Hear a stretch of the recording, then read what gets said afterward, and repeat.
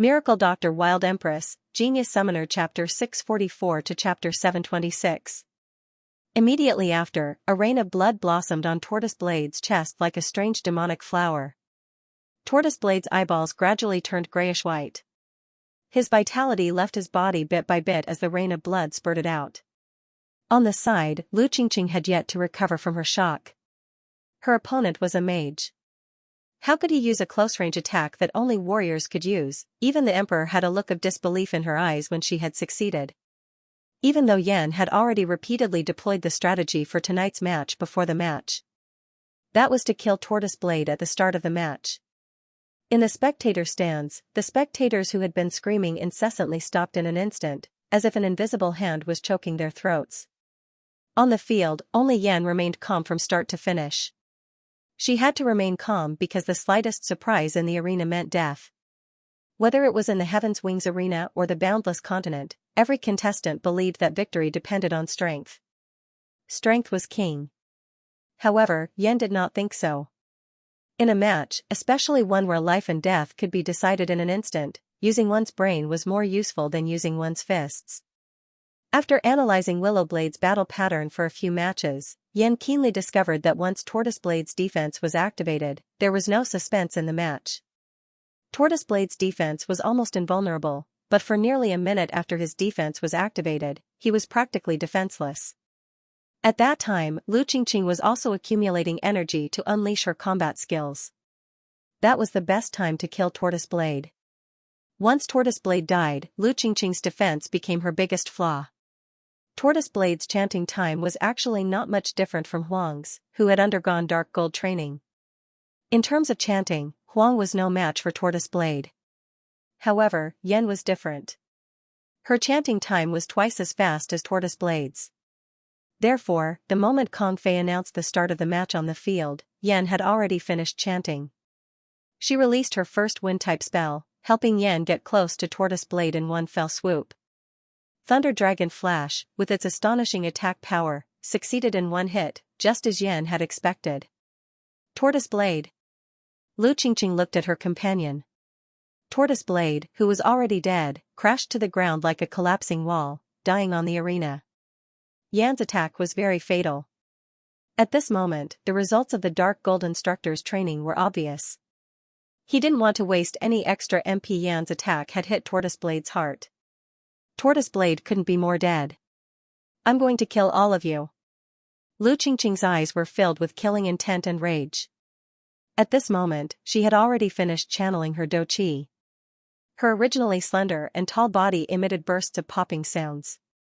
Her limbs and hair had already undergone a transformation. Spots and small bumps that looked like suction cups grew on her originally white and smooth arms. Her skin had also turned light blue. Lu Qingqing's arms became softer and softer, constantly lengthening and expanding. Like willow branches being blown by a storm, they cunningly wrapped around the Emperor's neck. After Emperor's attack succeeded, his body rushed forward a few steps according to inertia.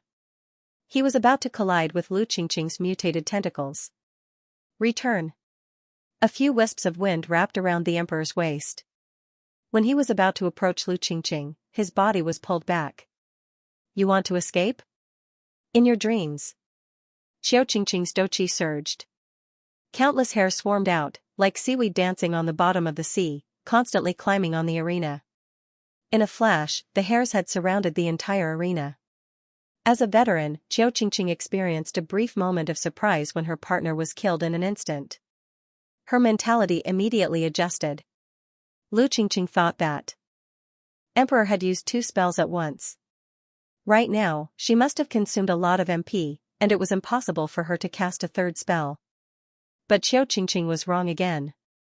Boom, another lightning bolt that was enough to shock the entire arena. It hit one of Lu Qingqing's mutated arms. Lu Qingqing's mutated arms were cut off by the lightning, and it bounced a few times on the arena. You actually have extra MP? I really underestimated you earlier. Lu Qingqing's expression changed. She glanced at the broken arm as if it was nothing at all. I'm much more powerful than you think. Emperor landed safely on the ground, panting slightly. 1 advanced spell and 1 intermediate spell. Her MP had been consumed by 80 to 90%. However, Emperor was not worried because she still had yen. You think you can win by cutting off one of my arms? Lu Qingqing laughed, her beautiful eyes full of disdain.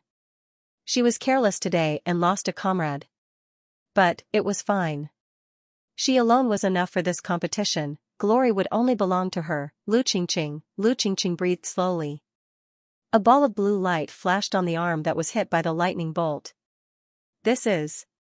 There was a disgusting squirming sound on Lu Qingqing's broken arm, and a new arm grew out. Regrowing a broken arm was the unique talent of the Seagull Queen. Ha ha ha, I want to see how many more spells you have. Come at me together. Lu Qingqing's eyes had a touch of flirtatious blue. The doqi on her body changed. Emperor only felt that the temperature around him had become much colder.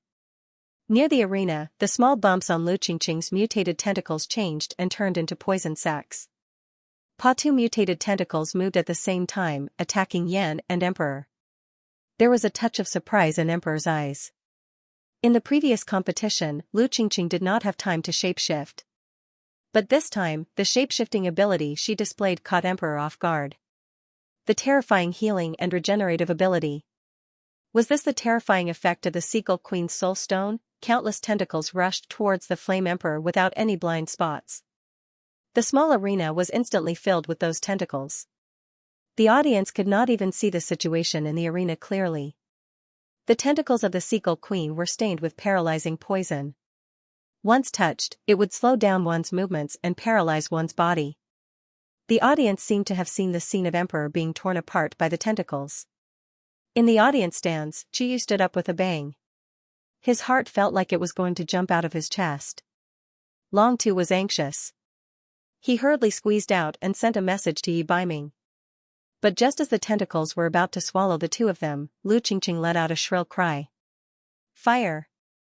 It's fire! In the audience, the sharp-eyed people noticed that there was a small flame on the arena. The flame was getting brighter and brighter. It was like a small spark that quickly became a prairie fire. The death of one or two contestants was nothing to Skywing East and the Skywing Arena. In the arena, there were always people dying every day. Moreover, for Kong Fei, Flame Emperor's death meant that Qiyu had lost her last bargaining chip in the competition. Kong Fei was happy that Lu Qingqing could kill both Flame Emperor and Flame Emperor. Seeing that the second young master didn't say anything, Qiyu couldn't care less. She didn't care about how dangerous it was on the arena and rushed to the front of the stage. However, due to the water blue-colored doqi barrier, Qiyu could only stand below the arena and loudly shout at Yen. Flame, admit defeat. Stop this competition. Qiyu's voice resounded incessantly in Competition Zone 1. Her voice was helpless and sharp. Although they had only known each other for a short month, Qiyu and Flame Emperor had become friends who talked about everything. At first, Qiyu wanted to use Flame Emperor to help her get the position of the person in charge of the Yellow Wings competition zone, but after spending some time together, she fell in love with this pair of female magicians who were 5 or 6 years older than her. Flame Emperor was a very strange combination. Emperor was lively and loyal while Flame Emperor was calm and cautious. Unknowingly, Qiyu had begun to treat them as her younger sisters. The moment she saw Lu Qingqing completely transform, Qiyu knew that something was wrong, but it was too late to stop it. Seeing Flame Emperor being devoured, Flame Emperor, who was like a sister to Flame Emperor, must have lost control. Since Flame Emperor was dead, Flame Emperor had to live. Qiyu's voice sounded very weak in the midst of the boiling clamor and was quickly swallowed up by the audience's frenzied screams. She didn't get any reaction from Flame. In fact, from the moment Flame Emperor was devoured, Flame Emperor seemed to have turned stiff. The audience who had bet on Lu Qingqing's victory. Tear her to shreds. Victory belongs to us. Yellow Knight Emissary also sat in the VIP seats. He hadn't expected the forbidden medicine to have such astonishing effects. He was still worried that the upper echelons of the Hidden Knight Pavilion would find out about the forbidden medicine. But when he thought of the rolling income that Lu Qingqing's victory would bring, he breathed a sigh of relief. The uproar and clamor in the arena didn't stop. But for Flame Emperor in the arena, in her mind, in her eyes, there was only one scene. The scene of the Emperor pushing him away and being swallowed by Lu Qingqing. Hoo. On the arena, under the mask of flame, he was panting heavily. Yandu could no longer hear the surrounding sounds, including Chuyu's shouts. Yan's eyes were pitch black. If someone were to look directly at him, they would discover that a sharp golden light had flashed across Yan's black eyes. Emperor, hold on, Yan muttered to himself. She stared at the fully transformed sea octopus queen. After beast transformation, Lu Qingqing had turned into a super sea beast that was more than 3 meters tall. Her limbs and hair had all turned into dark blue tentacles. Lu Qingqing, who had completely gone berserk, was no longer worthy of being called a person. His hair, hands, and feet had all turned into tentacles. His body had turned into the belly of an octopus. Only his head was exposed. Around him, the blue fighting energy controlled by Lu Qingqing kept drifting and sliding. They were like small knives, cutting through Yan's skin, limbs, tearing at her hair and scratching open wounds on her body. Yan's eyes were red with anger. Drops of blood dripped from the tips of her pitch-black hair. Her skin was white. Blood and snow-like skin complemented each other. She looked sad and beautiful. She clasped her hands together. This kind of aqua blue fighting energy seemed to be the natural nemesis of hellfire. The hellfire was extinguished little by little. Yan suddenly took a big step forward and rushed towards Lu Qingqing. You're asking for death? Lu Qingqing, who had already swallowed a person, mumbled something in her mouth and spat out a huge bubble with a pu sound. The bubble enveloped Yan. Lu Qingqing sucked hard and swallowed Yan into her body. Little bitch, you're so soft and tender. You taste really good. Lu Qingqing stretched out a tentacle, patted her bulging belly and burped. After swallowing 2 people in one go, Lu Qingqing also felt that the burden on her body was not small. That Yan must have been scared silly. She actually rushed over as if she was seeking death. Lu Qingqing wins. Kong Fei saw that the results of the competition had been decided and flew forward to announce the results. Chuyu's knees went soft and she knelt beside the arena. Tears blurred her eyes. Yan, in the end, did not listen to her. She actually rushed towards Lu Qingqing as if she was seeking death. Ha, I won. This month's competition, I'm. The beast. Lu Qingqing waved her tentacles ferociously. Just as she was about to go wild with joy, her soft tentacles suddenly froze. She stiffly lowered her head and looked at her round octopus belly. A cold but unusually clear voice said, "Spit out everything that you ate." Boom, the entire first competition area, as if it was hit by a tornado, suddenly exploded. On the arena, the aqua blue fighting energy walls were like a fish tank that was smashed by a heavy hammer, shattering into pieces. Standing on the arena, Kong Fei, who was about to announce the results of the competition, felt his vision darken. A terrifying gust of wind sent Kong Fei flying. His head slammed into the bottom of the stage and he fainted. Lu Qingqing only felt that her stomach, tentacles, and head were torn apart by a terrifying force that she had never felt before. The audience in the spectator stands did not even have time to see what happened. The entire competition area fell into a panic. The hurricane that flew out from the arena caused the entire first competition area to fall into a state of panic. The hurricane that seemed like it came from hell was rampaging, like a level 19 typhoon passing through, sweeping everything in its path. Such a situation was just like the last time in the Yellow Wings competition area when the Beast King level magical beast evolved. The destructive power of the magical beast's esoteric magic was just like that. After a full quarter of an hour, when the sound of the wind gradually stopped, the audience, who were holding their heads and squatting on the ground, finally raised their heads, trembling. The magic arrays in the arena were almost all destroyed. In the first competition area, everything that could be seen with the naked eye had been blown away. The arena had disappeared, and the spectator stands had also been uprooted by the hurricane. There were severed limbs and wreckage everywhere, and the most miserable was none other than Lu Qingqing on the arena.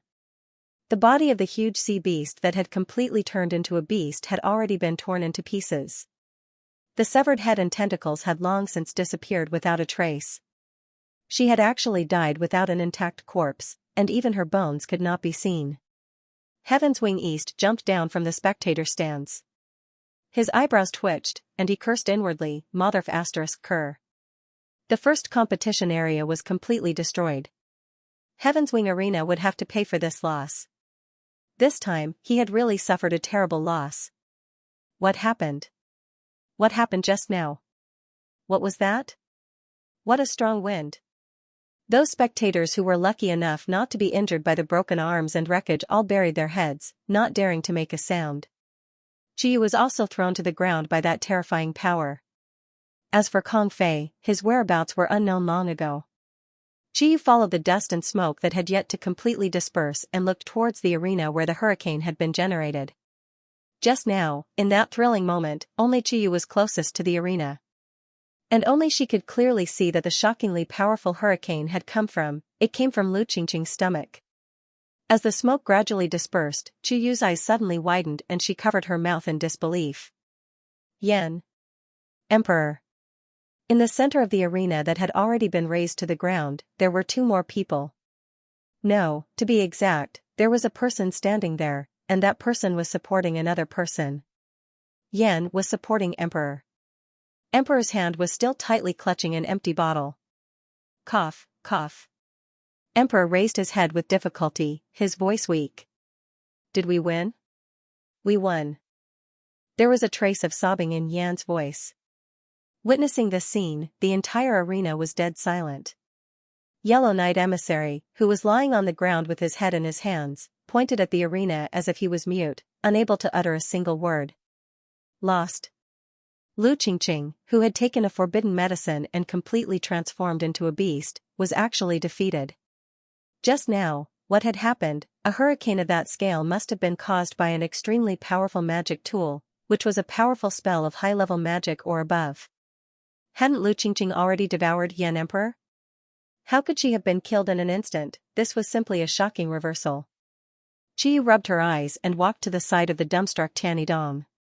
Second young master, can you announce the final result of the competition? Although the entire arena had been destroyed.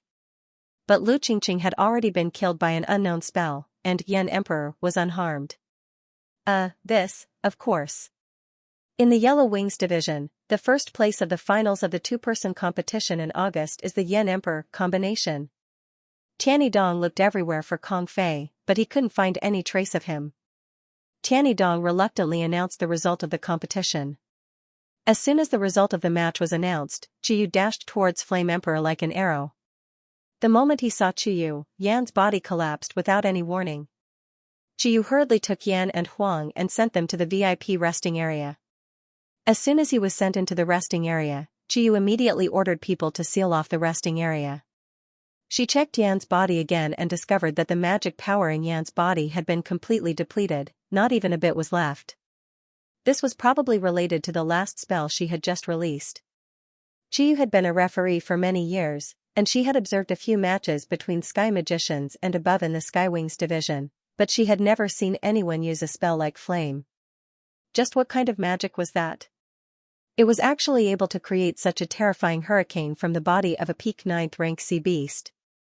It tore Lu Qingqing into pieces, and even her corpse couldn't be found. What a reckless way of fighting. As Qiyu recalled this, he finally understood why Yan had rushed towards Lu Qingqing as if he was throwing away his life. The body of the Sea Octopus Queen was incomparably tough, and most spells were invulnerable. However, if a powerful spell were to be cast from the body of the Sea Octopus Queen, it would be able to break through the body of a magical beast. However, such a method was truly too dangerous. If he was the slightest bit careless, Qiyu didn't dare to think about it any further. After tonight's battle, Qiyu had instantly aged several years. These two naughty girls had really been scared to death. Yan and Huang were the same, they were both fugitives who didn't care about their own lives. Qiyu sighed as she took off Yunxing's mask. Other than her face, Yunxing's entire body was covered in injuries. The acid in the Sea Octopus Queen's stomach had burned a large amount of skin. However, this wasn't the most important thing. The current Yan was like an empty shell that had been drained of all energy. She had many fractures all over her body, and she was very weak. Qiyu fed her some medicine, but the unconscious Yunxing couldn't swallow it. Qiyu's heart was burning with anxiety. She didn't have any method to save Yunxing. On the other side, Huang's injuries had also been treated. In comparison, the Emperor's injuries were lighter. Her limbs were only corroded by the acid in the sea octopus queen's stomach. However, due to the bottle of spring of life that Yan gave her earlier, Huang's life was saved. Furthermore, she woke up very quickly. Where's Yunxing? After waking up, the first thing Dong Huang Linger did was to look for Yunxing. She is right beside you. However, her situation isn't good. I'm afraid that we can only seek help from hidden Night Pavilion. Yu tried several precious medicinal herbs, but none of them were effective. Not a single bit of her magical power was left. If the situation was serious, her magical soul would be injured. Yu couldn't think of anyone that could save Yunxing. Most likely, it could only be that national expert Su from Hidden Night Pavilion. However, after tonight's fierce battle, Hidden Night Pavilion would definitely suffer disastrous losses. Would national expert Su be willing to save her? We can't seek help from Hidden Night Pavilion. Dong Huang Linger wanted to sit up. However, her injuries made it difficult for her to move. Get out of the way. A cold male voice suddenly appeared. Who are you? How did you enter the resting room? Yu was startled. Suddenly, a man appeared in front of her. In order to prevent outsiders from entering, Yu had already set up a magic formation outside. If anyone were to enter, she would definitely know beforehand. However, when this young man arrived, there was no warning at all. This person's strength was definitely very high. However, looking at his age, he didn't seem to be a very powerful expert. Yu took a closer look and saw the appearance of the man clearly. It was a young man that wore a jade-black colored warrior robe. His appearance was so handsome that it caused Yu's heart to skip a beat. Yu had seen countless people. However, she had never seen a man with such an extraordinary temperament. Phoenix eyes, thin lips, a pair of silver-gray eyes. Just by standing there, he was like a king that had descended upon the world, causing others to feel fear. Yi Baiming, cough cough. You are Yunxing's fiancé, Yi Wangya, right? When Dong Huang Linger saw Yi Baiming, she let out a sigh of relief. Yi Baiming didn't reply. He stared at Yunxing and touched her cheek. Yunxing's body was ice cold. Yi Baiming's eyebrows couldn't help but twitch. Just now, he felt a burst of fear. Long Tu's notification made him hastily end the competition that he was in and rush to the Yellow Wings competition zone. However, who would have thought that what he saw was his two injured subordinates and the messy first competition zone? Yi Baiming relied on his intuition to find Yunxing's location. What made him shocked was that no matter what kind of situation she encountered, the little wild cat that would always be alive and kicking was currently lying not far away. Yunxing's Dharma soul had suffered a very serious injury. Yi Baiming only checked for a moment, then cursed in a low voice. Yi Baiming had always known that Yunxing's talent in magic was very high. After all, she had half of his Dharma soul. In the world, she was the one and only 5-elemental Dharma soul. After using her new magic to kill a peak of the 9th-ranked beast warrior, her body couldn't take it anymore. Yi Baiming didn't hesitate at all. He took out a bottle of something from his storage ring. It's useless, she can't drink it. Yu was just about to remind him. But at the next moment, Yu and Dong Huang Linger suddenly opened their eyes wide. Yi Baiming drank the bottle of medicine, then bent down and pressed his lips against Yunxing's lips. Because she was unconscious, Yunxing's lips were cold and tightly shut. Yi Baiming tried, but he wasn't able to send the medicine in. However, he didn't give up. He used his tongue to gently tease Yunxing's lips. Perhaps because she felt something, Yunxing's throat let out a low moan, and her teeth were gently pried open. Yi Baiming patiently fed the medicine in his mouth drop by drop into Yunxing's mouth, all the way until she drank all of the medicine. After he finished feeding her, he didn't forget to considerately wipe away the residual liquid at the side of Yunxing's mouth. Yi Baiming did this series of actions quite naturally. Yu and Dong Huang Linger, who were standing at the side and didn't even have a lover, were so pitiful that their faces and ears turned red. They didn't even know where to look. Just now, Yi Baiming's action of feeding the medicine, in their eyes, was the most intimate action between lovers. Moreover, Yunxing and Yi Baiming, one was a handsome guy, while the other was a beautiful girl. The scene of the two of them together was so pleasing to the eye that it made one's nose bleed. Yi Baiming carried Yunxing. Where are you taking her? Qiyu was still a little worried. Yi Baiming left without looking back. Hidden Night Pavilion. Her body has been greatly drained. She needs both a doctor and a magician to treat her. He's Yunxing's fiancé? Qiyu asked. He is Yi Baiming from Earthwing's competition zone. He wouldn't harm Yunxing.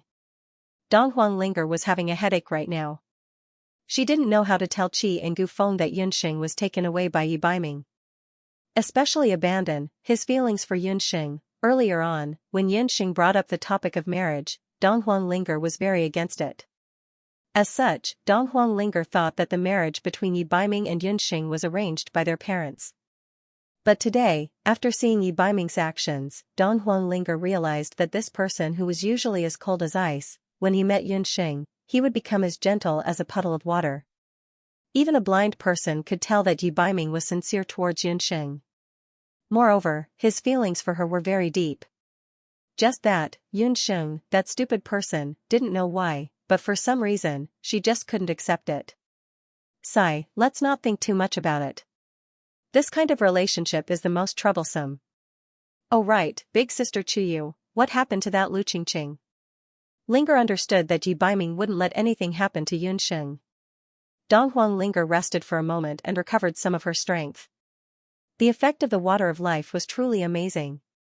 At the instant when she was swallowed by Lu Qingqing, a thought flashed through her mind. Yunxing said that if she were to encounter danger, she must definitely drink the water of life. Therefore, the only thing she did at that time was to drink the water of life. Thanks to that water, her life was saved. Although her body was fine, she was still knocked out by the sea octopus queen's venom. When she regained consciousness, she remembered that Yunxing was supporting her. Lu Qingqing is dead. Linger, do you know what kind of magic Yunxing used at the last moment? Qiyu also didn't know what kind of magic Yunxing had used. It wasn't just Qiyu. All the spectators who had witnessed that match on the arena that day. Not a single person recognized what kind of magic Yunxing had used. The monthly finals had just ended, and Tianyi Dong ordered people to count the losses in the first division. Tianyi Dong had a belly full of anger and had nowhere to vent it. After the competition ended, because Kong Fei was unconscious, Tianyi Dong could only count the losses himself. After counting, Tianyi Dong was about to explode in anger. He originally thought that the first division had suffered heavy losses, but who would have thought that the hurricane that had come out of nowhere would be so tyrannical? The first, second, and even the third division had been affected to varying degrees. The first and second divisions could be said to have been razed to the ground, and the third division was mostly destroyed. Looking at the situation, the entire division would need to be repaired. In this way, the income from these 2 days of competition alone was far from enough to make up for the losses. Not only that, but all the matches in the Yellow Wings division that had originally been held in these 3 divisions also needed to be adjusted. Needless to say, because of that hurricane that had come out of nowhere, many spectators watching tonight's competition were seriously injured. There were also some very troublesome characters among them, and the medical expenses and settlement expenses for these people weren't small. Because he couldn't find out exactly how that hurricane had come about, Tianyi Dong could only admit that he was unlucky and shoulder all the losses. Damned Hidden Night Pavilion, damned forbidden medicine, this young master will definitely settle this account with you. Tianyi Dong put all the blame on the Hidden Night Pavilion and Lu Qingqing. A servant came forward and reported, "Second young master, there are people outside asking for an audience." "What time is it?" "Don't see them." "Can't you see that this young master is busy?" Tianyi Dong was impatient. "Second young master, it's people from the Zhao state. From the looks of it, they seem to be the Zhao state's main summoners." The servant braced himself. "Main summoners? I'm afraid they're here for the Black Wings division. I'll go see the guests." When Tianyi Dong heard that it was people from the Zhao state, he thought about it and immediately decided to see them. The matter had to be explained from the disappearance of the magical beast half a month ago. After the king-level magical beast escaped, Tianyi Dong ordered many people in the arena to go out and search for it, but there had been no clues. That king-level magical beast seemed to have a particularly outstanding concealment ability, and even the summoners sent by the Zhao state earlier didn't find any clues. In desperation, the Zhao state agreed to send more people. It was just that Tianyi Dong hadn't expected that the Zhao state would actually send a cardinal, and 2 of them at that. The composition of the Zhao state was 1 pope, 3 8 god summoners, and 13 main summoners.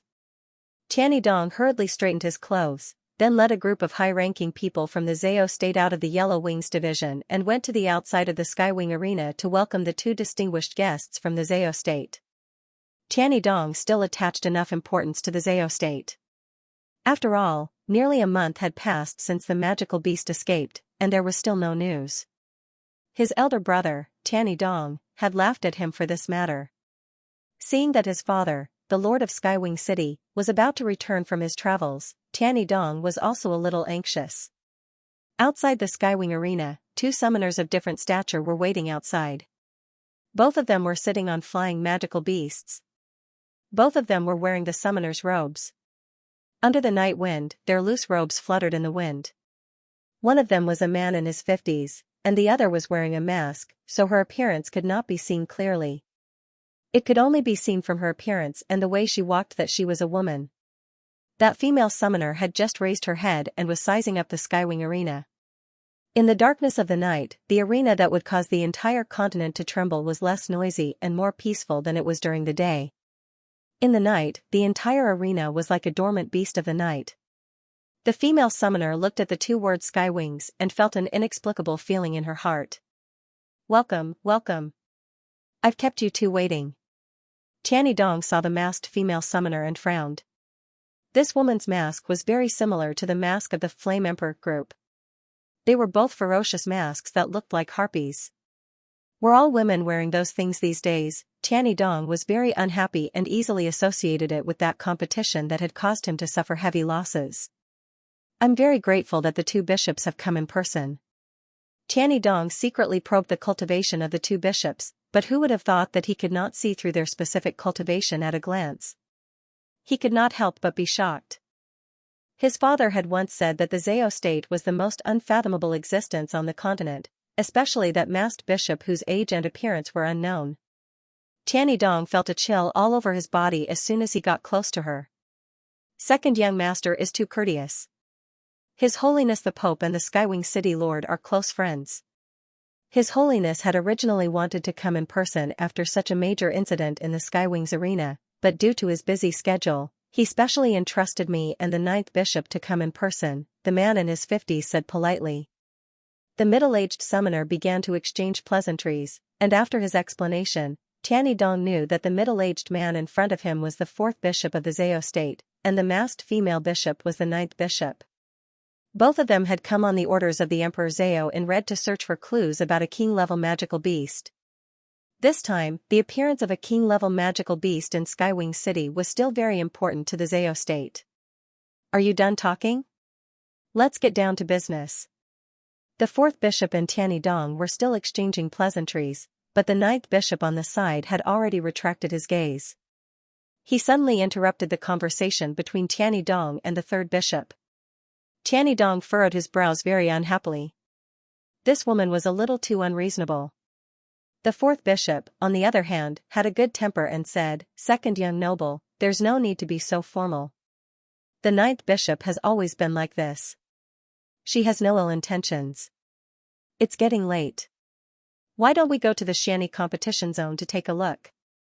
I heard that the arena has been maintaining the same situation as the day after the match." Seeing the appearance of the 4th bishop, Tianyi Dong understood that although the 9th bishop was ranked behind the 4th bishop, his status seemed to be higher than the 4th bishop's. He led the 2 of them to the Profound Wings area. The Mysterious Wings division was different from the other 3 divisions. Due to the special characteristics of the magical beasts, the competition grounds needed to be very vast. Therefore, the Mysterious Wings division was not divided into 9 divisions. Instead, it was directly connected to one division. It was an extra-large competition area the size of a modern open-air stadium. The entire Profound Wings competition zone was bordered by the Earth Wings competition zone and the Yellow Wings competition zone. When the 2 red-robed bishops walked into the Mysterious Wings competition zone, they only saw a frightening scene. The entire Mysterious Wings competition zone, which used to be flat, had actually disappeared. It was like a large ruin, with clods of earth everywhere, and the spectator stands all around had been razed to the ground. This was the power of one of the profound truths of nature, the throbbing pulse of the earth. That magical beast had just broken through not long ago. If it had been a magical beast that had broken through for a long time, the throbbing pulse of the earth would have caused more than just the complete destruction of the venue. It's the throbbing pulse of the earth. That magical beast is a true king-level magical beast. Just as the fourth bishop and Tianyi Dong were talking, the ninth bishop's body silently streaked past. Her body technique was indescribably wonderful, like a shooting star. By the time people realized it, she had already turned into a flash of light. What a powerful body technique. Tianyi Dong couldn't help but put away his previous thoughts of looking down on her. The ninth bishop moved a few times, and she was already standing in an area. She stood in that area, the tip of her nose twitching slightly. That magical beast was standing here at the time? Tianyi Dong's expression was strange. He immediately called for his subordinates and confirmed the ninth bishop's doubts. The ninth bishop crouched down and searched the ground. She suddenly frowned. This magical beast that broke through was pregnant with a beast fetus at the time? Even though a few months had passed, the ninth bishop still managed to find some clues. Wasn't this ninth bishop a little too sharp? Tianyi Dong asked again and found that the situation on that day was just as the ninth bishop had guessed. You actually let a female beast that was on the verge of breaking through participate in the competition? The ninth bishop's originally hoarse voice became even more unpleasant. Tianyi Dong had never been questioned in such a tone before, and he immediately retorted, "It's just a beast." Before the word bastard could come out of his mouth, a slap came over with a paw sound. Even though Tianyi Dong had the body of a saint of war, he only felt his cheeks go numb after being slapped, and there was immediately a fishy taste in his mouth. He spat out a mouthful of saliva, and there was actually a broken tooth mixed in. You little b***tch. Tianyi Dong was so angry that smoke was coming out of his 7 orifices, and his fighting aura immediately exploded. Second young master. Ninth bishop. Please calm down, both of you. Seeing this, the fourth bishop hurriedly inserted herself between the two of them, restraining the two who were at loggerheads. Second young master, the ninth bishop has a violent temperament, but she is also the most outstanding summoner in the Zhao state. Only she can help you find that missing magical beast. The fourth bishop was so anxious that she was sweating profusely, and she pulled back Tianyi Dong, who was about to use force. Ninth bishop, don't forget the Emperor Zhao's instructions before we set off. When we're outside, I have the final say. The fourth bishop was also the only person in the Zhao state who could speak a few words with the ninth bishop, which was why Emperor Zhao had sent her this time. Sure enough, as soon as she heard the words Emperor Zhao, the ninth bishop, who was originally irritable and uneasy, immediately calmed down. Tianyi Dong had been slapped in the face, and he felt very sullen. But now he had a favor to ask, and this crazy woman in front of him was the only clue that could help him find the magical beast, so he could only accept it. Seeing that both of them had calmed down, the fourth bishop breathed a sigh of relief. He asked the ninth bishop tentatively, "Do you have any clues about that escaped magical beast?" The magical beast cub in the womb. The ninth bishop was a woman of few words. When Tianyi Dong heard this, he was angry with this woman, but also very surprised. It was just a glance, and this woman actually knew the magical beast had just given birth to a magical beast cub. The outside world only knew that the magical beast had broken through in the arena, but very few people knew that the magical beast had been sent to the arena shortly after giving birth. It had given birth to a magical beast cub less than a month old. After the magical beast had escaped, the magical beast cub had been raised in the arena. Tianyi Dong brought the two bishops to the breeding shed in the Dark Wings arena. "Come, bring out that little beast that was just born." Tianyi Dong ordered someone to bring out that little magical beast. A breeder with unkempt hair and a dirty face came over, holding a thin and weak magical beast in his arms. Due to the lack of milk, the little magical beast was very thin. "Ninth bishop, can we find the missing magical beast if we keep this little guy?" the fourth bishop asked. The ninth bishop's eyes fell on the little magical beast that was so thin and weak that it could die at any time, and a kind of anger suddenly arose in her heart. It was as if this little magical beast had evoked some very unpleasant memory in her. She had just entered the Heaven's Wings arena when she had a very strange feeling. This feeling was as if she was very familiar with this place. But at the same time, she loathed everything here. Although it had been a long time, the Yellow Wings Division's perennial magical beast competitions had made every tile and every wall here taste the blood of magical beasts. The smell of magical beast blood still floated in the air. Countless magical beasts were buried in this piece of land under her feet. Since that's the case, lock this little guy up and wait for its beast mother to come to our door. Tianyi Dong waved his hand, and that filthy breeder with an indistinct face quietly glanced at the ninth bishop. When he saw the unusually beautiful silver eyes of the ninth bishop, a strange look appeared in the eyes of the breeder, whose age and appearance were unclear. The hand holding the magical beast cub trembled imperceptibly.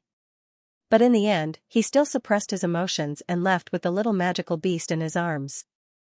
Since the two bishops are already here and can't find the missing magical beast for a while, why don't this young master play host and entertain the two of you on behalf of my father? The two of you can also watch the various competitions in the Skywings arena and take a tour around Skywings City. Tianyi Dong still had to rely on the help of the two bishops from the Zhao state, so he was very attentive. But hospitality was one thing, and Tianyi Dong still hated that female summoner who had taught him a lesson. The fourth bishop readily agreed, but the ninth bishop regained her previous coldness. She said nothing and walked out with the fourth bishop. The two left the Skywings arena, accompanied by Tianyi Dong. The moon hung high in the night sky. It was quiet in the damaged Dark Wings division. At this time, a figure quietly entered the breeding shed. The figure shuttled back and forth for a while. There were a large number of magic cages in the breeding shed of the Mysterious Wings competition zone.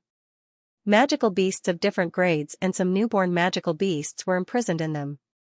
After searching for a while, the figure stood in front of one of the cages. In the cage, the magical beast cub from before was curled up into a ball. The cage was opened, and a pair of beautiful hands reached in and took the little beast out.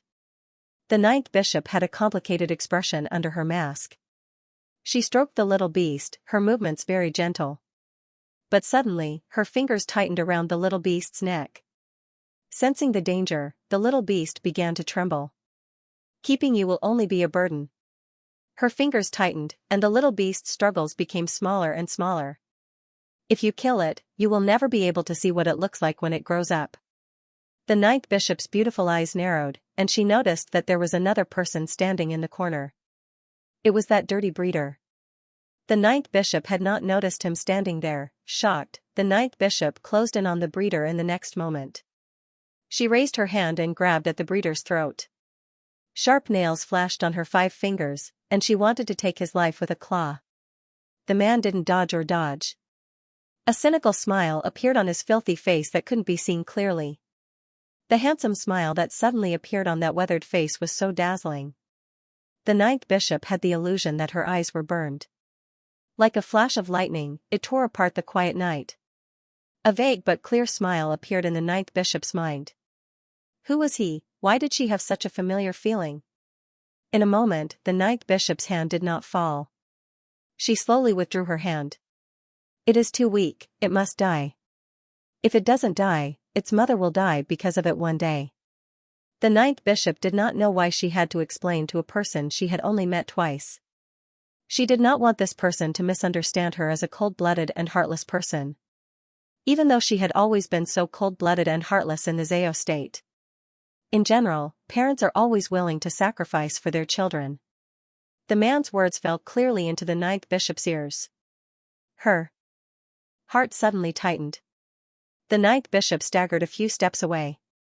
As a parent, who the hell are you? The ninth bishop's hoarse voice rose a few octaves. Yun.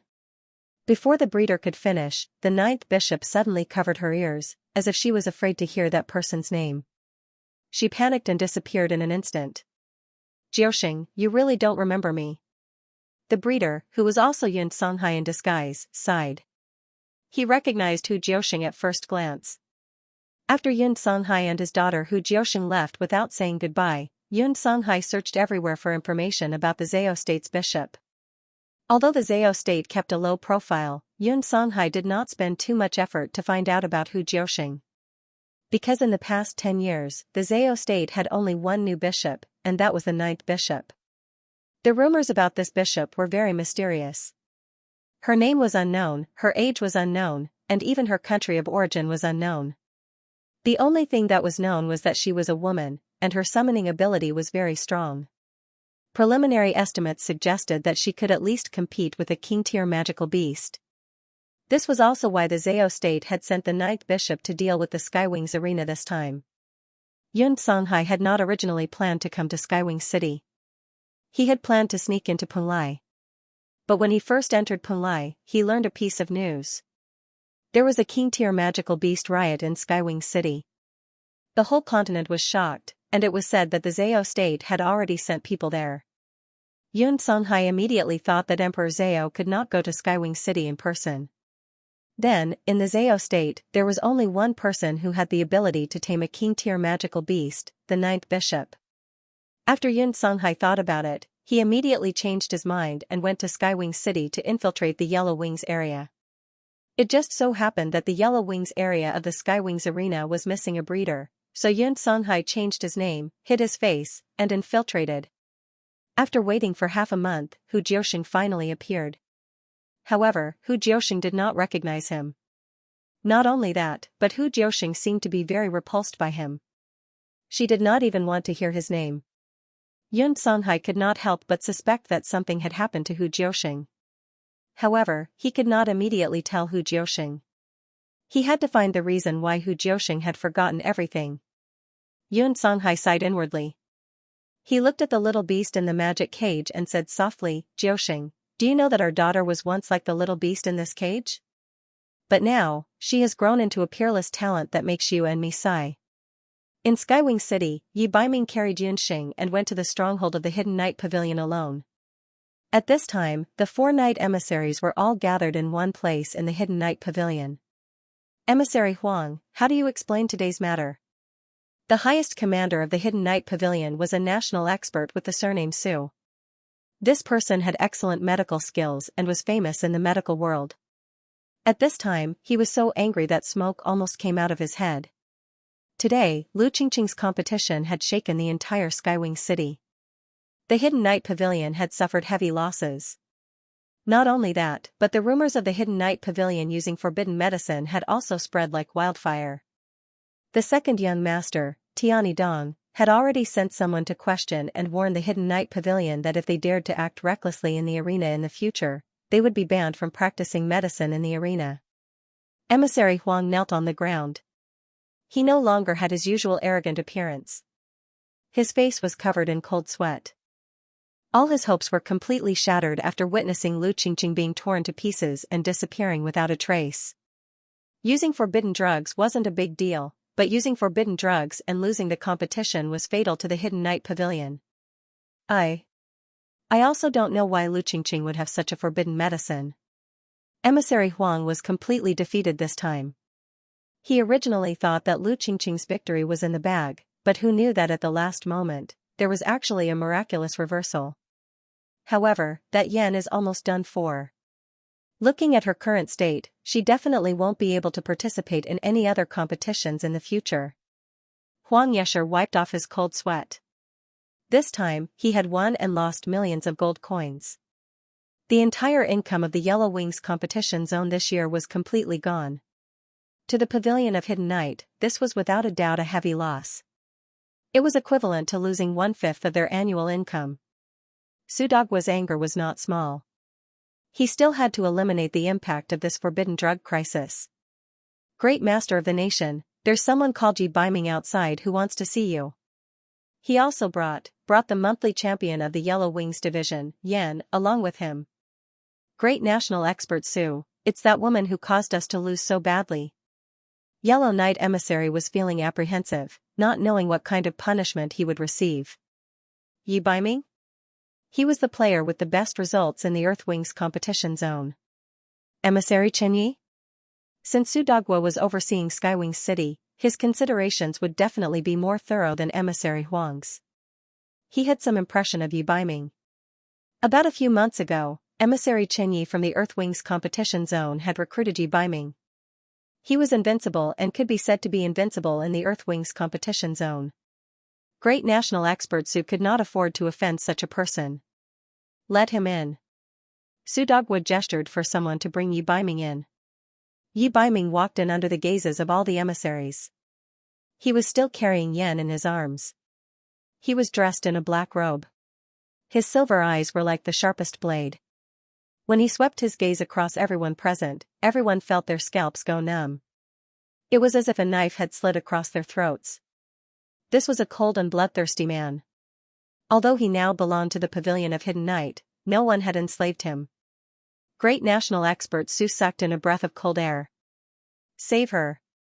Yi Baiming's thin lips moved, only spitting out 2 words. His tone was as if he was not here to seek medical treatment, but to give an order. When Emissary Huang heard that tone and saw Yan, he was immediately furious. Who are you? How dare you speak like that in the Pavilion of Hidden Night? The woman in your arms should have died long ago. Bam. There were doctors and warriors present, but no one could see Yi Baiming's movements clearly. A strong wind flashed past, and Emissary Huang flew out like a cannonball, crashing to the ground. Even the word die was stuck in his throat. He was already dead. Everyone went forward to take a look. All the bones in Emissary Huang's body had disappeared. He was like a puddle of mud that had been soaked in water. Great national expert Su was shocked. Emissary Huang's bones had been completely shattered by a special technique. Everyone felt a chill run up from the soles of their feet. No one rushed forward. Save her, or all of you die. Yi Baiming did not move at all. He stood on the spot, and even his hair was not messed up. A red light flashed in his eyes, but it quickly returned to gray. In Yinxing's current situation, just using ancient medical skills or magic to treat her was not enough.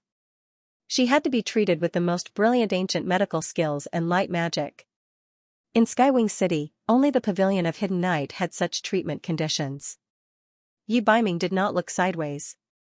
He only stared at great national expert Su. He knew very well that the person in charge here was great national expert Su. Su de Guosha was trembling with fear under his gaze. He braced himself and walked forward to check on Yan. There was not a single bit of magic element left in Yan's body. This shocked great national expert Su. Under such circumstances, an ordinary mage would have died long ago, but she had stubbornly survived. Although great national expert Su was very unhappy about Emissary Huang's death, he did not dare to do anything to Yi Baiming. In any case, Emissary Huang had made a big mistake this time. The title of emissary had to be taken away. However, how could he appease the god of death in front of him? Great national expert Su was able to keep watch in Skywing City for so many years without collapsing. He naturally had his own abilities. He was very meticulous. While he was diagnosing Yan, he took the opportunity to size up Yi Baiming. How is she? Although the man's voice was still cold, when he mentioned her, his voice was obviously much softer. Looking at his expression when he looked at the woman in his arms, great national expert Su immediately understood. At the same time, he was even more curious about Yan's identity. What was the origin of this woman? She could make a man who seemed to be possessed by the god of death change into a different person. Su de Guosha's gaze fell on the mask of Yan. Yi Baiming's eyebrows were obviously raised. His voice was colder, and his words were full of possessiveness. If the little wildcat was not injured, he would not allow other men to touch her. I can save her, but I have a condition. You have to help me defeat someone. After weighing the pros and cons, Su Dogwa already had an idea. Who? In order to save Yunxing's life, Yi Baiming would do anything. The Yellow Wings competition was already a foregone conclusion and could not be reversed. As the person in charge of Skywing City, the most important thing for him was to think of a way to make up for the losses. Recently, other than Yi Baiming, another newcomer had appeared in the Earthly Wings competition zone. His strength seemed to be about the same as Yi Baiming's. However, he was different from Yi Baiming. That person was a tough bone that could not be swayed by force or persuasion. Moreover, this person was extremely ruthless and would definitely heavily injure his opponents every time. Nearly 10 experts from the Hidden Night Pavilion had already been killed by this person. Su Dogwa thought that only Yi Baiming had a chance of defeating this person. Feng Tian, a newcomer from the Earthly Wings competition zone. As long as you defeat Feng Tian, the Hidden Night Pavilion will naturally save your friend. Sure. I'll come and pick her up tomorrow. Yi Baiming turned and left without another word. After taking a few steps, Yi Baiming warned, don't look at what you shouldn't look at. Otherwise, you'll end up like him. Su Dogwa's hands trembled. The thought of peeking at Yan's true face immediately vanished. After an unknown period of time, Yunxing woke up. When she woke up, she felt her body go soft. She moved and felt something soft and hard under her head. When she turned around, she realized that she was resting on a muscular arm. Her line of sight happened to meet Yi Baiming's pair of good-looking fox eyes. Yunxing was shocked. She reflexively wanted to sit up, but she did not have any strength. Just as she sat up, she felt dizzy. As a doctor, Yunxing knew very well that this was a sign of exhaustion. Night Fox. Why are you here? Yunxing stared blankly. Her black eyes darted around as she tried to recall what had happened earlier. Before you ask that question, shouldn't you take a look at whose territory this is? Yi Baiming turned sideways and stared at Yunxing evilly. He had been looking at the wildcat like this for nearly a day and a night. Yi Baiming's voice sounded a little different today. He sounded a little tired. Yunxing looked down suspiciously. He found himself lying on an unfamiliar bed. The bed was exquisite and luxurious. It was obvious that this was not the inn she was staying in. She then looked at Yi Baiming. He looked a little different today. He was dressed in a white shirt with his collar open, revealing his sexy collarbone. This scene was too erotic, and Yunxing suddenly felt a little uncomfortable. No matter how he looked at it, it looked like a set of pajamas on Night Fox. She looked at herself and saw that she had changed into a new set of clothes. Yi Baiming. You dare to take off my clothes. Yunxing was embarrassed and angry. She punched Yi Baiming in the chest. Unlike usual, Yi Baiming did not reveal an evil smile. He frowned. What are you doing? Master is injured. Behind her, an interrogating female voice suddenly interrupted Yunxing's actions. A beautiful woman walked in with a basin of water in her hands. When she saw Yunxing's actions, she quickly went forward and questioned Yunxing angrily. Yunxing looked at Yi Baiming's white shirt again. There was indeed a trace of red seeping through. Rewinding her memories, she was clearly in the arena, and then she defeated the beast Lu Qingqing. Looking at the woman at the side, Yunxing felt that she looked familiar. She suddenly recalled. Wasn't this woman one of the members of the Double Dragon team from the monthly competition? Yi Baiming, Double Dragon. How smart was Yunxing? She immediately understood what had happened. It turned out that Yi Baiming had already planted someone by her side during the competition. But why would Yi Baiming suddenly get injured? In her impression, other than when she was 6 years old, the Yi Baiming that Yunxing knew was like a god of war. No matter what the situation was, even if he met someone like Dugu Xiao, he had never been injured. He was actually injured? Little wildcat, don't misunderstand. Long Shui was the one who changed your clothes. This prince wanted to personally change your clothes for you, but he was powerless. Yi Baiming's foxy eyes slightly narrowed as he swept a suggestive glance over Yunxing's body. His gaze was like a teasing feather. Wherever it landed, Yunxing would feel a strange numbness all over her body. Yi Baiming's eyes darkened. Yunxing, who was almost 14 years old, was completely different from the little wildcat when she was 6 years old. Due to practicing martial arts and the Jade Marrow technique, Yunxing's puberty was earlier than other girls. Her skin was also much better than other girls. Su Dogwa of the Hidden Night Pavilion had indeed done his best. The small wounds on Yunxing's body were all healed without leaving a trace of a scar. Unlike other girls' snow-white skin, Yunxing's skin was almost devoid of any pores. There was a trace of redness in the whiteness, and it looked very delicate. When Yi Baiming carried her back, the beauty in his arms emitted a faint fragrance. This fragrance was something that no other woman had. When Long Shui was helping her change her clothes, she, who was also a woman, was also endlessly envious of Yunxing's good skin. Yi Baiming's unbridled gaze made Yunxing feel a strange feeling all over her body. Her breathing also instantly became chaotic. There was an unprecedented ambiguous atmosphere between the two of them that was constantly spreading. The two of them had forgotten that Long Shui was still present. Long Shui, who was at the side, couldn't help but cough a few times when he saw this. Only then did he break the ambiguous atmosphere between the two of them. "Miss Yun, you can't be unreasonable to Master. In order to save you, His Highness agreed to the Hidden Night Pavilion's conditions and fought with Feng Tian. He almost lost his life." Long Shui stared at Yunxing with jealousy and hatred.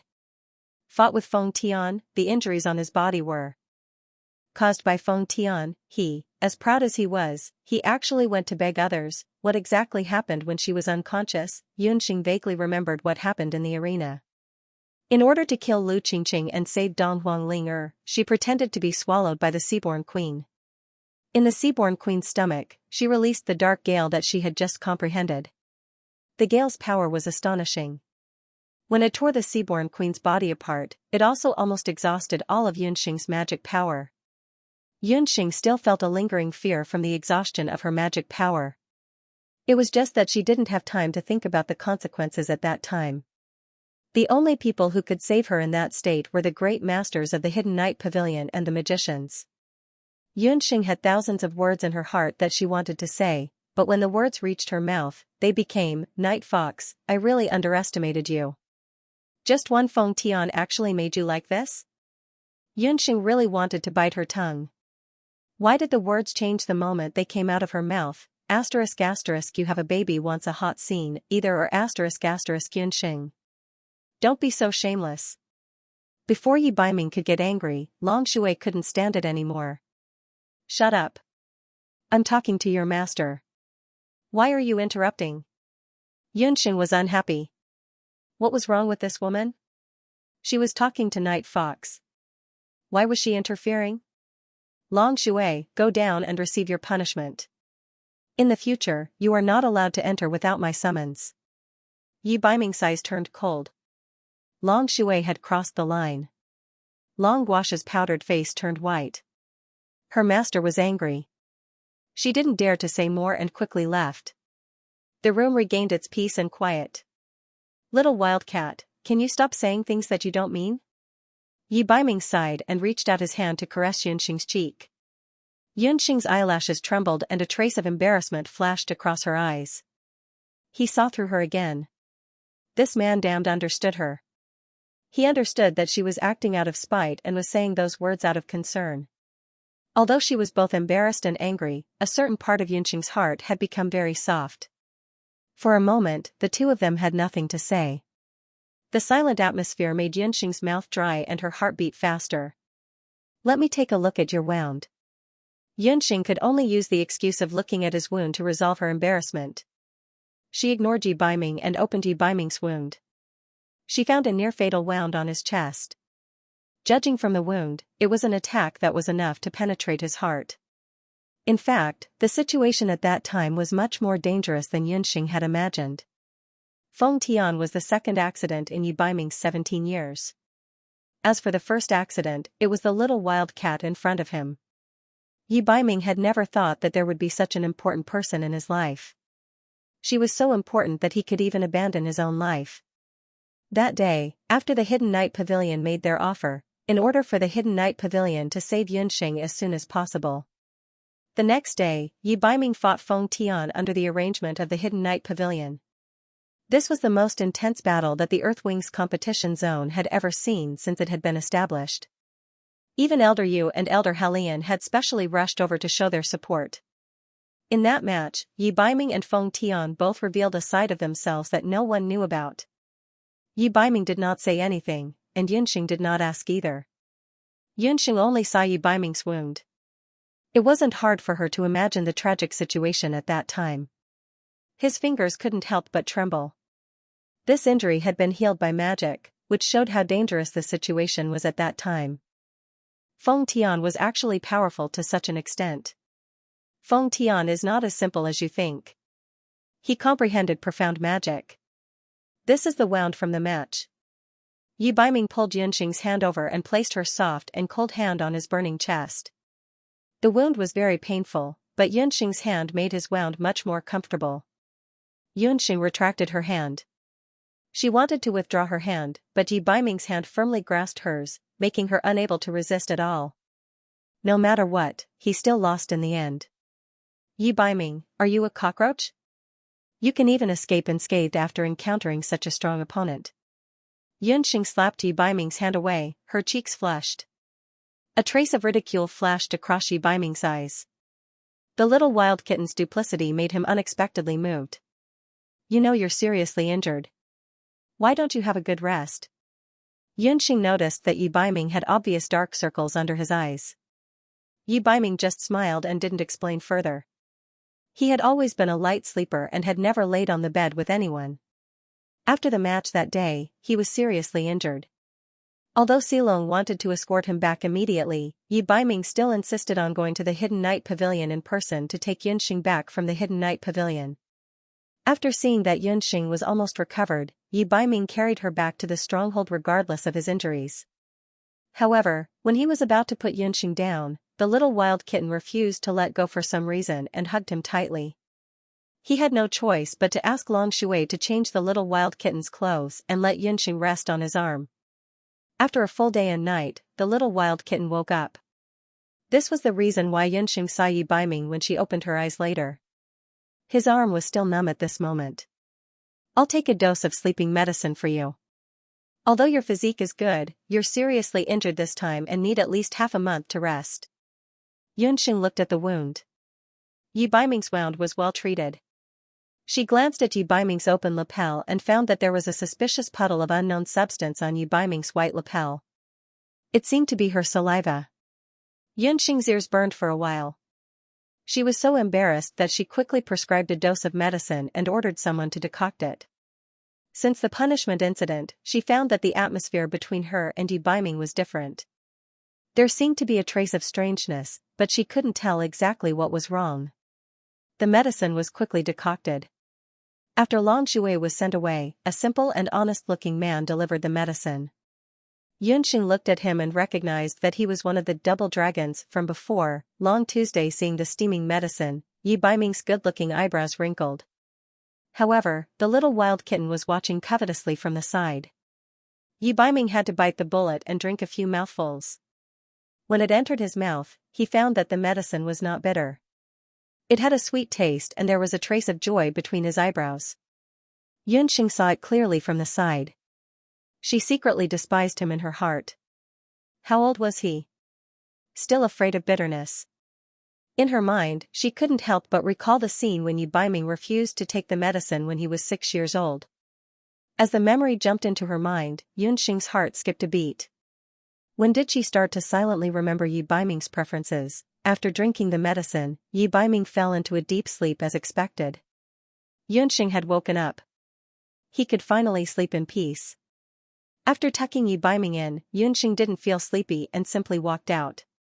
Not long after Yunxing left, a black fighting energy appeared around Yi Baiming, who was lying on the bed. The fighting energy was dense, forming the shape of a strange demonic beast. The moment the demonic beast appeared, Yi Baiming's wounds healed at a speed visible to the naked eye. Yunxing, who had already stepped out of the room, was completely unaware of all this. After sleeping in the room for a day and a night, when Yunxing walked out of the room, she realized that it was already pitch black outside. It was nighttime. Yunxing looked around and realized that she was in a private residence. This seemed to be an exquisite courtyard where a rich person lived. Presumably, this was Yi Baiming's temporary stronghold in Tianyi City. How much wealth did this guy have to be able to purchase such a luxurious residence in Tianyi City, where every inch of land was worth gold? Yunxing was extremely unbalanced. If she had known earlier, she wouldn't have rejected Yi Baiming's gold coins. Miss Yun, this is your magician's robe and magic scepter. A person stood not far from the door.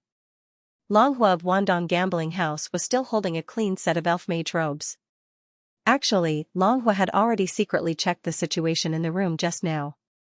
At that time, Yunxing was checking on Yi Baiming's wound and did not pay attention to the situation outside. It was already dark outside the room, and the illumination magic array in the room emitted a gentle light. The man was already sound asleep, and the woman's eyes were lowered as she meticulously bandaged his wound. At this moment, time seemed to have stopped. Their appearances were already unparalleled in the world, and at this moment, they looked even more beautiful. Long Hua felt his eyes moisten, and he could not bear to break this beautiful scene, so he waited outside. Yunxing raised her head and saw Long Hua. "It's you? Manager Long? You and him." Yunxing suddenly understood that the legendary mysterious behind-the-scenes boss of Wandong gambling house was actually Yi Baiming. "Miss Yun, Lord Baiming is our fourth Long's master." There were 3 people behind Long Hua, and they were Long Shui, Long Feng, and Long Tuesday. These 4 people were all Yi Baiming's confidants and his right-hand men. That day, when his seriously injured master carried Miss Yun back, Long Hua already understood his master's feelings for Miss Yun. The master that Long Hua knew was a very cautious person. He had never told anyone else about his plans all these years except for young Master Qing and young Master Bu. Not to mention bringing her back to the stronghold. Since his master was willing to bring Miss Yun back, it meant that he had tacitly agreed that Miss Yun was the future mistress. Since his master had chosen the woman, Long Hua also decided that Yunxing was his future mistress. His master was finally willing to find a woman. Thinking of this, Long Hua felt emotional. He found Yi Baiming when Yi Baiming was 7 years old. At that time, his master was an almost autistic child. He lived in seclusion in the cold palace and did not smile. Long Hua obeyed Empress Li's orders and secretly taught Yi Baiming magic and martial arts. His master grew at an astonishing speed. But as he grew older, Long Hua felt that his master was less like a child. He didn't cry or throw a tantrum. He was shockingly calm at all times. This situation continued until Master was 9 years old. That year, Master suddenly disappeared. Long Hua had searched the entire Jade capital but could not find any clues. Just as Long Hua was reprimanding himself for failing to fulfill his responsibilities, about a year later, his master suddenly returned to Jade capital. When the master returned, he had already regained his sight. What was even more different was that Long Hua saw something different in his master's eyes. Master seemed to have come alive all of a sudden. In the next few years, Master acquired Wanlong gambling house and gradually began to have his own power. As a subordinate and also an elder, Long Hua couldn't help but mutter in his heart that he should find a woman for his master. There was once when Long Hua wanted to persuade his master to accept Long Shui. After all, back then, Long Shui was personally selected by his master. Long Tu thought that his master could accept Long Shui. However, his master didn't agree and even reprimanded him. Although Long Hua was reprimanded, he still didn't give up. He probed many times and looked for many women. From young girls to young married women, Long Hua could be said to have looked for all kinds of women. But without exception, his master rejected all of them. Long Hua started to worry that his master had gotten too close to young Master Qing and young Master Bu and contracted some bad habits. Fortunately, at this time, Miss Yun appeared. Long Hua finally saw a hint of something unusual from his master. "Master, it turns out that you still like women." Long Hua looked at Yunxing with almost worshipful eyes. Yunxing felt goosebumps from his inexplicable gaze. "Steward Long, if there's nothing else, I would like to walk around." Yunxing was very interested in Yi Baiming's courtyard.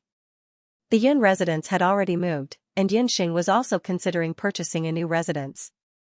After all, after she graduated from the mainland's elite magician camp, she had to choose a place to stay. The layout of a residence in Tianyi City was very good. "Miss Yun, feel free to walk around. If there's anything you need, just let me know."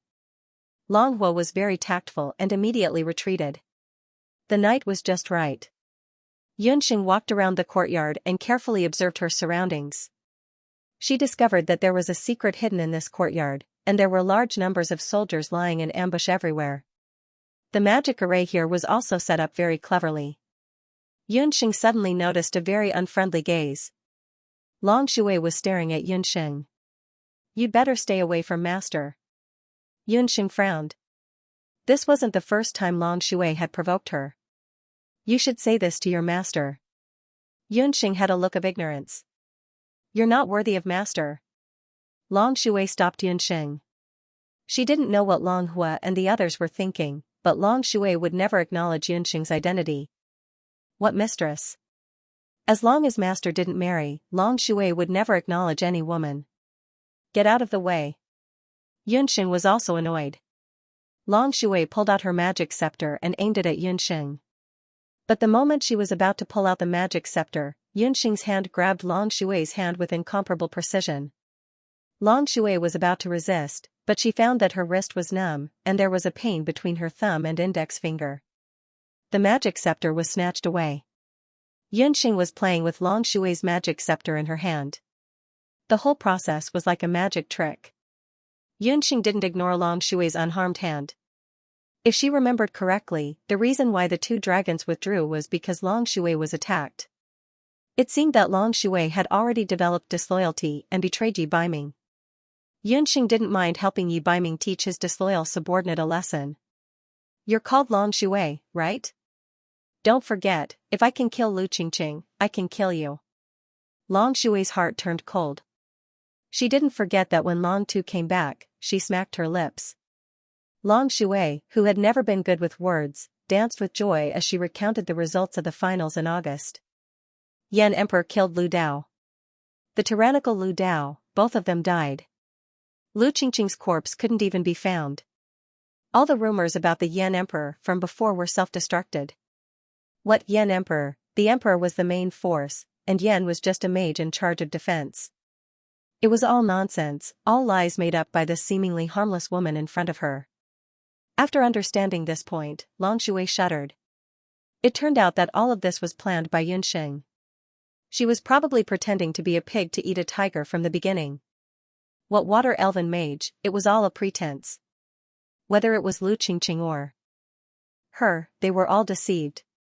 The seemingly beautiful and harmless girl in front of her was actually such a shrewd and despicable person. Master was deceived by you. What Long Shui hated the most was that Master fell in love with such a woman. She didn't deserve to be their mistress. You like Yi Baiming? Yunxing caught the jealousy in Long Shui's words. What a good Yi fox, he gave this old lady another name for no reason. Yunxing felt sour in her heart. She thought to herself that Night Fox was really popular. These women, were they all blind?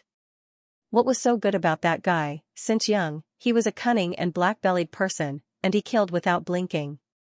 If one were to talk about his good points, it was just that he was a little better looking than the average man, and he also had a little more money than the average person.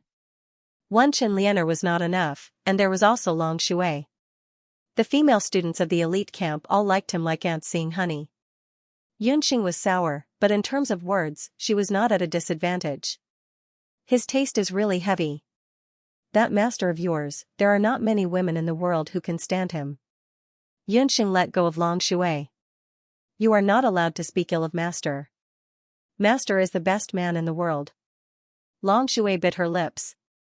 She hated why Master would like a woman like Yunxing. She originally thought that Yunxing was a harmless woman like a little white rabbit. Long Shui did not know that this woman was not only shrewd, but also had a vicious mouth. If a man does not like you, his good or bad has nothing to do with you. Yunxing laughed coldly. Yunxing's words were like a sharp blade, piercing Long Shui's heart until it was dripping with blood. Yunxing was right. Master did not like her. His kindness, his gentleness, all of it was only for one person. Long Shui stood dazedly in the darkness, not saying a word. After being disturbed by Long Shui's matter, Yunxing did not have the mood to look around. She simply returned to her room. On the bed, Yi Baiming was still sleeping soundly. This night quietly passed. It was not until the sun was high in the sky that Yi Baiming woke up. It had been a long time since he slept so deeply. It seemed that he had not slept like this since his mother had died. Yi Baiming turned over and sat up. His movement startled Yunxing, who was lying in front of the table. Have you recovered from your injuries? Yunxing asked with sleepy eyes. She walked forward and checked. She found that Yi Baiming's injuries had really healed. This is incredible. Your self-healing ability is even scarier than the Octopus Queen. Yunxing checked Yi Baiming's wounds. She magically found that the wounds on Yi Baiming's body, which she had thought would take half a month to heal, had all disappeared in one night, leaving only a dark red mark. If nothing unexpected happened, this mark, it would disappear tomorrow. Last time, when she fought against Lu Qingqing's beastified sea octopus queen, Yunxing thought that she had already seen the most abnormal self-healing ability. But now, compared to Yi Baiming, she realized that compared to Yi Baiming, the sea octopus queen's self-healing ability could only be considered average. At least, the octopus queen was torn to pieces by the astral winds. Yi Baiming, did you fuse with some kind of beast blood when you were young? Or did you eat some kind of heavenly treasure? Otherwise, why is your physique so special? Yunxing did not give up. Her little hands were still restlessly touching Yi Baiming's chest. She did not notice that when her hands brushed past Yi Baiming's chest, a strange red light appeared on Yi Baiming's face. Damned little wildcat. Did she know how alluring she looked right now? Yi Baiming felt his lower body tighten. His body unconsciously remembered the feeling of holding Yunxing in his arms a few days ago. Yunxing had just woken up. Her hair was fluffy, her eyes were watery, and her red lips were slightly pouted. She looked very seductive. Yi Baiming had no choice but to grab Yunxing's hand. His voice was a bit hoarse. This prince does not know if your physique is special or not. But if you keep touching, this prince will be very happy to do something special with you. Yi Baiming's obviously suggestive words frightened Yunxing. She immediately shut her mouth and withdrew her hand. She was as obedient as a primary school student. It was said that male animals always had strong needs in certain areas when they woke up in the morning.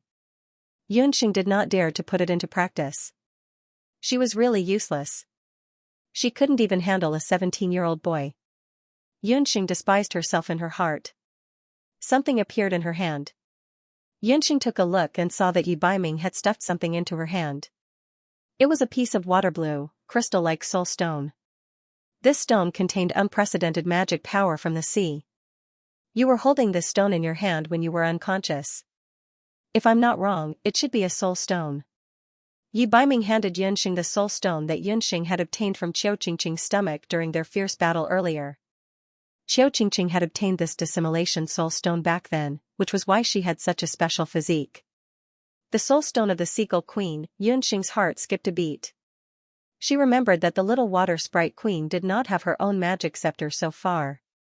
If she could make this soul stone, which was full of water magic power, into a magic scepter and give it to the little queen, her magic application would definitely reach a higher level. At the end of this monthly competition, she would definitely get a lot of prize money. She could go to the treasure boat to buy some materials for a magic scepter and refine an elven magic scepter for the little queen to use. Last night, because Yi Baiming was still injured, Yunxing did not have the time to ask further. By the way, what was the result of the competition between you and Feng Tian that day? Feng Tian lost, Yi Baiming said casually. However, Yunxing believed that the competition must have been extremely thrilling. Failure was definitely unacceptable to the extremely proud Feng Tian. Yunxing did not expect that her incident would affect many people. Among them was Feng Tian. The failure of this competition was a huge disaster for Feng Tian. Gu Feng, have you checked clearly? Are you sure that Feng Tian's injuries have healed? In the inn where Elder Helian was staying, Elder Helian pulled Gu Feng with an anxious expression. It had been 2 days and 1 night since the duel between Yi Baiming and Feng Tian. But Feng Tian, thinking of the competition that day, Elder Helian could not help but be moved. Apart from being happy, there was also a hint of melancholy in his heart. Yi Baiming and Feng Tian were both top geniuses. Both of them could be directly listed as star cadets. In the past, even one such cadet was a priceless treasure. However, the mainland elite camp now had 2 of them all at once. Unfortunately, a mountain could not accommodate 2 tigers. In the competition between Yi Baiming and Feng Tian lost in the end. That was a competition between the top geniuses. Although the whole process of the competition only lasted for 15 minutes, it was still a competition between geniuses. The competition between Yi Baiming and Feng Tian was really unprecedentedly tragic. Even now, Elder Helian could still remember the events of that day clearly. When Elder Helian received the news that Yi Baiming and Feng Tian were going to compete, he hurried over to the Skywings arena. Most of the students from both camps had also rushed over after hearing the news. They wanted to see for themselves which of the 2 strongest people from both camps was stronger and weaker. On the arena, The two young geniuses stood facing each other. Elder Hellion and Elder Yu both broke out in cold sweat. Elder Yu laughed dryly. Elder Hellion, who do you think will win and who will lose in this duel? This duel looked like an ordinary one, but in reality, it was the duel that both camps were most concerned about. From the moment Yi Baiming and Feng Tian entered the Skywings arena, this duel was bound to happen sooner or later. There were two conditions for the duel between the Magic Elite Camp and the Warrior Elite Camp. One was that one of them would become the king of combat, and the other was that one of them would break through first. However, Feng Tian and Yi Baiming were the current holders of the highest winning streaks in their respective camps. Whoever lost this duel would lose the king of combat, and the winner would have a very good chance of becoming the king of combat. Moreover, Feng Tian and Yi Baiming were both well-known figures in this generation's elite camp, so the two elders were very concerned about the outcome of this duel. Even the other students from the elite magician camp and the elite warrior camp had all rushed over. Qi and Gufeng were also watching from the sidelines. This duel had tugged at everyone's heartstrings. Yi Baiming and Feng Tian, one using combat techniques and the other using magic. Like two fierce tigers, the moment the referee announced the start of the duel, the two's momentum was like a sudden clap of thunder. Dazzling magic and new combat techniques. The two left the ground at the same time and fought in the air. For a moment, the audience was dazzled, unable to tell who was stronger and who was weaker. About a quarter of an hour after the duel started, the two were locked in a fierce battle. Suddenly, the situation took a turn. Feng Tian started chanting, and a gray light flashed on his magic scepter. A magic chain as thick as an arm suddenly appeared and wrapped around Yi Baiming. Two gray lines represented the secondary magic attribute, space-time magic. High up in the sky, everything suddenly stopped. The wind in their ears, the clouds in the sky. Yi Baiming was unable to move and could only be slaughtered. The students of the elite camp were all dumbfounded at this moment. Even Elder Yu's expression couldn't help but change. No also didn't expect that Feng Tian, who was only a saint magician, would actually know profound magic, space-time seal. It looked like Yi Baiming was bound to lose. In the air, Feng Tian looked arrogantly at the immobile Yi Baiming. He wanted to defeat the geniuses of the elite camp in front of everyone. From today onwards, there would only be one genius in the elite camp, and that was Feng Tian. You won't be able to move. No one below the martial sage realm will be able to break my space-time seal, Feng Tian said proudly. Space-time seal was his profound magic. He boasted that he was a genius because he had comprehended his own profound magic when he broke through to the Saint Magician realm. Although the effect and range of this profound magic was very small, it was enough for Yi Baiming, who was only 10 meters away. I want to use magic to shatter your chest in front of everyone. If you don't want to die, you can beg for mercy. Feng Tian raised his magic scepter and used the sharp end of the scepter to draw a cross on Yi Baiming's chest. Feng Tian's magic scepter was fused with a small amount of purple gold and was incomparably hard. It could even break a high-grade armor, let alone a mere body of flesh and blood. Oh. If you want to hear me beg for mercy, then come closer. I don't want to beg for mercy in front of so many people. Although his body was restrained, Yi Baiming still had a satisfied expression on his face, as if he was just looking at the scenery in the sky. Death was at hand, and he was still afraid of losing face? Feng Tian snorted. He was not afraid that Yi Baiming could do anything. Pressing the end of the magic scepter against Yi Baiming's chest, Feng Tian moved closer. Yi Baiming's voice lingered in his ears. Let me tell you a secret. This king was able to crack your profound magic when I was 11 years old.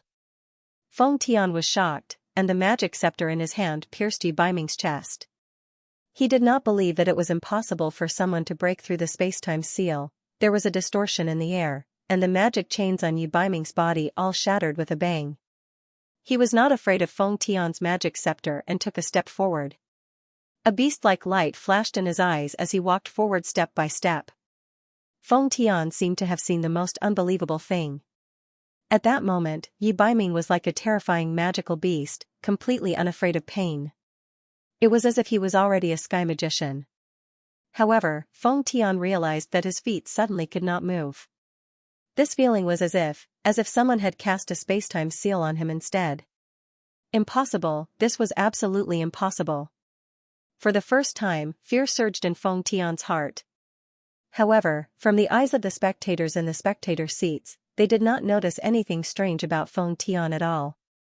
Yi Baiming smiled cruelly. Fresh blood dripped from his chest. It was just a spell that could break through the space-time seal. What was there to be proud of? This king had already learned it when he was 7 years old. Bang! A punch landed on the bridge of Feng Tian's nose. Feng Tian only felt intense pain. His face looked as if it had opened a soy sauce shop, and blood and snot gushed out. Yi Baiming did not use his battle energy. He actually punched Feng Tian again and again. This punch is to teach you a lesson for looking down on a little wildcat. This punch is to teach you a lesson for offending this king. This punch after punch, Yi Baiming only stopped when Feng Tian could not take it anymore and begged for mercy. At that time, Feng Tian had already been beaten until he did not look human anymore. Yi Baiming kicked Feng Tian down from the sky and landed face first on the ground. Yi Baiming's chest was bleeding non-stop, but he did not fall down. The competition ended just like that. Except for Feng Tian, no one knew what these two geniuses said to each other. Bring Feng Tian back immediately. Elder Hellion turned pale with fright. Yi Baiming's punch was astonishing, and his strength was even more powerful than Elder Guiyu's. Master. Silong rushed forward, and Long Shui wanted to go forward to help Yi Baiming. Go to the Hidden Night Pavilion. Yi Baiming's face was a little pale, and he ignored the concerned Elder Yu and the others. In front of a group of mainland magic elite camp students with complicated expressions, Yi Baiming left with Silong. Elder Hellion immediately asked Gu Feng to give Feng Tian emergency treatment. After the examination, even Elder Hellion, who was used to seeing storms and waves, could not help but complain. Yi Baiming was really ruthless. Yi Baiming's punches didn't seem like much, but they were all aimed at the vital parts. Although the injuries didn't seem serious, they were actually the most difficult to treat. Gu Feng's light magic and Elder Hellion's magic potions took an entire day and night to treat Feng Tian. According to Gu Feng, Feng Tian's life was no longer in danger, but, after waking up, Feng Tian didn't say a word and just sat there. It was the same for a few days, which made Elder Hellion's hair stand on end. He was the one who brought Feng Tian out for training. If something really happened to Feng Tian and a good seedling was destroyed, he didn't know how to explain it when he returned. He was deeply afraid that this rare genius of the continent's magic elite camp would be beaten silly. If that happened, everything would be ruined. Feng Tian, a failure is nothing.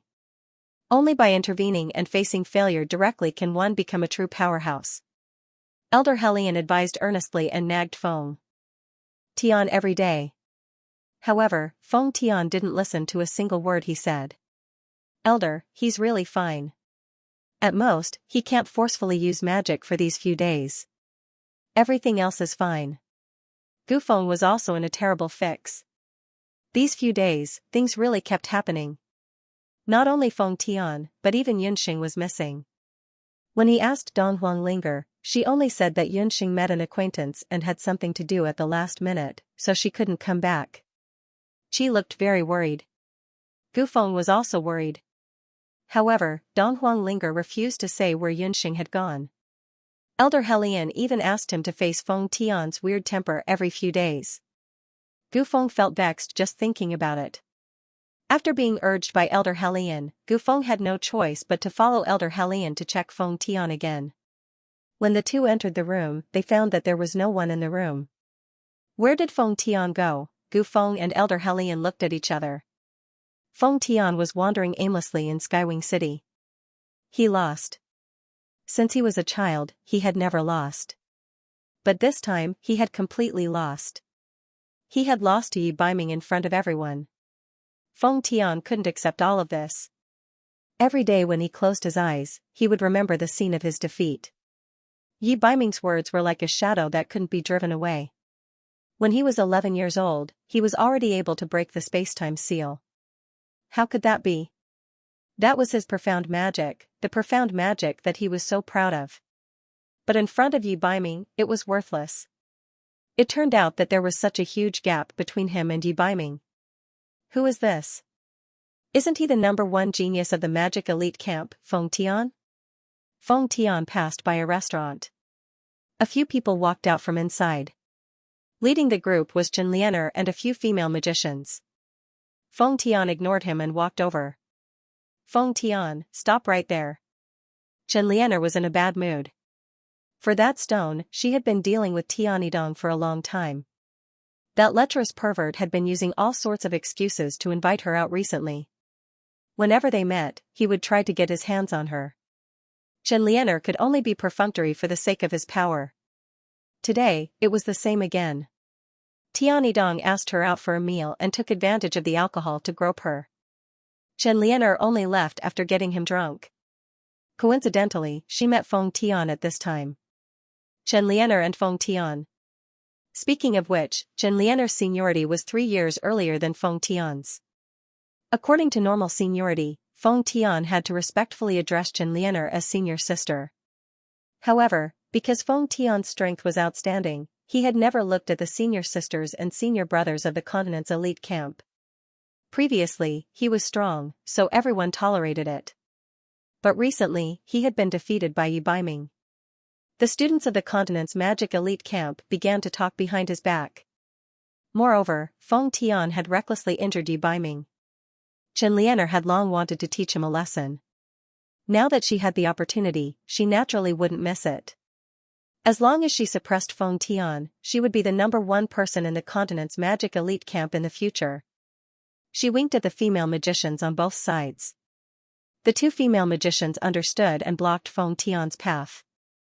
Everyone in the magic elite camp knew that Feng Tian had been seriously injured and couldn't use magic power for a short period of time. Feng Tian.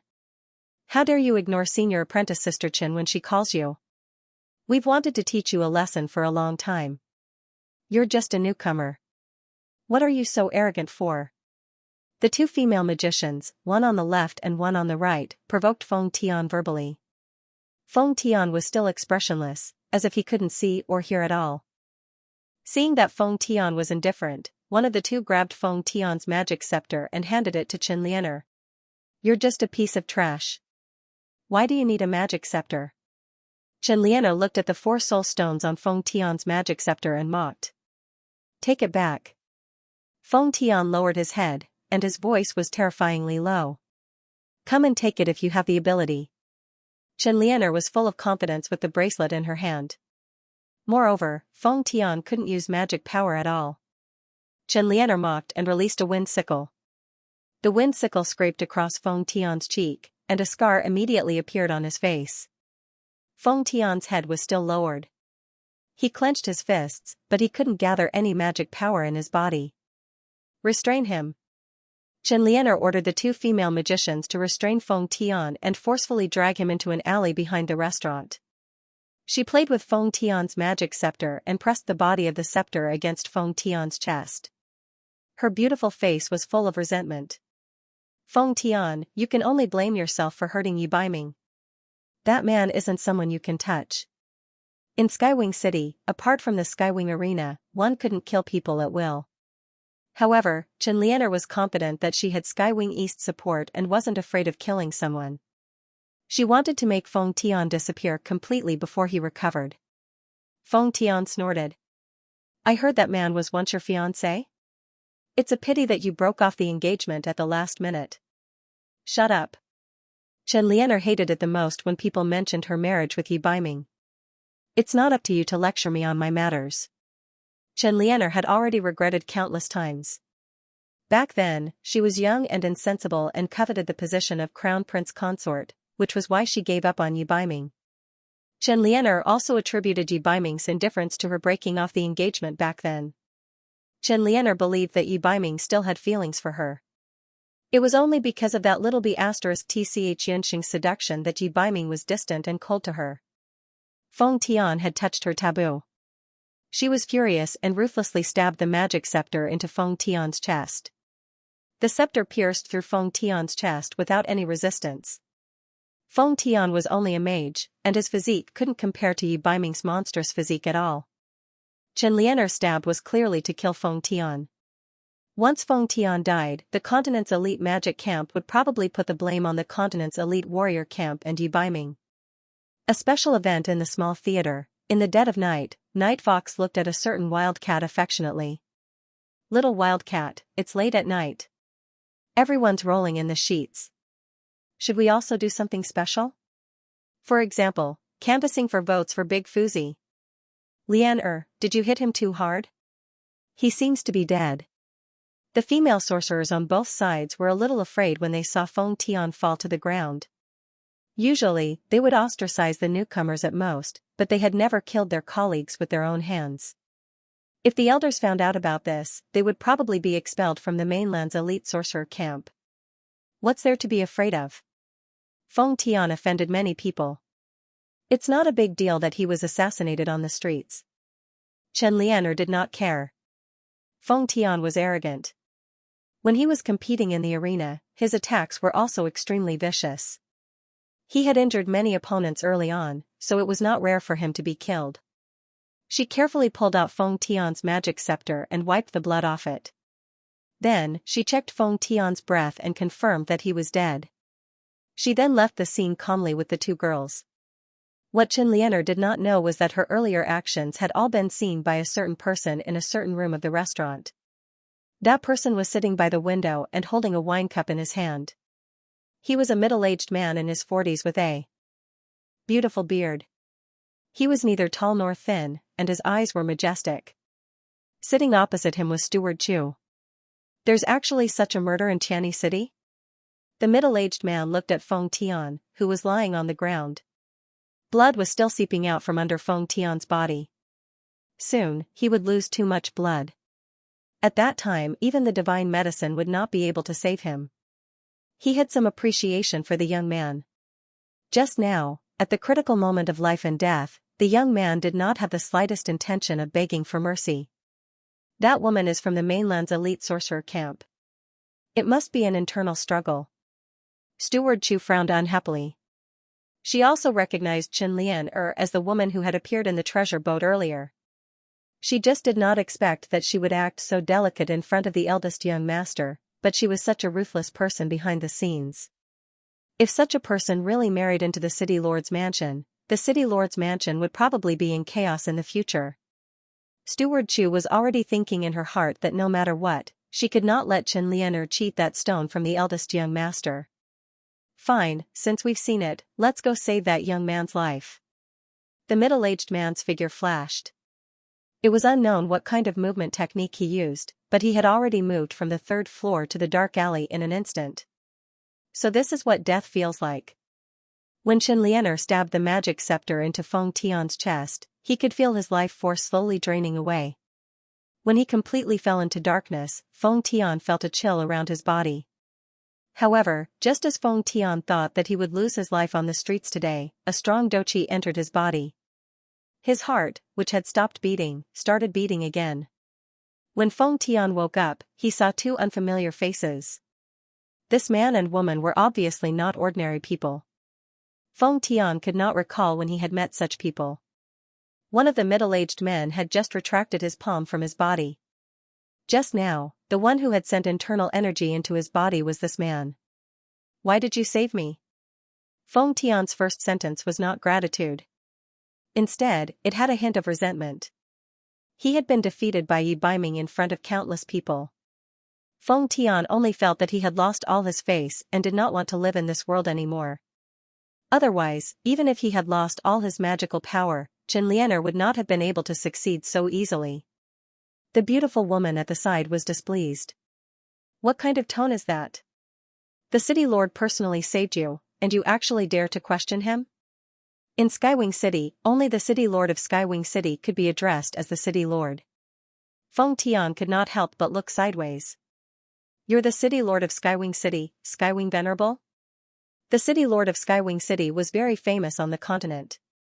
He and Elder Guai Yu of the continent's warriors' elite camp were known as the two great martial emperors of the continent. It was rumored that both of them were already peak martial emperors and could break through to the martial god realm at any time. However, because he did not appear on the continent all year round, there were very few people who had seen Skywing Venerable. It was also very difficult for Feng Tian to associate the middle-aged man in front of him with the famous Skywing Venerable. "How dare you call the city lord by his name without permission?" The beautiful middle-aged woman who accompanied Skywing Venerable was Steward Chu of the treasure boat. The city lord of Skywing City's whereabouts were erratic. Not long after he returned to the city, he learned that his eldest son, Skywing Tua, had gotten drunk in a restaurant. He had originally brought Steward Chu with him to denounce him. Who knew that he would encounter such a scene? Loner, it's fine. The city lord of Skywing City waved his hand. Young man, your injuries are not serious, but you have the heart to die. Tell me, why don't you want to live anymore? When the city lord of Skywing City was treating Feng Tian, he had already noticed that Feng Tian's cultivation was very astonishing at such a young age. As long as this young man persevered, he would definitely become one of the top sorcerers on the boundless continent in the future. I've lost. Feng Tian has never tasted defeat in his life. Since I've lost, I no longer have the intention to live an ignoble life. Feng Tian hung his head dejectedly. Victory and defeat are common in war. If you lose this time, you just have to win the next time. Skywing Venerable could not help but find this young man's temperament amusing. I can't win. That person is too strong, Feng Tian blurted out. If Yi Baiming was just an ordinary warrior, Feng Tian still had absolute confidence that he could defeat him in the future. However, the words that Yi Baiming said in his ear that day made Feng Tian shudder. As early as the age of 11, he could break the profound magic spacetime seal. Yi Baiming was definitely not a scammer. Not only was he a warrior, but he was also a sorcerer. Yi Baiming was actually a dual cultivator of magic and martial arts. When he realized this, Feng Tian's last bit of confidence was completely shattered. Oh, maybe I can give you some pointers. You're a sorcerer. Maybe there's a place where you can obtain higher magical power, the Skywing City Lord said in Feng Tian's ear. When Feng Tian heard this, a few small wrinkles appeared between his brows. Is what the City Lord said true? Of course it's true. When you break into that place, you'll understand. After saying that, Skywing Venerable did not say anything else and disappeared into the alley with Steward Chu. Feng Tian was deep in thought. Just as Feng Tian was deep in thought, he felt the Dharma soul in his body suddenly become active. Feng Tian was puzzled. After carefully examining it, his expression suddenly became joyful. He was very familiar with this feeling. Breakthrough. He was about to break through. The bottleneck of breaking through to become a sky mage had been stuck in a stalemate for 2 years, but Feng Tian had suddenly comprehended it in this accident. It was likely that he had an epiphany after experiencing life and death and a crushing defeat this time. The timing of a breakthrough was extremely important. If he missed it, he might have to wait even longer. Feng Tian did not dare to hesitate any longer. He immediately sat down cross-legged and meditated in the secluded alley outside the bustling city. As for the updates, if there are no accidents, I'll update at midnight, 12:15 a.m., and 8:15 a.m. I'll update 10,000 words today to repay my debt. Do you still have monthly votes? 4 to 6 hours later. Elder Helian and Gu Feng, who had been searching the city for half a day, finally found this area. Elder Helian felt a wave of magical energy. Eh? Someone is about to break through, and this feeling? Elder Helian stopped in his tracks when he passed by the alley. The magical energy came from the alley, and the power was no small matter. It was clearly a sign that someone was about to break through to become a sky magician. Goofing, let's go into the alley and take a look. Elder Helian took the lead and rushed into the alley. In the alley, they saw Feng Tian in the midst of breaking through. Elder? This is? Goofing had a suspicious look on his face. Eh? Elder Helian's mouth was wide open when he inspected the items. He then laughed heartily. The heavens are helping me. Feng Tian actually broke through. The first person to break through in the mainland's elite camp this time was actually Feng Tian. According to the agreement made by Elder Helian and Elder Yu after they had arrived at Skywing City, the students of the 2 elite battalions who won this trial would obtain the right to speak in the next mission to search for the divine artifact. There were 2 conditions for winning. First, which camp would become the martial king, and second, which camp would have someone break through first. Feng Tian was originally the one with the most hope of breaking through among the students of the mainland's elite camp, but because of Yi Baiming, he was dispirited and was almost destroyed.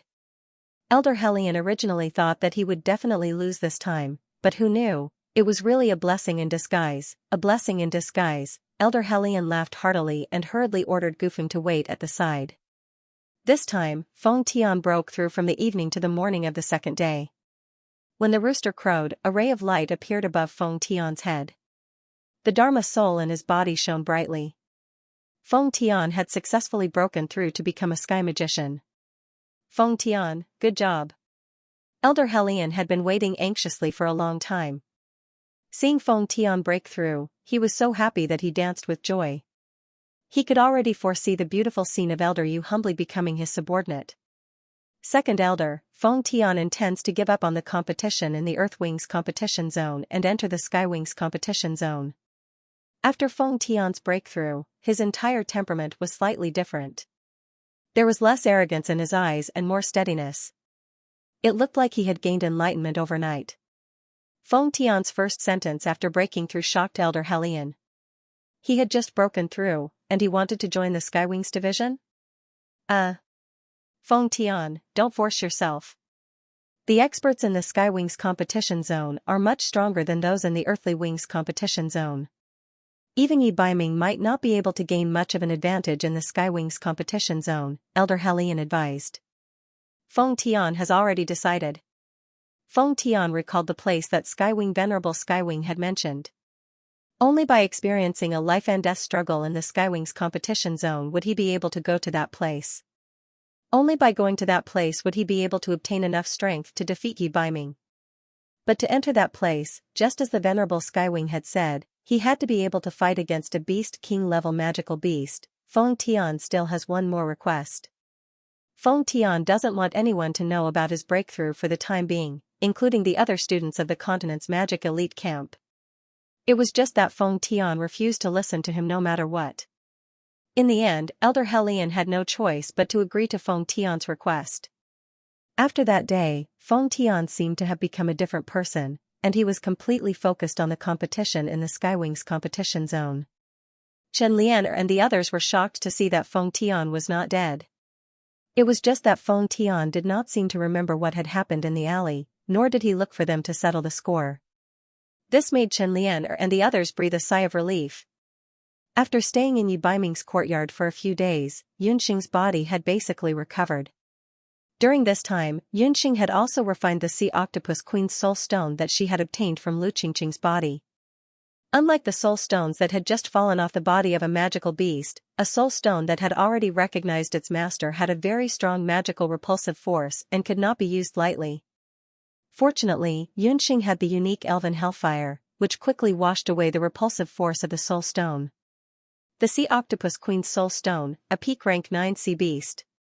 When Yunxing touched the soul stone, she had already recognized its origin. She had thought that the soul stone had been torn apart by the hurricane. If not for the mysterious Enigma stone on the treasure boat, Yunxing might have chosen to use the sea beast soul stone as the fourth soul stone on her magic scepter. However, with the Enigma stone, Yunxing felt that the Enigma stone with its mysterious power was more suitable to be embedded on the Enigma scepter. Little Queen, I have a gift for you. Yunxing summoned the little water fairy queen. The little queen blinked her big blue eyes and wrinkled her little nose. Is it fruit wine for me? Hearing this, Yunxing coughed a few times. The little queen's alcohol tolerance was ridiculously high. She had already drunk only a few bottles of the fruit wine she had brought over from the immortal residence. Take a look. Isn't this magic scepter better than the wine? Yunxing took out the magic scepter she had just refined. It was an almost transparent magic scepter made of jade. The top of the magic scepter was refined into the shape of a star. It looked very much like a fairy wand. At the top of the magic scepter, there was an aqua blue soul stone embedded. What a beautiful magic scepter! The little queen fell in love with this magic scepter at first sight. Even with the picky eyes of the elves, it was difficult to find any flaws in this magic scepter. She hesitated, her watery eyes filled with disbelief. You're really giving it to me? Although the little water fairy queen had followed Yunxing, she still refused to believe in humans from the bottom of her heart. However, Yunxing's actions had gradually moved her. This human had taken her out of the immortal residence, given her delicious fruit wine, and such a beautiful magic scepter. The little queen loved the magic scepter so much that she couldn't bear to part with it. After holding it in her hands for a long time, she tilted her head and looked at Yunxing. Then, what do I need to do for you? Elves were very simple-minded. They would think of ways to repay what others had given them. When Yunxing was refining the magic scepter, she really didn't think of getting anything from the little queen. However, since the little queen had asked, she would be a fool if she didn't seize the opportunity. A magic scepter in exchange for 500 years of unconditional help from you and your people. As soon as Yunxing said this, the night demon queen, who had been on her magic scepter, almost spat out a mouthful of old blood. This was too ruthless. To let the little queen, who had top-level water magic, help her unconditionally for 500 years? Master was really the best of the profiteers. The little water spirit queen was the one who would inherit the spirit throne in the future. Having the little water spirit queen was equivalent to having the power of the water spirit clan. 500 years, that seems a little long. The little queen felt that something was wrong. However, she couldn't tell what exactly was wrong. 500 years is actually very short. Think about it, you've been sleeping in the immortal Holy Grail for 500 to 1,000 years, right? Yunxing guided her patiently. Besides, I'm a human. A human's life is very short. Maybe after 100 years, you can regain your freedom ahead of time. Deal, then I'll help you unconditionally for 500 years. In order to not violate their agreement, the little water spirit queen even signed a magic contract with Yunxing. Just like that, Yunxing used a soul stone in exchange for the absolute loyalty of the little water spirit queen, who had the strongest water healing ability in the continent. Yunxing returned to the inn. Donghuang Linger, who had been anxiously waiting for a long time, couldn't help but tear up when she saw her. Just yesterday, Linger was suddenly sent back by someone, and Yunxing's whereabouts were also unknown. At that time, Linger was vague and only said that Yunxing was taken away by Yi Baiming. When she heard the news, he immediately went to look for Yunxing, but was stopped by Linger. She repeatedly promised that Yunxing would return in a few days. In order to prevent Yunxing from feeling awkward, she resisted the urge to ask Yi Baiming. Are you really okay? Donghuang Linger pulled Yunxing and checked her up and down. After making sure that her friend didn't lose an arm or a leg, she was relieved. Oh right, here's a letter for you. Donghuang Linger handed a letter to Yunxing. Yunxing opened the letter and saw that it was written a few days ago. It was a letter written by Zhou Qingchuan himself. The letter clearly stated that he would personally go to Skywing City. The letter also mentioned that Zhou Qingchuan had inherited the position of the Everlasting Chamber of Commerce's president last year. Yunxing was a little embarrassed that the president of the Everlasting Chamber of Commerce would take time out of his busy schedule to come here. Big brother Zhou is coming? After Yunxing and Qiyu established a cooperative relationship, they thought of using the Everlasting Chamber of Commerce to solve Skywing City's medicinal herb transportation and some of their financial problems. Although Yunxing had won the competition this time, it could be said that she had narrowly escaped death. If Yi Baiming had not forced the Hidden Night Pavilion to take action, she would probably have died from exhaustion of her magic. This also made Yunxing realize that she was severely lacking in strength.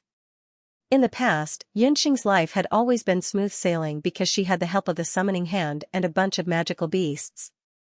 Even when she met a strong opponent like the Elven Queen, she had never been at a disadvantage. However, after losing the beast speech ring, Yunxing strongly realized that she was not powerful enough. Therefore, she decided to get an advance payment from Zhou Qingchuan to buy the special Enigma Stone.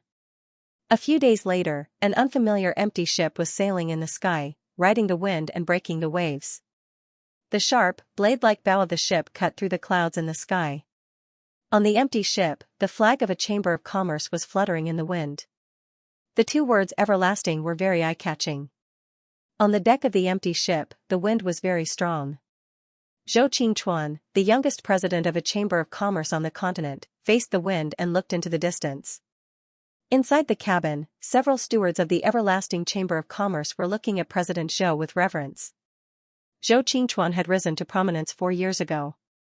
He was originally an orphan of a branch of the Chamber of Commerce. But in a single night, he had arrested the uncle who had falsified the accounts and eliminated several other forces in the Chamber of Commerce with lightning speed. Last year, the previous president, the Zhou family's patriarch, had personally handed over the position of president to President Zhou.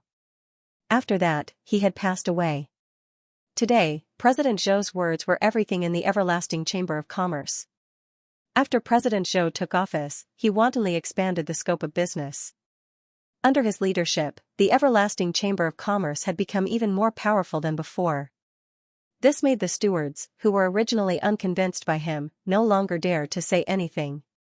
But when he expanded the business to Skywing City, all the stewards were shocked.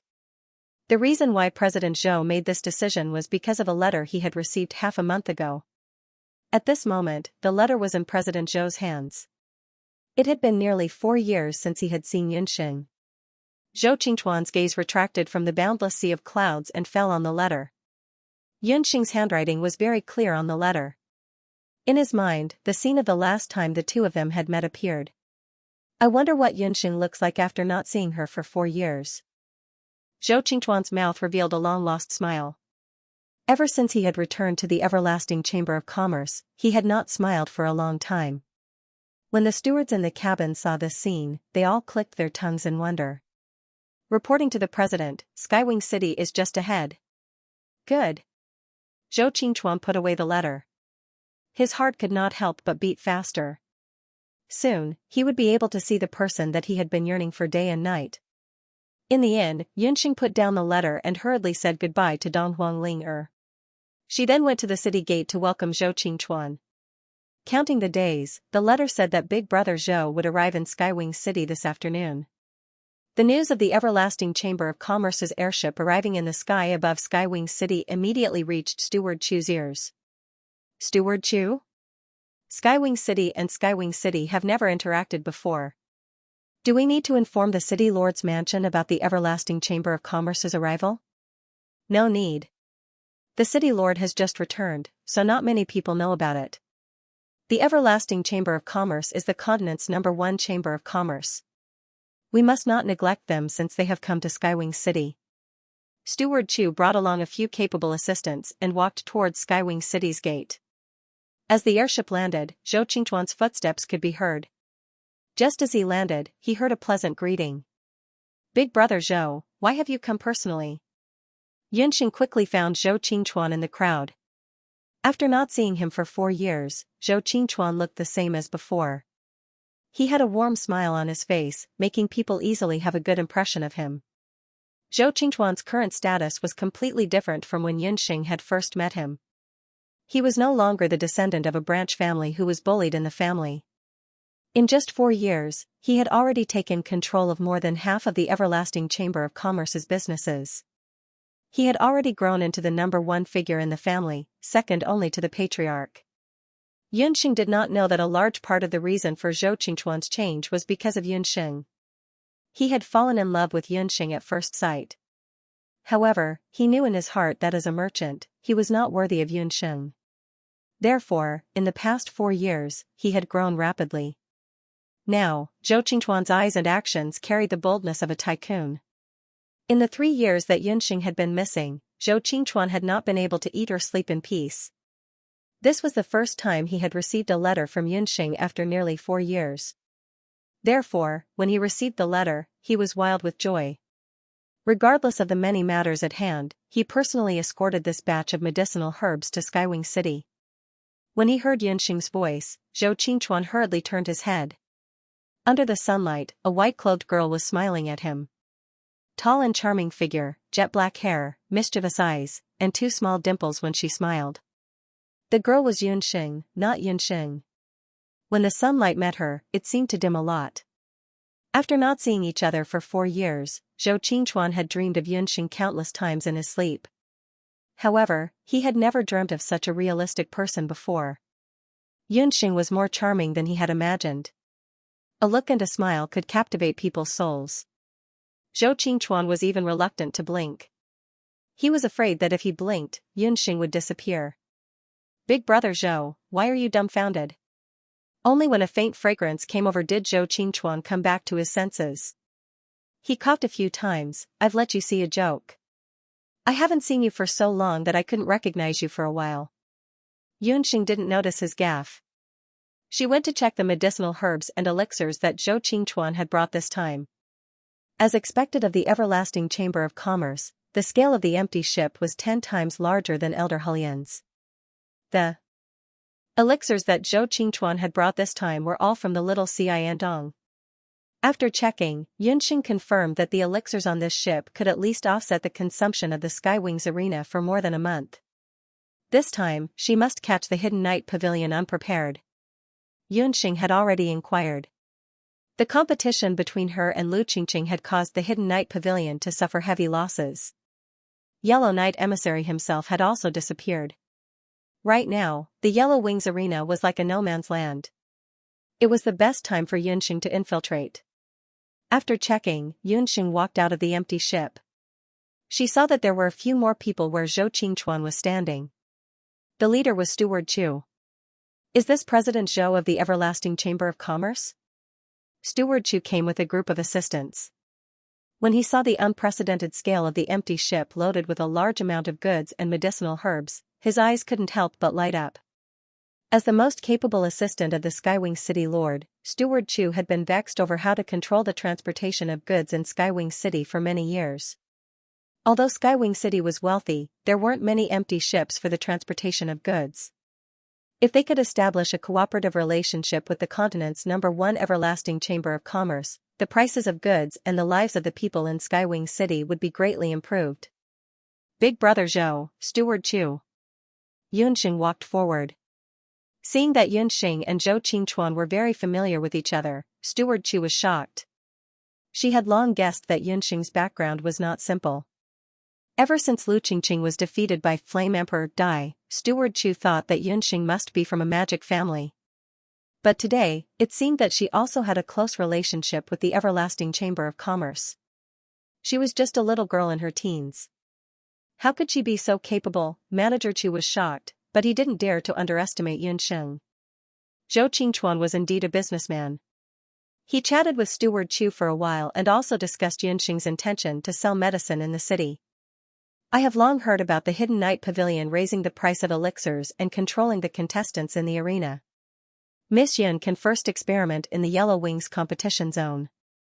If the situation is good, I will report to the city lord and allow little Xianxia to practice medicine and sell medicine in Skywing City." Steward Chu was very astute. Although the Hidden Night Pavilion was temporarily at a disadvantage, they had been running amok in Skywing City for many years. A strong dragon couldn't fight a local snake. However, she couldn't directly refuse Yunxing. Firstly, Yunxing was related to whether her daughter, Chu Yu, could become the person in charge of the Yellow Wings competition zone in the future. Secondly, the Hidden Night Pavilion was powerful and difficult to shake. Yunxing and Zhou Qingchuan could clearly see Steward Chu's intention to watch the tigers fight from a distance. However, both of them were smart people. No one was willing to say it out loud. After Steward Chu confirmed Zhou Qingchuan's purpose in coming, he let the empty ship enter the city. Yunxing hosted a banquet to entertain Zhou Qingchuan. After eating and drinking to their heart's content, Yunxing said somewhat embarrassedly, "Big Brother Zhou, I am in a bit of a hurry. Can you lend me 5 million gold coins first? You can just go to Little Xianxia to withdraw the money." Yunxing wanted to use the 5 million gold coins to buy that enigmatic stone. Thinking about it, this was the second time she and Zhou Qingchuan met. It seemed that every time they met, she was aiming for the other party's money. After leaving the treasure boat last time, Yunxing promised that she would raise 5 million gold coins within a year. However, in order to avoid any unforeseen circumstances, Yunxing decided to buy the stone first. Zhou Qingchuan saw Yunxing's awkward expression and smiled. Zhou Qingchuan was generous. Without asking, he gave Yunxing a piece of everlasting purple gold. "Yunxing, after parting this time, I don't know when we will meet again. If it's possible, next time, I hope." Zhou Qingchuan was very eloquent. Usually in the business world, he would speak human language when he saw ghosts. However, when facing Yunxing, especially when the other party stared at him with those dark eyes, Zhou Qingchuan felt that he was stuttering. What do you hope? Yunxing asked. I hope that you can give me a chance. Don't treat me as a big brother, but, as a man. Zhou Qingchuan finally spoke clearly. However, Yunxing's mind was thinking about the stone on the treasure boat. Seeing that the other party didn't understand his words, Zhou Qingchuan couldn't help but sigh. Perhaps, in this life, he could only be Yunxing's big brother. Yunxing, it's getting late. Big brother Zhou will go and settle his subordinates first. We will talk about it in detail tomorrow. Seeing that Yunxing's face was full of worries, Zhou Qingchuan could only take his leave. Yunxing didn't think too much about it. She took the everlasting gold card that she had just received and excitedly went to the treasure boat. Who knew that when Yunxing arrived at the treasure boat and asked around, she actually found out that the stone had been bought by someone else. Miss Yun, this is all my fault. That stone should have been taken off the shelf, but due to the negligence of the staff, it was taken by another customer. Steward Chu looked embarrassed.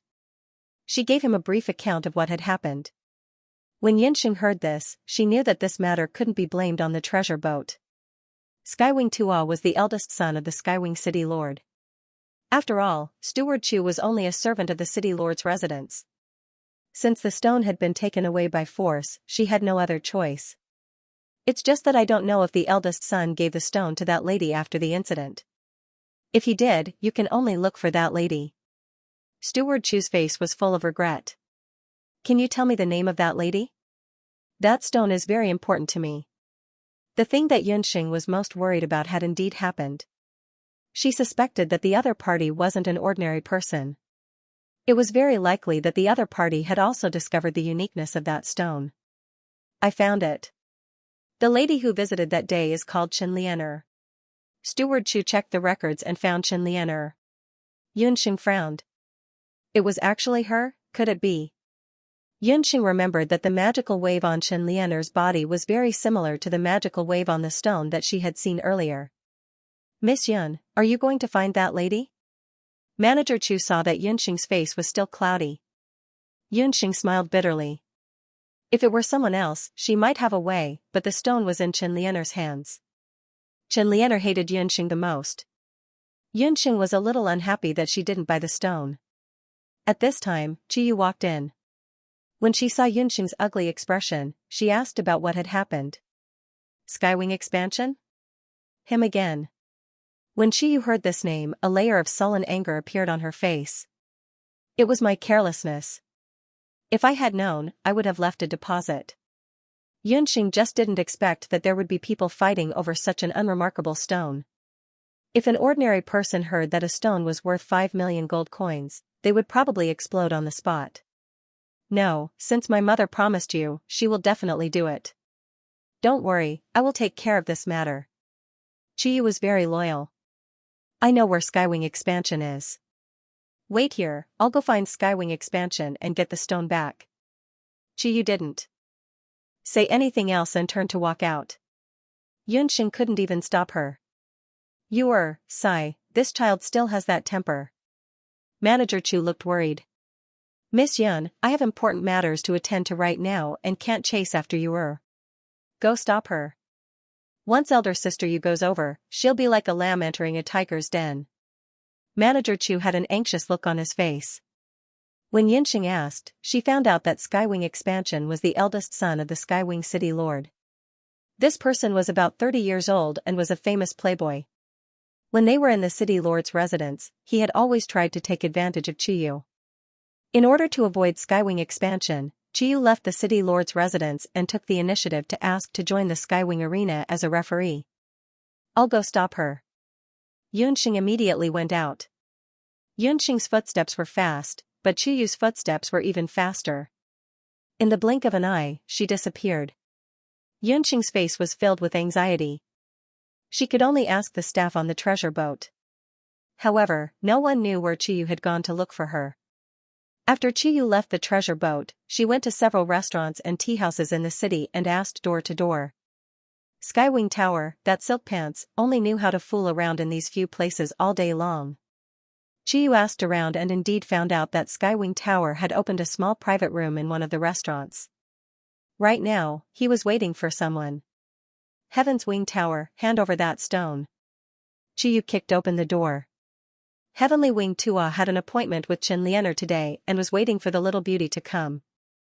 Being disturbed like this, he was about to get angry, but when he saw that it was Chiyu, he chuckled and stared straight at Chiyu. I was wondering who it was. You've made this young master suffer. Skywing Tower was 10 years older than Chiyu. Chiyu had been a servant of the Skywing City Lord's residence since she was young, and Skywing Tower had beaten and scolded her in the past. However, when Chiyu reached the age of 13 or 14, her appearance became even more attractive. Skywing Tower had always wanted to take her as a concubine, but Steward Chu had always stopped him, so Skywing Tower had never succeeded. Steward Chu had been forced into a corner and could only send Chiyu to the Skywing Arena. Since then, Chiyu had avoided Skywing Tower as much as possible. After all, in terms of skill, Chiyu was still no match for Skywing Tower. Heavenly Wing Tua, show some respect. The City Lord has just returned. Do you want me to tell him everything you've done these past few days? Chiyu glared at him. Upon hearing the name of the Skywing City Lord, Skywing Tower indeed restrained himself a little. Skywing Tower had run amok in Skywing City, and the only person he avoided was the Skywing City Lord. If his father were to know of his hedonistic behavior, he would lose a layer of skin no matter what. Chiyu, what are you pretending for? You're just relying on the fact that your mother and my father have an affair. Do you really think that the Skywing City Lord's residence is the world of you mother and daughter? Skywing Tower looked at such a delicious piece of fat meat in front of him, but he couldn't eat it. It was as if a cat was scratching his heart, making him very uncomfortable. I can't be bothered to reason with you. Hand over that stone, and I can consider not telling anyone about the things you've done. Chiyu snorted. She felt disgusted at the sight of Skywing Tower. What stone? Oh, you're talking about that 5 million stone. Let me tell you, that stone is used by this young master to fish for women. If you want it, it's not impossible. Just come to the villa obediently and find me.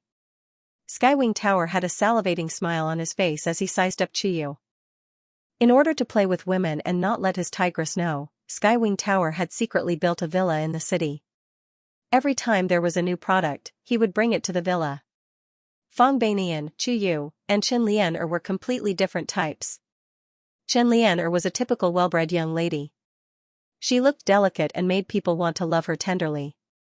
Chiyu, on the other hand, was like a thorny rose in full bloom, making people want to get close to her. Of the women Skywing Tower had played with for so many years, only these two were the most outstanding.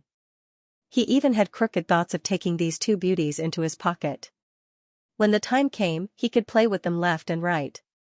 Just thinking about it would be a wonderful thing. Skywing Tower's words angered Chiyu so much that her face turned red. Her angry appearance, in Tianydong's eyes, was even more incomparably moving. This hedonistic young master was unable to restrain himself for a moment and moved his stinky mouth to kiss her. Get lost. Chiyu slapped him across the face, making Skywing Tower dizzy. You damned woman, you dare hit this young master. Catch her for me. I'll deal with her here today. Skywing Tower was enraged and wanted to grab Chiyu. Just then, the door was knocked open. Steward Chu brought several capable subordinates of the Skywing City Lord and barged in. It turned out that after Yunxing couldn't find Chiyu, she hurriedly returned to the treasure boat. Steward Chu was worried that something would happen and immediately went to the City Lord's residence to find reinforcements. She reproached Skywing Tower's personal servant and found out that Skywing Tower was here today. As soon as she arrived, she heard Skywing Tower's angry curses. Steward Chu grabbed her daughter and coldly looked at Skywing Tower. Eldest young master, are you trying to force us mother and daughter to death? Steward Chu, you old. Skywing Tower's face was ugly. He wasn't a fool. Steward Chu was his father's confidant. Even if he had more guts, he wouldn't dare to do anything to Steward Chu. The two sides were in a deadlock.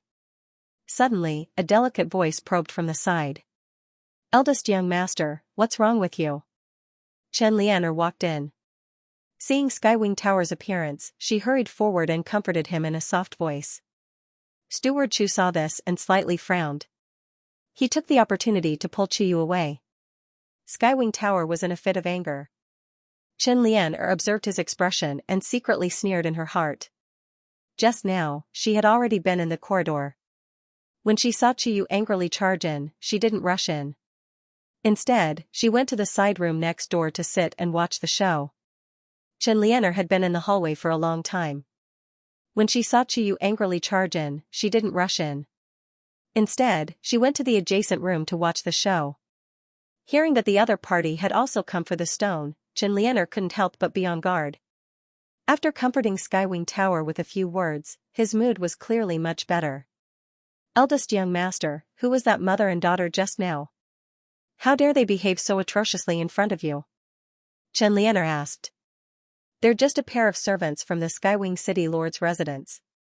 That damned mother and daughter of the Chu family. Skywing Tower rubbed his chin. That slap from Qiyu just now was truly ruthless. Since they're servants, how dare they be so arrogant? I see that eldest young master likes that woman very much. Why not just let the city lord bestow a marriage?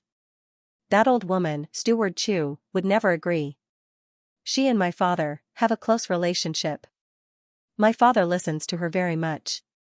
Skywing Tower also wanted to do that. He had long since lost interest in that tigress of his family. He hadn't slept with her for many years. If he could marry Qiyu, he would be overjoyed. Unfortunately, with Steward Chu here, the Skywing City Lord would never agree. Eldest young master, why are you so slow? Normally, she wouldn't agree. But if you and that girl have already cooked rice, Steward Chu would have no choice but to agree. You're saying? Impossible. Qiyu is very clever. If it weren't for that stone today, she wouldn't even be willing to come near me. The eldest young master rubbed his cheek. Then why don't I help eldest young master? Lian you. When Heavenly Wing Tua heard this, he immediately forgot about the slap just now. I'm willing to help eldest young master facilitate this beautiful matter. Eldest young master only needs to give that stone to Lian after it's done. Chen Lian had a vicious plan in her mind. She couldn't be bothered to deal with Skywing Tower. If she could use Qiyu to divert his attention, then she could get that stone. Wouldn't that be even better? Lian, if you really succeed in this matter, this young master will definitely give you the stone. Heavenly Wing Tower had a lewd smile on his face. First take Qiyu, then Chen Lian. These two beauties, he would take them both. The next day, Chen Lian came to the Skywing Arena's Yellow Wings area. Qiyu walked down from the arena.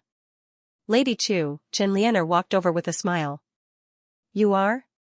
Qiyu didn't recognize Chen Lian. I am Chen Lian, a contestant from the Earth Wings competition zone.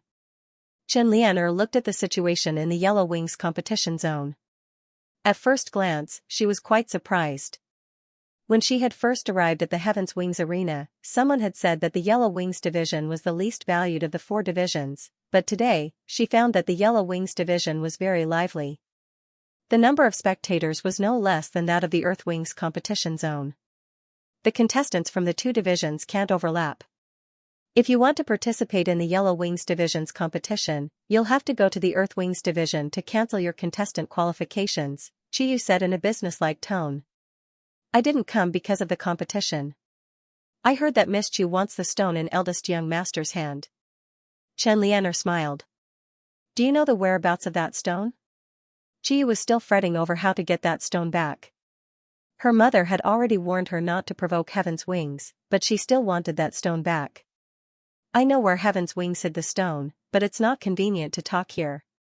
Tonight, come find me at Sunspring Restaurant in the city, and I'll discuss it with you in detail, Chen Lian said very sincerely. Qiyu glanced at Chen Lian, still weighing the reliability of her words. Qiyu thought about that stone again. Okay, we'll meet again tonight. When Chen Lian left, Yunxing happened to walk over with Zhou Qingchuan. Chen Lian saw Yunxing and walked over disdainfully. When she saw Chen Lian, Yunxing frowned and called Qiyu to the side. Sister Qiyu, be careful of Chen Lian. That person isn't anything good. Oh? It looks like you two have some history? Qiyu saw that when the two brushed past each other, sparks flew in each other's eyes. It's not really a history. She's Zhou State's former crown prince consort and ex-crown prince consort, Yunxing said vaguely, roughly recounting the grudges between Yi Baiming and Chen Lian, as well as the past few years. Even though she played it down, the sharp Qiyu still smelled some jealousy in it. So you two are jealous of Lord Baiming? Qiyu took the opportunity to tease Yunxing.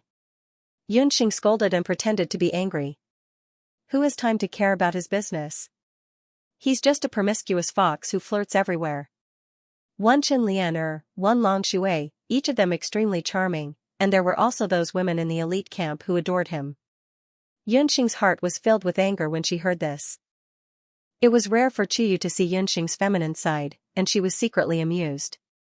Qiyu glanced at Zhou Qingchuan, who was waiting not far away, and thought to herself, Yunxing probably hasn't realized that her own charm is completely different from Lord Baiming's. Qiyu always felt that although Yunxing was young, she was terrifyingly mature and shrewd. She wondered what kind of parents and family could raise such a child. She had seen Lord Baiming before, and he was destined to be an extraordinary man. When Yunxing was unconscious, Qiyu even personally went to watch the competition between Lord Baiming and Feng Tian. That competition was soul-stirring. Feng Tian was completely defeated. Although Lord Baiming, who defeated Feng Tian, was seriously injured, at that moment, it was as if he was the god of war. Such an unyielding man would only reveal different feelings towards Yunxing. But then again, Lord Baiming was outstanding, and Yunxing was also one of the best women. Perhaps only such a man and woman could be paired together. I know. That woman has been very close to Skywing Tower recently. Don't worry, I'll pretend to be close to her. If she dares to plot against me, I won't let her off easily. Did you come here today to find me for something? Qiyu was thinking of a way to teach Chen Lian a lesson. What kind of person was Qiyu? How could Chen Lian plot against her, since she had made it to where she was in the Skywing arena? Let's talk over there. I want to introduce someone to you. Yunxing knew that Qiyu was quick-witted and wouldn't easily fall for Chen Lian's tricks. Qiyu had already noticed the young man that Yunxing had brought with her. The man was in his 20s, a few years older than Qiyu. This person didn't have any obvious fighting aura or magic power around him, so he definitely wasn't someone from the arena. But his appearance gave him an imposing aura, especially his eyes, which revealed the shrewdness of a merchant. Qiyu didn't know what Yunxing was selling. After Flame Emperor won the monthly double competition, he would be able to participate in the monthly competition at the end of the year. Qiyu suggested that Yunxing and Dong Huangling should try their best to compete in the individual competition. After all, it would be easier to obtain the title of Fighting King through the individual competition. Therefore, during this period of time, Yunxing and the others only came to participate in the individual competition. When they came to participate in the competition, Yunxing noticed that the number of spectators in Competition Zone 9 had increased by a lot. However, because of the venue, a lot of people were unable to enter the competition zone. Big Sister Yu, this is Everlasting Chamber of Commerce's President Zhou. Big Brother Zhou, this is Big Sister Qiyu that I told you about before. She has always been taking care of me. Yunxing brought Zhou Qingchuan over to introduce Zhou Qingchuan to Qiyu. Due to the lack of funds, Qiyu's plan to expand the competition zone was much slower than expected. Currently, the reconstruction of the first, second, and third competition zones would take several months. Thus, the 9th competition zone was the best time to expand. When Yunxing saw Zhou Qingchuan, she immediately thought that Zhou Qingchuan was the best investor. Both Qiyu and Zhou Qingchuan were smart people. With one of them introducing Yunxing, the two of them had a very pleasant conversation. Soon, Zhou Qingchuan agreed to invest a portion of the funds for the expansion of the 9th competition zone. With the support of Everlasting Chamber of Commerce, Zhou Qingchuan was certain that the expansion of the 9th competition zone would be completed in 10 days. Yunxing's help this time helped Qiyu solve a big problem. Qiyu secretly decided that she must help Yunxing get that stone back. After sending off Zhou Qingchuan and Yunxing, Qiyu called out to Yunxing.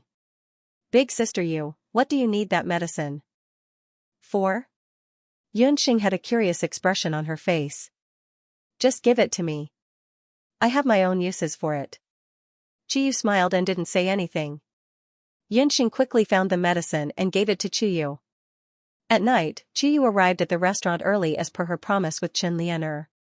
She wasn't in a hurry to keep the appointment. Instead, she first found a waiter in a restaurant and used 2 gold coins to inquire about some information. This afternoon, Skywing Expansion had arrived at the restaurant and booked 2 rooms. The room that Qin Lianer had arranged with Qiyu was prepared by Skywing Expansion. Qiyu was unhurried as she walked to another nearby room. There was still half an hour before her appointment with Qin Lianer. Qin Lianer came early. The moment she entered the room, she called for the waiter and took out 2 packets of medicine. Later, put this packet of medicine into the cup of the girl in front of me. There was another bag of medicine here, which was put into the wine and food of the young master next door. Once the matter is settled, these 100 gold coins are yours. That shop assistant nodded and bowed as he retreated. Qiyu heard everything clearly from the side and sneered. Half an hour later, Chu Yui arrived. Joy flashed across Qin Lianer's face. Lady Chu. Qin Lianer hurriedly stood up and invited Qiyu to sit. Qiyu exchanged a few pleasantries with her and quickly brought the topic to the stone. Qin Lianer asked innocently, "May I know why Lady Chu wants that stone?" "I have a friend who likes to collect all kinds of strange stones." When Qiyu said this, there was a knock on the door. The waiter came in with wine and food. Qin Lianer snuck a glance and happened to see Skywing Expansion's clothes slip into the private room next door. Qin Lianer understood tacitly. She casually chatted a few more times, but couldn't find out who the friend Qiyu mentioned was. Skywing Expansion had been waiting next door for a long time. Qin Lianer understood that if she wanted to keep her innocence and obtain that stone, she had to do as Skywing Expansion wished. She snuck a glance at Qiyu and thought to herself, "You're a member of the Skywing City Lord's residence anyway. You should thank me for helping you become the young mistress." Skywing Expansion had pursued Qin Lianer for so long, but she had always been playing hard to get. Counting the hour, Skywing Expansion should have already drunk the extra wine and food she had prepared for him. Qin Lianer and Skywing Expansion had been together for a long time. That playboy good temper of his had been completely worn away. He had already made a promise. Today, either Qin Lianer complied with him, or Qiyu served him. Otherwise, Qin Lianer could forget about obtaining that stone for the rest of her life. Thinking that she would be able to obtain that stone soon, Qin Lianer couldn't help but reveal a joyful expression. "Lady Chu, you and I hit it off at first sight." "Lianer salutes you." Qin Lianer raised her wine cup. Qiyu didn't suspect anything and drank the wine in one gulp. Seeing Qiyu drink the wine cup, Qin Lianer was very happy. She couldn't wait for the aphrodisiac in Qiyu's wine to take effect. When the time came, she would send Qiyu to the room next door and everything would be done. Just as Qin Lianer was feeling proud, she suddenly felt dizzy and her body gradually heated up. The figure of Qiyu sitting in front of her also gradually became blurry. Qiyu stood up and helped Qin Lianer up. She handed her over to the waiter waiting outside and sent her into the room next door. Skywing Expansion had indeed been poisoned. When he saw the seductive Qin Lianer, he already couldn't tell who it was and hugged Qin Lianer. Skywing Expansion who had been poisoned, even if a sow was given to him, he would still do it without hesitation. In the room, the ambiguous sounds of a man and a woman were quickly heard. Qiyu waited outside for a moment and sneered. She turned around and found a waiter. "Go to the city lord's mansion and send a letter to the eldest young mistress. Just say that the eldest young master and a prostitute are doing improper things here." When the waiter heard this, he had a bitter expression. "Miss Chu, aren't you making things difficult for me? If the eldest young master finds out about this, I'm afraid that my job will be gone. Don't worry and go report. Here is a warrant to leave the city and 5,000 gold coins. Take this money and go to the Everlasting Chamber of Commerce's airship. Once you leave Skywing City, you can live happily anywhere in the boundless continent." A cold glint flashed in Chiyu's eyes. Qiyu wasn't a kind person. When Qiyu first saw Qin Lianer, she felt that this woman was definitely not someone who knew her place. In addition, with Yunxing's reminder, Qiyu had long been on guard against Qin Lianer. Thus, she secretly monitored Qin Lianer's movements. Sure enough, as she expected, Qin Lianer had done something behind her back. Qiyu beat her at her own game. Qiyu believed that the word death was too simple to deal with a woman like Qin Lianer. As a member of the Skywing Arena, Chiyu had plenty of means to make Chen Lianer suffer a fate worse than death. The waiter of the restaurant quickly sent the news to the city lord's mansion. What? You're saying that the eldest young master and a prostitute are fooling around in a restaurant? Inside the city lord's mansion, the eldest young mistress, who had a bloody mouth and a body like a water bucket, flew into a rage when she heard this news. She smashed all the teacups and vases that she could reach. Fortunately, her personal maid reminded her to first go to the restaurant and capture that adulterous pair. Only then did the eldest young mistress wake up from her dream. She immediately ordered people to prepare vines and iron chains, and then led a group of servants and guards out of the city lord's mansion. Chen Lianer was asking for trouble. How could she have known that the pitiful look she usually used to soften men was an eyesore in the eldest young mistress' eyes? When the eldest young master was in the city lord's residence, he used the excuse of getting drunk to criticize the eldest young mistress for being unromantic and lacking the charm of a woman. With Chen Lianer's plea, the eldest young mistress was even more convinced that Chen Lianer had used this look to seduce the eldest young master. The eldest young mistress was so angry that she didn't allow Chen Lianer to speak. She ordered people to chain Chen Lianer up and stuff her mouth with smelly socks. She lifted Chen Lianer up like a little chick and dragged her out, not caring that Chen Lianer was naked. The eldest young mistress yelled as she dragged Chen Lianer, "Everyone, come and take a look. See how this little slut seduced my master." She even called herself a member of the continent's magic elite camp. What a cheap face and cheap mouth. When Xianxia and the others arrived, they just happened to see this scene. News of the eldest young mistress's big move quickly spread throughout the Skywing city. Coincidentally, there was no competition at the moment, so most of the people were having their meals in the city. When they heard the commotion on the streets, they all came out in a sea of people. Along the way, no one dared to persuade her. Isn't that Chen Lianer? How did she become like this? A few students from the continent's magic elite camp who had come to watch the commotion were dumbfounded when they saw the person being dragged by the eldest young mistress. To be honest, they had never seen Chen Lianer like this. She was completely naked. Her snow-white skin had been rubbed by a few thick iron chains until it was dripping with blood. There was no longer any arrogance on her beautiful face. Her hair was messy, and her mouth was stuffed with smelly socks. Her appearance was as ugly as it could be. Ever since Feng Tian of the continent's magic elite camp was defeated, Chen Lianer had become the person with the most consecutive victories in the camp. Her status in the hearts of the camp students had also risen. Everyone thought that she was the most likely candidate to become the combat king. Who would have thought that she would appear in front of everyone with this appearance? When her former admirers saw this scene, they all muttered in their hearts. However, no one dared to step forward and argue with the eldest young mistress. After all, her background was not to be underestimated.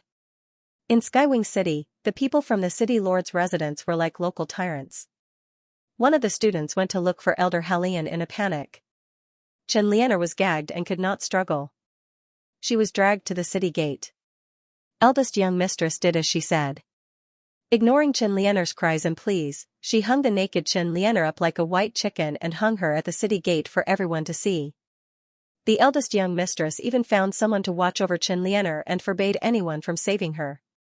When the news reached Elder Hullion's ears, he brought a group of students from the magic elite camp to the city gate and saw Chen Lianer's appearance.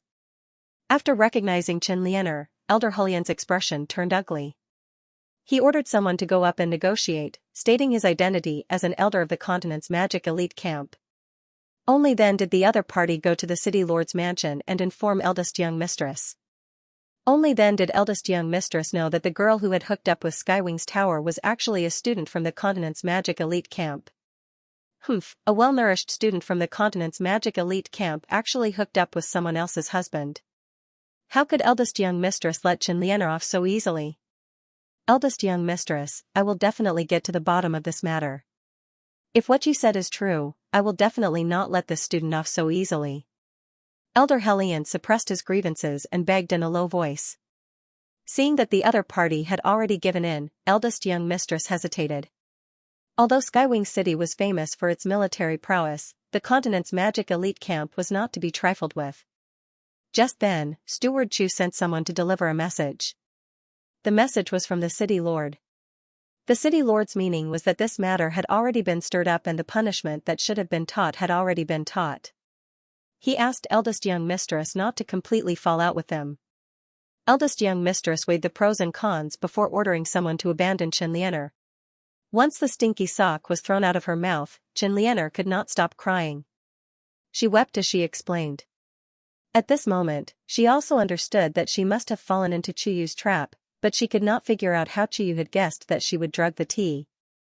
However, Xianxia was in the wrong, so she could not say that she had harbored evil intentions. As such, Xianxia's explanation was full of loopholes, and the more Elder Hellion listened, the more disdainful he felt. What are you still crying for? Take her back. From today onward, she is not allowed to take a single step out of the airship. You have completely disgraced the continent's magic elite camp. Elder Hellion felt a headache coming on. This trial had truly been full of twists and turns. First, Feng Tian had nearly died, and then Xianxia had hooked up with the Skywing's eldest young master. The continent's magic elite camp had completely lost face. Xianxia still wanted to struggle, but several female mages forced her to put on clothes and sent her to the airship. As she was being sent away, she passed through the crowd and heard all sorts of humiliating words. Shameless, seducing a married man. With such looks, it's no wonder the eldest young master was seduced. Ruined. Everything was ruined. Xianxia did not dare to raise her head. She could feel the gazes and public opinion from all directions stabbing into her heart like sharp knives, turning her heart into a bloody mess. She was Xianxia, the noble crown prince's wife. When had she ever been humiliated like this? All along, she had been the #1 beauty of Zhou State. Even the crown prince of Zhou State cared for her as if she was his sweetheart. However, here, she was treated as the dirtiest existence. Everyone looked at her as if they were looking at a rat in the gutter. Why? What exactly was going on? Everything was originally going smoothly. Feng Tian had been defeated, and she was about to become the #1 person in the continent's magic elite camp. However, all these beautiful dreams were now shattered. Xianxia glanced at a few figures from the corner of her eyes.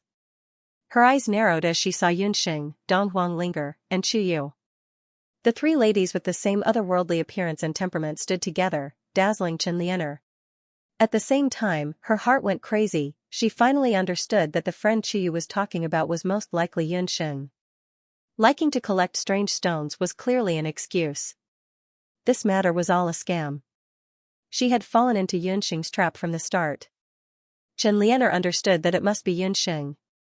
She must have said something to Chuyu. Chuyutsai had tampered with his tea.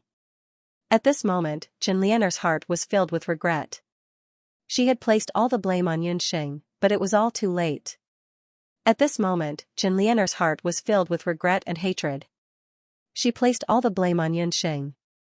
However, it was already too late. She understood that after today, even if she returned to the mainland's magic elite camp, the entire camp would know about her scandal. After all, her teacher would also despise her because of this.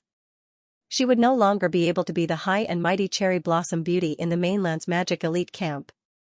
Xianxia looked at the crowd again. Her pupils contracted intensely. She saw the figure that she had been thinking about day and night. Yi Baiming, he was also standing in the crowd. Dressed in black, he was still dazzling in the dark night. She actually let him see her most unbearable side. Hatred, so much hatred. At this moment, Xianxia felt that her entire world had collapsed. She was so angry that she couldn't swallow her anger and fainted.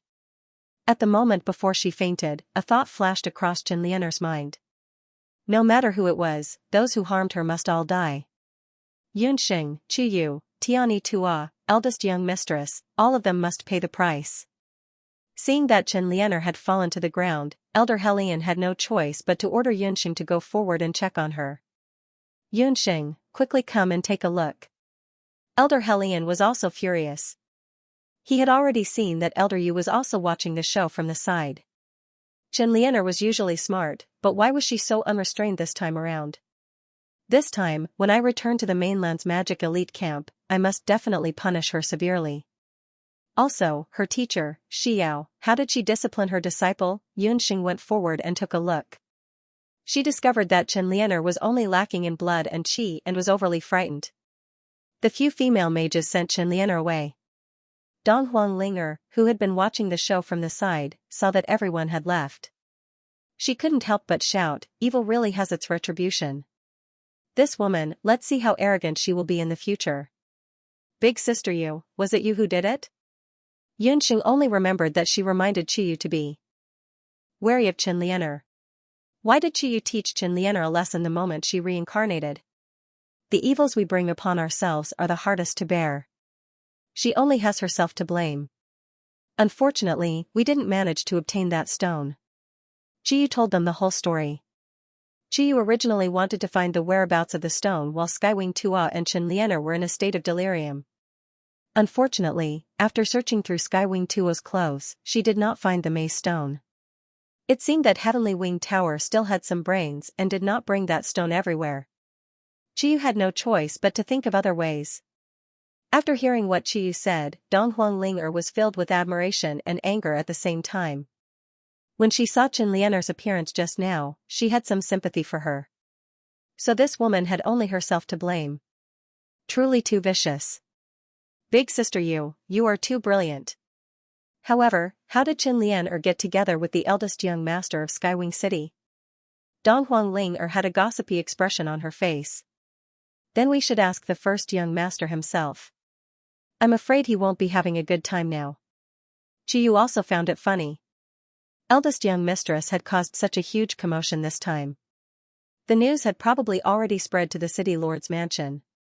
Second young master Skywing Tua was probably gloating at this moment. Within the Skywing City Lord's mansion, the first young master, whose clothes were disheveled, and the first young mistress, whose face was still full of anger, were both kneeling in the main hall. In the main hall, teacup fragments were scattered all over the floor. The Skywing City Lord sat on an armchair with an ashen face. "Look at what you have done, you damn brat." The Skywing City Lord had just finished his cultivation when he heard of this scandal. He flew into a rage and grabbed the first young master, who was hiding in another courtyard, and brought him back. "Father, you can't blame me for this. It was Qianlianer who delivered herself to me. Besides, your son is a normal man. When a beauty throws herself into my arms, how could I possibly reject her?" Skywing Tower's face flushed red as he spoke. Since Qianlianer was not present, he could say whatever he wanted. "How old are you? You still can't control that thing in your lower body. Skywing Tua, you will die on a woman's belly sooner or later." The Skywing City Lord was so angry that he wanted to slap this brat to death. However, he was his own flesh and blood. Since the matter had already happened, he could only think of ways to repair his relationship with the mainland's magic elite camp. Skywing Tua muttered and glanced at the first young mistress who was like a tigress beside him. "If you didn't give me such a tigress, would I still need to indulge in debauchery outside?" When the first young mistress heard this, she wanted to wrestle with him. Enough. The Skywing City Lord was so angry that he rubbed his forehead. He was really smart all his life, but this time he was stupid. How could he have given birth to such a prodigal son? One of the first young master was a pervert, and the other second young master was a homosexual. If this continued, who knew who would inherit the city lord's mansion's family business after 100 years? "Father, I am speaking from the bottom of my heart." Skywing Tua wrestled with the first young mistress. Relying on his man's strength, he finally restrained the woman with great difficulty. He rolled his eyes and recalled what Qianlianer had said earlier. "Actually, it's very simple for me not to be a womanizer. Father, you just have to marry Qiyu into the family for me, and I guarantee that I will stay at home." "Alright, you shameless one. I knew that you and Qiyu, that little vixen, were flirting with each other. Nothing good can come out of it." When the first young mistress heard this, she immediately exploded and wrestled with Skywing Tua. "Stop." The Skywing City Lord roared angrily. The first young master and first young mistress, who were still entangled with each other, felt a wave of discomfort in their organs. Both of them knew that the city lord was truly angry and hurriedly withdrew their hands. "Master," an old steward at the side advised. "What the first young master said is not impossible. Qiyu is clever and has been in the city lord's mansion since she was young. She can manage the first young master. As for the first young mistress, please be more tolerant. After all, you are the first young master's legal wife. In the future, even if the first young master has children, they will be under your name. When the Skywing City Lord heard this, he also fell into deep thought. He had watched Chiyu grow up, but Steward Chu had always been very unyielding about the first young master marrying Chiyu. The first young mistress was also scheming in her heart. If marrying Chiyu could cut off all other women, she was also willing. Moreover, the first young mistress had always had a knot in her heart. This time even the first young mistress could not do anything to the first young master. The first young mistress and first young mistress had been married for 7 or 8 years and had never had children. After experiencing Chen Lianer, Skywing Tua despised the first young mistress even more. He had long since lobbied the Skywing City Lord to marry another concubine. The Skywing City Lord had been somewhat impatient at first, but after many times, and considering the situation of his 2 sons.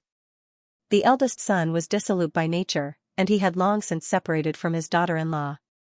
It would be very difficult for them to have children. As for his son, everyone in the Skywing arena knew that he was homosexual. It was even more impossible for him to have children. The Skywing City Lord thought it over and over again. Rather than his eldest son really fooling around with some random woman outside and having children with some impure bloodline, Chiyu was indeed a very good candidate. This child, Chiyu, had a clear mind. She was also beautiful, and he had watched her grow up. Even if something happened in Skywing City in the future, he would be able to grasp it. Should he let Chiyu marry or not? Seeing the hesitation on his father's and eldest young mistress' faces, the eldest young master knew that there was hope in this matter. He hurriedly went forward. Father, think about it. If Chiyu and I get married, it would be equivalent to acknowledging Steward Chu as my mother. The governor of Skywing City was moved. He and Steward Chu had been entangled all these years. After his 2 wives died, he had never had any thoughts about other women. However, Steward Chu had always refused to accept him because she was afraid that the eldest young master and second young master would be dissatisfied. What Skywing's Tua meant was that as long as the governor of Skywing City agreed to take Chiyu as his concubine, he would approve of him marrying Steward Chu. The governor of Skywing City sighed. Forget it. I will allow you to marry Chiyu as your concubine. However, the etiquette of marrying her must be that of a proper wife. Chulan, oh Chulan. Since you and I could not become husband and wife back then, let our next generation make up for this regret. Inside the treasure boat, Steward Chu already knew the entire course of events that happened during the day. You are too reckless. If the eldest young master finds out about this matter, he will definitely come to pester you again. Steward Chu looked at his daughter, his brows full of worry. This Skywing's Tua was becoming more and more lawless. Mother, do you think that Skywing's Tua still has the ability to investigate this matter? I'm afraid that he is being reprimanded in the residence right now. Chiyu found it funny. Not good, Steward Chu. A waiter from the treasure boat hurriedly rushed in. There's news from the city lord's mansion. It said that the city lord has ordered for eldest young master to marry sister Chiyu in 10 days. What? The mother and daughter of the Chu family turned pale with fright. They had not expected that today's unforeseen event would have such a turn of events. How could this be? Chiyu was in a daze. The governor had ordered her to marry Skywing's Tua. This nightmare that had haunted her for many years had actually happened. Don't say anything else. Here is some of Mother's secret stash. I've heard that the Everlasting Chamber of Commerce's spaceship will be leaving Skywing City tonight. You can secretly hide on the spaceship and leave this place. Manager Chu's eyes were brimming with tears. She had never thought that the city lord would actually do such a thing. The mother and daughter hurriedly packed up their belongings. Steward Chu took advantage of the night to send Chiyu to the vicinity of the city gate. However, when they arrived at the place where the empty ship was docked, they found a group of city lord's mansion guards searching the empty ship. Steward Chu, Miss Chu. The guards were on guard and did not allow the mother and daughter to enter the empty ship. Steward Chu forced a smile. Brothers, it's the middle of the night, why are you searching for the Everlasting Chamber of Commerce's empty ships? Reporting to Steward Chu, the city lord has just issued an order to search all the ships entering and leaving Skywing City these few days. The guards methodically inspected the empty ships in the area. After confirming that there were no problems with the empty ships, they let them pass one by one. Mother, it's useless. Qiyu only felt despair. How intelligent was the Skywing City Lord? He had probably long anticipated that Yi Futian would flee. Moreover, Qiyu was not willing to abandon Steward Chu and escape by herself. Mother has let you down. Steward Chu hugged Qiyu and buried her head in tears. If she had not become the steward of the city lord's mansion because of her infatuation with the Skywing City Lord, her daughter would not have suffered such a fate. Skywing's tower was a fickle playboy. If you followed him, she would definitely not have a good life in the future. Mother, all of this is not your fault. If you want to blame someone, you can only blame Yuer's bad luck. The city lord had once said that Yuer was like his daughter. It's a pity that I am not his biological daughter. At the crucial moment, he still chose to side with his playboy son. Qiyu's face was filled with desolation. She had done her best for the Skywing City Lord's mansion, but what did she get in return? Isn't that big sister Yu and Steward Chu? When the mother and daughter were wiping their tears, Yunxing and Dong Huanglinger walked over. Tonight, the empty ship of the Everlasting Chamber of Commerce that Zhou Qingchuan was on was about to leave. Yunxing was sending him off and happened to pass by. Who would have thought that she would see such a scene? After knowing the whole story, Yunxing and Dong Huanglinger's faces were filled with righteous indignation. It's really like a fresh flower being stuck in cow dung. Big sister Qiyu, you can't marry that kind of person. Although she had never seen Skywing's tower before, when Qin Lianer was caught in bed in the middle of the day, Skywing's tower ran away by himself. This kind of man was simply scum. Linger, you don't know. I can't escape. The power of the Skywing City Lord is not small. Moreover, I have no way of escaping from the Skywing City. Qiyu's heart was already like dead ashes. Her beautiful face was filled with worry. Yunxing saw this. She lowered her voice and said, Big sister Qiyu, there might be a turning point for this matter. Let's return to the treasure boat first.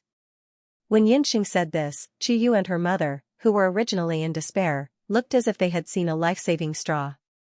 Especially Manager Chu. She almost knelt down in front of Yunxing.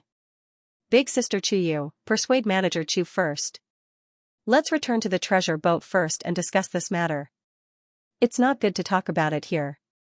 Yunxing was embarrassed. She had suddenly thought of this matter in a flash. The four of them immediately returned to the treasure boat. Once they returned to the treasure boat, Manager Chu dismissed his subordinates and impatiently asked questions. Before I tell you the method, I have to ask a few questions. I'll say the ugly words first. No matter what questions I ask, you all have to answer truthfully. Big sister Qiyu, you must not get angry. Yunxing coughed a few times. Miss Yun, things have already come to this point. Let's not talk about you asking a few questions. Even if you want me to do anything for you, as long as I can protect you, I'm willing, Manager Chu said sincerely. At this moment, Manager Chu was also muttering in his heart. Could it be that Yunxing had a way to reverse the orders of the Skywing City Lord? However, after experiencing the refining incident last time, Manager Chu had more confidence in Yunxing. Big sister Qiyu, then let me ask you first. Are you really unwilling to marry Skywing's tower? Yunxing still had to confirm Qiyu's thoughts. The Qiyu that Yunxing knew was a woman with ambition and tricks. The two sons of the Skywing City Lord's residence were disappointing. With Qiyu's wit, if she really married into the Lord's residence in the future, she would definitely be able to control the Lord's residence. If you want me to marry him, I'll have to die. Qiyu did not hesitate at all. Her gaze was incomparably firm as she rejected immediately. She, Qiyu, was ambitious. However, the things that she wanted were all obtained legitimately through her own efforts. They were definitely not obtained by sacrificing her own body. A woman's youthful beauty was but an instant. A beautiful woman's bones were but a matter of 10 years. Only with status and absolute power could Qiyu's position in Skywing City be as stable as Mount Tai. I know you're unwilling. But the city lord has already given the order. What can you do? My poor child, it's all your mother's fault. Manager Chu did not wish to delay his daughter's marriage. But what could she do? To leave Skywing City, one had to pass through the city gates. Even if it was within 100 miles, there was no way to escape. Chiyu also had some misgivings. She had grown up in Skywing City since she was young and depended on her mother for survival. Even if she could leave this place, how would she survive after leaving? Could it be that she would have to evade Skywing City's wanted list for the rest of her life? Chiyu and her mother's hearts were in a mess at this moment. Skywing's tower, that playboy, had already announced in the city that Chiyu was his woman after receiving his father's promise. Thinking of this, Manager Chu's face was full of worry. Chiyu was a woman after all. Her reputation was the most important. Skywing's tower's actions were equivalent to forcing Chiyu. Even if this marriage did not work out, it would be difficult for Chiyu to find a good home in the future. Yunsheng, I'm not willing to marry Skywing's tower, but my mother and I have no other choice. Chiyu hated herself for being a woman. If she was not a woman, how could she? If you don't want to marry, then don't marry. Yunsheng looked at the mother and daughter, whose eyes were red and swollen from crying. Easy for you to say. Chiyu shook her head. It's even easier to do it. All he needed to do was to use a small method.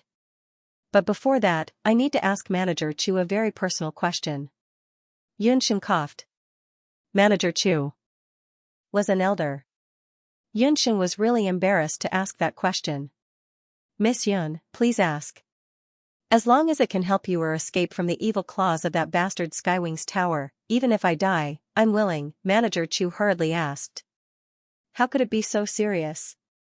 This question is actually very simple. Did you have a good relationship with the Lord of Skywing City back then? When Yunsheng asked this question, the mother and daughter of the Chu family were stunned. Chu Yu, in particular, had no idea why Yunsheng would ask such a question. Manager Chu's face was so red that it was about to bleed. She muttered in her heart, how could this child speak so boldly? Yunsheng, my mother and the city lord have always had a relationship of host and guest. How could that be? Chiyu saw that her mother's face was red from being questioned, and thought that she was angry, so she hurriedly tried to defend herself. Steward Chu, you must think carefully. The answer to this question is directly related to Sister Chuyu's lifelong happiness. Yunsheng wasn't embarrassed at all.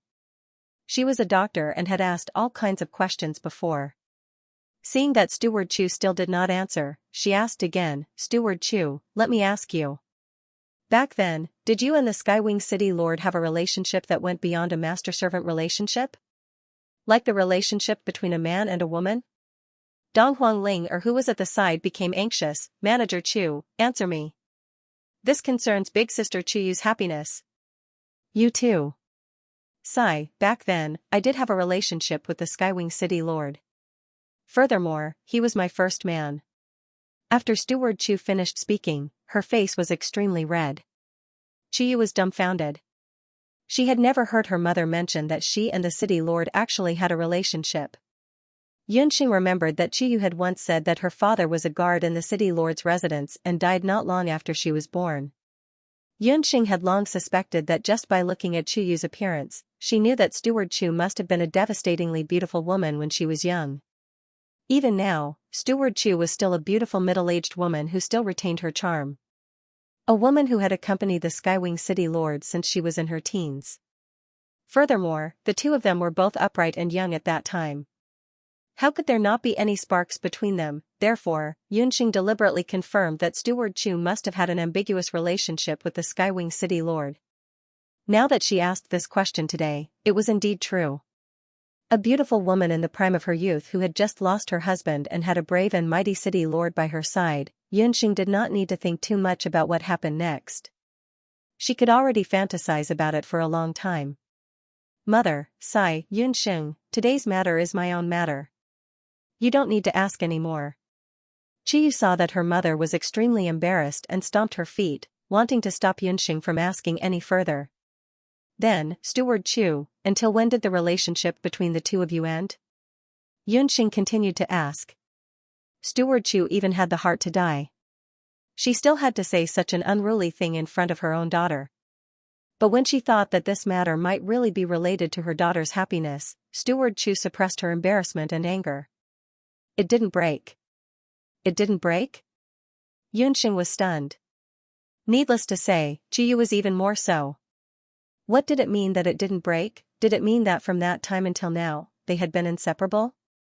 Mother, how could you let father down? Chiyu was also very angry. She did not expect her mother to be such an unruly person. Sigh, child, this matter is a long story. The city lord and I are not like what you think. He and I are truly in love. As for your father, he also tacitly approves of this matter. Steward Chu sighed. Her relationship with the Skywing City Lord was somewhat similar to the relationship between City Lord Dihong and Lady Ro. It was just that the Skywing City Lord was not Yuan Cidian. When he and Steward Chu met, both of them were 17 or 18 years old. Steward Chu's ability was outstanding. At that time, the Skywing City Lord had just established Skywing City and needed someone to help him manage it. It was just that at that time, he already had 2 wives. Steward Chu was unwilling to be a concubine, but she could not give up her feelings for the Skywing City Lord. The two of them treated each other with respect until one day, when the Skywing City Lord was careless in his cultivation. In order to save him, Steward Chu had sex with him. It was only after that the two of them confirmed their relationship. It was not known how this matter was found out by the Skywing City Lord. She took advantage of the fact that the Skywing City Lord was out to force Steward Chu to marry a guard in the residence. After the Skywing City Lord returned, he flew into a rage and almost wanted to kill that guard. It was only when Steward Chu interceded that the guard was saved. However, that guard was seriously injured in an accident and passed away not long after. At that time, Steward Chu already had Chiyu. After she gave birth to Chiyu, she still had some relations with the Skywing City Lord. Now that the 2 wives in the city had passed away one after another, the friendship between Steward Chu and the Skywing City Lord continued. However, because their children were already grown up and Steward Chu was a thin-skinned person, the relationship between the two of them was only established on a spiritual level. After listening to her mother's story, Chiyu remained silent. Yunxing also sighed with emotion. This pair was also an infatuated man and a resentful woman. To a certain extent, the Skywing City Lord wanted Chiyu to marry Skywing's Tua as a form of compensation. He wanted to take care of the mother and daughter for the rest of their lives. It was a pity that Skywing's Tua was not a good person at all.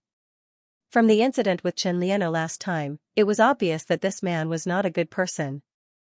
Chiyu could not be ruined by him. This is what happened. Miss Yun, you said that as long as I tell you about the past, you can help you. Is this true? After Steward Chu said this, she felt relieved. She and the Skywing City Lord were already so unclean in this lifetime. Now that the 2 madams had passed away, the Skywing City Lord had proposed to marry Steward Chu several times. She had rejected him because she knew that the 2 young masters in the residence would definitely oppose this. This time, the eldest young master must have used this as a threat to force the Skywing City Lord to relent. Then is it possible that Sister Yu is the City Lord's daughter? Yunxing probed again. How is that possible? Yunxing, don't humiliate my mother anymore. Although I was born prematurely, my mother suffered a lot when she gave birth to me. Since young, Chiyu only thought that her father was that guard. Although the other party's status was low and they had never met before, Chiyu only recognized one father. Impossible. I gave birth to the child, so I know it best. Even though I have a close relationship with the City Lord, Chiyu is indeed her deceased father's child. I was pregnant in June. As for her, she was born in December. Although she was born prematurely, when I was pregnant with her, the City Lord was not in Skywing City. Steward Chu said with certainty. Steward Chu was not a fickle person. When she was forced to marry Chiyu's father, she was unwilling at that time. However, that guard did not make things difficult for her because of this. When she was ridiculed and condemned by the 2 madams in the residence, it was that man who used everything he had to protect her. It was also because she was touched by that and despaired of the Skywing City Lord that Steward Chu accepted him. The 2 of them once had a period of mutual respect. Chiyu was conceived at that time. After having Chuyu, Steward Chu no longer had any relationship with the Skywing City Lord. Premature babies are even better. Did Chiyue give birth to him? Yunxing thought to herself. The heavens are really helping me. It's not even July, Steward Chu sighed. After she married the guard, the two madams were still unwilling to let her go. They forced her, who was pregnant, to go to the treasure boat. At that time, the Skywing City Lord had also been infuriated by Steward Chu's deliberate cold shoulder, so he did not care about these matters. Chi was born prematurely when Steward Chu was busy on the treasure boat and accidentally disturbed the fetus. What if we push the time back another 3 months? During the 4th month, was the City Lord in Skywing City? Yunxing asked with a smile. This? The mother and daughter of the Chu family immediately understood Yunxing's intentions. Sister Yu was born prematurely. Other than you, no one knows her true identity. If you say she's the City Lord's daughter, then she's the City Lord's daughter. In this way, Skywing's Tua won't dare to have any evil thoughts, Yunxing said with a smile. In fact, Yunxing had heard Chiyu mention during their previous chats that she had been born prematurely when she was young, so her body wasn't very good. Later on, she had become a warrior to strengthen her body. However, the fire can't be contained. What the City Lord hates the most is being deceived by others. The two young masters in the residence will definitely not let it go. Steward Chu was a little hesitant. At this moment, she really hoped that her daughter was the City Lord's flesh and blood. However, the truth was the exact opposite. Yes, Heavenly Wing Tua and Heavenly Wing Dong aren't easy to deal with. They'll definitely force me to do a blood test with the City Lord. When the time comes, we'll be exposed, and Mother will be implicated. Chiyu was unwilling to take the risk. Let's do the blood test. I still have a way to let your blood fuse together. Yunxing winked slyly. No, I can't do that. Chiyu still disagreed. Sister Chiyu, your father passed away early. If I'm not wrong, the one who hugged you when you were young, played with you, and even taught you martial arts should be the City Lord himself, right? Yunxing guided her patiently. Chiyu's heart skipped a beat, and she couldn't help but recall the scene of her childhood. Because she didn't have a father and was born prematurely, she was as thin and weak as a little monkey when she was young. The children of many servants in the City Lord's residence would take advantage of the absence of the adults to bully her. Somehow, the City Lord found out about this. The City Lord hid it from Steward Chu and came back every evening to teach her martial arts.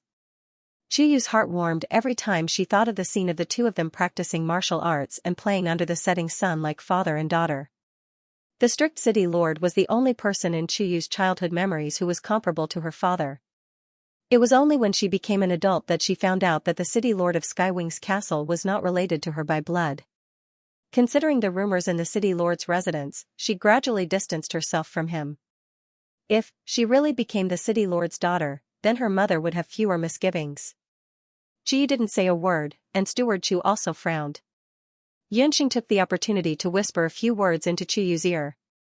Chiyu believed it, but at the moment, the only way to save her was the method that Yunxing said.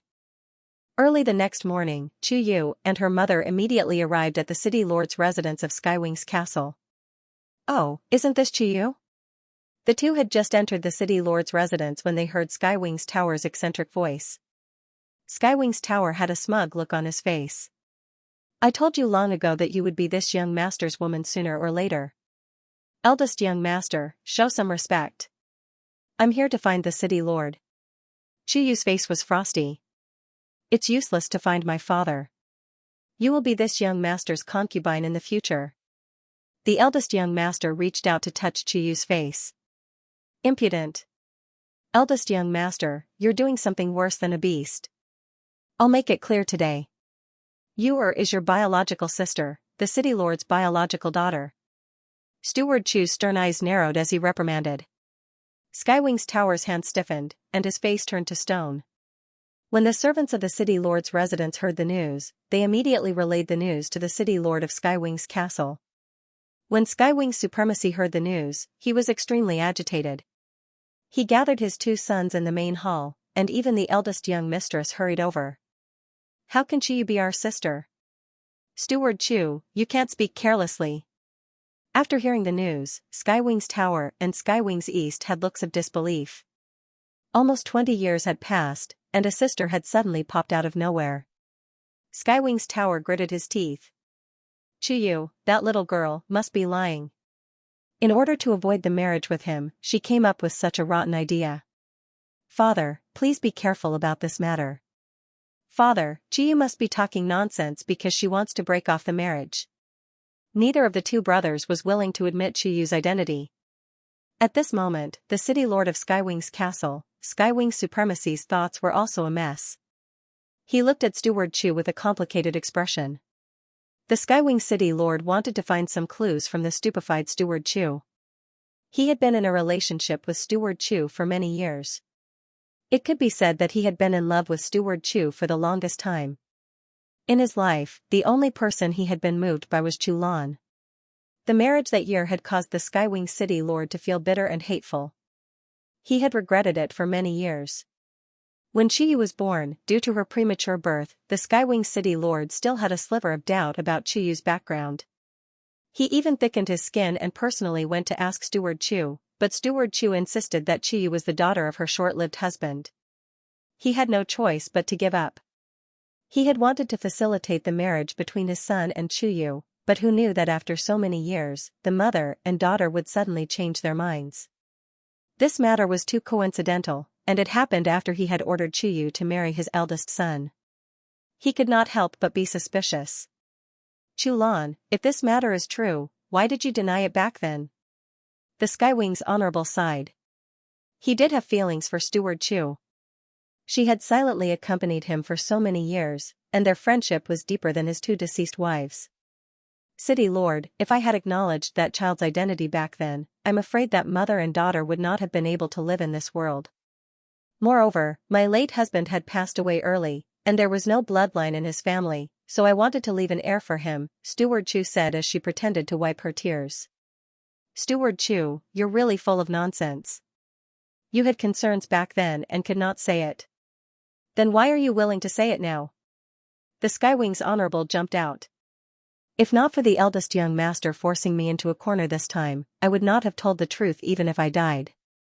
Eldest young master, Yuer has hidden from you for so many years to avoid the tragedy of sibling incest. Steward Chu's face was red with anger. She recalled the misery of the mother and daughter all these years and cried even more sincerely. Steward Chu even secretly pinched his daughter, Chuyu, but Chuyu, who was at the side, couldn't cry no matter what. Fortunately, Chuyu was prepared.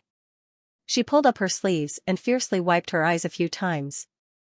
Chuyu's sleeves had already been smeared with a lot of chilly water according to Yunxing's instructions.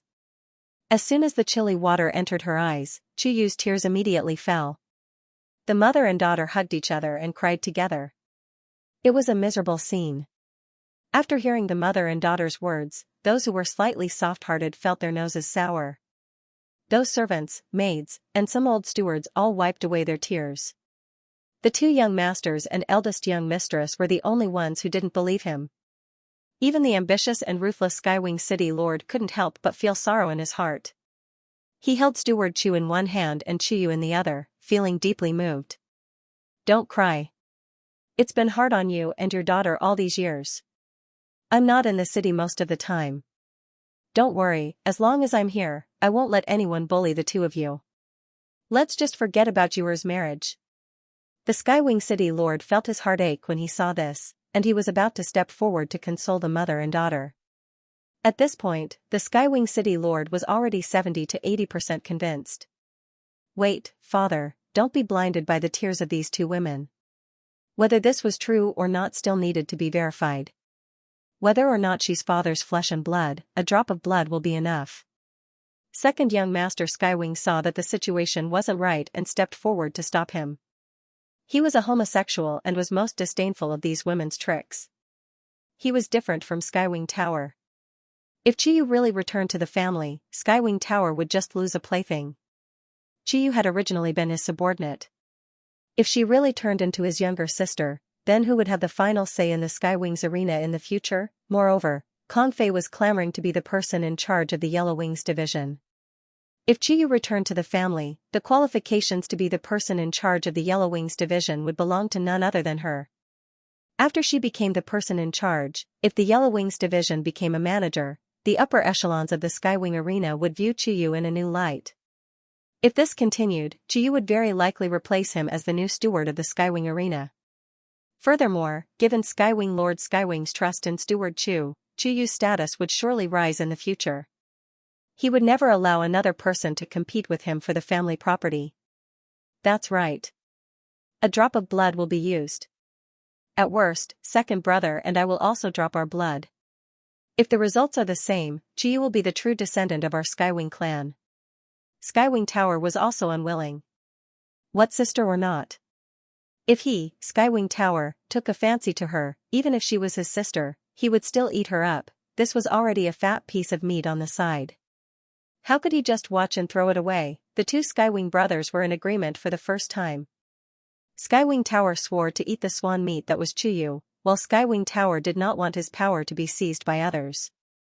Both had the ambition of wolves. One was a jackal, and the other was a wolf.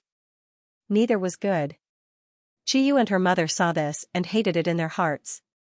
Fortunately, the two of them were already mentally prepared. The Skywing City Lord frowned and was about to reprimand them. Then let's do it, but if I really am the City Lord's daughter, what will happen? Chiyu's eyes turned cold, her pretty face already filled with anger. She stared straight at the Skywing brothers, the tears in her eyes already gone. If you are our sister, the marriage will be cancelled immediately. In the future, we brothers will definitely treat you as siblings, the Skywing brothers said in unison.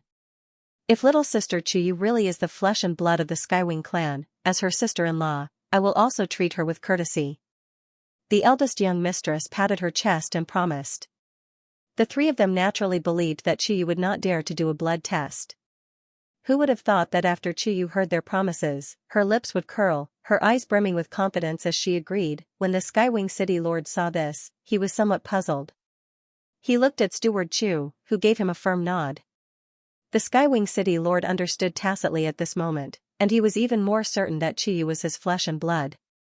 With an order, the tools for the blood test were quickly brought over. The Skywing City Lord ordered for 3 bowls to be prepared.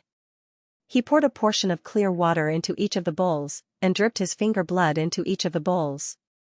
The Skywing brothers also stepped forward and dripped their blood into each of the bowls. Chiyu was still a little apprehensive. Even though Yunxing had already demonstrated it several times, and she had seen the results with her own eyes, it was still a demonstration in front of the Skywing City Lord, so Chiyu still felt a little uneasy. Chiyu glanced at her mother. Steward Chiyu used his eyes to encourage his daughter to step forward. Chiyu stepped forward, picked up the needle, and pricked her finger. The blood dripped into the bowls. Everyone was only paying attention to Chiyu's blood, and no one noticed that when Chiyu pricked her finger, there was a layer of gray on her finger. Everyone's eyes were fixed on the bowls. Blood. The blood in the 3 bowls slowly began to change. There were now 2 drops of blood in each bowl, and in the end they fused together. When the blood completely fused together, Steward Chiyu's legs went soft, and Chiyu could not help but collapse to the ground and cry. Everyone present, especially the 2 young masters of the Skywing clan, had a marvelous expression on their faces. In the end, Chiyu really was their little sister. Did they really have a sister? The Skywing City Lord burst into laughter. Ignoring everything else, he stepped forward and hugged the mother and daughter pair. The 3 of them were crying and laughing at the same time. The Skywing Sovereign was undoubtedly the most pleasantly surprised. He had never imagined that at his age, he would have a daughter. Moreover, this daughter was obedient and sensible, just like Steward Chiyu. This was his daughter. It was just that while Steward Chiyu and Chiyu's worry turned into joy, the Skywing Sovereign was ecstatic. Only the Skywing brothers looked at each other, their eyes filled with anger. Father, do you want to appraise it again? I think that Steward Chiyu might have prepared these tools beforehand. The Skywing City Lord was very meticulous.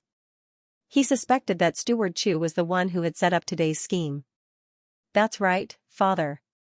Chiyu doesn't look like you at all. How could she be our family? The Skywing Tower was still unwilling to give up. B*ST*RD. You're truly worse than pigs and dogs. If I say so, then so be it. Do you think I'd mistake my own daughter for someone else? And you? You actually want to marry my sister? Scram. Both of you, scram. The Skywing Sovereign was just feeling happy, but he was enraged by the two brothers pestering. The two brothers knew that their father would not listen to anything they said, so they did not dare to say anything more, crestfallen as they scurried out of the hall. After Chiyu's family of 3 was reunited, they had a peaceful and happy meal. During the meal, Chiyu took the opportunity to mention that she wanted to take over the Yellow Wings competition zone. Father, your daughter contacted the Everlasting Chamber of Commerce a few days ago, intending to expand the Yellow Wings competition zone, but the first competition zone's Kong Fei has been obstructing your daughter at every turn, Chiyu tactfully said.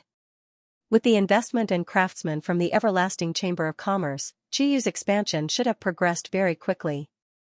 But Kong Fei, that bastard, was like a clown, causing mischief everywhere. Kong Fei? How could a puny competition zone referee be so bold? The Skywing City Lord was not very familiar with the matters of the Skywing Arena. But when he heard that someone was making things difficult for his precious daughter, he was furious. City Lord, Kong Fei is not an ordinary judge. He has a close relationship with Second Young Master. Manager Chu was also fanning the flames from time to time. That bastard. At the mention of his second son's special fetish, the Skywing City Lord was filled with anger. You don't have to worry about this matter. You are my daughter. Who in the city dares to bully you? Tomorrow, I will hold the ancestral recognition ceremony. As for second brother, I'll tell him that you will be in charge of the Yellow Wings competition zone in the future. Kong Fei, you can teach him whatever you want. Thank you, father. Chiyu was overjoyed. She hadn't expected things to go so smoothly. Manager Chu also had a gratified look on his face. The mother and daughter looked at each other with relief in their eyes.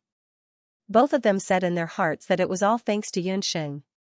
When night fell, Chiyu and Manager Chu finally had the chance to come out from the City Lord's mansion.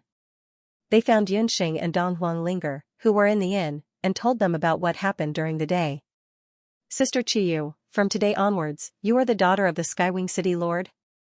You even became the person in charge of the Yellow Wings competition zone? That's amazing. It's only been a day. Dong Linger was overjoyed. Yunxing also had a gratified look on her face. With this, the people of the Skywing Arena would no longer dare to ostracize Sister Chiyu. Chiyu's ability was obvious to all, but because of her identity, she had always been ostracized by that pretty boy from Skywing East. From tomorrow onwards, the City Lord will announce my identity. From today onwards, I will be called Skywing Yu. Chiyu was half happy and half worried. She could get rid of Skywing Tower's entanglement, but she had also betrayed her identity. If her deceased father knew about this, who knew if he would blame her? She didn't reject acknowledging Skywing Tower as her father. After all, the City Lord had watched her grow up since she was young. Other than this marriage, the City Lord had never treated her unfairly. According to her mother, the City Lord wanted Chiyu and him to become a true family, which was why he had Skywing Tower marry her. Yunxing, actually, I'm still in a daze. Why would my blood and that of the City Lord and the Skywing brothers fuse? Chiyu had a puzzled look on her face. Last night, in order to make Chiyu more confident, Yunxing had tried to fuse their blood together. However, at that time, Yunxing had steward Chu find a bowl of lime, then smeared lime on the needle used for the blood test. Today, for the blood test, Chiyu had followed Yunxing's instructions and smeared lime powder on her finger. Because there was very little lime powder, if the average person didn't look carefully, they wouldn't notice it at all. At the moment of the blood test, Chiyu's heart was still somewhat apprehensive. Steward Chu had even tested it. After smearing lime powder, even her and Yunxing's blood could fuse together. If someone who didn't know saw it, they would really think that Yunxing was Steward Chu's long-lost daughter. That's right, Sister Chiyu and the City Lord are clearly not. Dong Linger said without thinking. Yunxing warned. From today onwards, we must insist that Sister Chiyu is the flesh and blood of the City Lord of Skywing City. This matter, only the 4 of us know. Yunxing did things very carefully. Other than Chu Yu and her mother and Ling Er, no one else knew about it. Even Gufeng and the others didn't know about it. The reason is very simple. Lime powder helps blood coagulation. As long as a small amount of lime powder is added, blood will coagulate. Moreover, using the blood test to confirm one's bloodline is not correct. Yunxing couldn't explain to the two that blood of the same blood type and blood of different blood types could be fused together. The method of the ancient people using the blood test was actually very unscientific. For Yunxing, who was familiar with modern medicine, it wasn't difficult to fuse the blood of two people who weren't related by blood. No matter what, this time, it's all thanks to you. I can finally rest assured. Ji breathed a sigh of relief. Ever since she grew up into a young girl at the age of 13 or 14, she had always been harassed by Skywings. Even after arriving at the Skywings arena, Skywings would still harass her from time to time. Now that she had an additional identity, it was equivalent to putting an end to this future trouble forever. Miss Yun, please accept my bow. Steward Chu became even more agitated and was about to kneel down in front of Yunxing. However, Yunxing forcefully pulled him back. Sister Chu Yu. If you really want to repay me, then arrange a few more matches for us. You also know that Ling Er and I both want to obtain the title of Fighting King as soon as possible, Yunxing said indifferently. After thinking about it, Yunxing sighed with emotion. She never would have thought that she would one day use modern medicine in such a situation. Of course. Even if the city lord didn't appoint me as the supervisor of the Yellow Wings division, I would still increase the schedule of the 9th division. You two just have to rely on your strength and prepare for the 2-person annual competition. Chiyu was full of confidence. After becoming the supervisor of the Yellow Wings division, Chuyu's responsibilities became even heavier. She knew that Kong Fei and the second young master would definitely not let this matter rest. They would definitely take advantage of the annual competition to cause trouble. Chuyu's prediction was correct. Sure enough, the Skywing City Lord held an ancestral recognition ceremony the next day. He even specially invited a few of the main stewards of the treasure boat, the supervisors of the Skywings Arena's major divisions, as well as some of the powers in Skywing City to announce Chuyu's identity. The Skywing City Lord even announced that Chuyu would be renamed Skywingshu and that she would be in charge of the Yellow Wings division in the future. Faced with this sudden decision, the second young master, Tianyi Dong, had some complaints, but there was nothing he could do. After this news was released, some were happy, while others were sad. The one who wanted to vomit blood the most was Kong Fei. Speaking of Kong Fei, he was also very unlucky. He had originally wanted to take advantage of the last monthly competition to make a huge profit, but who would have thought that he would be knocked unconscious in the monthly competition? After the competition ended that day, Kong Fei didn't wake up until the next day. The first thing he said when he woke up was, "How was the competition?" Flame Emperor counterattacked and won. Tianyi Dong didn't particularly care who won or lost. In any case, he didn't have much of a cooperative relationship with the Hidden Night Pavilion. Whether it was Lu Qingqing or Flame Emperor, it didn't matter who won. As long as it was a topic of discussion, the money lost could still be recovered from the annual competition. But Kong Fei was different. This sissy's heart was bleeding and twitching. Lu Qingqing had actually lost. Not only that, he quickly learned that his cousin, Yellow Knight Emissary, had also been killed. With Yellow Knight Emissary's death, Kong Fei really lost both his people and his money. Yellow Knight Emissary had boasted earlier that the Willow Blades team would win. That was a sure thing. Kong Fei was greedy. Thinking of such a high payout, he bet 1,000,000 gold coins on Willow Blades. The worst part was that this 1,000,000 was not his own money. Kong Fei was too extravagant. He didn't have any extra money on hand. This 1,000,000 gold coins was transferred from his cousin, Yellow Knight Emissary, from the Hidden Night Pavilion. Once Yellow Knight Emissary died, the Hidden Night Pavilion immediately forced Kong Fei to step down. Kong Fei could only take out the income of the first competition zone a few months ago to make up for it. He had thought that the matter would be resolved just like this. In any case, the income of the first competition zone was high, and they could earn it back very quickly. When the time came, they could settle the accounts without anyone noticing. But what made Kong Fei want to vomit blood was yet to come. After his body recovered, he went to the first competition zone and was immediately dumbfounded. The first, second, and third competition zones had all been razed to the ground. It would take at least 2 to 3 months to rebuild these competition zones. 2 to 3 months. Didn't that mean that his division wouldn't have any income in these 2 months? Not only that, but the matches that were originally scheduled for the first competition zone would also be allocated to the other competition zones. Because the 9th competition zone usually had the fewest competition schedules, Qiyu also received the most competition schedules. What made Kong Fei even more unbalanced was that Qiyu had used some unknown method to gather a large amount of funds and used it to expand the 9th competition zone. The current 9th competition zone was a full 2 times larger than before. It could accommodate 3,000 people watching the matches at the same time. Not only that, but the first thing Heaven's Wing Jade did after becoming the person in charge of the Yellow Wings competition zone was to thoroughly investigate the entire Yellow Wings competition zone's accounts. She quickly found out that Kong Fei had misappropriated public funds for gambling. Heaven's Wing Jade immediately demanded that Kong Fei make up the money, or else she would chase Kong Fei out. After learning this news, Kong Fei only felt a fishy taste surge in his throat. With a pft, he spat out a mouthful of blood. In the end, it was still the second young master who came forward and made up for the 1 million gold coins difference. Because of this matter, Heaven's Wing Jade hated Heaven's Wing Jade even more. After Qiyu changed her name to Heaven's Wing Jade, Kong Fei and the second young master both behaved themselves for a while. Under Heaven's Wing Jade's management, the income of the 9th competition zone soared. Kong Fei was extremely envious. After racking his brains, he finally came up with a way to stop Qiyu from continuing to make profits. After Yellow Knight Emissary's death, Kong Fei's position in the Yellow Wings competition zone had already plummeted. Now that Qiyu had taken the stage, Kong Fei was even more resentful. On this day, Kong Fei went to find Heaven's Wing Jade again. After a round of flattery, he said, "Second young master, has the income of the recent monthly competition been poor? Why don't this subordinate come up with an idea for you?"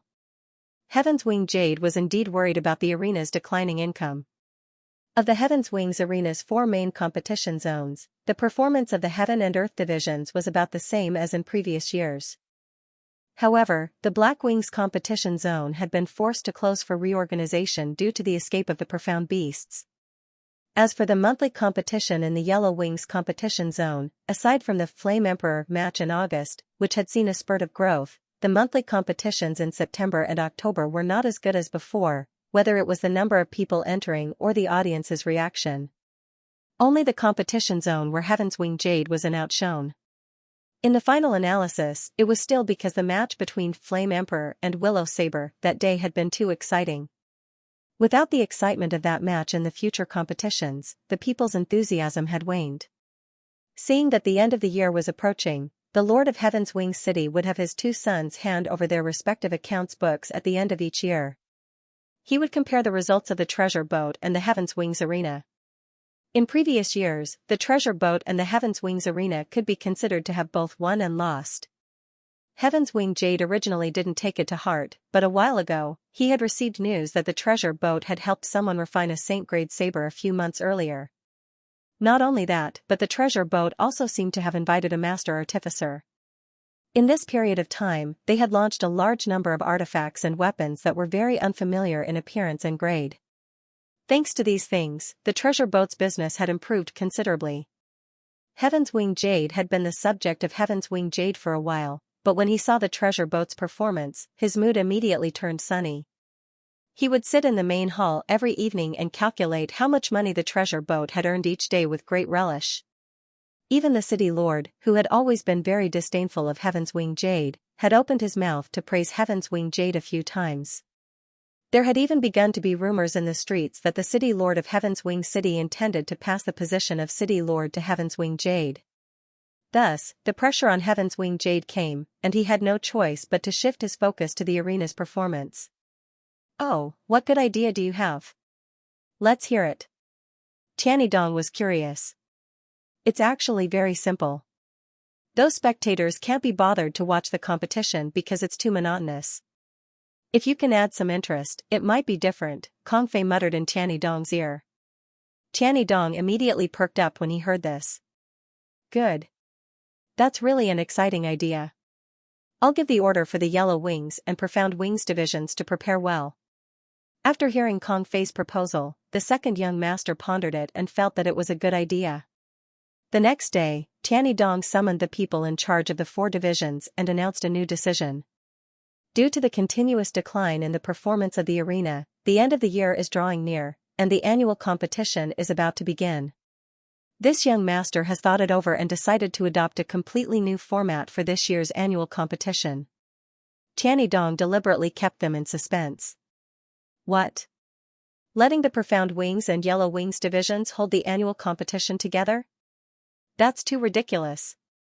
The renovation work of the Profound Wings division was much more difficult than that of the Yellow Wings division. As soon as Tianyi Dong's order was passed down, the referees of the Yellow Wings division immediately became restless. Tianyi Yu, in particular, was very disapproving of Kong Fei's announcement. Tianyi Dong's new idea was to hold the annual competition of the Yellow Wings and Profound Wings divisions together in order to attract spectators. The contestants of the Yellow Wings division would challenge the magical beasts of the Profound Wings division. Tianyi Yu knew that Tianyi Dong definitely hadn't come up with this idea himself. Tianyi Dong was a reckless martial artist. In the past, he had never thought of any way to improve the performance of the Tianyi arena. We feel that this idea is feasible. On the continent, there's never been an arena that directly uses magical beasts to compete with humans. This idea is very topical. The people in charge of the Tianyi and Earthly Wings divisions readily agreed. Tianyi Yu cursed inwardly. 2 old fogies, you're naturally happy that it's not your contestants. Second brother, this matter came so suddenly. Why don't you go back and discuss it with father? Tianyi Yu suggested. Suddenly? Tianyi Yu, father acknowledged your identity, but I didn't. Speaking of sudden, what could be more sudden than me suddenly gaining a younger sister? When Tianyi Dong heard this, he was unhappy.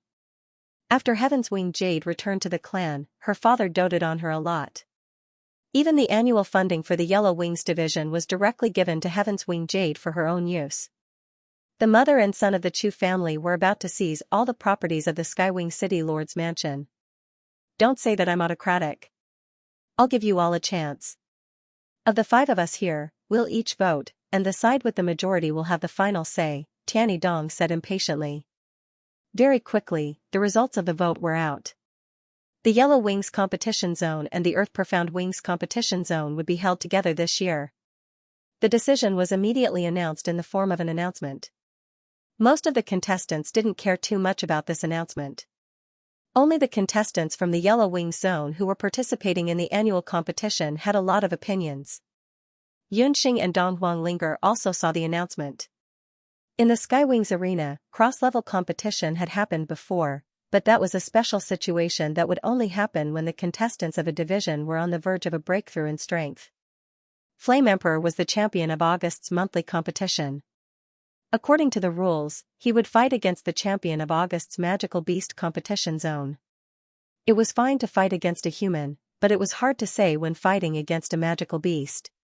Can we refuse? I heard that the competition in the Profound Wings zone is very intense. The magical beasts haven't competed recently, and they're already hungry. They're much more ferocious than before. Donghuang Linger had also come into contact with some magical beasts when she was in the eastern capital. In fact, some of the nobles in the eastern capital also had a tradition of hunting, so Donghuang Linger had a better understanding of the competition between magical beasts and humans. You can't refuse. Otherwise, your qualifications to be the champion of August's monthly competition will be stripped, and the 3rd place will automatically replace you. Moreover, all your previous winning streaks will be reset to 0. Heaven's Wing Jade walked over and helplessly told Yunxing and Donghuang Linger the Overlord's rule. Heaven's Wing Jade was originally a rude and unreasonable person. In order to force the monthly competition champions to agree, he directly set this unreasonable rule. The 2nd place of August's monthly competition was Willowblade. However, after experiencing the most thrilling monthly competition finals in history in August, Lu Qingqing was directly torn apart by 5 horses, and Tortoiseblade was also dead. Therefore, the third place could only be replaced by the third place, Double Dragon. Yunxing and Dong Huanglinger had been competing against each other for several months now, and their winning streak had already reached over 80 matches. According to the rules of the annual competition where the rewards would be doubled, a single victory in the annual competition would be equivalent to 10 victories in the individual competition. As long as they could make it to the finals of the annual competition, the two of them would very likely be able to obtain a record of 100 consecutive victories and become the fighting king. Now that the two of them were being stripped of their achievements, the two of them were naturally unwilling. Moreover, once they obtained the title of fighting king, they could also obtain additional rewards from the Heaven's Wings arena. Most of the other contestants were like this. Heaven's Wing Jade was certain that the contestants wouldn't dare to refuse, so he made such a rude and unreasonable decision. With no other choice, Yunxing and Dong Huanglinger could only accept this arrangement. In the blink of an eye, another 2 months had passed, and it was already November. In the past few months, the trials of the continent's elite magician camp and elite warrior camp had been carried out in an orderly manner. During this time, there was no news from Yu Baiming and Feng Tian. Chen Lianer had been confined to the empty ship by Elder Helian. Gu Feng's defensive celestial sphere was improving more and more, and abandoned strength was also steadily increasing. In the middle of November, Yunxing received a very unexpected letter.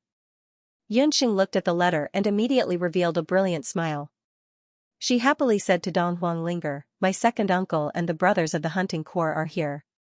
As it turned out, the hunting corps that had risen the fastest in the past 5 years, Sky Assault, was coming to Heaven's Wing City to observe the competition and raise the cultivation of the hunters. Although they were here to observe, it was actually Yun Sunglong's special arrangement. Previously, in order to prevent her second uncle and grandfather from worrying, Yunxing would write home every few months to tell them about her recent situation. In a letter 3 months ago, Yunxing had mentioned that after entering the continent's elite magician camp, she had been training in Heaven's Wing City this year. Yun Sunlong hadn't seen his niece for more than 2 years, and he missed her dearly. After discussing it with the brothers of the hunting corps, they all said in unison that they wanted to go to Heaven's Wing City to visit their young master. Of course, before they came, none of them knew that Yunxing was actually among the participants of this year's annual competition. Dong Huanglinger had only met Yun Songhai when she was young. She had only recently found out that Yunxing's family was the famous Yun clan in Zhou State. After Yunxing read the letter, Yun Sunlong said that they would arrive at Skywing City in the afternoon. After not seeing her second uncle for a long time, Yunxing was also very concerned about the news of the hunting corps and her grandfather, Yun Ba. She, Dong Huanglinger, Gu Feng, Qi, and the others went to the city gate to wait for them. Before Yunxing went to meet them, she was also curious. Tianfa doesn't have its own airship. I wonder how the hunting corps is going to come this time. They waited from noon until evening. They waited until the sky was filled with multicolored light and the clouds near Skywing City were bordered with gold. Only then did several black dots faintly appear in the sky. At such a high altitude, ordinary low-level magical beasts wouldn't be able to get close. Those black dots naturally weren't ordinary magical beasts. The black dots were getting closer and closer. Upon closer inspection, there were actually 50 of them. They are coming. Yunxing waved her hand towards the sky. The 50 black dots were getting closer and closer. They were actually 3-winged bat dragons with multiple heads. They are 3-winged flying dragons. Why are there so many level 7 3-winged bat dragons? On the city gate of Skywing City, the city guards were in an uproar. 3-winged bat dragons were a type of flying dragon. They were rarely seen on the continent and only appeared on some uninhabited islands far away from the continent. Due to their ferocious nature and their addiction to raw meat, they were a very ferocious magical beast. If a large number of 3-winged bat dragons appeared, it would very likely mean a great loss of people. Just as the city guards were about to report to the city lord's mansion, a flag appeared in the sky. The flag was golden red and embroidered with the 2 words Tianfa. Eh? It's not an enemy attack. It's the A-ranked hunting corps, Tianfa. I heard that second young master invited many hunting corps for the annual competition. Let them land. So many bat dragons appearing all of a sudden wasn't a common sight in Skywing City. It even attracted a lot of people to watch. The bat dragon in the lead looked very familiar. Yunxing took a closer look and saw that it was Zhong's personality, whom she hadn't seen for many days. The 50 bat dragons and 50 hunters jumped down from the bat dragons. The members of the Heaven Extermination Hunting Corps that came this time were all elites, and they were all well trained. The moment they landed on the ground, the bat dragon lowered its feet. The hunters were all in perfect order. That wasn't all. It wasn't until Skyfeld's hunters landed that Yunxing realized they were all wearing armor. This group of people also had the intention to fight for the reputation of the Sky Destroyer Hunting Corps. Everyone's armor and weapons were from the batch that Yunxing had refined for them. Those were all special weapons that had been fused with purple gold. Even under the light of the setting sun, they still sparkled with purple light. It was as dazzling as one could imagine. Some of the citizens who came to watch were also stunned. The citizens were all puzzled. Where did these rich people come from? Even a treasure boat wouldn't be able to take out 50 sets of violet gold equipment. It's the A-ranked hunting corps, Sky Assault. TSK, how amazing. I was wondering who they were. That's right. Mommy, that's a mutated flying bat drake, right? The Sky Destroyer Hunting Corps was the most eye-catching thing in the world. After landing, each of the bat dragons looked like they were the size of a helicopter. When they spread out their wings, they were at least 2 meters long. The reason why they were called three-winged was because they had a small protruding wing on their backs. There was a protruding fleshy wing, which was just enough to make the hunters more stable during the flight.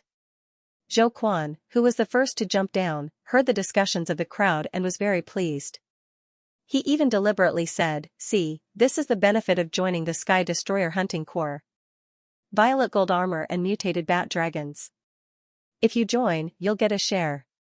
What are you hesitating for?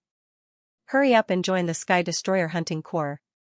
Yunxing only found it funny when she saw this. Yun Songlong stood to the side with a smile and didn't stop Zhou Quan. Skywing City wasn't an ordinary place. If they could recruit new members of the Hunting Corps here, it would be very beneficial for the Sky Destroyer Hunting Corps. Yun Songlong was no longer the depressed and pedantic young general from a few years ago. This year's Hunting Corps captain's experience allowed him to become an outstanding Hunting Corps captain. At the same time, he was also a shrewd leader. Wow, what a grand display. Yunxing, where did your Hunting Corps get so many bat dragons? Gufeng's eyes were about to fall out of their sockets. He impatiently reached out to touch those bat dragons. The bat dragons snorted and raised their sharp claws, wanting to give Gufeng a swipe. Apart from their respective masters, they wouldn't care about ordinary humans at all. Little Qing let out a hiss from the magic scepter, and the eyes of the bat dragons were filled with terror. They were so frightened that they fell to the ground and didn't move at all. The 50 bat dragons were now as docile as horses. They didn't move at all. The city guards, who were used to seeing all kinds of magical beasts, were dumbfounded.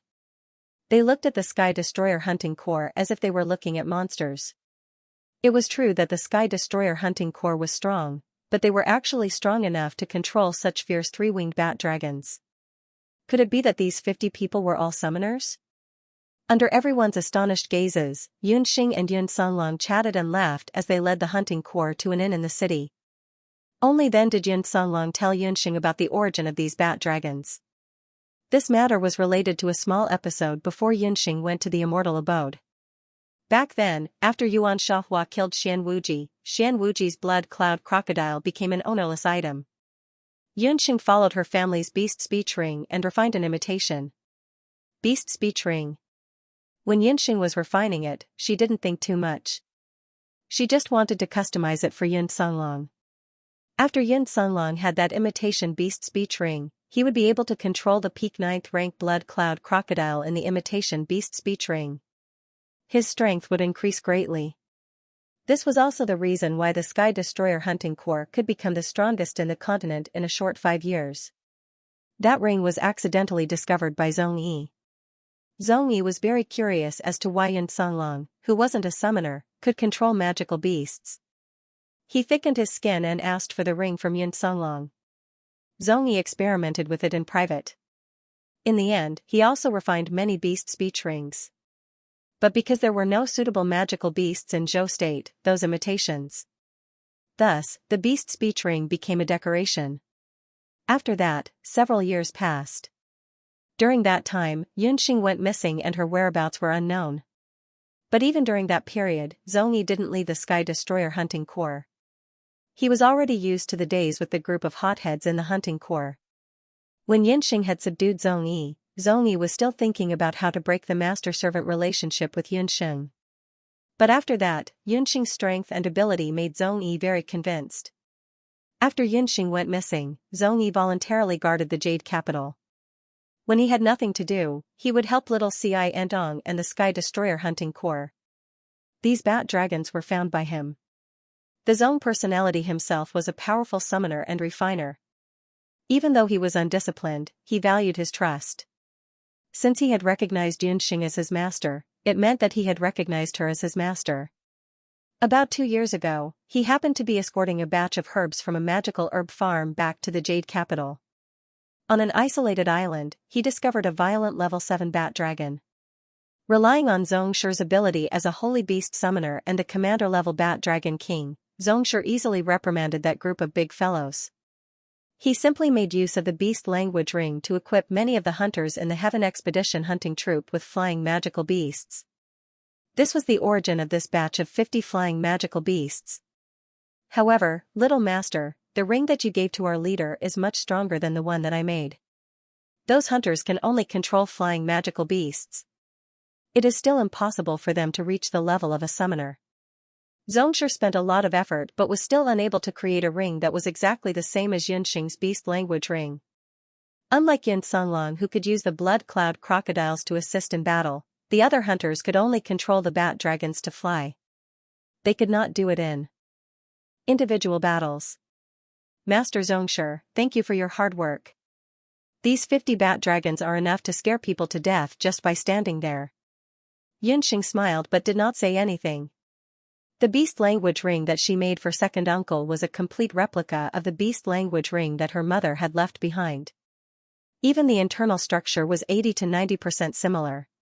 However, when Zhongshi made the replica, he only scratched the surface and was unable to explore the structure of the ring itself. The beast language ring naturally could not unleash the full potential of the beast language ring. However, to the normal hunters in the Heaven Expedition hunting troop, using flying magical beasts was enough. At least, the posture at the city gate just now was eye-catching enough. Second uncle, why didn't second aunt come with you? Yunxing found an inn for them. When they checked in, Yunxing noticed that there were a few familiar faces in the group. Among them were Zhou Quan and Oriol, the quarrelsome pair. Compared to 2 years ago when Yunxing left Jade Capital, their abilities had clearly increased by a huge chunk. However, she didn't see her second sister-in-law, Yuan Shahua, which made Yunxing a little puzzled. Your second aunt is pregnant.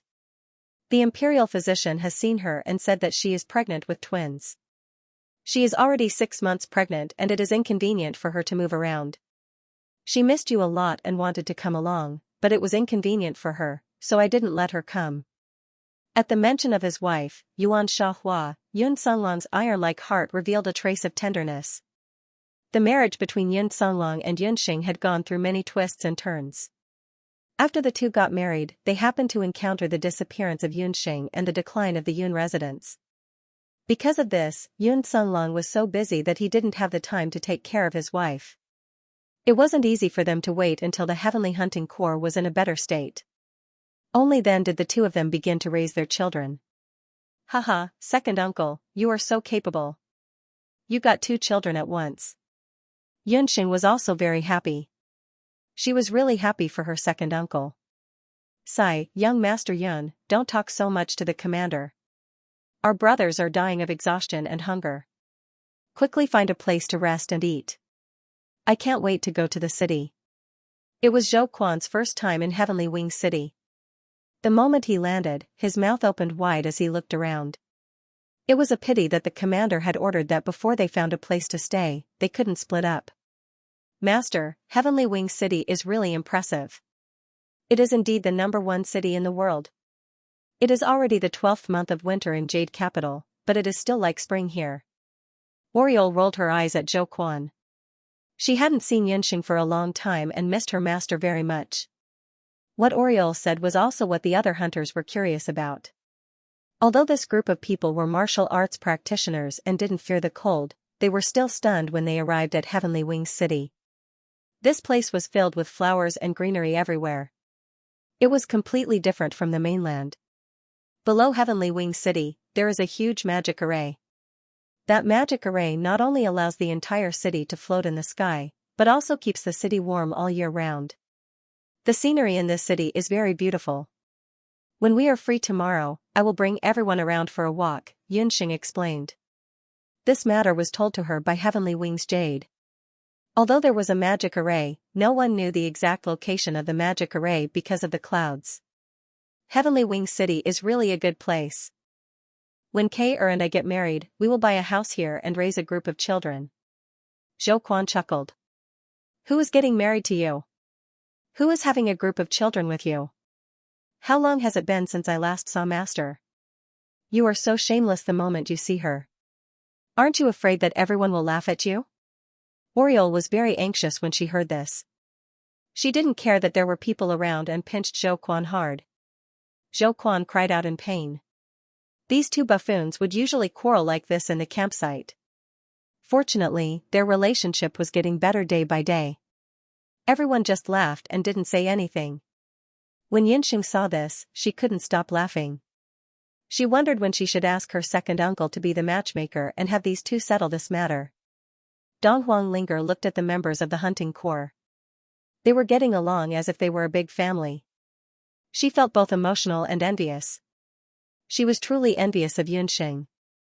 She could laugh so happily and have a father and family that loved her dearly. She wasn't like her, who willfully abandoned her family. Right, second uncle, I forgot to introduce her to you. This is my good sister, Dong Huanglinger. When Yunxing saw that Dong Huanglinger was alone at the side, she directly pulled her to Yun Songlong and introduced her. Hello, second uncle. Dong Huanglinger was somewhat nervous. Dong Huang, Yun Songlong sharply looked at Dong Huanglinger. From her temperament and appearance, Yun Songlong immediately knew Dong Huanglinger's identity. However, he didn't say it out loud. This was the first time Yun Songlong heard Yunxing introduce her good friend. His niece was very smart.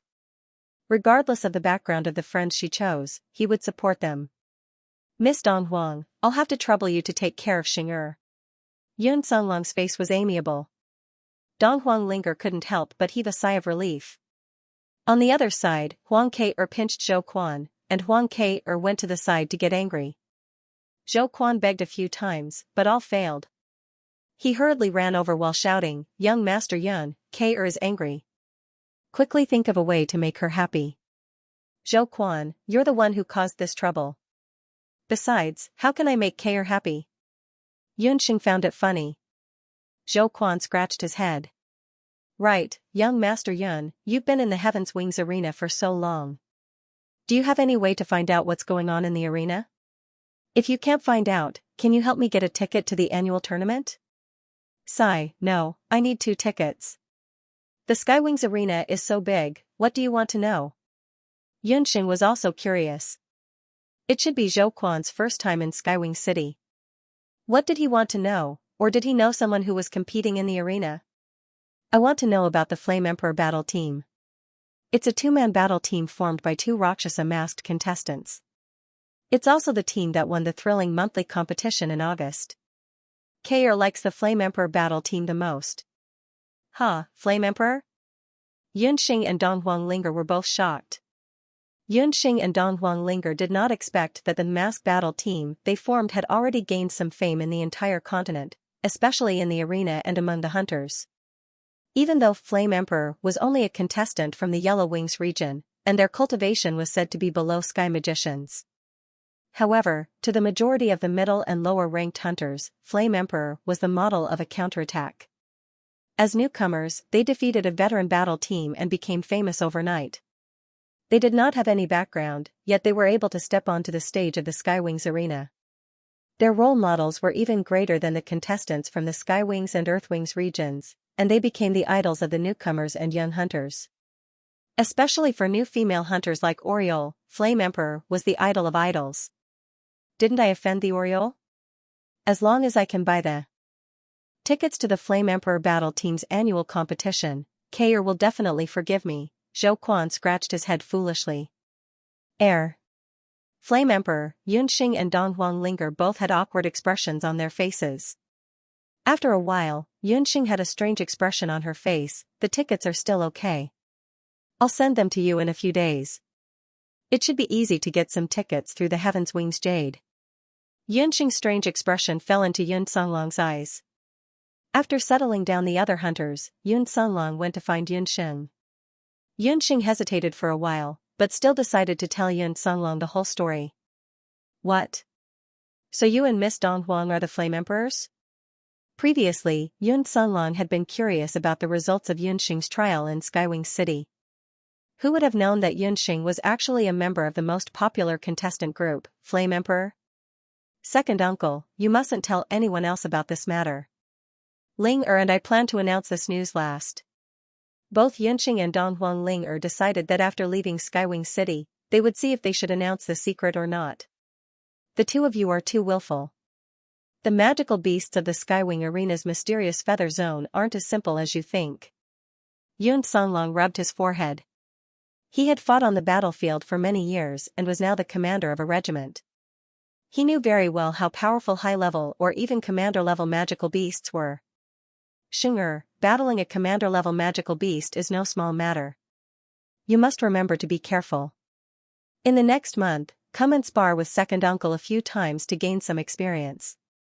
Yun Songlong was still a little worried. Second uncle, don't worry. Sheng'er knows what I'm doing. Yunxing smiled as she comforted her second uncle. But when he thought about it again, when had his niece ever acted according to the rules? Forget it. It's time for you youngsters now. Do you have any news of your father? Ever since Yun Songlong had reunited with his eldest brother, Yun Songhai, had left without saying goodbye. There's no news of father, but he should be training somewhere. Yunxing also missed her father. The uncle and niece talked about Yun Ba again. Yun Songlong told Yunxing that Yun Ba was living very comfortably in the Jade Boat Village area. He had also trained the local villagers and had formed a militia in the city. That's right, Sheng'er. Did you notice that I brought a big gift for you? Yun Songlong told Yunxing. This time, the team he was leading included the 10 devil warriors that Yunxing had left behind in Jade Capital. The 10 devil warriors that Yi Baiming had trained for Yunxing were all existences that could fight against 10 people at once. Previously, Yunxing had not been able to bring them along because she had to go to the mainland's elite magician camp. When Yun Songlong had rushed to Tianyi City earlier, he thought that it would not be good if Yunxing was bullied in a place like Tianyi City. Thus, he had brought along those devil warriors. When Yunxing heard about it, she thought to herself, second uncle, you have also underestimated your niece. Here, only I am allowed to bully others. However, the arrival of these 10 devil warriors was of great help to the current Yunxing. To her, her personal safety was not a big deal. However, Yunxing had thought that if she were to fall out with the Hidden Night Pavilion in the future, these 10 devil warriors would be of great use. After chatting with second uncle, Yunxing and Dong Huanglinger left the inn. The sky had already turned completely dark. Let's go. Let's go to Big Sister Yu. I have something important to discuss with her. Yunxing was not in a hurry to return to her residence. Instead, she went to look for Tianyi Jade with Dong Huanglinger. Yunxing brought the 10 devil warriors and silently disappeared into the darkness. When Yunxing and Dong Huanglinger suddenly appeared with 10 burly men, Tianyi Jade was shocked. Big Sister Yu, don't be afraid. These are my people. Yunxing waved her hand, and the 10 devil warriors silently disappeared into the night. Who knew what methods Yi Baiming, that sly fox, used to train people? These 10 devil warriors' appearances were unclear. Normally, they were almost like mutes. They were proficient in magic and battle techniques. Their average strength was enough to reach the level of a saint magician or a martial ancestor. If they used a special formation with these 10 people, their strength would be comparable to a martial saint sky magician. Moreover, they were good at concealment and tracking. They were simply the best candidates for killing and robbing. Why did you bring these people here? Even though Tianyi Jade had seen many people, she had never seen such strange servants. To help. Didn't you say earlier that the people of the Hidden Night Pavilion have been restless recently? I will lend them to you. If you see someone you don't like, then. Yunxing made a throat-slitting gesture. Ever since Yellow Knight Emissary died, Tianyi Jade had taken the opportunity to clean up the Hidden Night Pavilion's influence in the Yellow Wings competition zone. However, Sudagwa of the Hidden Night Pavilion did not give up. Tianyi Jade's identity was special, so they did not dare to do anything. However, the people of the Hidden Night Pavilion would occasionally harass the other judges and some spectators in the competition zone. Although Tianyi Jade had acknowledged her ancestors, she was after all not Tianyi Tua or Tianyi Dong. Her strength was average, and she was only a martial ancestor. She also did not have her own personal guards. Tianyi Jade had previously complained to Yunxing about these matters. She did not expect that Yunxing would actually find so many impressive subordinates for her. Yunxing, you are truly my timely reign. Tianyi Jade was extremely happy. Big sister Yu, I did not come here tonight solely for this matter. There is another matter that I want to discuss with you. Yunxing told Tianyi Jade what she had seen during the day. Tianyi Jade was puzzled. Yunxing, how come I've never heard of the things you're talking about? Are you sure it'll work? Of course it'll work. Just do as I say. The results should be out in a few days, Yunxing said with a smile. Tianyi Jade could only half believe and half doubt as it went to arrange things. Late at night, at the headquarters of the Hidden Night Pavilion. A storm of rage had just begun. Bang! Sudigwusho threw out an account book. The 4 knight emissaries of the 4 competition zones were all cowering on the side, not daring to even breathe loudly. They're all trash. Look at the income from medicine in the past few months. It's fallen by 70 to 80%. If this continues, how can the Hidden Night Pavilion survive in Skywing City? Sudigwusho's anger wasn't without reason. This year, especially after August, the Hidden Night Pavilion's performance had plummeted in a short 3 months. In the Yellow Wings competition zone of the 4 main competition zones, not even a single pill was sold. It wasn't just the pills and potions. The hunters who had been controlled by the Hidden Night Pavilion had also betrayed them. If this continued, the foundation that the Hidden Night Pavilion had built over many years would really be destroyed. Grandmaster, you can't blame us for this. Recently, a large amount of cheap potions and magic potions have appeared out of nowhere. Our businesses have all been greatly affected. The knight envoys of the major competition zones had bitter expressions on their faces. The most outrageous thing was that although the prices of those medicines and potions were low, their quality was good. They were even better than the Hidden Night Pavilion's medicine. In the past, it was the contestants who chased after them to buy the expensive potions and pills. Now, the situation was the complete opposite. No one was willing to buy their medicine. Have you investigated the origin of those medicines? Sudigwusho was extremely irritated. There's no news. I heard that those medicines were sold by the Skywings Arena. The knight emissaries shook their heads. The Hidden Night Pavilion's method of controlling the contestants in the arena had always been to use all kinds of medicines and potions. Now that this method had failed, relying on ancient medicine and magic treatment alone wasn't enough. Emissary Chen, Emissary Zhao, what about your respective competition zones? Most of the income from the Heaven's Wings and Earth's Wings regions comes from gambling and magic healers, so they shouldn't be affected much. Why did your performance drop as well? Sudagwa was dissatisfied. Especially you, Emissary Chenyi. Don't you still have Yi Baiming as your subordinate? His strength is enough to dominate the entire Earthwings arena. Just him alone is enough for you to win the bet, Sudagwa questioned. Emissary Chen and Emissary Zhao smiled wryly. The Night Formation emissary replied, Yi Baiming is unwilling to compete. Ever since that match against Feng Tian, he said that he wanted to find an opportunity to break through and still refuses to participate in the competition. If he doesn't want to compete, then he won't think of a way. Sudigwusho was almost angered to death. Qingyi wiped the cold sweat off his forehead and cursed in his heart, this old man, if you have the ability, why don't you tell Yi Baiming this? That fiend had smashed Yellow Knight Emissary into a meat patty with a single palm strike. Now that Yellow Knight emissary had sent himself to his doorstep to look for him, wasn't he just trying to hang himself? Was he tired of living? De Guesho, don't be angry. There's still some time before the end of the year. Maybe we can make a lot of money from this year's combined annual competition. Emissary Wang, who had been silent at the side, volunteered. Earlier, because the Xuani division was forced to stop the competition, the income of the Xuani division was almost zero. Emissary Wang was worried that he wouldn't be able to report back to his superiors, so he secretly bribed Kong Fei with a large sum of money and asked him to help facilitate the battle between the two divisions. It's the combined annual competition. Are you planning to use the forbidden medicine again? I'm afraid it's not safe. Su de Guesho still had some lingering fear. The incident with Lu Qingqing last time had caused the Hidden Night Pavilion to suffer heavy losses.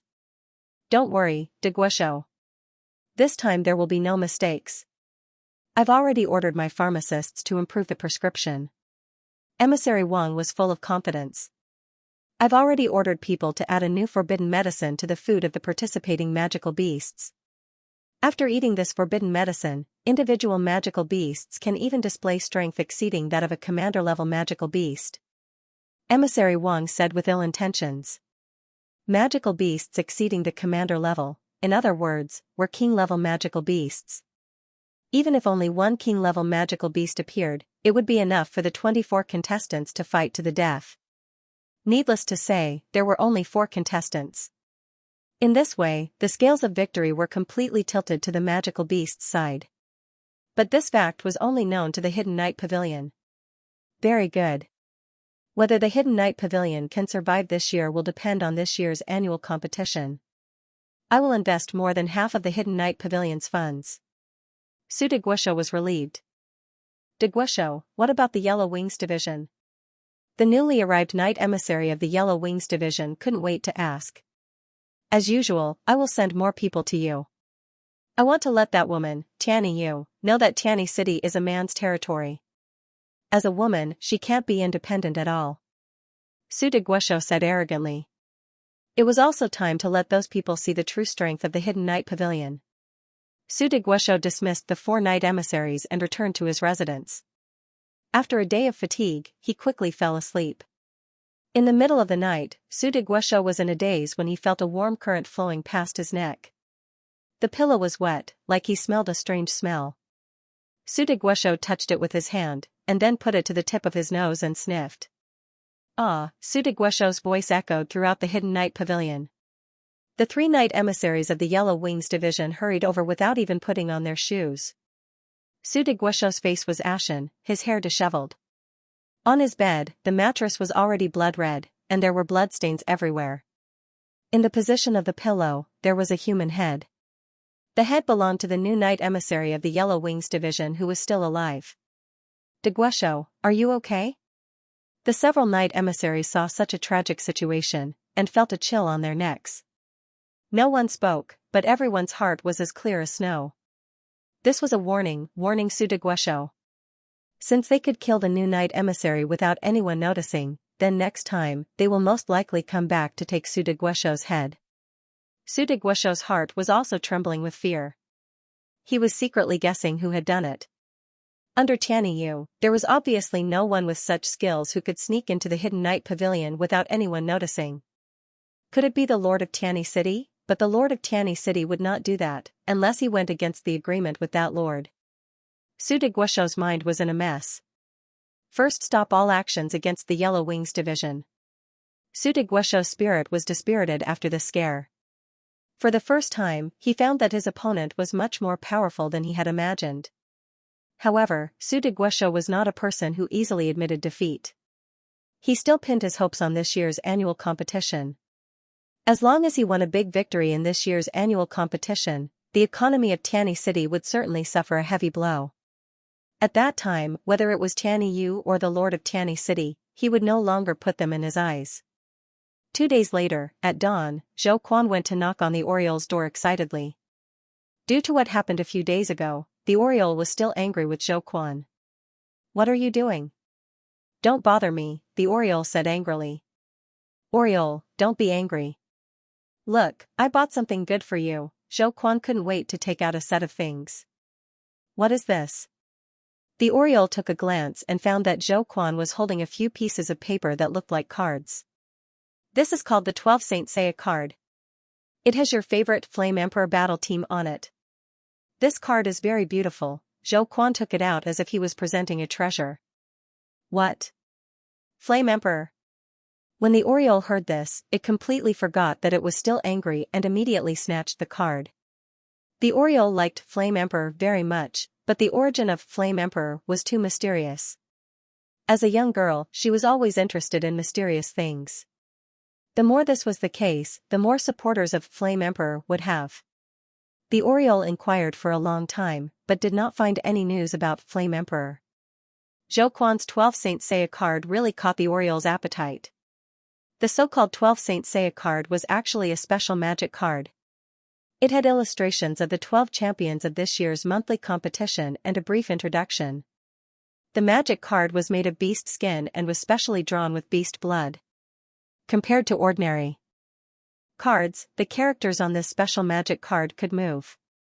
Take the August Flame Emperor Saint Seiya card as an example. It vividly drew the appearance of Flame Emperor and Flame Emperor. As long as the card was shaken, the illustration of Flame Emperor on it would change and release flames, best water mist magic and flames wind slash. It really is Flame Emperor, that's great. For the sake of Flame Emperor, I will forgive you this time. The Oriole was very happy and kept playing with the card in her hand. Zhou Quan's card set was given to him by Yunxing for free, but the price of such a card set was not low. A set of beast skin 12 Saint Seiya card set was sold for as high as 20 gold coins. After the Oriole got that set of cards, he was in a good mood, and he forgave Zhou Quan right away, which moved him to tears and snot. Not only were there 12 Saint Seiya cards, but there were also a large number of other things that came along with them. For example, 12 Saint Seiya dolls, 12 Saint Seiya cards, 12 Saint Seiya mage robes, 12 Saint Seiya teacups, and all kinds of other things. A few days before the start of the annual competition, the streets and alleys of Skywing City were filled with them. The daughters of the aristocratic families and the wives of the officials who came to watch the competition were especially fond of these little toys. Almost everyone had a set. Some of them even bought more than 10 sets at once, saying that they would bring them back to their friends. These trinkets quickly attracted the attention of the relevant people in the city lord's residence. In the end, it even alarmed the city lord of Skywing City. Father, I was the one who found someone to make these things. I've given them a special name. They're called the peripheral souvenirs, Heaven's Wing Jade said respectfully. I feel that this is a very good way to drive the performance of the arena, and I plan to expand it vigorously in the future. This is much easier than relying exclusively on the income of the arena. Heaven's Wing Jade took out an account book. This account book contained the money she had earned by selling the peripheral souvenirs in a short span of 10 days. So it's the damned things you made. How much money can you make with such unorthodox methods? Heaven's Wing Jade had a look of disdain when he heard this. During this period, he had also noticed that there were a lot of miscellaneous trinkets in the city. They were all things that women liked. Heaven's Wing Jade was certain that men would never like them. Oh, then why don't you take a look and see how much money I made from selling these miscellaneous things? Father, please take a look, Heaven's Wing Jade said sarcastically. The city lord of Skywing City took a look at the account book and was shocked. Within 10 days, just selling those miscellaneous trinkets had earned more than 200,000 gold coins. Heaven's Wing Jade hurriedly snatched the account book and took a look. He was also dumbfounded. Father, this is only the beginning. I still plan to find a few storytellers to specifically transcribe some of the most exciting scenes of the arena. When the time comes, I'll sell them. I've even come up with a name. It'll be called Skywing Gossip Weekly. Heaven's Wing Jade told her all about the method that Yunxing had told her earlier. The city lord of Skywing City and his two good-for-nothing sons were dumbfounded. What peripheral souvenirs? What Skywing Gossip Weekly? They had never even heard of these terms before. Where did you hear these terms? Although peripheral souvenirs sound like they can make money, there's still some risk involved. The city lord of Skywing City was confused. Father, I came up with all of this. If you're worried about losing money, there's no need to worry. I'll be responsible for my own profits and losses. Heaven's Wing Jade looked very confident. The city lord of Skywing City thought about it. He had really lost a lot of money on this daughter of his. Given Heaven's Wing Jade's talent, just being the person in charge of the Yellow Wings competition zone was still a bit of a grievance for her. For the sake of losing money, he agreed to Heaven's Wing Jade's request. Yours idea is very good. How about this? From now on, you'll be in charge of the arena's peripheral and weekly reports. You two brothers have to do your best to cooperate with you. The two Skywing brothers looked depressed, but at their father's request, they had no choice but to agree to the city lord of Skywing City's order. Just like that, Heaven's Wing Jade obtained exclusive rights to the Skywing Arena's peripheral souvenirs and a series of weekly reports. After she left the city lord's residence, she immediately went straight to the inn to meet up with Xianxia. Xianxia, good news. I told father what you said, and he agreed to let me manage these businesses. Heaven's Wing Jade was actually still a little dizzy at this point. Xianxia had suddenly found her and said that she had a good business to discuss with her. Xianxia's business had a special term called fan economy. Heaven's Wing Jade did not know what fans were, but she still followed Xianxia's instructions and found someone to customize a batch of peripheral souvenirs in a short period of time. The number of souvenirs in the first batch was very limited, only 100 sets. At that time, Heaven's Wing Jade was still skeptical that those little trinkets could really be sold at such a high price. However, much to Heaven's Wing Jade's surprise, those peripheral souvenirs were snapped up, and some people even directly requested to reserve the next batch. This immediately convinced Heaven's Wing Jade of this new business, which was why Heaven's Wing Jade went to the Skywing City Lord's residence to ask for the exclusive right to operate. According to the prior agreement between Xianxia and Heaven's Wing Jade, if this matter was successful, Xianxia and Heaven's Wing Jade would each share half of the income from the peripheral sales and the gossip weekly. In fact, to really calculate it, this was not the first time Xianxia had used the arena and competition to make money. Thank you, everyone, for your tips and monthly votes. I'll be busy for a while. After I'm done, I'll update more often. The last time, when Huang Ting was fighting against the Black Hussar Hunting Corps at the Hunter Citadel, Xianxia had used a magic scroll to record the battle situation of the finals. At that time, Xianxia had sold 500 magic scrolls, and the sales were booming. That was also the first time that Xianxia had a rough idea of the surroundings of the arena. At that time, Xianxia was still young and not very powerful, and she knew even fewer people. There were also very few exciting matches in the Hunter Citadel on the mainland. Xianxia had temporarily shelved that idea. But after coming to the Skywings arena, everything was different. That was why Xianxia had dared to give it a try. Sure enough, this test was no small matter. In the boundless continent, firstly, there were no televisions and secondly, there were no computers.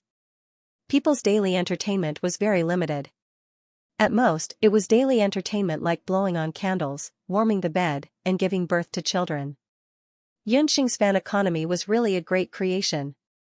However, what Xianxia did not know was that it was also because of that set of specially made 12 Saint Seiya cards that gave rise to a series of troubles during the annual competition with Donghuang Linger. This was also the first time that the term fan economy had appeared in the boundless continent. Since ancient times, any new thing that came out of nothing would always cause a stir. After this incident in Skywing City, the terms souvenirs and gossip magazines gradually appeared on the mainland. And gradually, this kind of business also became a large-scale business. Because Tianyi Yu and Yunxing were the #1 crabbers in the boundless continent and had the advantage of the Skywings arena, they accumulated a large amount of wealth in the future. It was just that at this time, the two of them, who were still playing around, had not realized it yet. Yunxing, I really don't know how your brain works. How did you think of such a novel business? Tianyi Yu could not help but sigh. Haha, I thought of it on the spur of the moment. Yunxing secretly stuck out her tongue in her heart. She could not possibly tell Tianyi Yu that she had already gotten used to this so-called fan economy when she was in the modern world in her previous life. Before Yunxing transmigrated, when she was still a student in the School of Famous Medical Sciences, there was a girl in her dorm who was madly infatuated with a domestic idol star. That girl bought souvenirs and entertainment magazines that were worth tens of thousands of yuan. Although the continent was different now, human nature was still the same. There were many reasons for their popularity. Some contestants were born idols because of their eye-catching appearance. There were also some who were extremely powerful and were Hoteon powerhouses. No matter which one it was, they would all have their own supporters. However, the popularity of the Flame Emperors was only because they were mysterious enough. Sometimes, a mysterious origin was the best selling point to keep people in suspense. That set of 12 Saint Seiya cards was designed by Xianxia by imitating the 12 constellation cards. The portraits of the characters on the cards were personally drawn by Dong Linger, who was an expert in painting. And with the help of the magic medium, the effect was much better than what Xianxia had expected. After the Skywings Arena sold the surrounding souvenirs, they sold very well. The business-minded Tianyi Yu even opened up a special area in the Yellow Wings competition zone, which increased the attendance rate in the arena to a certain extent. Especially that set of 12 Saint Seiya cards, which were sold in the hundreds every day. Among them, the August Flame Emperor card was the most popular. Many people came over and directly bought the card with the Flame Emperor drawn on it. Seeing that the sales were so good, Tianyi Yu followed suit and found someone to draw a whole set of cards for the contestants of the other competition zones, which was still selling very well. When the people in charge of the other zones saw that Tianyi Yu was making a fortune, their eyes glowed red. Unfortunately, the Skywing City Lord had already given the order that all the surrounding sales were to be handled by Tianyi Yu, so the others could only look on helplessly. In the blink of an eye, it was December. Skywing City became lively all of a sudden. Some of the city's nosy residents gathered at the city gates to watch the aristocratic families and royalty who had come to the Skywings Arena to watch the competition. In the sky, well-designed airships would occasionally appear, and flying magical beasts with extraordinary bloodlines would occasionally appear. They had all come to the Skywings Arena to watch the annual competition. All the inns in the city were filled to the brim. There were people everywhere. Ninth caller, we've already searched for many days. We've practically searched the entire Skywings city, but we still haven't found the whereabouts of that magical beast. It'll be hard to explain when we get back. The 5th and 9th callers walked on the bustling street. All of Skywing City was immersed in the lively atmosphere of the annual competition. Only the 2 callers from the Zao state weren't in a good mood. The 5th and 9th callers had already been in Skywing City for 4 or 5 months as representatives of the Zao state, but they still hadn't found any clues about the missing king-level magical beast. Wait. The 9th caller only said one word. The 9th caller didn't say it clearly. She still had to wait. She had a premonition that this annual competition might be her opportunity to discover the king-level magical beast. As the annual competition drew closer, that premonition in her heart became more and more obvious. At that moment, a very quick-witted hawker came up and interrupted the 9th caller's train of thought. Esteemed Lord Summoners, when you reach Skywing City, would you like to buy a set of this city's specialties, the 12 Saint Seiya cards? Go away, go away.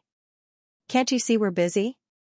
The 5th caller was worried that this hawker would anger the 9th caller, so he impatiently shooed him away. Just take a look. The craftsmanship of these cards is very good. The people on them are very lifelike, and they can even use magic. The hawker didn't give up and stuffed a set of cards into the 9th caller's hands. The 9th caller was just about to explode when he lowered his head and inadvertently saw the cards. It was a team from the arena called Flame Emperor. Customer, you have good taste. This is the best set of cards for sale right now, the Flame Emperor cards. You've heard of Flame Emperor, right? He's the biggest dark horse in the arena this year, the champion of August's monthly competition. The hawker spared no effort in recommending. Hey, what's wrong with you? Don't you know I told you to go away? The 5th caller was impatient. This hawker really didn't have good taste. The 9th caller was temperamental. In the Zao state, there was once a reckless summoner who pestered her for the secret of summoning. She directly cut out his tongue. But in the next second, the 9th caller's actions made the 5th caller's eyes almost pop out of their sockets. I'll buy it. The 9th caller took the set of cards and left without looking back. Hey, customer, don't go. You haven't paid yet. Those are specially made beast skin cards. They're the last set, and they cost 30 gold coins. The hawker panicked. But when he turned around, that strange female magician was nowhere to be seen. The fifth lord hurriedly paid the vendor and sent him away. Asking the ninth lord for money? She probably didn't even have that on her. What were you selling just now? The fifth lord was so focused on talking that he didn't see what the ninth lord had taken. This time, the Emperor Zhao in red had specially instructed him to pay attention to the ninth lord's actions. If there was anything strange, he had to report back as soon as possible. Ever since the fifth lord met the ninth lord, he had never seen her treat anything differently. Even last time, when the eldest son of the Skywing City Lord had invited the two of them to the treasure boat, which was filled with treasures, the ninth lord had not spared them a glance. Honorable customer, that's the last set of 12 Saint Seiya cards. If you really want them, there's another set of papyrus cards. But the pictures are not as good as the previous set. This set only costs 5 gold coins. Seeing that business had come, the vendor hurriedly took out another set. The 12 cards were neatly placed on the table. The ninth lord looked at the 8th card. There were 2 young women. Both of them were magicians. Just now, one of them was wearing a white magician's robe and had just used a fairy spell. Because she was wearing a mask, the ninth lord, Hu Jiuxing, couldn't recognize the female magician's face. She repeatedly checked the spell that the young female magician had used, but she couldn't find any clues. However, the fairy spell that the young female magician had used was the purest form of fairy magic.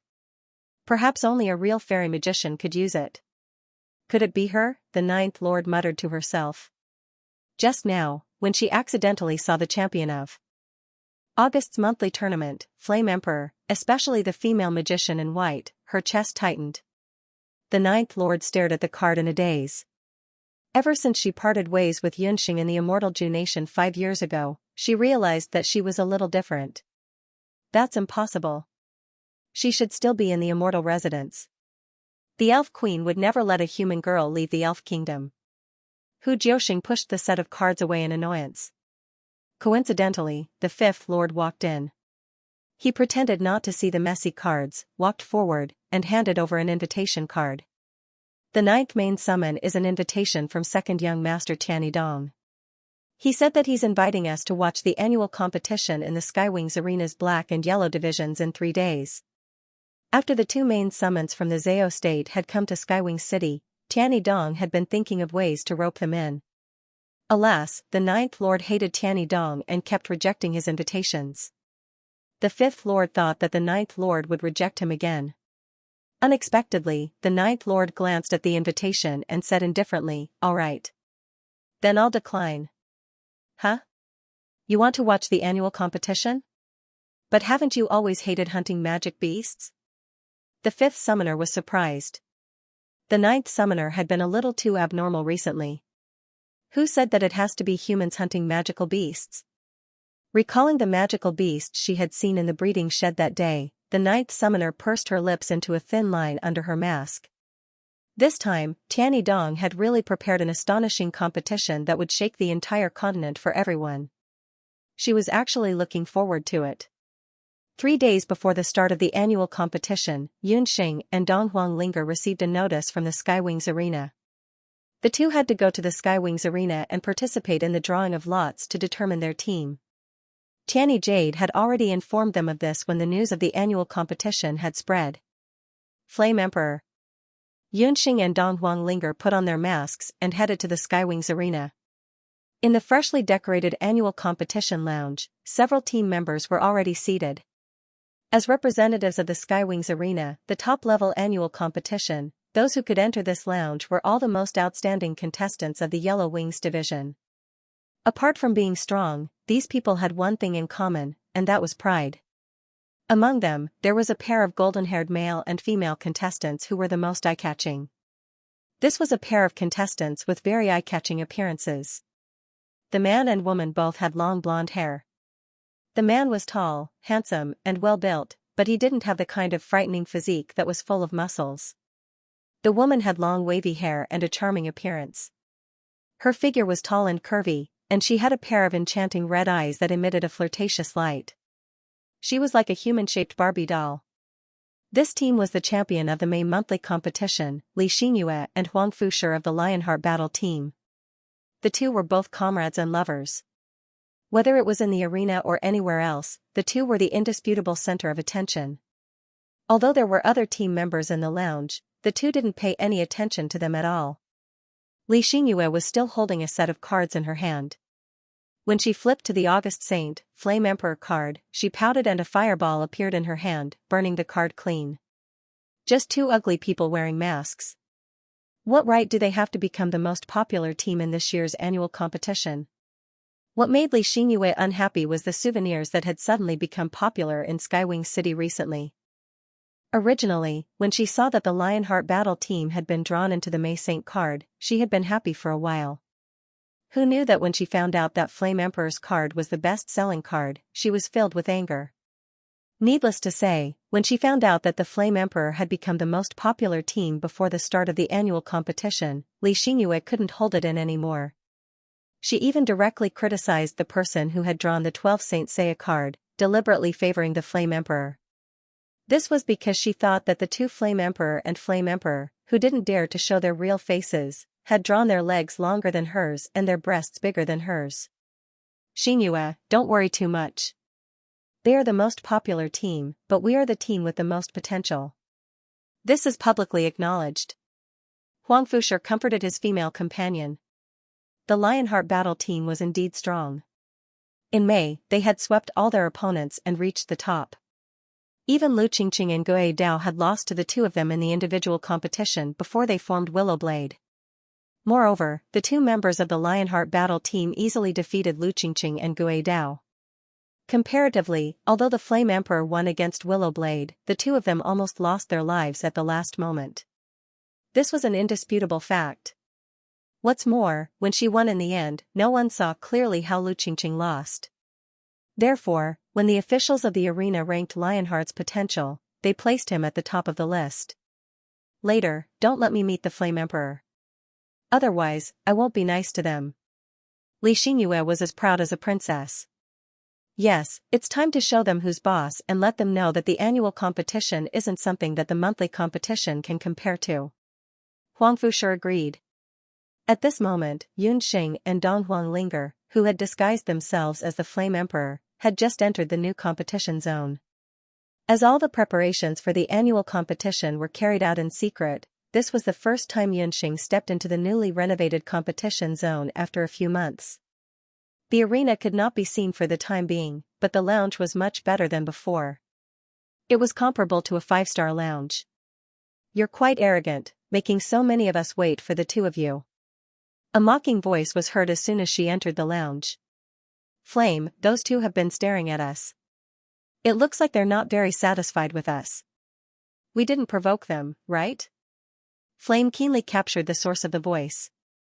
A pair of very eye-catching contestants were staring provocatively at Flame Emperor, who had just entered.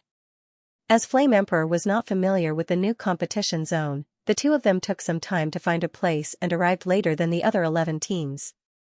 Everyone is here. Let's start drawing lots to form the temporary team. Heavenly Wing Jade was in charge of the drawing of lots this time. She saw that Lionheart's people were not in a good mood and hurriedly stepped forward to stop them. After the drawing of lots, Heavenly Wing Jade also announced the competition rules for this combined annual competition. As this annual competition was a competition between humans and magical beasts, Heavenly Wing Jade also explained the ranks of magical beasts on the continent. The magical beasts in the Boundless Continent were ranked from rank 1 to 9, Commander-level magical beasts, and King-level magical beasts. As the representative of the continent's highest level of competition, Heavenly Wings Arena, most of the magical beasts in the Mysterious Wings division were rank 7, 8, and 9. Magical beasts of this rank were rare in other places on the continent. As for the magical beasts that could fight their way into the final monthly competition, most of them were already commander-level magical beasts. The appearance of a king-level magical beast in the Mysterious Wings division happened in July. Due to the appearance of the king-level magical beast, the Mysterious Wings division was completely destroyed. Therefore, the remaining 4 months of the Mysterious Wings division could not be held as scheduled. Therefore, the magical beasts that won the monthly competition in the Mysterious Wings division were, to put it bluntly, only 6. Excluding the king-level magical beast that escaped, the magical beasts participating in this annual competition were the champions of the monthly competitions from January to June. After a joint discussion between the people in charge of the Heavenly Wings arena, they decided to use a 4-on-1 format for the annual competition. There were 2 pairs of monthly contestants against a commander-level magical beast. After all, in terms of strength, a commander-level magical beast was much stronger than a sacred mage or a warrior below the martial ancestor level. Even if it was 4 against 1, the contestants only had a 50% chance of winning. When they heard that their opponent was a commander-level magical beast, most of the contestants revealed ugly expressions. When they woke up earlier, they all thought that the participants would at most be level 9 magical beasts. Who knew that the strength of the magical beasts in the Xuanxia district was actually so terrifying? It's just a commander-level magical beast. There's no need for 4 people. Lion and I are enough to deal with it, Lionheart's Xianxia said proudly. Xianxia and Huang Fushi were both capable generals of a B-grade hunter corps on the continent in their early years. Because they despised the low income of the hunting corps, they decided to become competitive hunters. Compared with other players, the 2 of them have fought against Warring States commander-level magical beasts, so they won't have any problems this time. Flame Emperor looked at the 2 of them carefully. The man was tall and handsome, and the woman was sexy and enchanting. They were both eye-catching contestants, but other than this time, they had never offended each other. She didn't know where the strong hostility from the 2 of them came from. Xianxia was also paying attention to Flame Emperor. She was depressed to find that the 2 girls were indeed as drawn on the card. They were slightly more concave than her, and the parts that were supposed to be convex were much more convex than her. The 2 of them were also wearing masks. Just by standing on the arena casually, they had stolen the limelight. Xianxia and Huang Fushi were very dissatisfied when they thought about how the 2 of them would be in the limelight in the upcoming annual competition. The rules of the competition are that only 2 people are allowed to participate. No one is allowed to be special. Either participate or get lost. Xianxia was also very dissatisfied with Lionheart's 2 people. The 2 of them were very arrogant and had offended her, the person in charge, just now. In the arena, the most taboo thing was to have people who thought they were invincible, but were actually nothing. Lionheart didn't dare to speak rudely after Xianxia's rebuke. 12 groups of people went up to draw lots at once. The method of drawing lots was that the Heaven's Wing Jade's line of sight would place the 6 numbers 1 to 6 in a hidden box. There were 2 of each number. The contestants who drew the same number would form a temporary team to fight against the corresponding magical beast in the Xianxia area. Lionheart's 2 people were the first to draw lots. They drew a 3. The other contestants also drew their numbers one after another. When it was Flame Emperor's turn, Flame Emperor was the representative to draw lots. As she drew, she thought to herself, anyone is fine, as long as it's not Broken Heart. She didn't want to form a temporary team with Broken Heart. However, fate didn't follow her wishes. When Flame Emperor opened the slip of paper that he drew, there was a 3 inside. The result was very clear. Flame Emperor and Lionheart formed the 3rd team. All the temporary team members had been confirmed. The new teams were the 1st to 6th teams of the 6 major teams. The specific battle against the magical beasts will be confirmed on the day of the annual competition, before the first round of the competition begins. Everyone has worked hard. In the next 3 days, please prepare well. Heavenly Wing Jade recorded the results of the draw and went to the arena to report. How unlucky. We drew the worst lot and met 2 people who were dragging us down. Xianxia tore the number from the draw into pieces and threw it at Flame Emperor. Hey, what do you mean? We don't know who's dragging who down. Flame Emperor was furious. Lu Qingqing was gone with great difficulty, and now these 2 people were here. Just thinking about these 2 peacocks participating in the annual competition was enough to make Flame Emperor feel hurt. Facing a commander-level magical beast was already troublesome enough. In this kind of situation, if they met a comrade with good teamwork, their chances of winning would undoubtedly be much higher. But if they were to clash with Lionheart, it would be good if the other party didn't stab them in the back. I'm talking about you guys. I don't know what method you used to win against Willowblade. In my opinion, Willowblade is much stronger than you guys, Huang Fushi said from the side. You guys? Flame Emperor was so angry that his face turned red. He really wanted to rush up and let the two of them see how strong they were. We'll know who's stronger and who's weaker in the competition. Flame Emperor didn't want to waste too much time on these two clowns. After the temporary team list was confirmed, the next step was to wait for the annual competition. This year's annual competition was seen as a turnaround battle by Tiannidong, and it was also the most anticipated competition of the year in the Tianni arena. In order to attract more spectators, Tiannidong began to send out invitations a month before the start of the annual competition. It also took a month for the arena to reopen some of the venues in the Xuanyi and Yellow Wing divisions and build all kinds of ordinary seats and VIP seats. Tiannidong's invitations included the royal family, important ministers, aristocratic families, some large hunting corps, and the people in charge of the continent's top-notch hunting citadels. These people arrived in Tianni City at the beginning of January one after another. Tianni City, which was already very lively, had a large number of airships and flying magical beasts.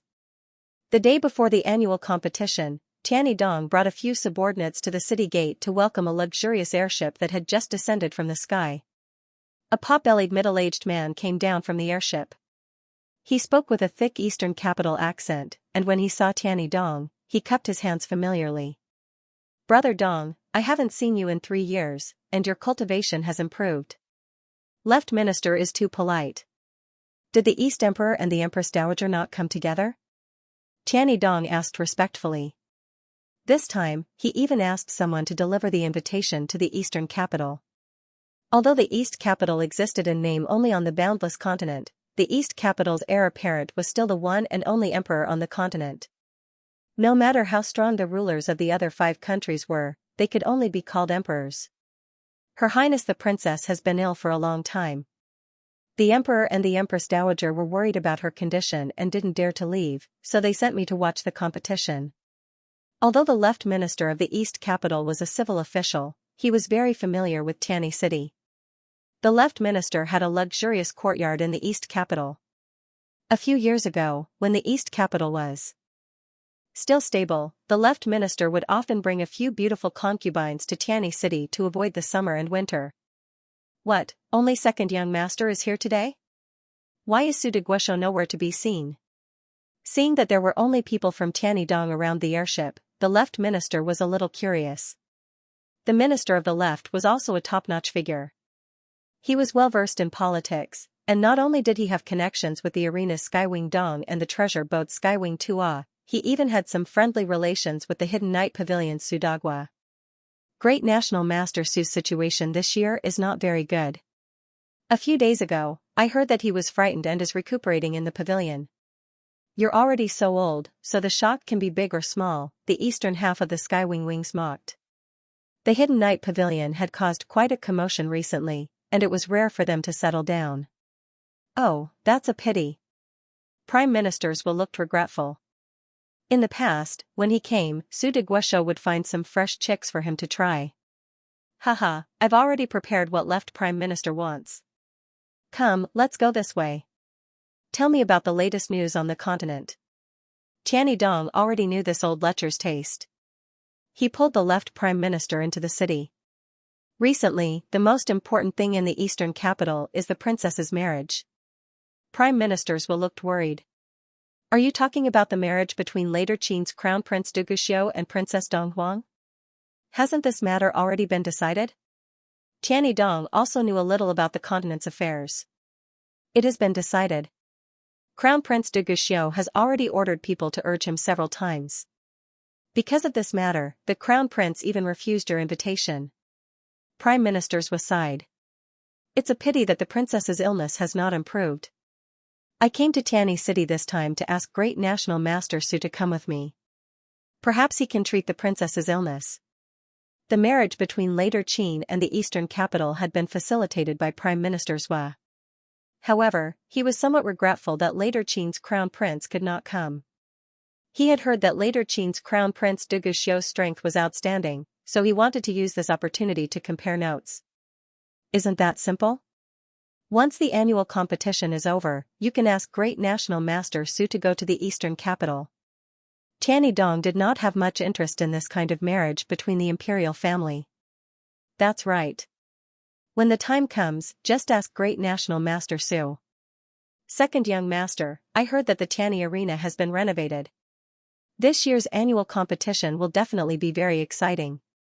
Prime Minister Zhua and the second young master chatted as they strode into the city. Not long after Tianyi Dong left, Yi Baiming brought Long Hua to the city gate.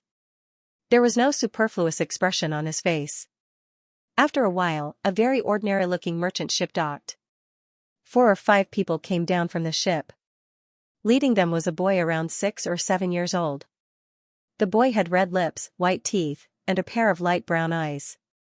He looked very lively. Next to the boy was a young woman in ordinary clothes. Although she was dressed normally, the young woman's temperament was not ordinary. Her face was slightly pale, clearly due to the discomfort of sitting on the empty ship for a long time. As soon as the boy got off the ship, he looked around. When he saw Yi Baiming, his little face immediately lit up. Brother Ming. As if he had grown wings, the boy opened his little hands and rushed toward Yi Baiming. Yi Baiming's handsome face was still as cold as ice. Unexpectedly, Yi Baiming was indifferent and took a step back. Crown Prince, you're here. Lord Baiming, thank you for specially coming to pick us up. The young woman looked at the boy lovingly. These 2 people were the new Crown Prince of Zhou State, Yi Beiqing, and his mother, Empress Wenren. Brother Ming, can you not call me Crown Prince? You can call me Beiqing. Before mother left, she said that we are visiting incognito. We can't address each other by the way we address each other in the palace. Yi Beiqing looked at his elder brother with admiration. Yi Baiming and Yi Beiqing were 7 years apart. Before Yi Beiqing was 3 years old, he had never heard that he had a second brother. He had always disliked his eldest brother, Yi Bailian, because he always bullied him. However, a few years ago, Yi Beiqing met his second brother by chance. His second brother was handsome and skilled in martial arts. For a boy of his age, such an elder brother was worthy of being called an elder brother. Yi Beiqing wanted to be close to his second brother, but his second brother was very antisocial and he could never find a chance to get along with him. After his eldest brother passed away, he became the crown prince, and his second brother disappeared. This time, his mother mentioned by chance that his second brother was in Tianyi City.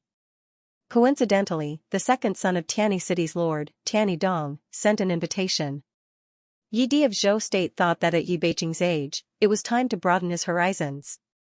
Therefore, he ordered Empress Wenren to bring the crown prince, Yi Beiqing, to Tianyi City. Empress Wenren liked to keep a low profile and was unwilling to take the royal family's empty ship. Therefore, she rented an ordinary merchant ship, disguised herself as a commoner, and arrived at Tianyi City. I've already arranged accommodation. Please come with me, Empress and Crown Prince. Yi Baiming acted as if he did not hear and ordered Long Hua to prepare a carriage and clothes for the Crown Prince and Empress. Yi Beiqing's little face immediately darkened.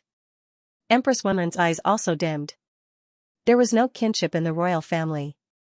Could it be that Lord Baiming could not forget the past? The 2 of them, 1 adult and 1 child, were sent to the carriage. The carriage rumbled forward. Yi Baiming stood on the street, his back looking exceptionally bleak. Following the arrival of the royal family and important officials from the Zhou state and later Qin, the envoys from the other countries also arrived. Only the immortal Keeper nation didn't send anyone over. As for the Punlai nation, everyone knew that the Zhao state was the symbol of Punlai. Since the 5th and 9th representatives from the Zhao state had arrived, it was enough. On the day before the annual competition began, the 5 major countries, the eastern capital, and some important hunting groups all arrived. Early in the morning, Yunxing and Donghuang Linger walked out of the inn. Yunxing, Linger, where are you going? Gufeng and Qi also walked out. Yunxing and Donghuang Linger both looked embarrassed. In order to avoid Gufeng and Qi, they had specially gotten up early, but they didn't expect to still be caught. We went to watch the competition, Donghuang Linger stuttered. Ah, you got tickets. I envy you so much. I specially went to line up overnight to buy tickets, but I didn't get any. Gufeng looked envious. The annual competition this time was fresh and had done enough promotion, so the tickets were unprecedentedly popular. The competition hadn't even started yet, but the tens of thousands of tickets, including the quarterfinals, semifinals, and finals tickets, were all sold out. Part of the reason the tickets were so popular was that Tianyi East had sent out a large number of invitations. Most of the royal family officials had brought their families along with them, and some hunting squads had even sent their elites over. Therefore, although the tickets for 10,000 people were said to be available, only 5,000 tickets were actually sold to the outside world. Moreover, the audience who could get one of these 5,000 tickets were mostly people with powerful backgrounds. Ordinary people didn't have any connections, so they couldn't even see the shadow of a ticket. Once it was snatched, it was quickly gone. That brat Gufeng was also very anxious about this annual competition. He brought his belongings and waited outside the arena for a day and a night, but he didn't get a single ticket, which made him depressed for a long time. We only managed to get the tickets thanks to Big Sister Yu. Haha, Gufeng, don't tell me you've learned from those young ladies that you're interested in a battle team? Yunxing teased when she saw Gufeng's fanatical expression. Of course, I'm a crazy fan of Flame Emperor. I love Flame Emperor the most. Gufeng took out a pile of cards. I bought almost all of Flame Emperor's souvenirs. Since last month, Gufeng had been able to earn some prize money from the competitions he participated in.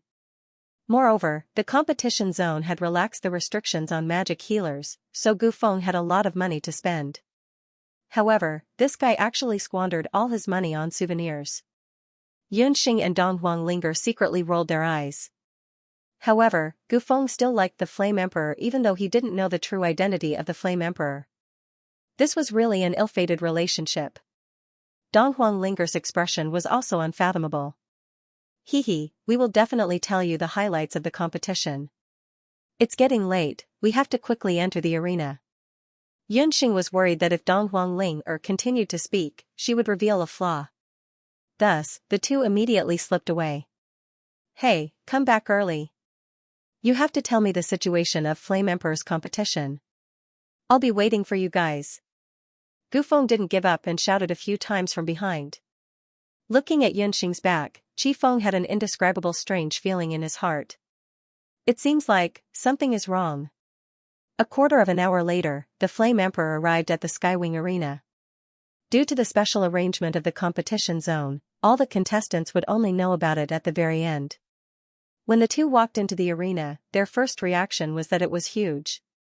This was an arena that could accommodate 10,000 people at the same time. Just the diameter of the arena was over 3,000 meters.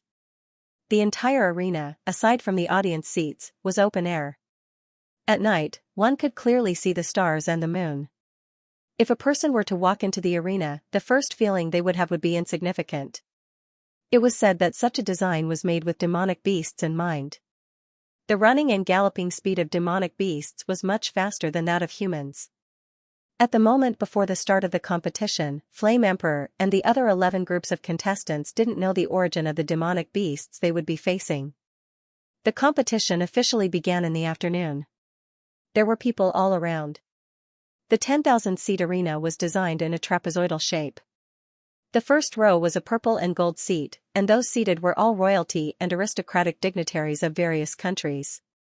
Skywings East also sat in the first row. Behind the second row were the various large hunting groups and some wealthy merchants, and at the very end were the ordinary spectators. Flame roughly looked at the audience seats and saw the familiar Elder Hellion and Elder Yu. As for the other contestants, they probably didn't manage to buy tickets. Flame suddenly felt a gaze. She looked toward the first row and saw Yi Baiming. Beside Yi Baiming sat Empress Wenren and a young child. It looked like that was the newly ascended crown prince. Yi Baiming probably came today as a member of Zhou State's royal family. Yi Baiming looked at Yunxing and curled the corner of his lips. How could he look so devilish? The corner of Yunxing's mouth twitched, and she resisted the urge to give Yi Baiming the middle finger. She looked to the side again. Not good, the emperor called out softly, his voice a little anxious. What's wrong? Flame looked at the emperor. Why is that old guy here? The emperor also just noticed that the left minister of the eastern capital was sitting in the first row. She had always been at odds with the left minister, especially this time's marriage between the two countries. It was all the left minister's idea. Don't worry, you're wearing a mask, so he won't recognize you. When the time comes, just be careful not to reveal any flaws. Flame glanced at the left minister. There were only so many familiar faces in the first row. The one who came from the later Qin seemed to be an unfamiliar general. As for the immortal residents, as expected, no one was sent. Elves were different from humans. They were the closest race to demonic beasts. The elves of the immortal residents hated the competition between humans and beasts. They slowly walked into the arena. Looking at Lionheart's appearance, is he here to compete or to put on a show? Flame was comforted by Yunxing, and his thoughts calmed down. The two members of Lionheart were dressed in white today. The man was dressed like a welcoming guest, while the woman was dressed in a tight low-cut magician's robe. As soon as the two appeared, they heard a group of people in the middle row cheering. Lionheart will win. These were the hunting companions of Lionheart's two members when they were hunters in the early years. Today, they were all here to support the two. Did you see that? This is what it means to be popular. The two men from Lionheart had a proud look on their faces as they swaggered past Flame Emperor. What's there to be proud of? Aren't they just relying on their advantage in numbers? The Emperor muttered. Flame Emperor walked forward. A series of earth-shattering dragon roars and imposing roars came from the sky. The 10,000 people in the arena shook a few times. Flame Emperor is invincible. Flame Emperor will win. Many hunters from the Heaven Extermination hunting group descended from the sky. Dozens of bat dragons roared at the same time. Everyone present was taken aback and began to whisper to each other. They had heard that Flame Emperor was a free team without any background, but they didn't expect them to have such a background. The Heaven Hunting Group was clearly supporting Flame Emperor. Hee, this is what I call popularity. Flame Emperor winked at Lionheart. Lionheart's two people didn't look too good. Suddenly, Flame Emperor and Lionheart's popularity were on par with each other in the 12 groups. Second young master, today's competition is unprecedented. Why haven't we seen the demonic beasts yet? The left minister's shifty eyes paused on Li Xinyua's snow-white chest for a moment before he stared at the two people from Flame Emperor. The winners of the 12 groups entered first. In order to maintain the mystery, the demonic beasts were still kept in the rearing sheds. Flame Emperor and Lionheart entered the arena together. Lionheart's two people had clearly dressed up today. They were wearing the most beautiful clothes. Not only left minister, but the rest of the audience were also eagerly waiting for the demonic beasts to enter after this unique opening show. Left minister, don't be impatient. Look, the demonic beasts are here. Tianidong stood up and clapped a few times. In the middle of the arena, a piece of ground slowly rose up and 6 huge beast cages rose up. The 6 beast cages were of different sizes. The smallest was only the size of a bird cage while the largest was 5 or 6 square meters. It could be imagined that the sizes of the demonic beasts were also completely different. The outside of the cages was covered with magic cloth, blocking everyone's curious gazes. Even if someone used their divine sense to scan, it would be very difficult to see what was inside. Everyone, welcome to the annual competition. I am one of the referees for this year's competition, Hoff. The 6 demonic beasts are about to reveal their true faces. Let us look forward to the great battle between demonic beasts and humans. A man dressed like a beast man stood next to the beast cages. This person was the person in charge of the Profound Wing Arena. He was also a sacred beast summoner. Several martial artists came up and carefully carried the 6 cages to the side. One of the largest cages took a total of 10 martial artists and many levers to move. Yen, what do you think is in there? The size of each cage is different, so the difficulty should be different too. It doesn't seem fair. The smallest cage should have the weakest magical beast, right? Yan and Emperor discussed. The strength of a magical beast has no direct relation to its size. As a summoner, Yunxing knew better than the average person that in some situations, the smaller the magical beast, the more powerful it was. Anyway, I don't want to collide with the guy in the biggest cage. Looking at the size, what kind of magical beast do you think it is? The emperor shivered. Her understanding of magical beasts was very limited. It could be a bear or an elephant type of magical beast. Yen was also sizing up the 6 cages. On the outside of the 6 cages, there were numbers from 1 to 6. Those who have formed the temporary battle team, please choose a member to come forward and draw lots. We will draw lots. Without waiting for the emperor to say who would draw lots, Xianxia pushed Xianxia out. Why should you do it? The emperor was unwilling to place her fate in the hands of these 2 people. Because we are stronger than you. Isn't it just a beginner sacred magician and a healing elf magician? During the competition, you still have to rely on us. Xianxia raised her eyebrows, her face full of arrogance. She and Xianxia were both strong attackers who were good at close combat. They had a great advantage when fighting against large magical beasts. Emperor, let them do it. When the time comes, they can't blame us for whatever they draw. Yen shook his head. The people from Lionheart thought that the emperor was afraid of them and felt even more proud. Xianxia walked forward and quickly drew the number 3. The other 5 temporary battle teams also chose their magical beasts. Our luck is not bad. Cage number 3 is the smallest cage. It shouldn't be any powerful magical beast. Xianxia and the others showed a satisfied expression when they saw the number. Good, according to the order, each temporary battle team will come forward. Let us first announce the magical beast in cage number 1. It had to be said that Hoth of the Profound Wings Division was very good at stirring up the atmosphere. His unhurried tone made the hearts of the audience and the mystical beasts in the arena rise to their throats. Cage number 1 was also the largest of all the cages for magical beasts. What bad luck to draw a big guy. The 4 contestants who drew cage number 1 were already muttering. The 4 of them braced themselves and walked forward. Hoth tore off the magical cloth covering the cage. Wow! Gasps could be heard from the entire arena. The magical beast in cage number 1 was a glacial raging elephant that was over 4 meters tall. Its 4 limbs were like 4 pillars made of ice and snow. 2 long teeth that looked like scimitars grew from the sides of the giant elephant's mouth, glinting coldly. A beginner commander glacial raging elephant. The Skywings arena is really going all out this time. Zhong Yi, who was sitting next to Yun Songlong, subconsciously rubbed his chin. As a summoner, he knew most of the magical beasts on the continent.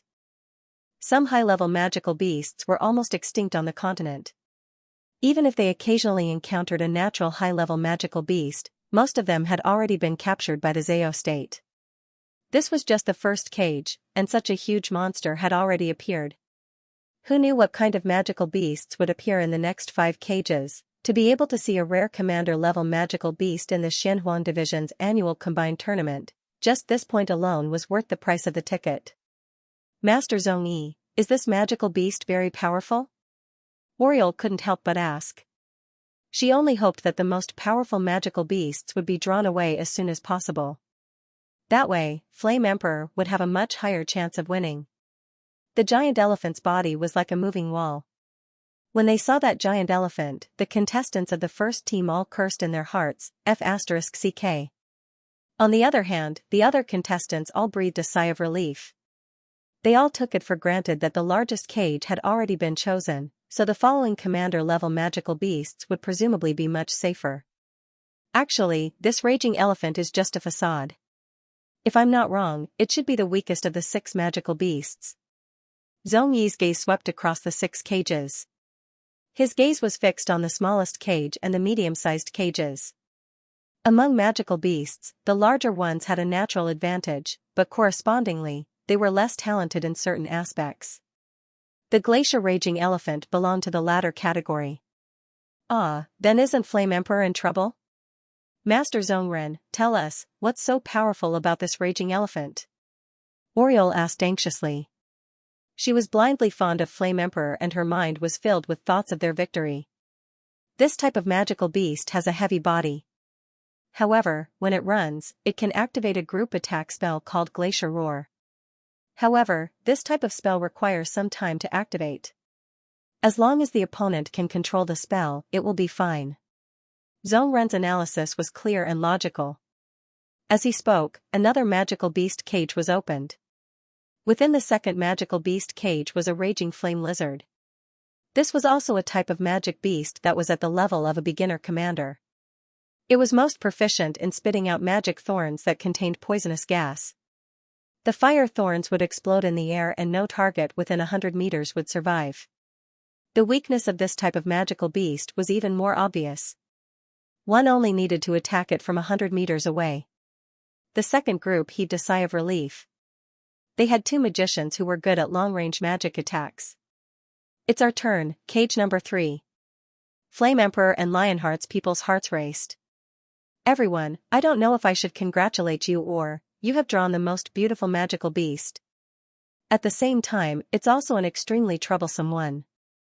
Huasi was still in the mood to joke. He gently removed the magic cloth from the birdcage-sized draconic beast as if he was lifting the veil of a beautiful bride. Once the cloth was removed, many people in the arena couldn't help but stand up to take a closer look at the magical beast in the cage. Ah! Emperor couldn't help but cover his mouth. Xianxia also couldn't help but widen her eyes. Huasi had no choice but to call it the most beautiful magical beast. Even summoners like Flame Emperor and Zhongren had never seen a magical beast more beautiful than this little fellow in front of them. It was a small bird the size of a woman's palm. It had a body of incomparably beautiful golden-green feathers. Its beak and claws were red, and its tail had a pair of large, charming tail feathers. Under the sunlight, the feathers trembled, as if countless gold coins were shining.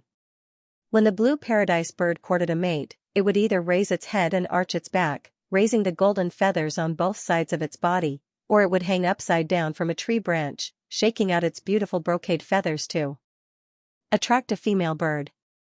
Hellbird. Grandmaster Zhongren, who was still analyzing the characteristics of the previous magical beast, suddenly opened his mouth wide. How can such a beautiful bird be called a hellbird? I feel that it should be called a bird of paradise. It's not inferior to phoenixes and peacocks. Oriole also saw the little fellow in the cage. It still seemed to have stage fright as it stood awkwardly in a corner of the cage. Sigh, that's because you were blinded by its beautiful appearance.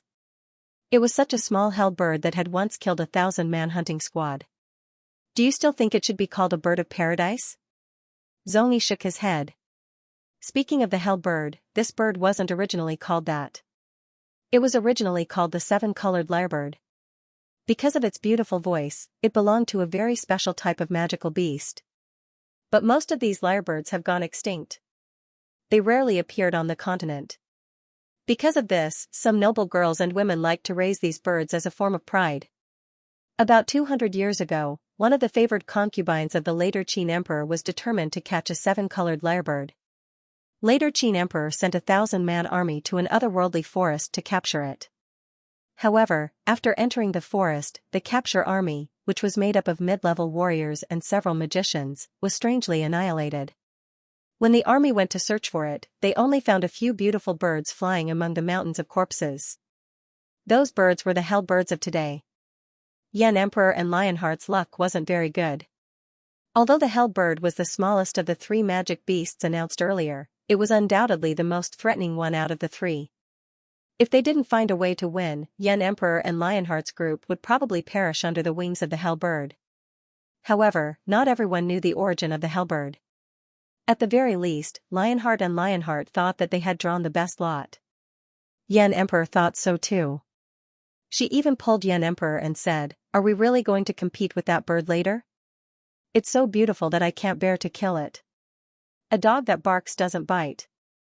The more beautiful it is, the more vicious it is. We can't underestimate it."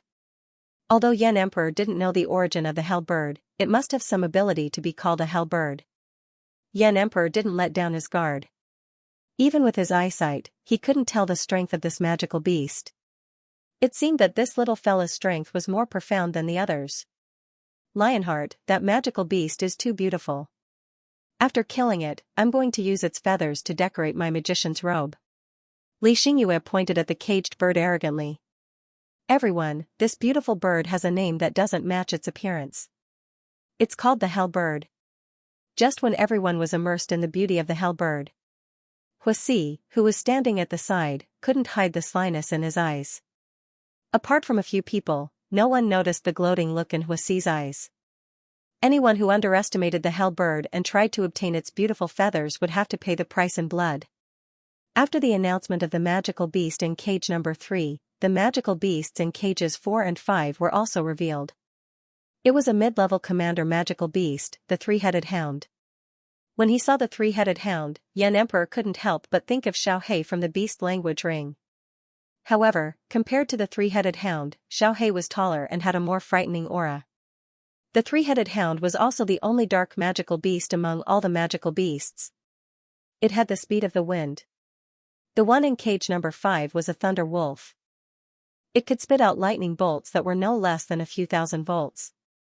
The first 5 cages had been revealed, leaving cage number 6 as the only one that hadn't been announced. Due to the appearance of the gigantic glacier raging elephant and the incomparably beautiful hellbird, most people's attention was drawn away. No one paid special attention to what was in the 6th cage. Based on the size of cage number 6, many people guessed that there should be a magical beast the size of a horse inside. Everyone, it's finally the final moment. After announcing this magical beast, we will immediately enter the first round of the annual competition. The magical beast in cage number 6 will be announced immediately. Huasi's voice was filled with urgency. It wasn't just for the upcoming competition, but also for the last cage. With a trembling hand, he tore off the last piece of magical cloth. The red magical cloth slid to the ground. The magical beast in the 6th magical beast cage had revealed its true appearance. Horse. It was indeed a horse, but in the next moment, everyone realized that the magical beast in the 6th cage was no ordinary horse. That is? Yan saw a magical beast that was somewhat similar to a horse. It had slender and muscular limbs, and its hair was as flawless as the snow of the northern kingdom. There was a tuft of red hair on its forehead, and its eyelashes were like butterfly wings. Its eyes were like a human's, full of wisdom. There was a spiral horn on its forehead. A unicorn. This was the first time Yan had seen such a magical beast. But immediately, Yan denied her own thoughts. It was a unicorn. A name immediately popped into her mind. Among the 6 magical beasts participating in the annual competition, one of them was actually an adult unicorn. A unicorn was a very special magical beast, or it could be called a semi-divine beast. This magical beast was also Horse's favorite magical beast. He had even given it a name, Dawn. The spectators were also unable to take their eyes off the cage. The Heaven's Wings arena was indeed rich and imposing, to actually have such a magical beast. The Hellbird and the Light Unicorn were both the most beautiful magical beasts. But the beauty of the two was completely different. The Hellbird was like a fiery phoenix from hell, radiant and eye-catching. The Light Unicorn, on the other hand, had a noble beauty. The imprisoned unicorn was unbearable to look at. Oh my, it's actually a light unicorn. Sigh, it would be great if Flame Emperor could draw this magical beast. Zhongyi couldn't help but sigh when he saw the beautiful creature imprisoned in the cage. Why? Master Zhongren, could it be that the unicorn is not the most powerful of these magical beasts? Even Yan Ke, who was not a summoner, knew that the rank of the unicorn should be the highest among all the commander-level magical beasts. It was said that the Unicorn King was one of the top magical beasts among the king-level magical beasts. It was also the magical beast closest to a divine beast, because it had received the blessing of light from birth. Unicorns were natural light magical beasts. That's because unicorns are the most peace-loving magical beasts. Unless they're forced to their limits, they won't attack humans. Hence, it's actually not difficult to defeat a unicorn. The Zong personality side.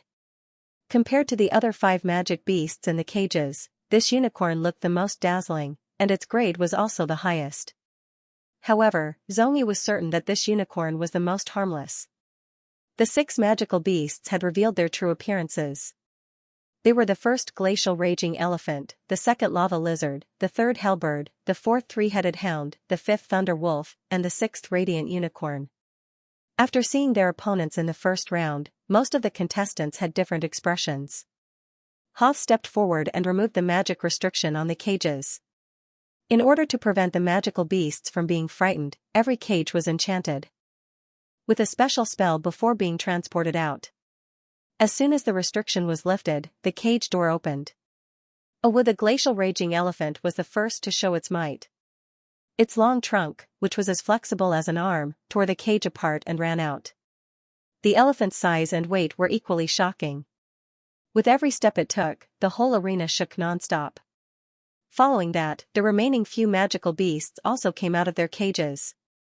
The hell bird with beautiful feathers also flapped its wings, like a playful girl, and came out of the cage. The unicorn in the sixth magical beast cage was the most reserved one. It tentatively lifted its front leg and walked out. Its posture was just like an empress of the royal family. The magical beasts were fine when they were in their cages. However, as soon as they came out of their cages, the pressure of the commander-level magical beasts was like the weight of Mount Tai. Seeing the 6 magical beasts, Flame Emperor and the other contestants from the other 11 groups all took a deep breath. Although they already knew that their opponents were commander-level magical beasts, when the 6 commander-level magical beasts stood together, the pressure of the magical beasts was still very scary. Among the 12 groups of contestants, one group's knees went soft, and they lost their composure and directly fell to the ground. There was a wave of boos from the audience. The battle between humans and beasts hadn't even started, and the champions of the monthly tournament were already showing signs of stage fright. Useless things. It's just a group of magical beasts. What's there to be afraid of? The 2 from Lionheart mocked disdainfully. Everyone, the lineups of both sides have come out. Let me explain the rules of this annual tournament to everyone. Tianyi Dong loved the feeling of being the center of attention. He quickly condensed his fighting aura into wings and moved from the audience to the highest position on the stage. Tianyi Dong's roar was accompanied by the effect of the Skywing City Lord's unique battle record, Sky-Shaking Roar. Under the roar, everyone's attention was unconsciously focused on him, and no one paid any attention to the contestant who had lost his composure. Hoff took the opportunity to help that contestant up and encouraged him from the side. First of all, on behalf of the entire Skywing City, this young master welcomes the 10,000 distinguished guests seated here. It is you who have made the first annual tournament of humans and beasts of the Skywing Arena unprecedentedly exciting. His hawk-like eyes looked around the arena that could hold 10,000 people. Once again, on behalf of my father and the entire arena, this young master thanks the 24 brave warriors present. Finally, out of consideration for the special nature of this tournament, this annual tournament will use 2 methods to determine the victor. The first method is a pre-match forfeiture system, where all contestants have a chance to forfeit before the start of the match. The second method is a life-or-death match.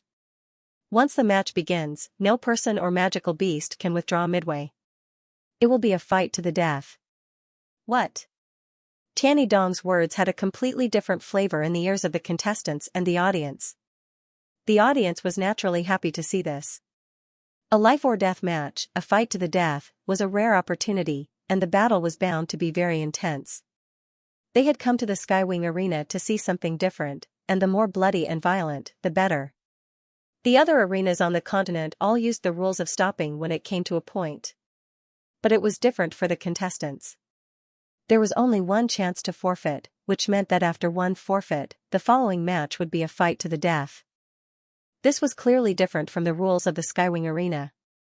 The original rules of the competition were that as long as a contestant voluntarily forfeited, the match could be terminated at any time. Tianyi Dong's new rules were clearly a game of slaughter. Either the contestants would survive by killing the magical beasts, or the contestants would die in the mouths of the beasts. No. We don't agree. Nearly half of the 24 contestants expressed strong dissatisfaction. Nearly half of the 24 contestants expressed strong dissatisfaction. They had come to participate in the arena either for fame or for profit, but disregarding life and death for fame and profit wasn't their goal. My apologies, everyone. When you joined the arena, you signed a life and death agreement. The last clause is already clearly stated that as long as you are in the Skywings Arena, you must unconditionally obey the arena's arrangements. Skywings East had long known that these contestants would disagree. The contestants all had terrible expressions as they cursed inwardly. This was simply a tyrannical rule. But they had indeed signed that agreement. If they violated the arena's rules, they would face sky-high compensation. The Skywings arena would hunt them down all over the continent. Retracting our head is a knife, sticking our head out is also a knife. Let's go all out. The 4 members of the first team who had drawn the glacier raging elephant stepped forward. The first match is about to begin. The remaining contestants of teams 2 to 6, please return to the contestant lounge to rest. The members of teams 2 to 6 returned to the lounge with indescribable feelings. No one was willing to stay and watch the match. Everyone was thinking about how to deal with the next match. Not long after they entered the lounge, they heard a tremor that sounded like an earthquake. Someone asked, "I wonder what the result is." "No matter what, we have to compete. We're already meat on the chopping block. We'll be swallowed no matter what," said Xianxia of the 6th team. The 6th battle team was the one that had drawn the unicorn earlier on. At this moment, the 4 of them had already studied the information on the light unicorn. Xianxia was a typical martial artist, with a full beard and casual clothes that made him look rather sloppy. The peacock man and woman from Lionheart couldn't help but frown when they saw that man, as if they had seen something dirty. Everyone said nothing as they listened to the activity in the arena. "Since we're waiting, why don't we all drink a few mouthfuls to boost our courage?" Xianxia took out a leather pouch filled with high-concentration sorghum wine. For martial artists, wine was their second weapon. It could boost their courage, improve their blood circulation, and sometimes even heal ordinary wounds. With that, he took a sip before casually handing it to Flame, who was closest to him. The 2 Flame Emperors had a good impression of this boorish man. Yan did not hesitate and took the wine. Without even wiping the mouth of the water bag, he drank a mouthful. That was the coarsest type of sorghum wine. It was spicy and did not taste like alcohol at all. In comparison, Yen was already missing the few jars of elven fruit wine that she had stored in the beast language ring. The texture was exquisite and the wine was strong. It was a pity that the ring had been taken away by Elder Hellion. When the Emperor saw this, he couldn't refuse. He imitated Yen and took a sip. "Heh, you must be the Flame Emperors. I have high hopes for you. I didn't know that a woman could be so bold." Seeing that the Flame Emperor was not bashful at all, the boorish man Xianxia smiled until his face was full of wrinkles. They were enemies in the arena, but friends outside the arena. This was a typical competitor. Just like that, the wine pouch was passed down. Everyone felt as if they were fellow sufferers. However, when Xianxia heard about it, she threw away the wine pouch. "It's so dirty. Why are you still drinking at a time like this? Are you all in a rush to drink?" Xianxia's words were like scolding someone to death. At this critical juncture, it was simply touching someone's bad luck. When Xianxia heard this, blood rushed to his head. "Woman, is there something wrong with your brain? That's my wine. Get lost." He rolled up his sleeves and was about to argue with Xianxia. "Xianxia, don't you dare touch her." Huangfusher cast a sidelong glance at Xianxia. His opponent's cultivation was lower than his. "Brother Chen, forget it. It's just a pouch of wine. When the competition is over, I'll treat you to the best elven fruit wine if there's a chance." Yen moved forward and pulled Xianxia back. Xianxia was not willing to let this go. However, he realized that his hand was held down by Yen and could not move at all. Only then did Li Yong realize that although the lass looked weak, she was not simple at all.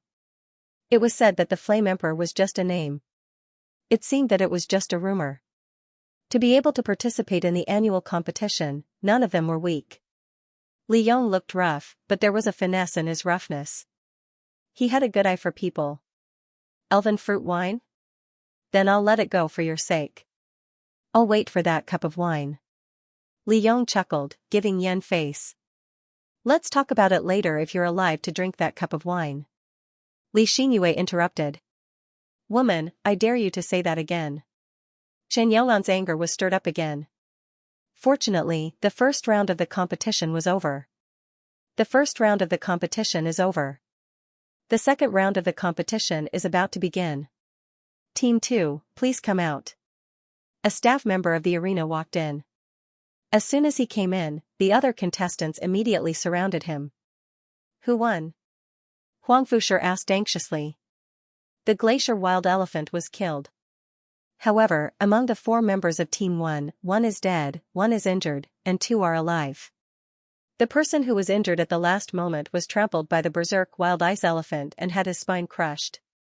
I'm afraid he'll be bedridden for the rest of his life, the staff member announced mechanically. Such a tragic result still caused everyone present to be slightly surprised. This piece of news made the earlier conflict seem insignificant. Team 2, hurry up and come out. Team 3, get ready. The annual competition would last for an entire day.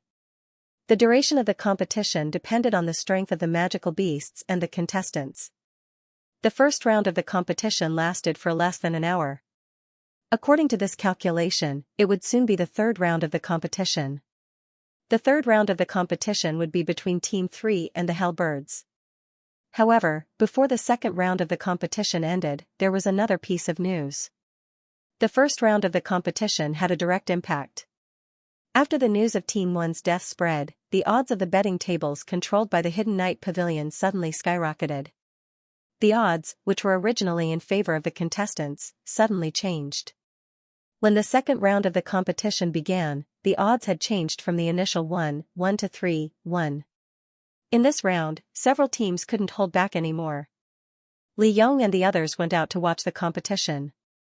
Under Yan's persuasion, Huang meditated in the resting room. The second round of the competition lasted longer than the first. About 1.5 hours later, the results of the competition were finally out. Team 2 has lost. The lava lizard's attack power is shocking. Xianxia announced the result as soon as he came in. He was no longer in the mood to drink and joke. His expression was serious. The second magical beast, the lava lizard, had thick skin. The contestants couldn't take it down for a long time and used up a lot of energy. At the last moment, the lava lizard released a high-level spell, Lava Volcano. The situation was very tragic. Of the 4 contestants, 2 were dead and 2 were injured. The lava lizard won. With such a result, the already tense atmosphere in the contestant lounge became even more oppressive. The betting odds outside are already 5-1. What a scam. Everyone has been scammed this time. Xianxia was already regretting going out to watch the competition. His confidence was obviously shaken. The second team suffered a crushing defeat. Xianxia watched as 2 of the contestants were swallowed by the lava. He watched as they wailed, struggled, and turned into a pool of blood. The scene was too horrible to watch. Flame Emperor and Lionheart did not go out to watch the competition. Lionheart did it because he had absolute confidence in winning. Flame Emperor did it because he wanted to have enough time to meditate and accumulate more mana. The third match is about to begin. Third team, please enter the arena. The staff urged. It had begun. Flame Emperor and Flame Emperor looked at each other and saw a trace of encouragement in each other's eyes. After so many matches, Flame Emperor's tacit understanding with him was already very high. He was comparable to some veteran hunters who had worked together for many years. Be smart later. If you can't win, then scram. Don't get in our way. Li Xinyua's beautiful mouth spat out stinging words. Without our consent, you are not allowed to forfeit. Otherwise, we won't let you off easily. Huangfu Lionheart also glanced at Flame Emperor. Since they were from the same team, either side had the right to forfeit. Lionheart was certain that Flame Emperor would be a burden. Flame Emperor, do your best. I have high hopes for you. Xianxia pouted at Lionheart in dissatisfaction. He really wanted to punch Lionheart's disgusting face into pieces. After 2 matches, it was already noon. The sun was shining brightly in the sky. Because Skywing City was located in the sky, the sun's radiation was also much stronger than other places. Despite the magic array, the temperature of the arena's ground had already reached over 30 degrees Celsius due to the strong sunlight. The arena had specially prepared half an hour of tidying up. During this time, most of the audience bought some snacks and discussed the 2 matches. The arena had already been cleaned up, but there was still a trace of sulfur smell left in the air. This was the trace left behind by the advanced fire magic, Lava Volcano. Half an hour was enough for the temporary team to arrange their battle strategy. You're called Flame Emperor, right? Later, you will buff us with wind magic. As for you, I heard that you know how to use elven magic. Later, use your magic to confuse the hell birds, Xianxia said in a bossy tone. We've already done everything. What are you doing? The emperor was very dissatisfied with Xianxia's tone. In the arena, the person who ran out of mana first was more likely to lose. The two of us are the finale. Otherwise, do you think the two of you can defeat a commander-level magical beast? Xianxia said disdainfully. She had noticed that Yen was a master magician while the emperor was only a novice saint magician. That hell bird didn't look like much and didn't seem to know any magic, but it might have some amazing battle skills. It was better to be cautious and let these two hotheads test the waters first. She would let the Yen emperor go first. After confirming the hell bird's strength, she and the Lion King would be able to succeed in one move. To the audience, they had already experienced two matches that were not perfect. If Lionheart could defeat the Hellbird in one fell swoop at this crucial moment, it would definitely cause a sensation. This was the result that the two Lionheart members had been waiting for. When the third match began, the sun was hanging high in the sky. In the VIP seats, the servants of the royal family and the nobles had set up small tents to block the sun. The entire arena was like a steamer, stuffy and hot. The Hellbird was released from its cage. The palm-sized bird turned into a beautiful shadow as soon as it was released from its cage. With that speed, not many people in the arena could see its movements clearly. Under the mask, Yen squinted his eyes. His black pupils turned into a pale gold color. This bird was very fast and had to be handled carefully. Following Yan's chant, a thin veil-like mist quickly enveloped the entire arena. The mist greatly reduced the temperature in the arena. The audience, who were originally unable to open their eyes due to the sun's scorching heat, became alert and strenuously watched the situation in the arena. What a fast chanting speed. In the audience seats, Elder Hellion and Elder Yu sighed at the same time. This reminded them of the dark gold mentors in the mainland's magic elite camp. However, no one connected the masked female contestant in the city with Yun Sheng. Emperor also added wind magic to the two Lionheart members in order to deal with the situation. The Hellbird did not release any magic other than dodging. Seeing this, the two Lionheart members breathed a sigh of relief and looked at each other. Huang Fushi shook his body and his movements increased by several times. He broke through the air like a sharp arrow and caught up with the Hellbird's speed in a short time. Huang Fushi waved his palm and forced the Hellbird to flee in all directions. Xianxia began chanting. With Emperor's wind magic, the two were at least twice as fast as usual.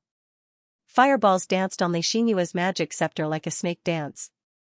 Chirp, the Hellbird was forced into a corner by the two and suddenly stopped in its tracks. It suddenly arched its back and all the colorful feathers on its body stood up. Its body was strangely facing down and the feathers on its tail opened up like a velvet fan. Its feathers lit up one by one as if they were lit on fire. As the Hellbird assumed this strange posture, the Hellbird's expression changed drastically. A strange scene appeared.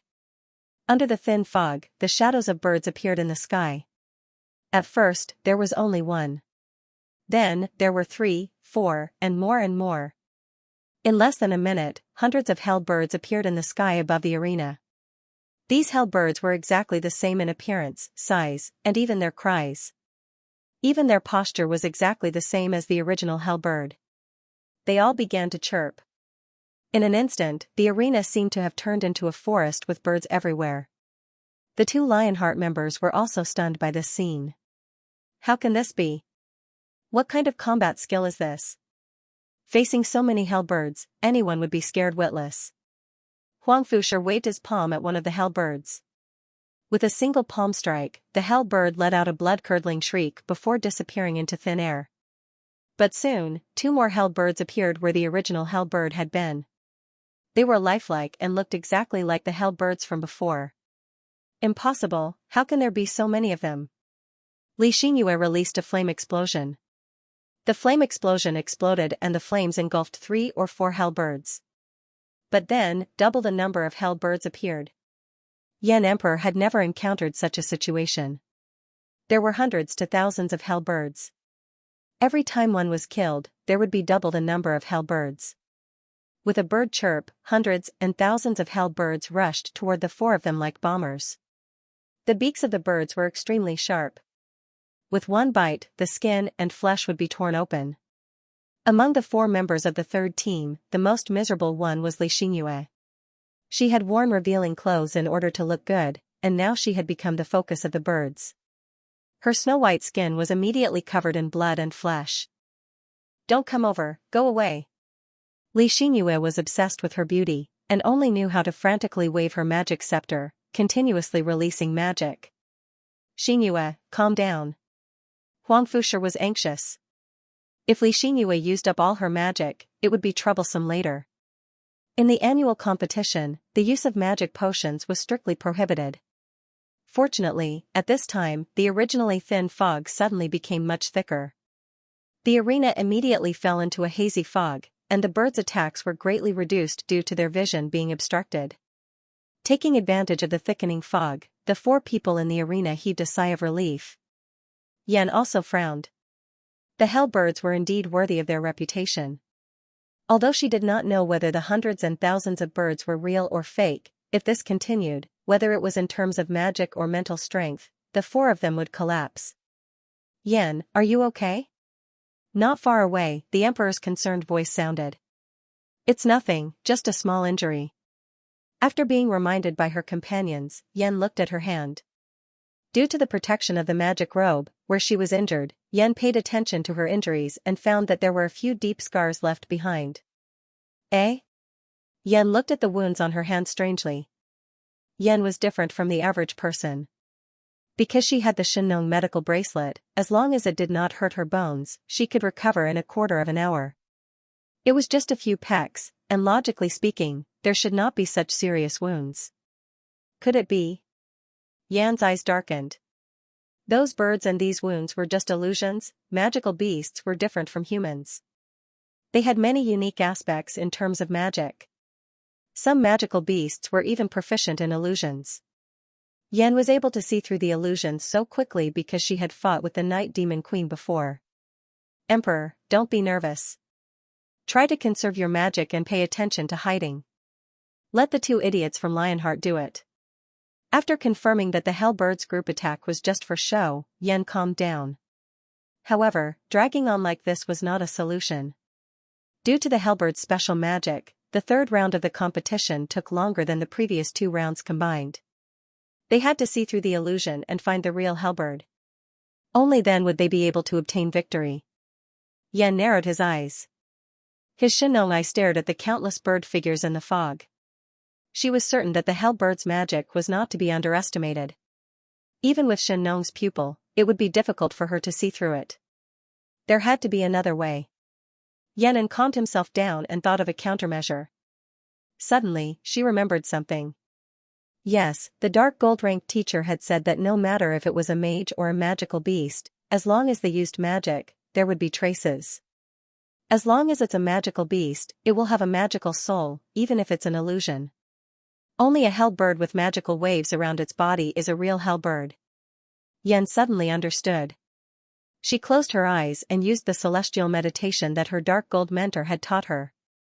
The surrounding fog disappeared, and so did the chirping of the birds. Yan's surroundings became a blank space. Yan saw a magical fluctuation. Although it was weak, there was only one magical wave in the dense flock of birds in the sky. That was it. Yan gripped the magic scepter with a backhand grip, and his eyes suddenly opened. She held the magic scepter in her hand and gathered strength in her arm. Yan chanted and used the magic scepter as an arrow to cast the magic sealing arrow. The thick fog blocked the view, and also partially blocked the Hellbird's vision.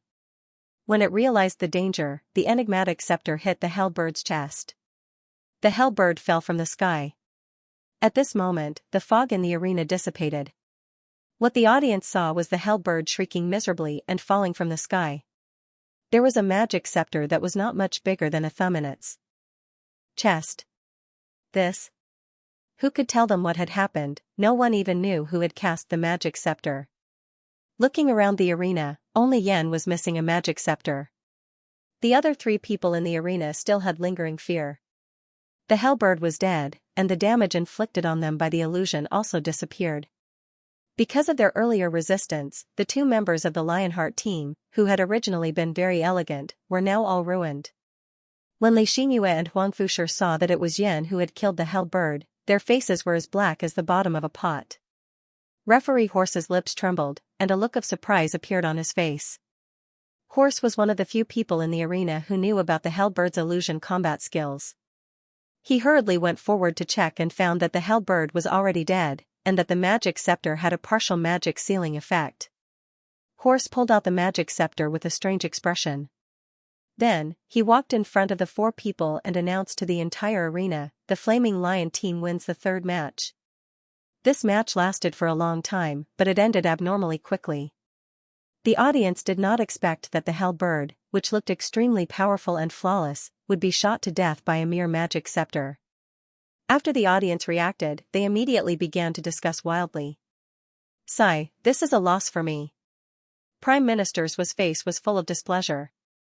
He had bet 5,000 gold coins on the hell bird. Minister's was rich. It's only 5,000 gold coins. There will be more exciting matches later. Tianyi Dong chuckled. In the corner of the ordinary seats in the arena, the 5th and 9th summoners also witnessed the entire process of this match.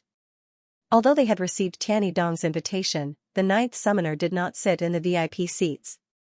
Instead, he chose to sit in the back row, so no one noticed that two important figures of the Zhao state were actually sitting in the ordinary seats. "I didn't expect that an ordinary master magician could see through the hell bird's illusion." The 5th summoner was filled with emotion. Although the hell bird was not the most powerful magical beast, it was still very powerful. However, his illusionary techniques were real. Even beginner and intermediate summoners of the Zhao state would be at a disadvantage in front of the hell bird's illusion. Seeing through the illusion doesn't require any high-level magic. It only requires a firm heart.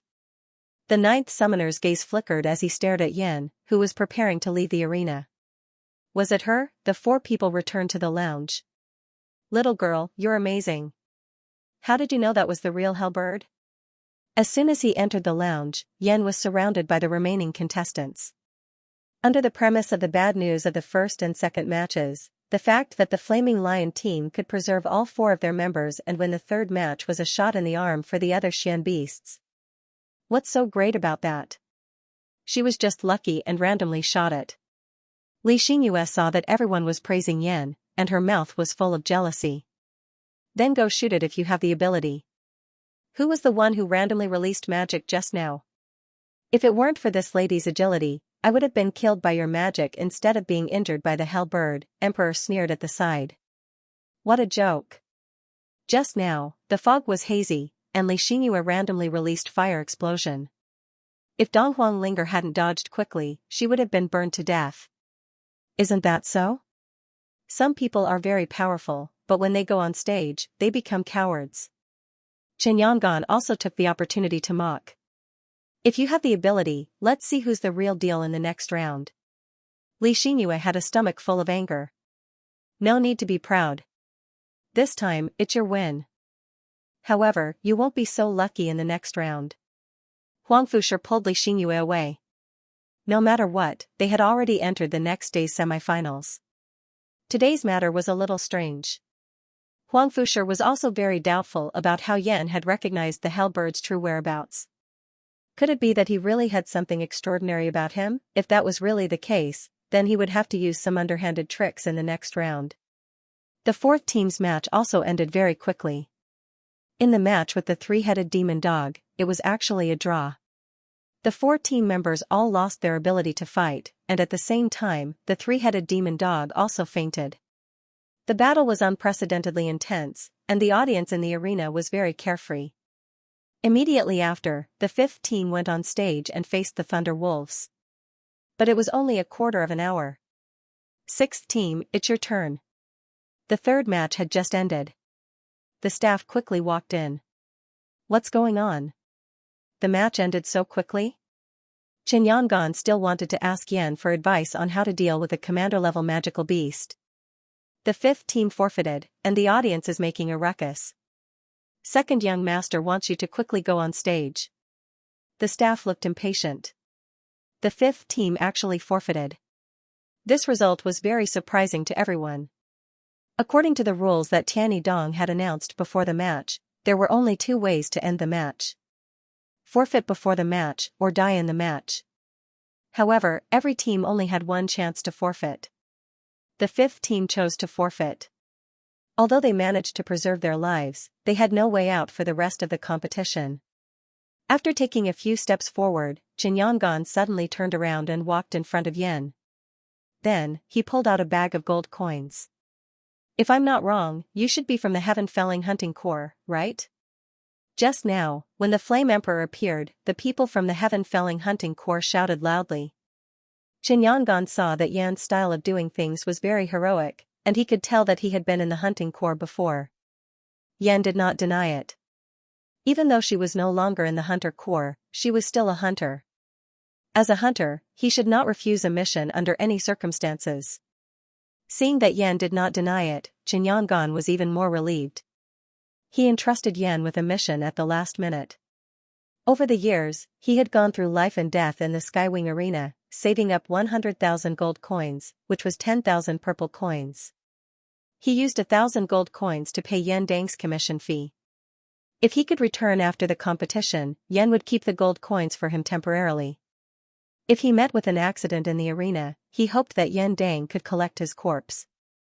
When she left the Skywing Arena, she would send his ashes and those gold coins to Later Qin, to a woman called Li Qin in Later Qin.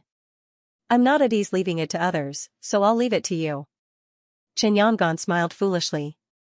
"Big brother Chen, you will win. Unicorns usually don't take the initiative to attack people. As long as you don't provoke it, you'll still have a chance to tie," Yan encouraged. "My intuition is very accurate. I keep feeling that something bad is about to happen." Chen Yongan's expression was as usual, as if they were talking about someone else's life and death. Everyone who came to the Skywings Arena had their own difficulties that they had no choice but to do. When Chen Yongan entered the Skywing Arena alone to participate in the competition, he knew that there would be a day when he would die in the arena. He did not fear death, but the long-cherished wish in his heart had not been fulfilled, so he was somewhat unwilling. In the arena, the spectators cursed him for being a coward, and the fifth team could only retreat dejectedly, not daring to utter a word after returning to the lounge. In the first 4 matches, the magical beasts had won 2, the teams had won 2, and the other had tied. However, the first team that had fought the glacier raging elephant only had 2 people left, and the outcome was already decided. Although the fourth team had tied, they had no way of competing the next day in their exhausted state. The only teams that could truly enter the next day's competition were the first, third, fifth, and the sixth team that was about to take the field. Even Tianyi Dong, who had arranged the competition, had not expected such a situation.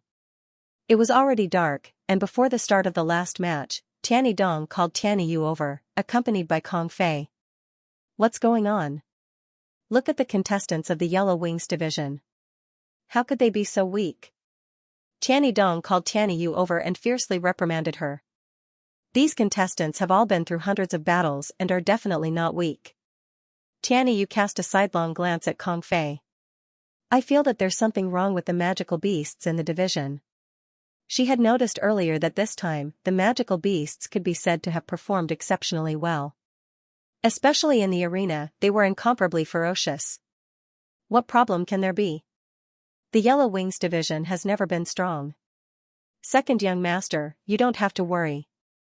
These magical beasts are so valiant that even if all the contestants are defeated, with this batch of magical beasts, the Black Wings division will definitely make a fortune next year.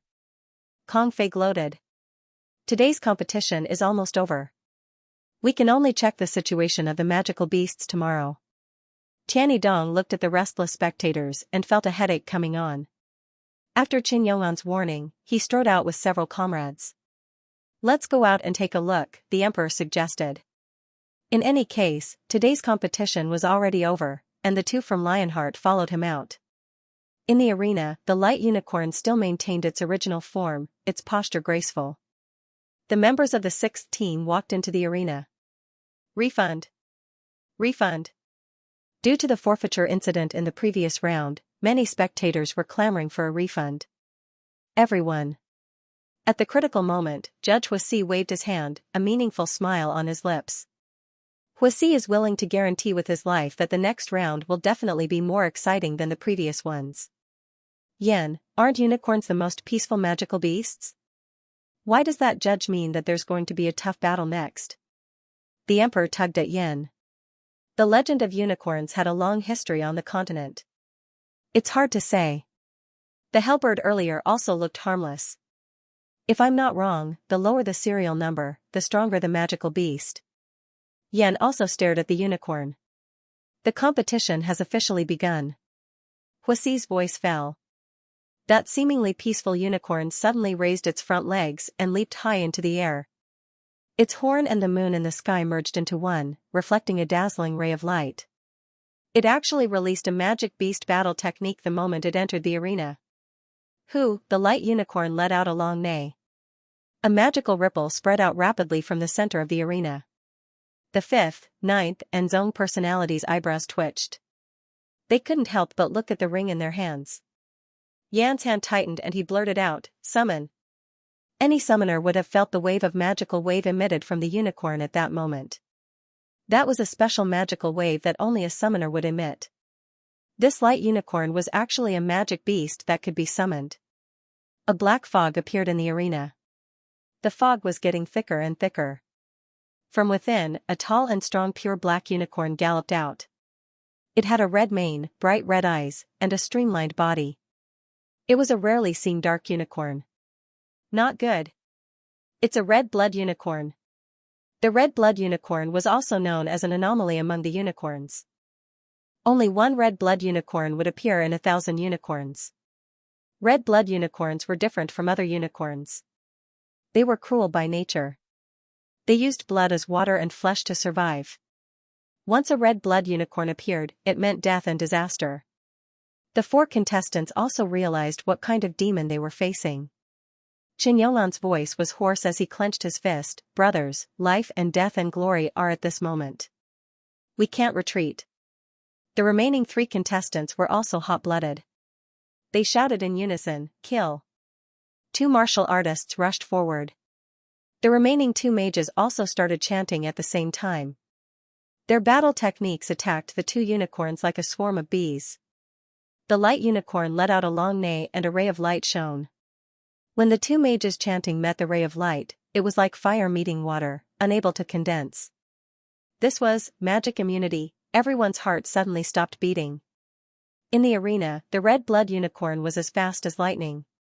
In front of it, the warriors were as weak as babies. This was not a competition at all, but a massacre. The horn of the crimson unicorn pierced into Qin Yonglan's heart like a sharp blade. Yan only felt that his heart was about to stop. But the competition couldn't be stopped. In the final round, all 4 contestants died. Ugh. Li Xingyue was vomiting nonstop at the side. Her face was pale as she pulled at Huang Fushi. "Monster, that is a monster, lion, we cannot compete with that monster." Huang Fushi's situation wasn't any better. Although his strength was slightly better than Qin Yonglan's, it was only slightly better. In front of the crimson blood unicorn, the 6th squad was as easy as chopping a watermelon with a kitchen knife. What light unicorn? Saying that it was the most peace-loving magical beast was all a lie. This competition was simply a death match. Anyone who encountered the pair of unicorns would die. The 2 men from Lionheart were frightened and lost their will to fight. The 6th match, light unicorn wins. Huasi was indifferent to the tragic situation in the arena. He was just a referee. For him, it didn't matter whether the contestants or people died. After Huasi announced the result of the competition, he was about to leave the arena. "Wait, what are you doing?" Huasi saw Yan come over alone. Although the competition was over, the crimson blood unicorn was still glaring at them. Even Huasi, as the referee, didn't dare to enter the arena at this time. "Collect the body." Yan walked step by step towards Qin Yonglan's body. She accepted this man's request to collect his body. The audience in the stadium was still immersed in the massacre that had just taken place. Seeing Yan's behavior, everyone thought that she was scared out of her wits. "Leave immediately, or there will be consequences," Huasi warned. The crimson blood unicorn was in a killing frenzy. At this time, no one, not even Huasi, dared to get too close to it. But Yan walked directly in front of it.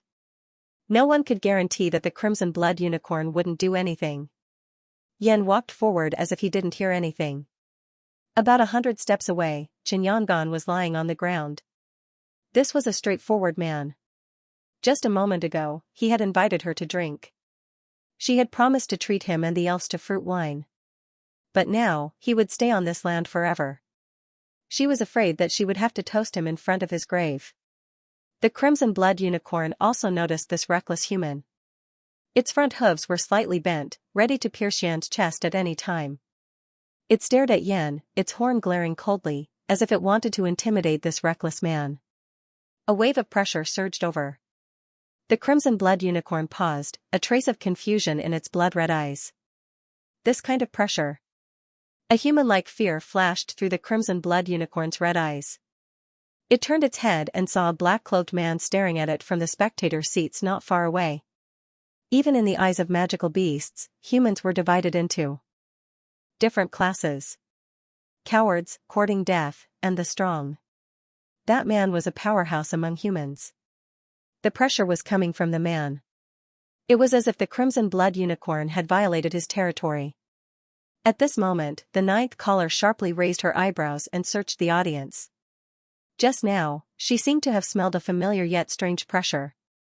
This kind of pressure was familiar, as if she had encountered it a long, long time ago. But she was sure that this kind of pressure was very strong, even stronger than that of a king-level magical beast. While the crimson blood unicorn was hesitating, Yan had already bent down and was about to pick up Xianxia's body when a pair of hands snatched it away. Yan was stunned. "Let me do it. I don't like my woman touching other men," Yi Baiming whispered in Yan's ear under the watchful eyes of the audience. His voice was very low and magnetic, gently brushing past Yan's ear. Although there was a mask between them, Yan's ears immediately turned red. He gritted his teeth and said in his heart, "This damned man. Who was his woman?" Besides, it was just a corpse in front of him. He was even jealous of a corpse. Was this man born to be petty? There was an uproar in the audience. Elder Yu's eyes were as wide as lanterns. He had seen a ghost. Yi Baiming, who had always been afraid of trouble, actually took the initiative to help someone. Collect the corpse? Yi Baichen tugged at his mother's sleeve. "Mother, doesn't Brother Ming hate dirty things the most?" Ever since he could remember, Yi Baichen remembered that his second brother was never willing to carry him because he found it dirty. In the eyes of the young Yi Baichen, there was no concept of death. To him, Xianxia's corpse was just a dirty thing. "Maybe it's because your second brother treasures that woman very much and he doesn't want to dirty her hands." Disappointment appeared in Empress Wenren's eyes. Regardless of what the woman behind the mask looked like, at this moment, she, the great Zhou's Empress, was envious of the woman called Yan. After disposing of Xianxia's body, Yan returned to the lounge. Yi Baiming continued to be his guest of honor. In the lounge, Emperor and Lionheart were confronting each other. "If we meet that unicorn tomorrow, just forfeit." Lionheart's two people looked at Yan as if she was crazy. Yan actually disregarded her own safety to collect Xianxia's body. They had only met once. What a fool. "I don't agree. No matter what happens tomorrow, we can't forfeit." Yan's point of view was the same as Emperor's. If they wanted to get the title of King of Combat before the end of the year, they had to maintain a winning record in the following matches. "Are you stupid? This is a tactic. If we meet the unicorn and fight to the death, even if we win, we won't have any strength left for the match the day after tomorrow. Forfeiting is just a temporary compromise." Li Xianxia was dissatisfied. "There are 4 of us. If 2 forfeit and 2 fight, according to the rules, we still have to fight." "I don't want to forfeit," Yan said firmly. "Yan, you have to think carefully. This time, I also agree with Lionheart's idea." Tianyu walked in. When Yan was collecting Xianxia's body, Tianyu was very worried. Tianyu also noticed that the unicorn was very strong. The crimson blood unicorn's strength was too strong. Almost all the contestants who fought against it were killed. The light unicorn was protected by the red blood. It was impossible to defeat it. The current situation was the most favorable for the third team. The fourth team had clearly indicated that they would forfeit the following matches because of exhaustion. The teams that could participate in the competition were the first, third, and fifth teams. Among them, the first team only had 2 people left. Their chances of winning were very low. The fifth team had already forfeited a match. They could only fight tomorrow. If Yan and Emperor forfeited the next match, they could directly enter the final round. Moreover, they could avoid the unicorn. From a tactical point of view, this was indeed the most reasonable. The heavenly winged jade also came to persuade the 2 of them. After all, their opponent this time was many times more powerful than Lu Qingqing after her beast blood berserk transformation. We still intend to give it a try. In the end, under the Flame Emperor's insistence, Lionheart could only watch helplessly. At the end of the night's competition, they also drew lots for the next day's competition. As a result of the draw, the third team did not meet the unicorns. Instead, they met the lava lizard. Seeing the result of the draw, Lionheart heaved a sigh of relief. The fifth battle team's luck was very bad this time. They drew the light unicorn. The faces of the members of the battle team looked as if their mother had died. The first battle team drew thunder wolves. After the results of the drawing of lots were announced, a large amount of bets were placed on the peripheral betting boards. The amount of bets placed on the light unicorn's participation in the finals was already as high as 150, and the odds of winning were already as high as 150. This was also the highest payout rate the Hidden Night Pavilion had ever encountered since they had established the Skywings peripheral betting market. It could be said that everyone thought highly of the light unicorn. After drawing lots, Emperor Xianxia suddenly disappeared. When she returned, Emperor Xianxia even curiously asked her where she had gone. You will know after the competition. Yan did not say clearly. After returning from today's competition, although Yunxing and Dong Huanglinger did not use much magic power, they were still very tired. After the 2 returned, Gufeng still asked about Emperor Xianxia's performance in the competition. Dong Huanglinger had a fierce look on her face as she yelled at him a few times. Only then did that brat leave with his tail between his legs. Late at night. In the Profound Wings competition zone, there were many intense competitions during the day. 3 of the 6 magical beast cages were empty. In the remaining 3 cages, the commander magical beasts were crawling. At the city gate of Skywing City, several city guards were chatting about the competition during the day. No one noticed that in the skies above Skywing City, there was a pair of sharp eyes shining with golden light. They were hidden in the clouds, quietly hiding beneath Skywing City. Suddenly, the entire Skywing City trembled violently. This feeling was as if an earthquake had suddenly occurred somewhere on the continent. However, how could Skywing City, known as the city in the sky, experience an earthquake? Boom boom boom, the tremors became louder and louder. Finally, those city guards turned pale with fright. They rushed to report, someone is attacking the magic array. Below Skywing City, in the depths of the clouds, there was a huge magic array that supported the entire Skywing City to float in the sky.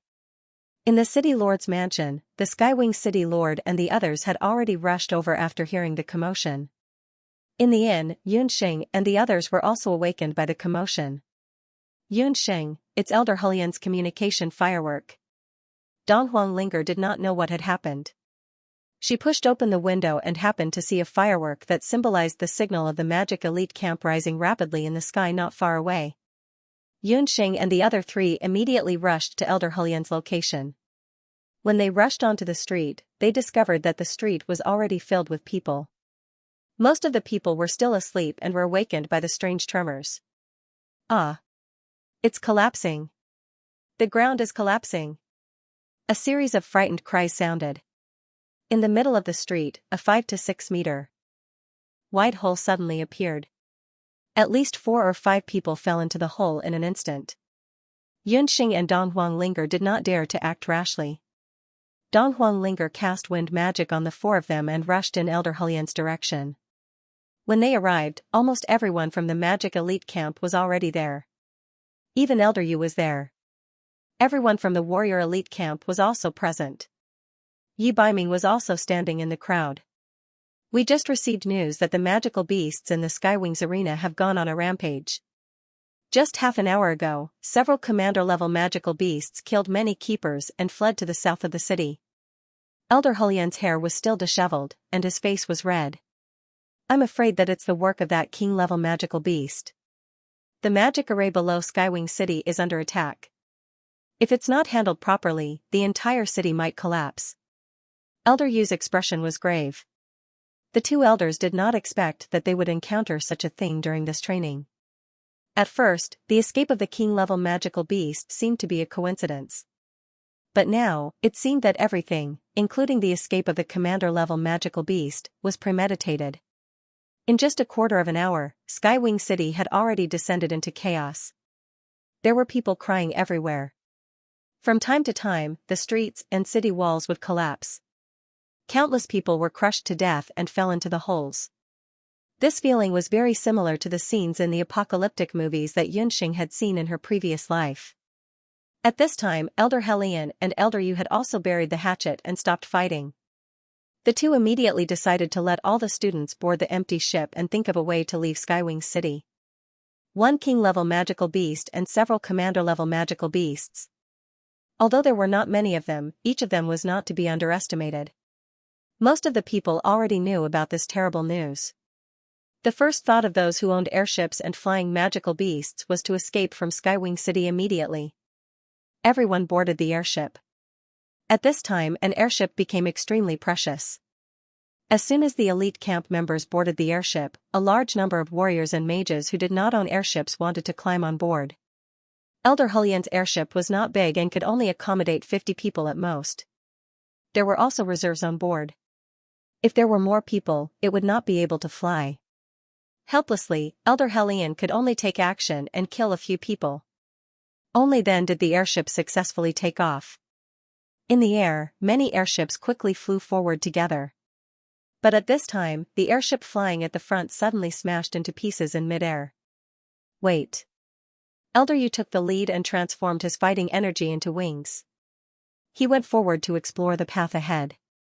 Unexpectedly, not long after Elder Yu left the airship and flew for a few thousand meters, an obstacle appeared in front of him, making it difficult for him to move forward. He quickly returned. There's a domain boundary in front. What? How can there be a domain boundary? That king-level magical beast has comprehended a domain boundary? After hearing this news, Elder Helian and the other students' faces changed slightly. A domain boundary was a very special existence. Among the magical beasts, only king-level magical beasts, martial emperors, and even master summoners could comprehend a domain boundary. A domain boundary was of a higher level than profound magic. I'm afraid it's worse than this. It's not just one king-level magical beast, but two. Elder Yu's eyes were deep as he looked at the dark sky. At the top of the sky, which was the periphery of the domain boundary, there was a pair of golden eyes. The eyes were hidden in the clouds and their specific appearance could not be seen clearly. One king-level magical beast was enough of a headache. Now there were two king-level magical beasts. At this time, all the hunters on the airships had only one impulse. F***ck, it turned out that the king-level magical beast had disappeared for so long to get reinforcements. Since it could not win in a one-on-one battle, it decided to gang up. Shameful, too shameful. Without exception, all the airships and flying magical beasts encountered the domain boundary. No one could get out. Skywing City was slowly collapsing, and the empty ships couldn't fly out. If this continued, even if there was an empty ship, without supplies, everyone would starve to death here. Elder Helian furrowed his brows. He gathered everyone on the ship, including Chenliener. Today's matter is urgent. Everyone, retrieve your storage equipment immediately. Remember, your life is the most important thing. Every student took back their equipment with a solemn expression. Yunxing put on the beast's beach ring and quickly took out the Millennium Ice Zither from the ring. Yi Baiming stood alone at the bow of the ship, staring at the invisible domain barrier. Right now, everyone inside and outside Skywing City was facing a predicament. Vile creatures. You actually dare to offend my heavenly wing city. This city lord will dismember all of you into 10,000 pieces. In this moment of crisis, an omnipresent voice sounded from the sky. That voice was filled with majesty. In such an urgent moment, it was like a stabilizing needle that calmed everyone's anxious hearts. In the pitch-black night sky, a golden rainbow flew over like a bolt of lightning. It shuttled through the densely packed flying magical beasts and airships with ease. A dignified man with a square face stepped on the golden-red light. He was dressed in a golden dragon warrior robe. In the night wind, he didn't move at all. Following the man's roar, the king-level magical beast that was hidden under the clouds finally couldn't hold back. The clouds dispersed, and a huge eagle appeared out of nowhere like a treasured sword. The size of the eagle exceeded Xianxia's common sense. Its body was dozens of meters long. In the dark night, its two golden eyes shone like an invincible bomber flying at night. Its entire body was covered in sharp, murderous aura. Its entire body was golden, except for the top of its head, which was white. It looked majestic. From its beak to its feathers and claws, the Eagle King's entire body was filled with murderous aura. It looked down from above, overlooking the clouds like a king that ruled the world. The airships, Skywing City, Skywing Venerable, all the people and things were so insignificant in front of it. It's out, it's out. It's this damned thing that's blocking our way. Kill it. Once they saw the Eagle King appear, the first few airships launched attacks. Countless spells and battle techniques were shot out, all focused on the Eagle King. The warriors and mages didn't care about the white-crowned Eagle King's body at all. It even circled in the air provocatively, sometimes dodging, sometimes facing the attacks head-on. Those spells and battle techniques landed on its body, but not a single feather was harmed.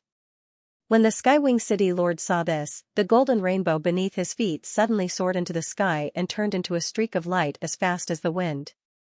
The light shadow hit the boundary of the territory with a boom, and the entire boundary made a sound like glass that was about to shatter. Hearing this sound, the white-crowned Eagle King's golden brown eyes had a hint of vigilance. Eagles were the kings of the sky. The white-crowned Eagle King was a bird of prey recorded in the books of magical beasts on the continent. It was an extremely rare magical beast that only resided on snowy peaks tens of thousands of meters high. It was proficient in wind and water magic. It was recorded in the Handbook of Magical Beasts on the continent that, although the white-crowned Eagle King was a magical beast, it was born in the snowy mountains. Its bones and even its hair were tempered by the wind, as if it was wearing the best armor. Long-range magic attacks and close combat attacks below the level of a martial sage were all ineffective. Today, it was indeed so.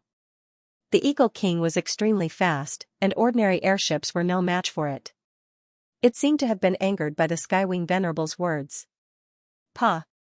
The white-crowned Eagle King suddenly flapped its huge wings. A hurricane appeared out of nowhere in the sky, and the sea of clouds churned. For a moment, the sky seemed to have turned into an ocean. The hurricane swept up the clouds and rushed toward the airship at the front like a huge wave. The people on the airship did not even have time to escape before they were blown to pieces by the hurricane. The people on the ship screamed for help, but in the blink of an eye, they fell into the air and crashed into the boundary of the territory, turning into pools of blood and flesh. The crowd witnessed this scene, but no one rashly made a move. In front of a king-level magical beast, ordinary experts were like ants. Overestimating one's abilities to save others was equivalent to courting death. The Skywing Venerable did not make a move either. He had limited manpower and would not waste his energy in the hands of useless people. The white-crowned Eagle King was extremely pleased with its success. Its eagle cry pierced through the clouds. When the eagle cry landed in the ears of the people, it was like spring thunder exploding in their ears.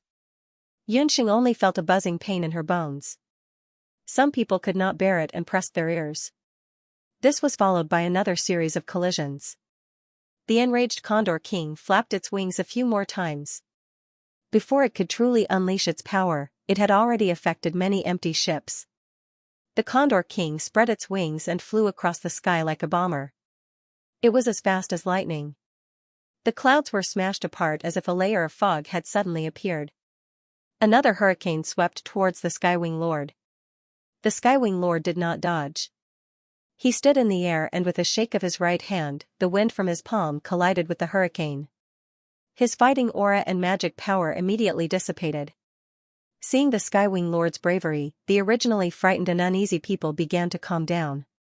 When Xianxia saw the collision and the tremor, she felt her heart thump heavily twice. This was a battle between true experts.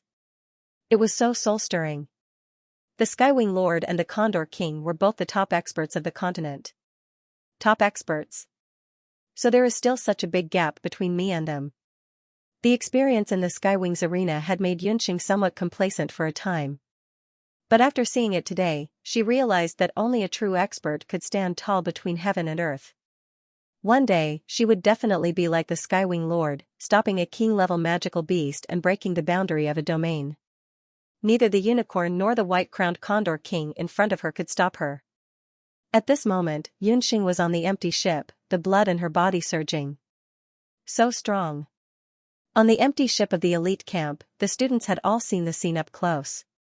Most of them had not seen the match during the day and had not seen the battle between humans and magical beasts. Tonight, they had seen the Skywing Lord's power with their own eyes and were stunned. The power of the Condor King's wing and the Skywing Lord's palm was actually so powerful. When true experts exchanged blows, life and death were decided in a single breath. Elder Helion and Elder Yu were also shocked. The Skywing City Lord had been famous for a long time, but very few people had seen him in action.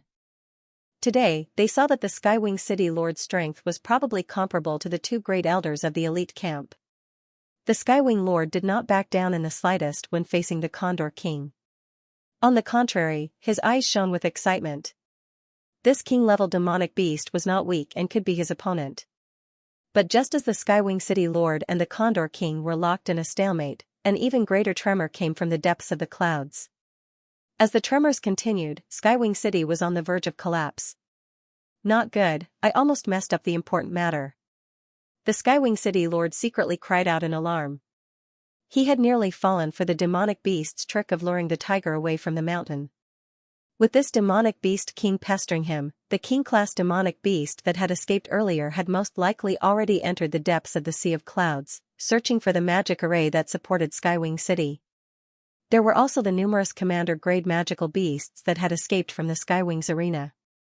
There was still no sign of them, and they were probably hiding in the Sea of Clouds. When Elder Helion saw the Skywing City Lord, his heart calmed down slightly. The other party had a king-level magical beast that had comprehended a domain. On their side, they also had the City Lord of Skywing City, whose strength was unfathomable. Ladies and gentlemen, tonight's events are too sudden. Skywing City is now in a state of crisis. But fortunately, the situation has not reached its worst. I have already ascertained that there is a king-level magical beast within the magic array in the Sea of Clouds. The City Lord of Skywing City was indeed an extraordinary person of his generation. In such a predicament, he could still remain calm and direct the citizens to carry out the rescue. Most of the city guards had already dispersed throughout the city, guiding the citizens and leading them to the relatively safe Skywings arena. There were also some who were doing their best to rescue the injured citizens. The Skywing City Lord had already ascertained that the king-level magical beast that had escaped was somewhere in the clouds. He had wanted to personally go and kill it, but the Condor King that was outside the domain barrier had been eyeing it covetously. In terms of strength, the Condor King was more difficult to deal with than the other king-level magical beast. City Lord, we are willing to go with you to kill the Condor King. Elder Helion and Elder Yu stepped forward. In terms of cultivation, Elder Helion and Elder Yu were also one of the few peerless powerhouses in Skywing City. Only if they joined forces with the City Lord of Skywing City could they break the barrier. Thank you, Brother Helion and Brother Yu. The Skywing City Lord was very grateful, but then he said, in addition to fighting against the king-level magical beast, we need another group of people to go to the Cloud Sea to guard the magic array. This was the most difficult problem for the Skywing City Lord at the moment. This group of people was going to the Cloud Sea to search for the other king-level magical beast, so their strength could not be weak. But there were limited experts at the moment, so where could he find a group of trustworthy and competent people? Father, I am willing to go. I can also bring a few veterans of the arena with me. The Skywing City Lord volunteered himself. The crisis in Skywing City this time was both an opportunity and a crisis for him. As long as he could kill the king-level magical beast and resolve the crisis in Skywing City, he would be able to gain his father's favor. Father, my cultivation is about the same as second brother's. I am also willing to go. How could the Skywing City Lord be willing to fall behind? The Skywing City Lord nodded. He then looked at the mainland's elite camp's empty ship. Are there any magicians in the elite camp who know how to heal? After entering the Cloud Sea, anything could happen. It was very advantageous to have a magician. Gufeng. Elder Helion had just called out Gufeng's name. Elder Helion, I am willing to go, Yunxing interrupted. Yunxing was unwilling to let Gufeng go. She had taken back the beast's speech ring and Bing Qin.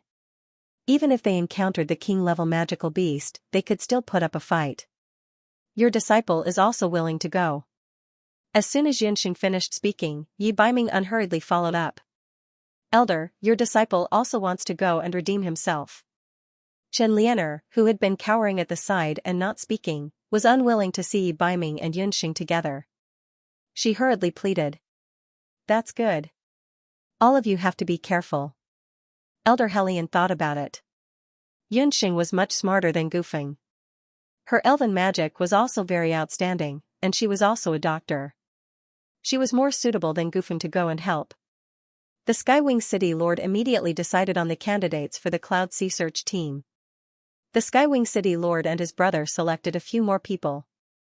A group of people immediately boarded a brand new empty ship and entered the Cloud Sea. Your disciple. Feng Tian had just opened his mouth.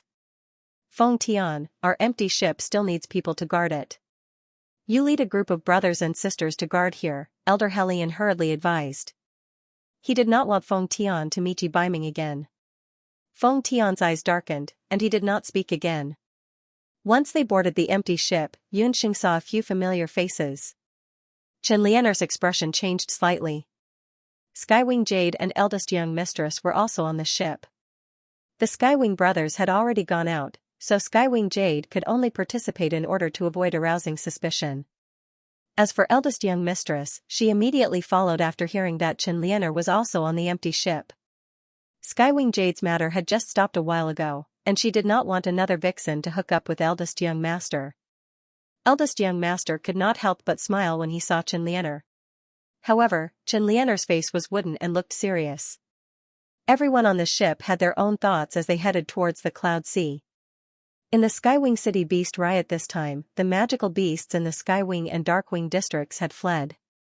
A large number of mid-tier, high-tier, and even commander-level magical beasts had fled, and some high-tier magical beasts were still missing. A rough estimate suggested that about 100 magical beasts might have entered the Sea of Clouds. Big brother, second brother, in addition to our empty ship, some contestants have spontaneously organized to enter the Sea of Clouds. In order to resolve this crisis as soon as possible, the Skywing City Lord issued a City Lord's order. Kill a mid-tier magical beast and accumulate a regular season record. Killing a high-level magical beast would add up to a month's worth of results. Killing a commander-level magical beast would allow him to accumulate a year's worth of achievements. Kill a king-level magical beast and accumulate a fighting king record. As soon as the City Lord's order was announced, a large number of contestants entered the Sea of Clouds. This included Lionheart and the others.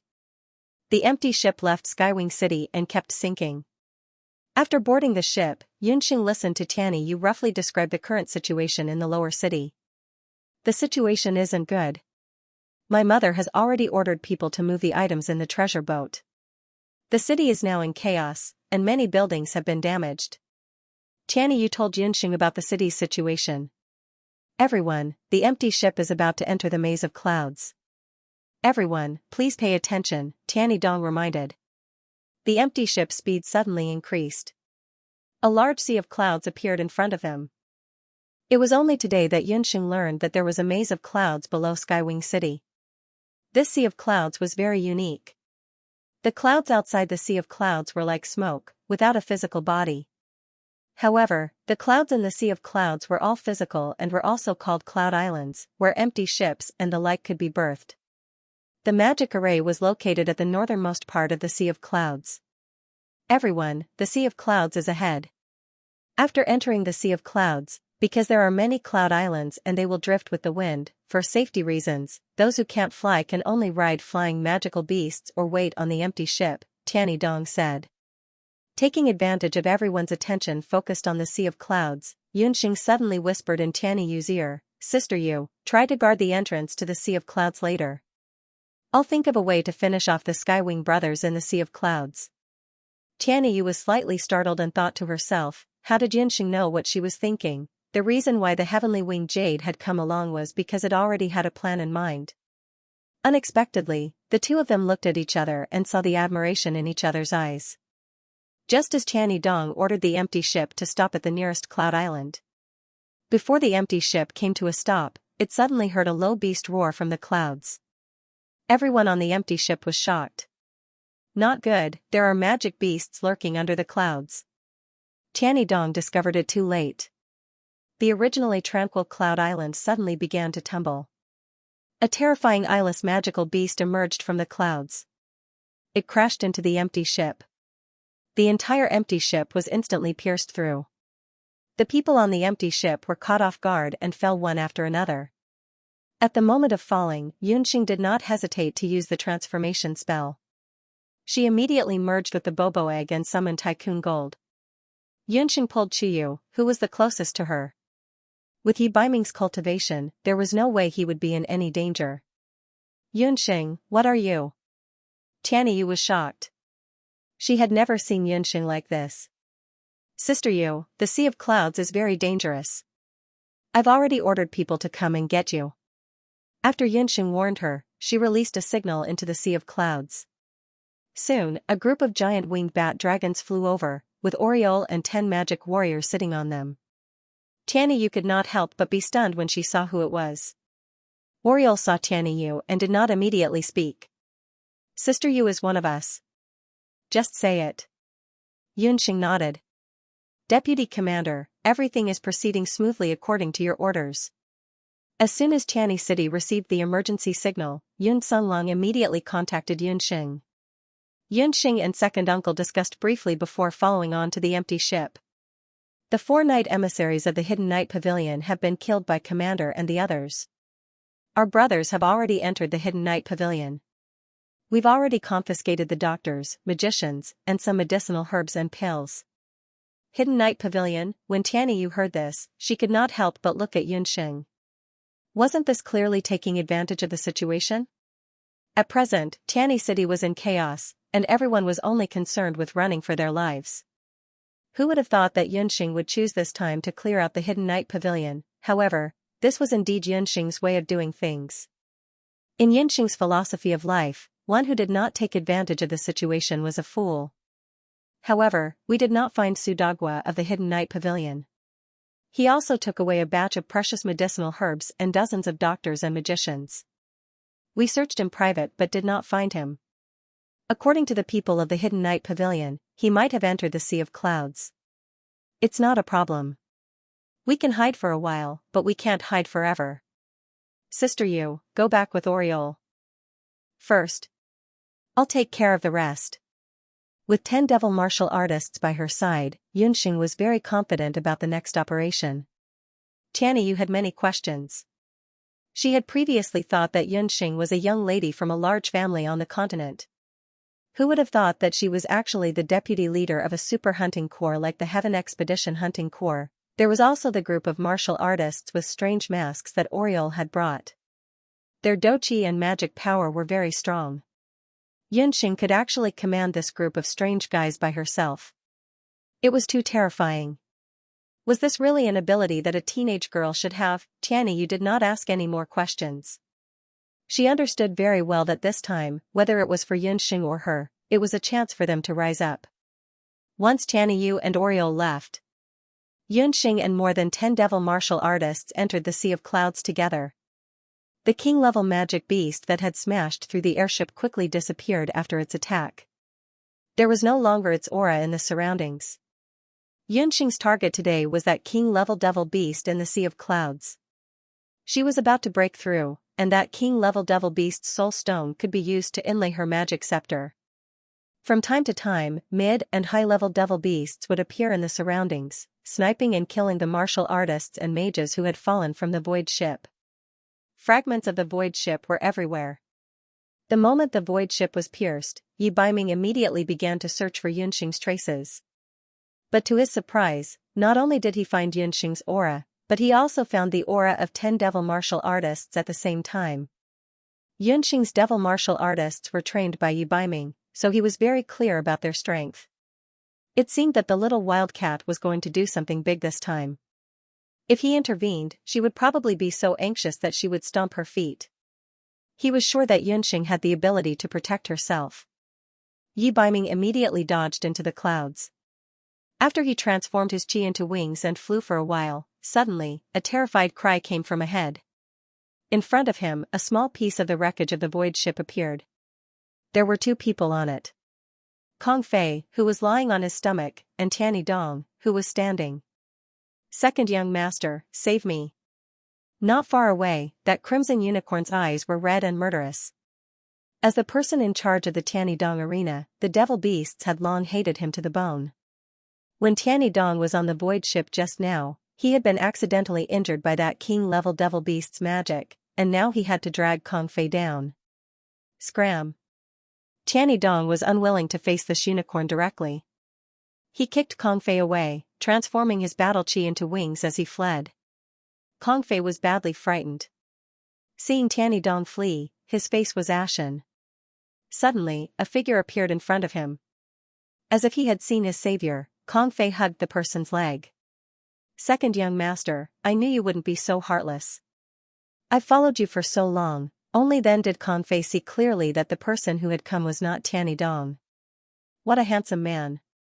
Kong Fei was also quite good-looking, but when he saw Yi Baiming, he could not help but be stunned. You are Tianyi Dong's boy toy? Yi Baiming still had some impression of Kong Fei. According to Long Tu, it was this sissy in front of him who had ostracized Yunxing. Yes, no, sir. As long as you save Kong Fei will be yours in the future. Kong Fei looked at the man's attire. He was either rich or noble. He had been abandoned by Tianyi Dong. If he could climb up to this sir in front of him, it would be a good thing. Where is Tianyi Dong's Achilles heel? Yi Baiming lowered his eyes and looked at Kong Fei. After a martial artist cultivated to the martial saint realm, their entire body was invulnerable. Wanting to kill them was not easy.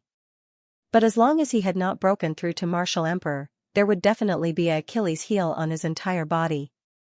As long as he knew the Achilles heel, Yi Baiming could easily kill Tianyi Dong. Yi Baiming would definitely not waste his energy on things that could be done with less effort. Young master's Achilles heel is under his left abdomen. Kong Fei had just finished speaking when Yi Baiming suddenly kicked him away. In the sea of clouds, Yi Baiming was dressed in black and a black unicorn, facing each other. You are not human. Why are you with a human? That unicorn suddenly spoke in human language. Commander-level magical beasts were already adults among magical beasts. They knew how to communicate in human language. You should not exist in the boundless world. It's useless to say more.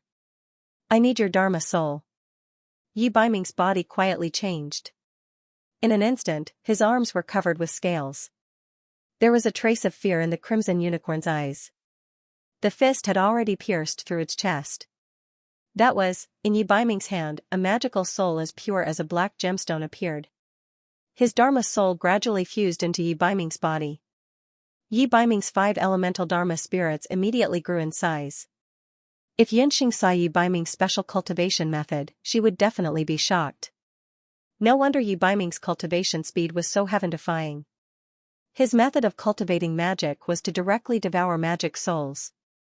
1. A red light flashed across Yi Baiming's gray eyes.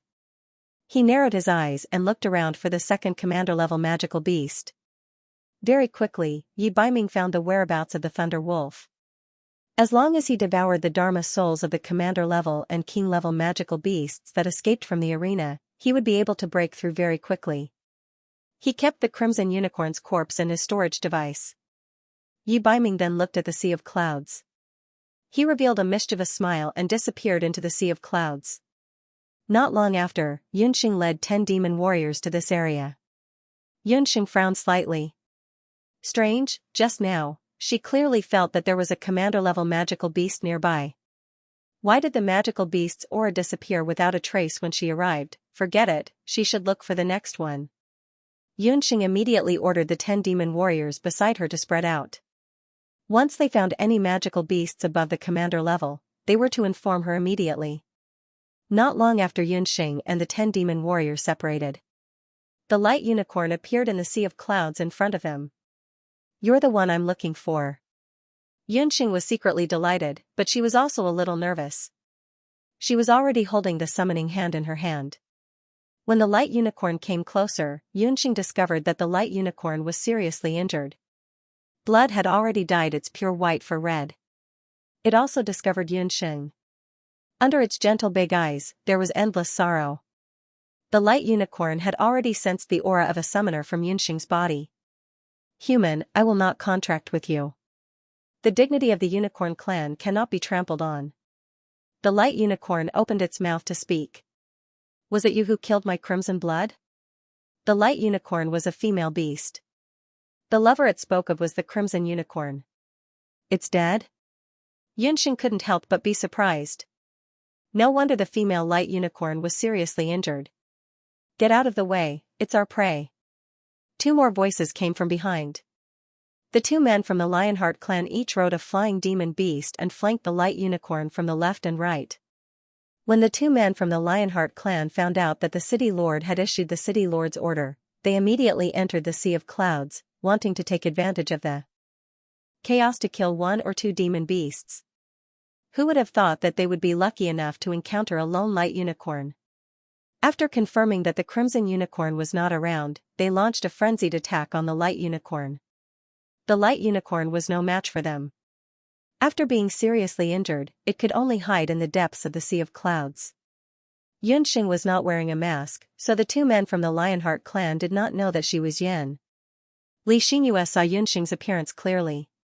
She saw that she had a pair of wings on her back. Looking at her face, there was a trace of jealousy. Where did this monster come from? I advise you to get out of here quickly. This light unicorn is ours. The light unicorn was on the verge of death, and there was no way to save it. However, Yunxing was very interested in the soul stone on its body. Gufeng was about to break through soon. With his special magic attribute, if he could match the light unicorn's soul stone, his cultivation would definitely increase greatly. The 2 men from the Lionheart clan had a good plan.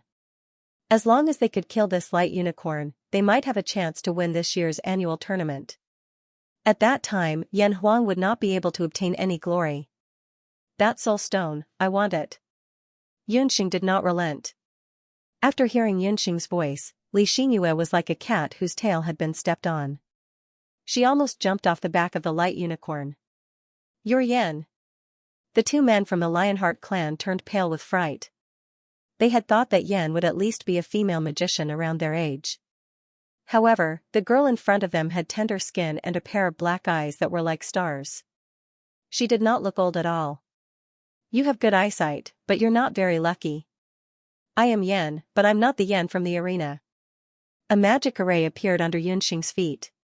Xiao He and the centipede ant general pounced out from the magic array. Xiao He bit Huangfu Lion's right arm, while the centipede ant general commanded countless ant soldiers to devour Xianxia in an instant. In less than 15 minutes, the 2 men from the Lionheart clan were wiped out. The light unicorn could no longer hold on. It lay on the clouds. Yunxing's little beasts surrounded her. When the light unicorn saw Yunxing's little beasts, it was as surprised as when Lionheart recognized Yunxing as Yan. Most of Yunxing's summoned beasts were of extremely high ranks.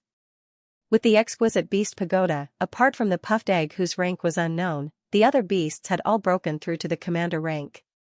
A summoner who could contract multiple beasts, and each of them was at the commander rank. What kind of concept was that? Perhaps even the continent's Emperor Zhao might not have this ability. The light unicorn knew that it was going to die today, but it wasn't afraid. The female summoner in front of it was very strong.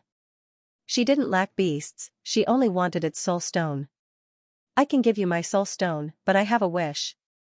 Please leave my horn. If you have the chance to find Crimson Blood's horn in the future, perhaps you can use our horns to refine a pair of special magic tools. A tear fell from the corner of the light unicorn's eye. The tear was red. Xianxia wasn't in a hurry to act. Ever since she had a portion of the blood of beasts, she had a special feeling for them. It wasn't until the light unicorn had breathed its last that Xianxia took action, digging out its horn and soul stone.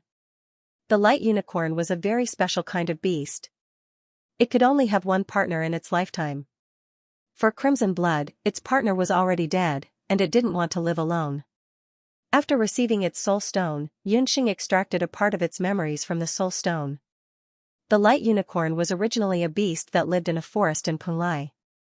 It was born in a large family of unicorns that had more than 100 of them.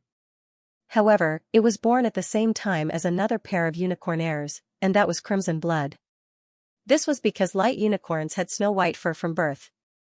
Crimson Blood, with its black fur, was neglected by the other unicorns. Only the light unicorn was willing to play with it. It wasn't until the two unicorns had reached adulthood that a few unicorns suddenly died one day in the unicorn family. All the unicorns felt that it was bad luck brought by Crimson Blood, and they expelled Crimson Blood. When Crimson Blood left the forest, Light Unicorn Sue also left with it. However, due to an accident, the Light Unicorn had been captured by the Skywings Arena, and Scarlet Blood had stayed with Dawn in the Skywings Arena. Although the arena was a place filled with slaughter, it was a rare place where the two unicorns could pass their days peacefully. It wasn't until Tianyi Dong got excited and reformed the Xuani division that Kong Fei secretly ordered people to add forbidden drugs to the food of the magical beasts, which led to the abnormal behavior of the magical beasts during the annual competition. Who would have thought that there would be such an emotional love between magical beasts? Xianxia sighed. Well, I will find the Red Blood's horn and let you two meet again. Master, there's a powerful magic wave coming from the northwest of the Sea of Clouds, a magic warrior reported. Looks like we found our target. Xianxia immediately cast a transformation spell and turned into an old-looking mage. Southeast of the Sea of Clouds, outside a huge magic array. The two groups of people were fighting. Tianyi Tua and his wife stood on one side, and on the other side was the Zhao State's 9th summoner, Hu Jiuxing, and the 5th summoner. Tianyi Tua had come prepared this time. He had a magic space in his hand, and a wailing magical beast was locked inside. The 9th summoner, Hu Jiuxing, glared at Tianyi Tua and his wife. The two of you, what is the meaning of this? The Zhao State and Skywing City have always had a good relationship. Do you want to become enemies with Skywing City? Tianyi Tua had stolen this cub from the competition area with great difficulty, and his goal was to lure out the king-level magical beast. Who would have thought that the 9th summoner would suddenly attack? Capturing a magical beast is one thing, and threatening it with its cub's life is another. Put it down. The 9th summoner looked at the cub. Do you really think this is the Zhao State?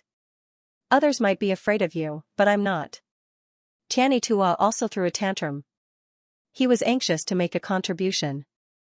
As long as he killed the king-level magical beast, his father would definitely see him in a new light. Husband, don't worry about that woman. Bring the magical beast cub into the magic array and let it see blood first. I don't believe that its beast mother won't come out. Eldest young mistress's ugly face opened wide. To everyone's surprise, the first ones to find the magic array were the eldest master and the eldest mistress. You have me to thank. If I hadn't reminded you to bring this cub here, would you have found the magic array so easily? The eldest mistress's face was smug. My wife still loves me dearly. Don't worry, as long as I kill this beast, I will become the city lord, and you will definitely be the city lord's wife. Tianyi Tua said sweet words. The location of the Cloud Sea magic array was hard to find. Even the city lord of Skywing City had to spend a while to find it. Although the eldest mistress and the eldest master still had some grudges because of Chen Lianer's matter. But if she married a chicken, she would follow the chicken, and if she married a dog, she would follow the dog. The eldest mistress's thoughts were still on Tianyi Tua. Seeing that Tianyi Yu and Tianyi Dong were more capable than her husband, she was secretly anxious. This time, Tianyi City was in chaos. As a woman, the eldest mistress was more careful. When she learned that the eldest master was going to enter the clouds to kill the king-level magical beast, she took advantage of the chaos to steal the cub of the king-level magical beast in the Xuani district and took it with her. Magical beasts had a keen sense of smell. With the help of this cub, they were the first to find the location of the king-level magical beast. In the magic array, the king-level magical beast also found its cub and kept roaring angrily. What the hell is this thing? It looks a little like a snake, but also like an earthworm. The eldest mistress frowned and looked at the king-level magical beast. Who cares what it is? Let's kill it first. The eldest master rubbed his hands. If they didn't have the cub in hand, with the couple's strength, they could only fight the king-level magical beast to a draw. When the king-level magical beast saw its cub in the hands of the eldest master and his wife, it didn't know what to do for a moment. But just as the couple was about to attack, there was a sudden shout from behind them. The two Zao States summoners appeared. When the ninth summoner saw that the eldest master and his wife were threatening her with the cub, it was as if they had touched her reverse scale. Without another word, she started to fight with Tianyi Tua. The eldest mistress also started to fight with the fifth summoner. Hiss, the two sides were entangled in a fierce battle. For a moment, combat skills and magic were constantly used. The young magical beast was so frightened that it let out a sharp cry. The king-level magical beast was also enraged. It suddenly burrowed into the clouds and rushed straight toward the magic array. Its huge tail slammed into the magic array, and the entire sea of clouds suddenly churned. Tianyi City shook even more violently. Bastard, how dare you destroy my Tianyi City? I'll make you die without descendants. Tianyi Tua was furious. He raised the cub in his hand high and threw it from the sky. Hiss, the king-level magical beast let out a painful cry. She watched the cub fall from the sky into the clouds. Lightning flashed and thunder roared. A scene flashed through the ninth summoner's mind. A small baby was born from one of the blood clouds. Someone wearing a summoner's robe cut out a child with a beast's tail from the blood clouds. They lifted the child up high and smashed him to the ground. The child didn't even have time to cry before he breathed his last and was smashed to death. The ninth summoner, Hu Jiuxing, glared angrily. Her silver hair was as hard as iron. It wrapped around Skywing Taiko's neck like vines and tightened bit by bit. Skywing Taiko found it difficult to breathe. Strands of hair dug into his skin and he couldn't gather his fighting energy. Skywing Taiko wanted to break free, but no matter how hard he struggled, the ninth summoner's hair tightened around him. The ninth summoner's hair was extremely tough. Skywing Taiko couldn't struggle at all. Let her go. Eldest mistress saw this and didn't want to tangle with the fifth summoner anymore. She rushed forward and fought the ninth summoner. She tore off the ninth summoner's mask. Under the mask, the beautiful face was as cold as ice. Even the eldest young mistress, who was a woman, felt her heart sway when she saw this otherworldly beautiful face. Whoosh! It was like the sound of a palm tearing through the air. Eldest mistress felt a warm current spurt out from her abdomen. She looked down and saw a fox tail piercing through her abdomen like the sharpest blade. The fox tail had come from the ninth summoner's back. Fox tail, eldest mistress realized that the Zao State's ninth summoner was actually the Zao State's main summoner, Beast. Eldest mistress didn't get to finish her sentence before she died. Skywing Taiko witnessed this scene and felt his liver and guts shatter. He couldn't catch his breath and also died. He died. Ninth summoner, you. The fifth summoner's face changed drastically after witnessing this scene. He had always had suspicions about the ninth summoner's true identity, but he didn't expect to see it with his own eyes today. My head hurts. After killing two people, Hu Jiuxing's face was as white as a sheet. She curled up and trembled. Her mind was in a mess, as if it was a paste. Ninth Lord Zhao, don't forget Lord Zhao Huang's orders. We have to bring that king-level magic beast back to report. Seeing that the ninth Lord Zhao was no longer attacking, the fifth Lord Zhao heaved a sigh of relief and hurriedly reminded him. In the magic array, the king-level magical beast, which had been extremely violent earlier, did not dare to move after seeing Hu Jiuxing reveal her half-beast form. Who's there? Hu Jiuxing suddenly raised her head and glared at the person in front of her. There was a person standing in front of him. Aren't you the breeder? Why are you here? The fifth lord saw who it was. That person looked sloppy. It was the breeder he had met in the Xuani area earlier. Jiuxing, I'm Songhai. You don't remember me, but don't tell me you don't remember our child? Yun Songhai was still holding the magical beast cub that Skywing Taiko had just thrown down from the sky. His expression was sorrowful. He looked at his wife who was so close to him, but he did not remember her at all. Ever since the chaos in Skywing City, he had been following Hu Jiuxing all the way. The scene that had just happened had obviously triggered some of Hu Jiuxing's memories. That was why she had revealed her half-beast form in a moment of agitation. Yun Songhai knew that this was the best time for Hu Jiuxing to recover her memories. That was why he had walked out. Hu Jiuxing looked at Yun Songhai in front of her, and her headache worsened. The same situation, the same face. She remembered that she had seen this man somewhere before.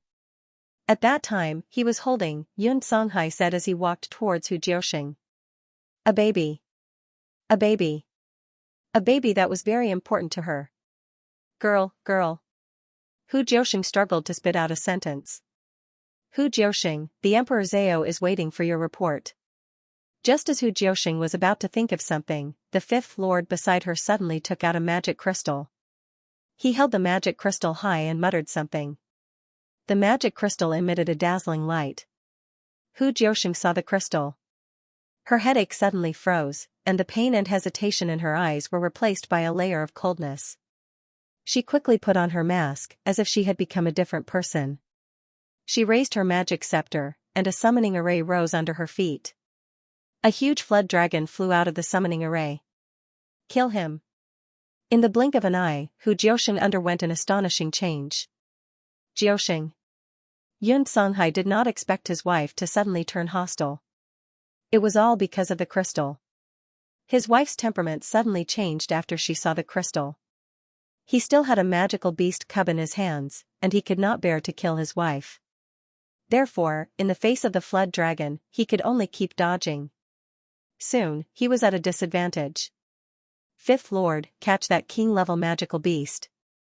Hu Jiuxing attacked Yun Songhai as she ordered the fifth lord to catch the king-level magical beast. There was only one order in her mind. Bring back the king-level magical beast and kill the man in front of her. The fifth lord had already arrived in front of the king-level magical beast. He chanted and tried to use the magic space to take the king-level magical beast away. Who are you, Junior? How dare you snatch my things? The fifth summoner was given a fright.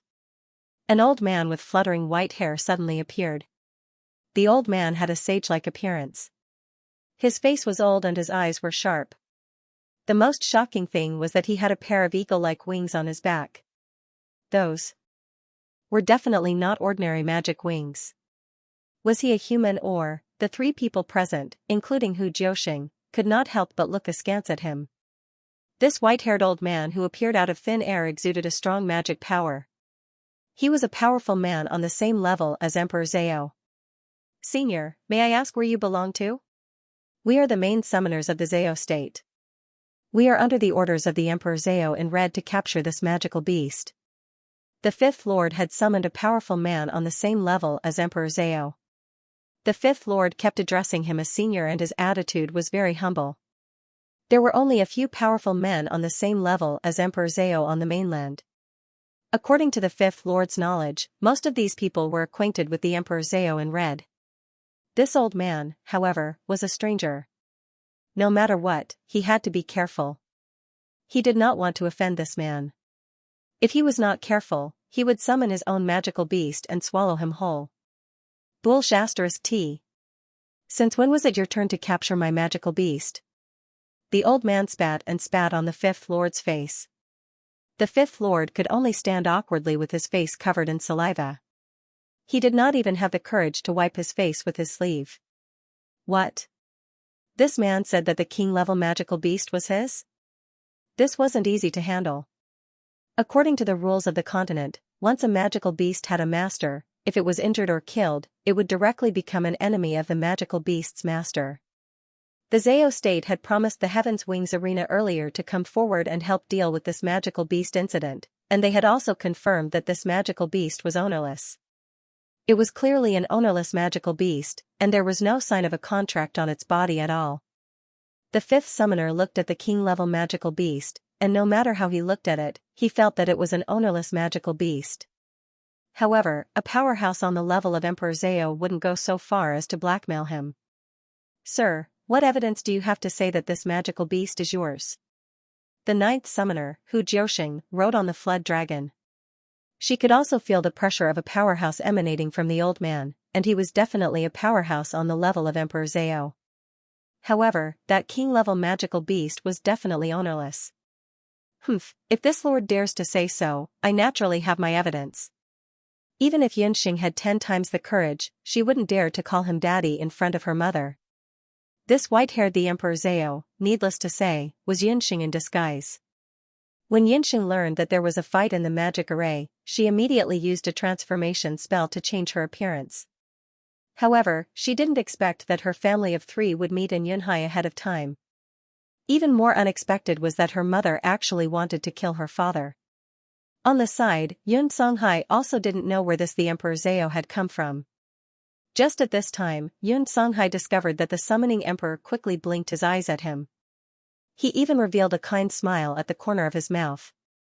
What made Yun Songhai feel the most strange was that he discovered that when the Emperor Zhao smiled, there were 2 dimples at the corners of his mouth. Could it be? This white-haired Emperor Zhao was, Yun Songhai almost died of depression. Xing'er, this sly girl, had actually deceived her own parents. However, given the current situation, he could only let Xing'er deal with it. Yunxing walked up to the king-grade magic beast, placed her hand on its forehead, and began to chant. The king-level magic beast's eyes, which had been filled with fear, were now filled with uneasiness and fear. Soon, it became docile. It crawled under Yunxing's feet and licked her hand. A king-level magical beast would only do such a thing to its closest kin. Looking at it this way, this magical beast really did belong to this white-haired Emperor Zhao. When the 5th summoner saw this, he complained incessantly. After working so hard for so long, it turned out to be a magic beast that had already recognized its master. "Honorable the Emperor Zhao, I am very sorry. This magical beast belongs to you. The Zhao state will not interfere." The 5th summoner bowed. Hu Jiuxing's beautiful eyes moved slightly as she stared at the white-haired Emperor Zhao and the king-grade magic beast. She had a nagging feeling that something was wrong. Seeing that he could not capture the king-grade magic beast, the 5th summoner did not want to stay any longer. He pulled Hu Jiuxing with him and quickly left. Yunxing was secretly anxious. She was anxious that her father did not stop her mother. She knew that if she missed this opportunity, it would be very difficult for her to see her mother again. After all, she had used the demon hand to scare off the sorcerers of the Zhao state. However, if Hu Jiuxing made a move, she would be exposed. Yun Songhai was about to confirm his daughter's identity. Suddenly, he heard a cold laugh. "Where did this impostor come from?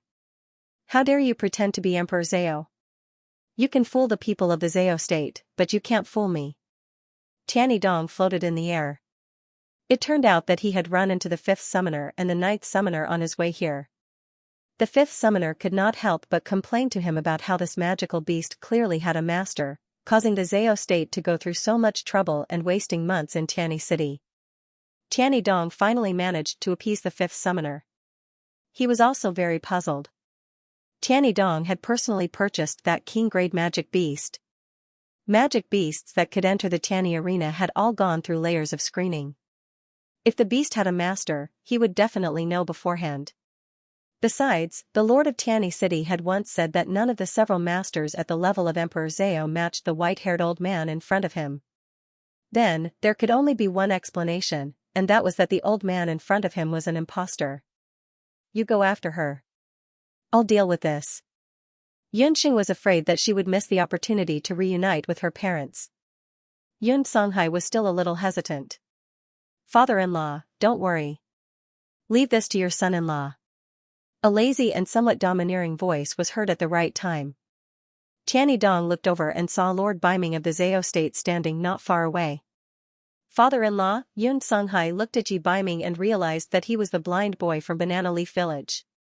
However, compared to when he was in Banana Leaf Village, the young man's temperament and appearance were even better. Lord Biming, if the Lord Biming in front of him was such a person, then his daughter, Yun Songhai remembered that last time, he had already reminded his daughter to break off the engagement with Lord Biming as soon as possible. Looking at the situation, the engagement had not been successfully broken off. Tianidong was also very surprised. He had been secretly delighted in his heart. Lord Biming was his guest of honor, but he immediately felt that something was wrong. Why would Lord Biming appear here? After the chaos in Skywing City, those nobles had already hidden and fled. What was even stranger was that Lord Biming was still looking at the white-haired old man and giving him a flirtatious look. Tianidong was fond of men. A few days ago, when he first saw Yi Biming, he was also shocked. However, because of the other party's identity, Tianidong did not dare to hook up with him. But today, it seemed that Lord Biming was actually fond of men, a handsome young lord and an old man with white hair and wrinkled skin. A forbidden scene appeared in Tianidong's mind. Could it be that Lord Biming was also a kindred spirit? It was just that this kindred spirit's taste was a little too heavy. Tianidong shuddered. Moreover, Lord Biming had even said something about father-in-law.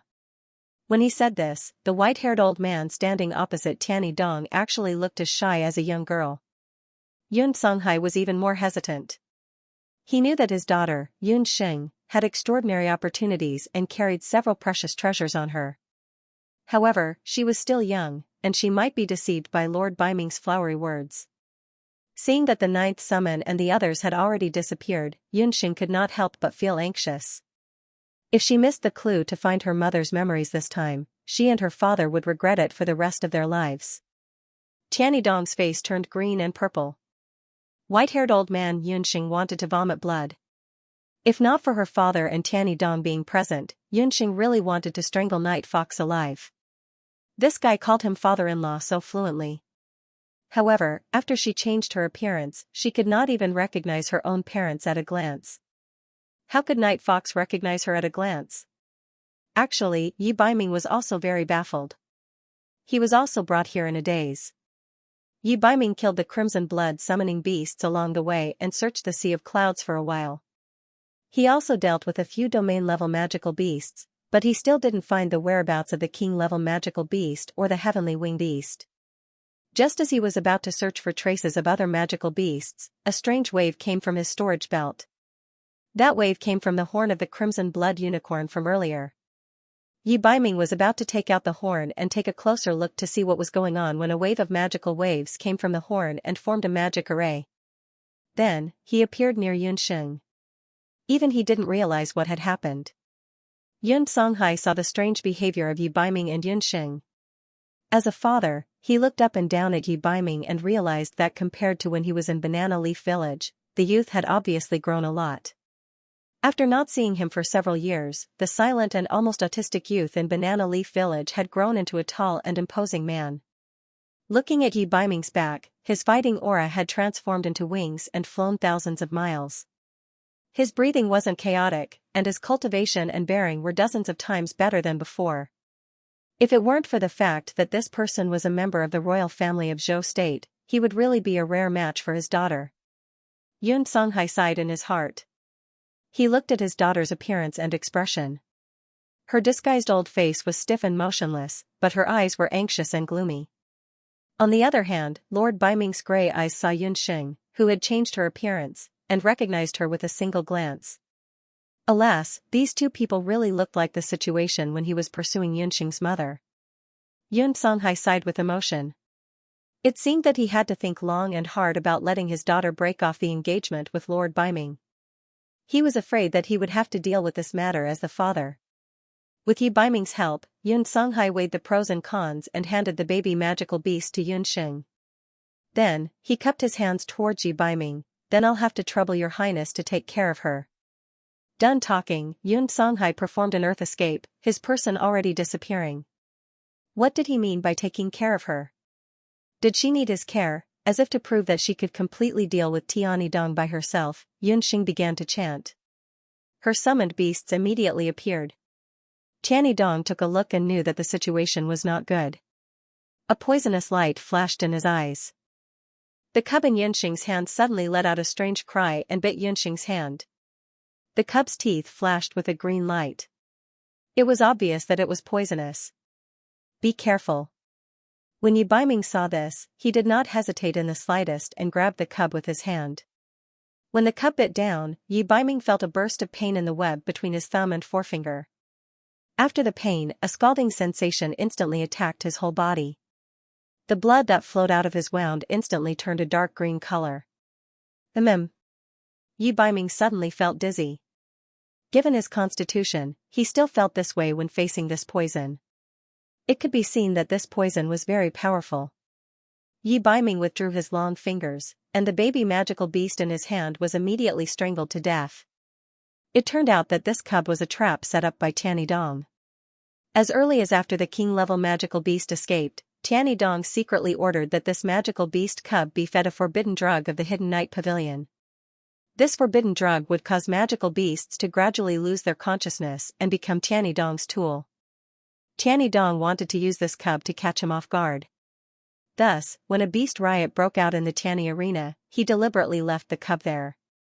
Sure enough, the cub was stolen by the smart aleck eldest young mistress. Haha, serves you right for being unlucky. This cub was originally going to deal with Tianyi Dong or that ghost-masked woman from the Zhao state. That poison is very powerful. If you don't die. Tianyi Dong choked on his words. Little wildcat, you're not allowed.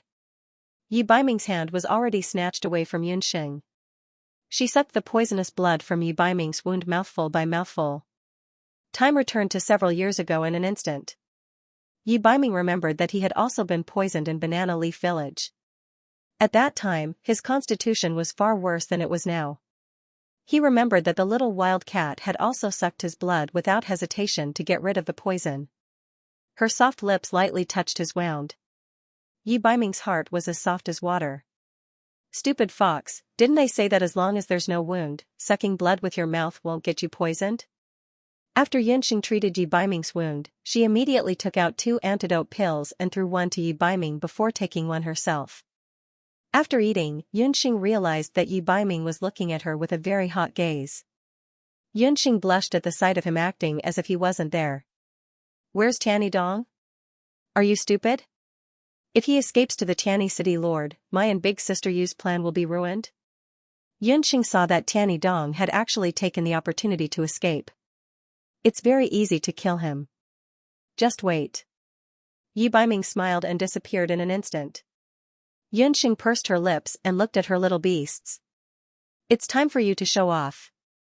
Tianyi Dong had been hiding all this time and had already reached the periphery of the Cloud Sea. As long as he escaped back to his father, he would be saved.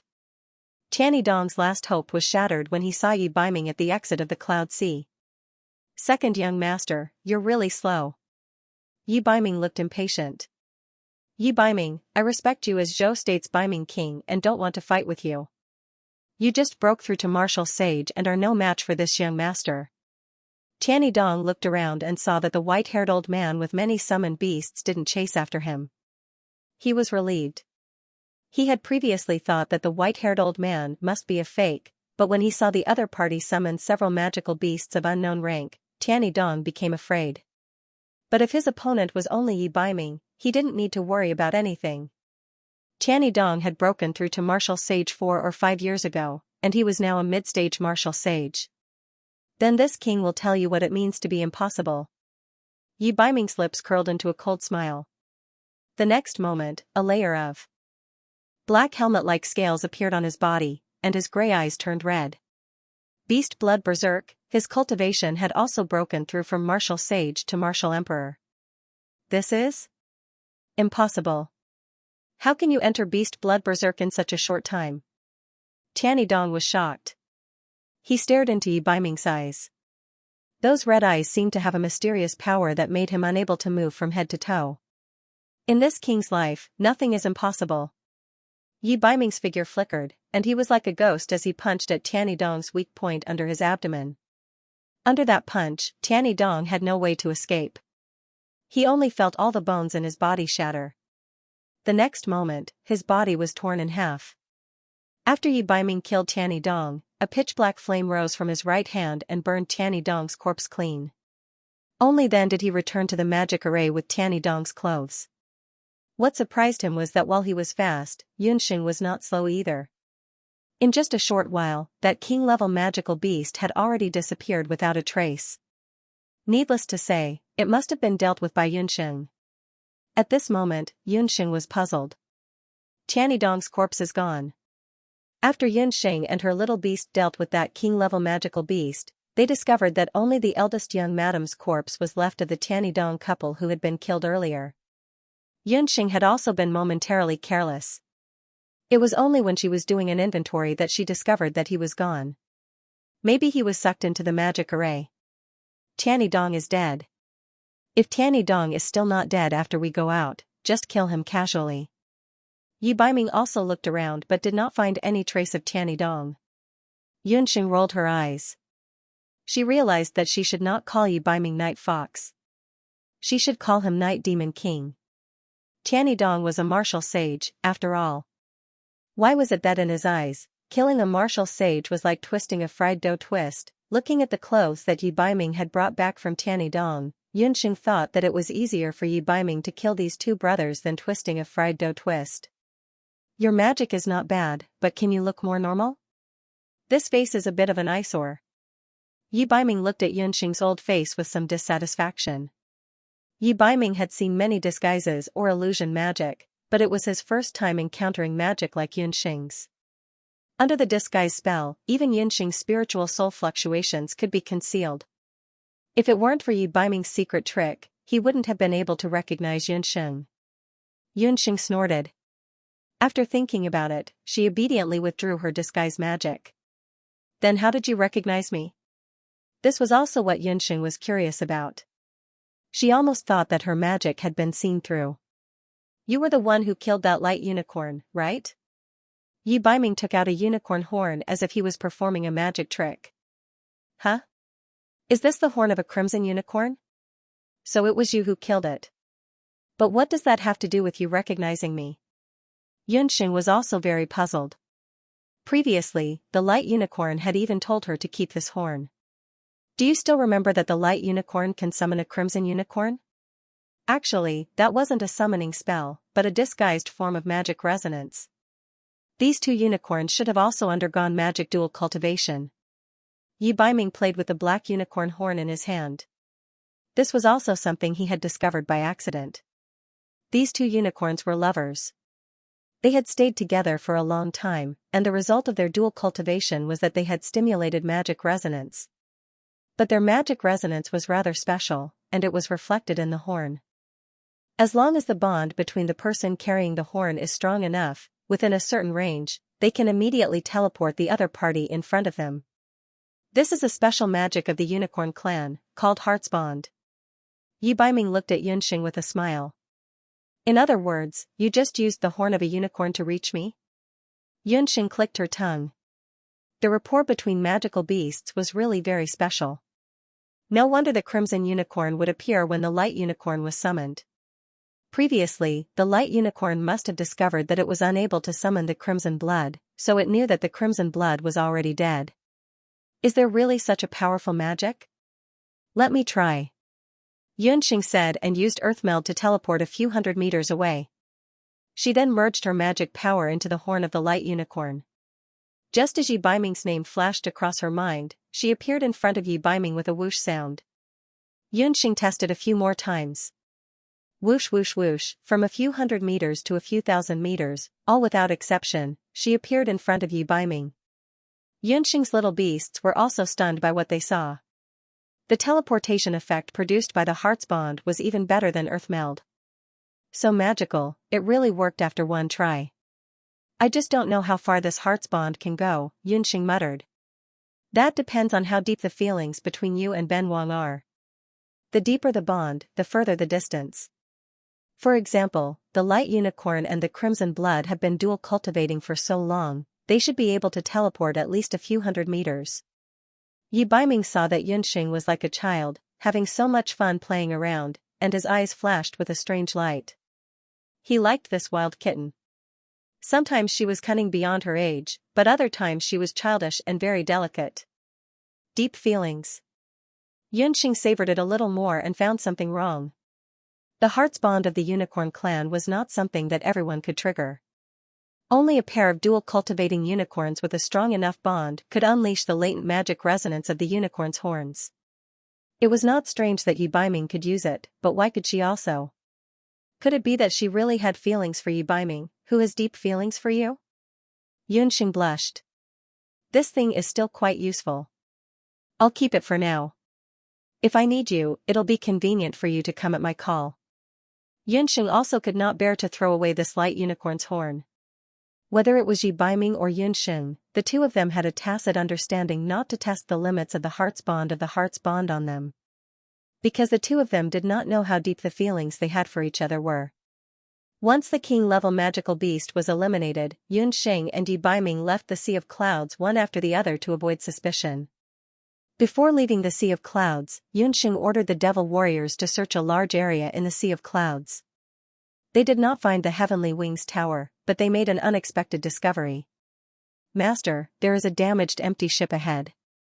Looking at the sign, it seems to be the empty ship of the Hidden Night Pavilion, a devil warrior reported.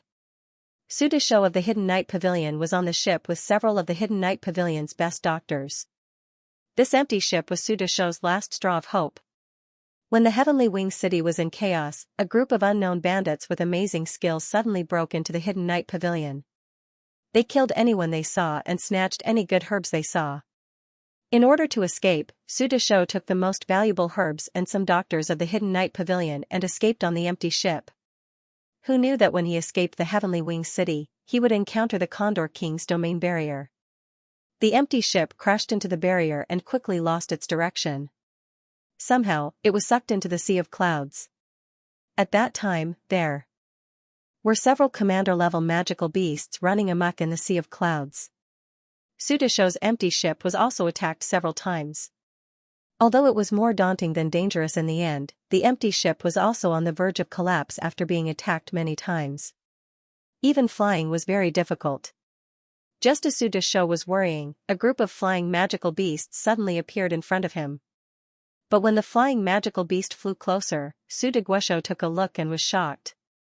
The leader of the flying magical beast turned out to be the girl that Yi Baiming entrusted him to save earlier, Yunxing.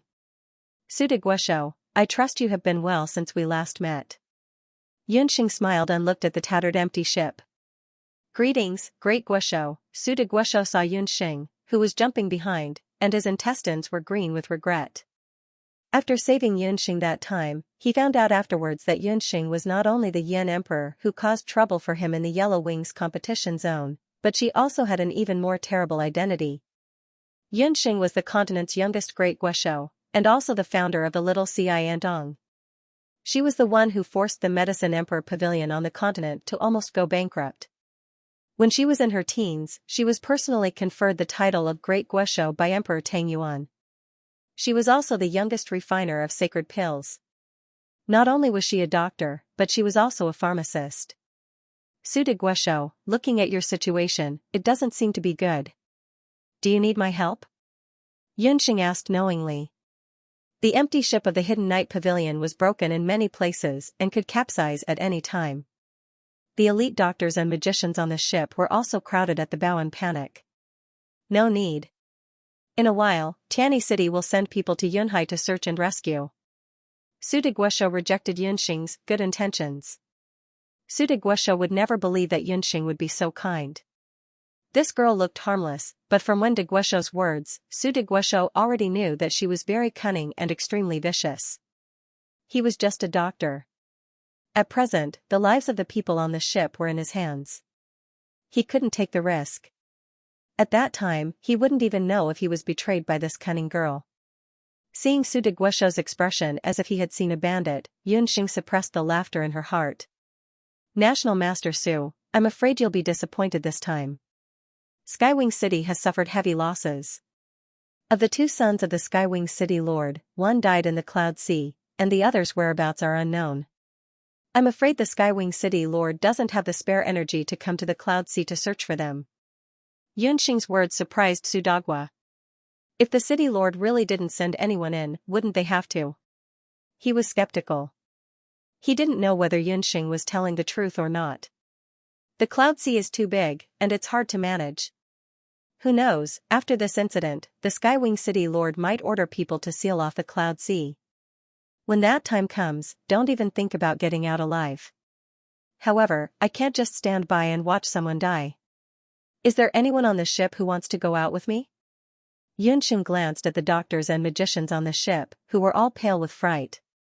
There were many healers and magicians in the Hidden Night Pavilion, but most of them were proficient in ancient medicine or healing magic. Their cultivation base was generally not high. If they wanted to rely on their own ability to leave the Cloud Sea, it was really not easy. Moreover, magical beasts appeared from time to time near the Cloud Sea. Everyone was already frightened and didn't dare to act rashly. However, Yunxing appeared with 10 devil martial artists. It seemed that these martial artists were strong. Maybe they could really take them out of the Cloud Sea alive. Your Excellency, I'm willing to go out with you. I'm also willing. Seeing the defection of the healers and magicians on the ship, Sudagwa didn't dare to say anything. He also knew that Yunxing was looting a burning house. But what could he do? If he angered Yunxing, any of the devil martial artists behind her could come up and cut off his head. I can save you, but I'm not a charity. Since I saved you, you owe me a life. From now on, you are my little Xian Tang's people. When Yunxing's words came out, Sudagwa was so angry that he almost spurted out blood. Yunxing was making a blatant threat. How was this saving people? This was simply robbing people. Moreover, it was a robbing method that was even more banditry than bandits. After so many years of operation, the most valuable thing in the Hidden Night Pavilion was the healers and magicians on the ship, in addition to the medicinal herbs and medicinal pills on the ship.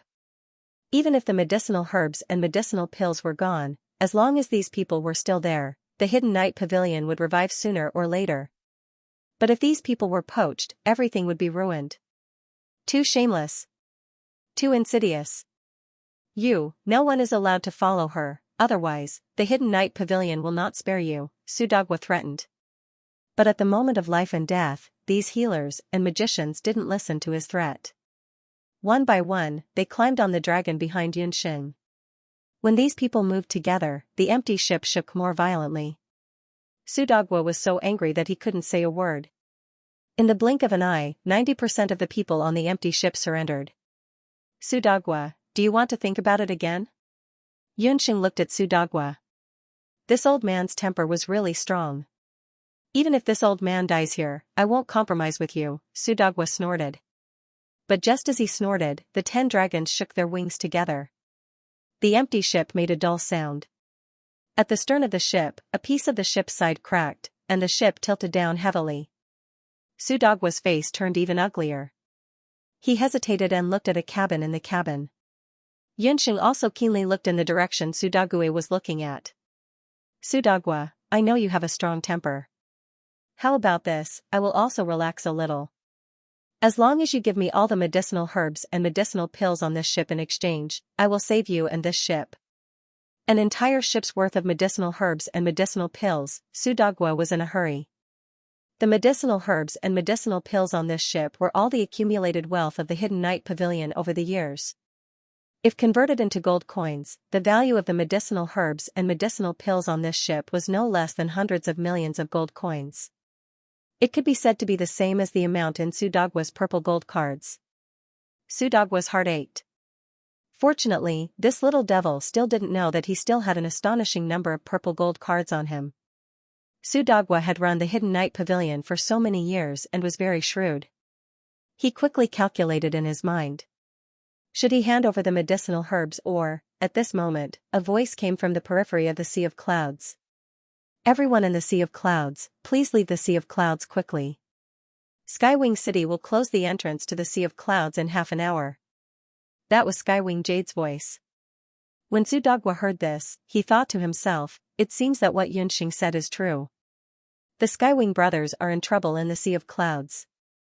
The Skywing City Lord is probably also injured. If this drags on, I will really be buried in the Sea of Clouds. From now on, Skywing City would probably become the world of this little devil and Skywing Jade. As long as there's life, there's hope. After hearing that voice, Sudogwa's last trace of doubt disappeared. He decided that after leaving the Sea of Clouds, he would immediately reorganize the Hidden Night Pavilion and think of a way to recover the lost land.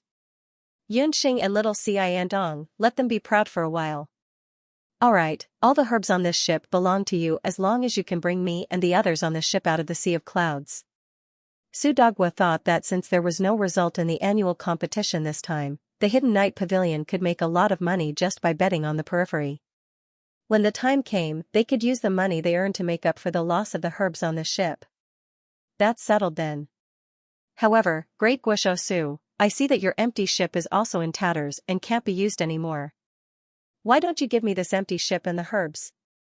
Buy one, get one free. That way, I won't have to carry the herbs on the ship. Yunxing had a matter-of-fact look on her face. Sudogwa's eyes bulged, wishing he could swallow Yunxing whole. A broken ship still had 3 caddies of nails, but this was an empty ship. Even if it was seriously damaged, it could be repaired and it would be a brand new empty ship. This was clearly a grab one, get one free. But at this point, Great Guosho Su did not dare to bargain. He squeezed out a sentence with great difficulty. Alright, I'll give it to you. Great Guosho Su is indeed generous. Yunxing received a great benefit and smiled brightly. She immediately ordered the 4 devil warriors in the formation to command a bat dragon. 2 dragons dragged the bow of the ship and 2 dragons dragged the stern. They slowly pulled the empty ship of the Hidden Night Pavilion out of the Sea of Clouds. As long as Yunxing was willing, it was very convenient for her to bring a few dozen doctors out. Great Guosho Su should be glad that he agreed. Otherwise, Yunxing planned to directly knock him out and drag him away with the ship. Anyway, she was already a bandit. She did not mind robbing in the open once. Yunxing led the devil warriors, the empty ship of the Hidden Night Pavilion, and the people out of the Sea of Clouds. Wing Jade listened to Yunxing's orders and guarded the exit of the Sea of Clouds. When she saw Yunxing give her a look. Tianyi Jade understood in his heart that the 2 Tianyi brothers had most likely met with misfortune. Yunxing, it's good that you came out. Father is seriously injured. Quickly come with me to the city lord's mansion to take a look. Tianyi Yu called Yunxing. The 10 devil warriors were monitoring Sudogwa. The latter could only watch helplessly as his empty boat and the herbs on the boat were taken away by Yunxing's people. The heavenly winged jade temporarily sealed off the Sea of Clouds. Before the seal was lifted, no one was allowed to enter or leave. Naturally, no one else knew what had happened in the Sea of Clouds. After Yunxing left the Sea of Clouds, she learned that the White-Crowned Eagle King had fought with the Skywing City Lord. The White-Crowned Eagle King had lost one of its wings and fled. Although the Skywing City Lord had won, he had also sustained heavy injuries. The moment Yunxing arrived at the Skywing City Lord Manor, she discovered that the City Lord Manor was also in a mess. Empyrean Winged Venerable's condition was not good. Fortunately, with Yunxing's help, his condition quickly stabilized. The people that the Heavenly Winged Jade had sent to find the Skywing brothers had also returned. The second young master and Kong Fei's corpses have been found. Looking at the situation, they were both killed by magical beasts. The eldest young madam's corpse has also been found, but the eldest young master was not found. After obtaining the death of one of his 2 sons and the disappearance of the other, Empyrean Winged Venerable aged considerably overnight. Heavenly Winged Jade and Steward Chu persuaded him with kind words. After drinking some medicine, Empyrean Winged Venerable fell asleep. All of this is like a dream.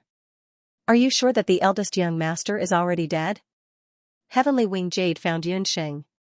Without finding Empyrean Winged Tuo's corpse, Heavenly Winged Jade was still somewhat apprehensive.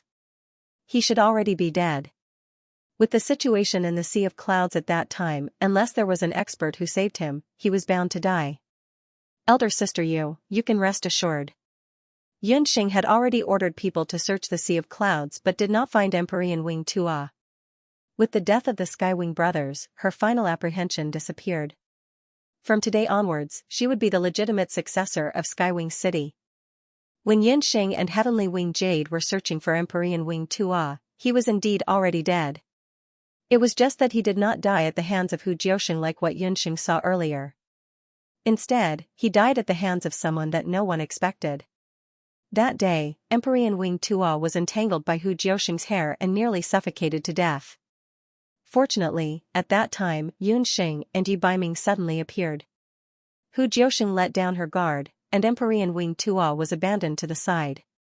Just as Yunxing and Hu Jiusheng were talking, Emperor Wing Tuo was quietly rescued by a mysterious masked person. That mysterious person took Emperor Wing Tuo and fled the Sea of Clouds.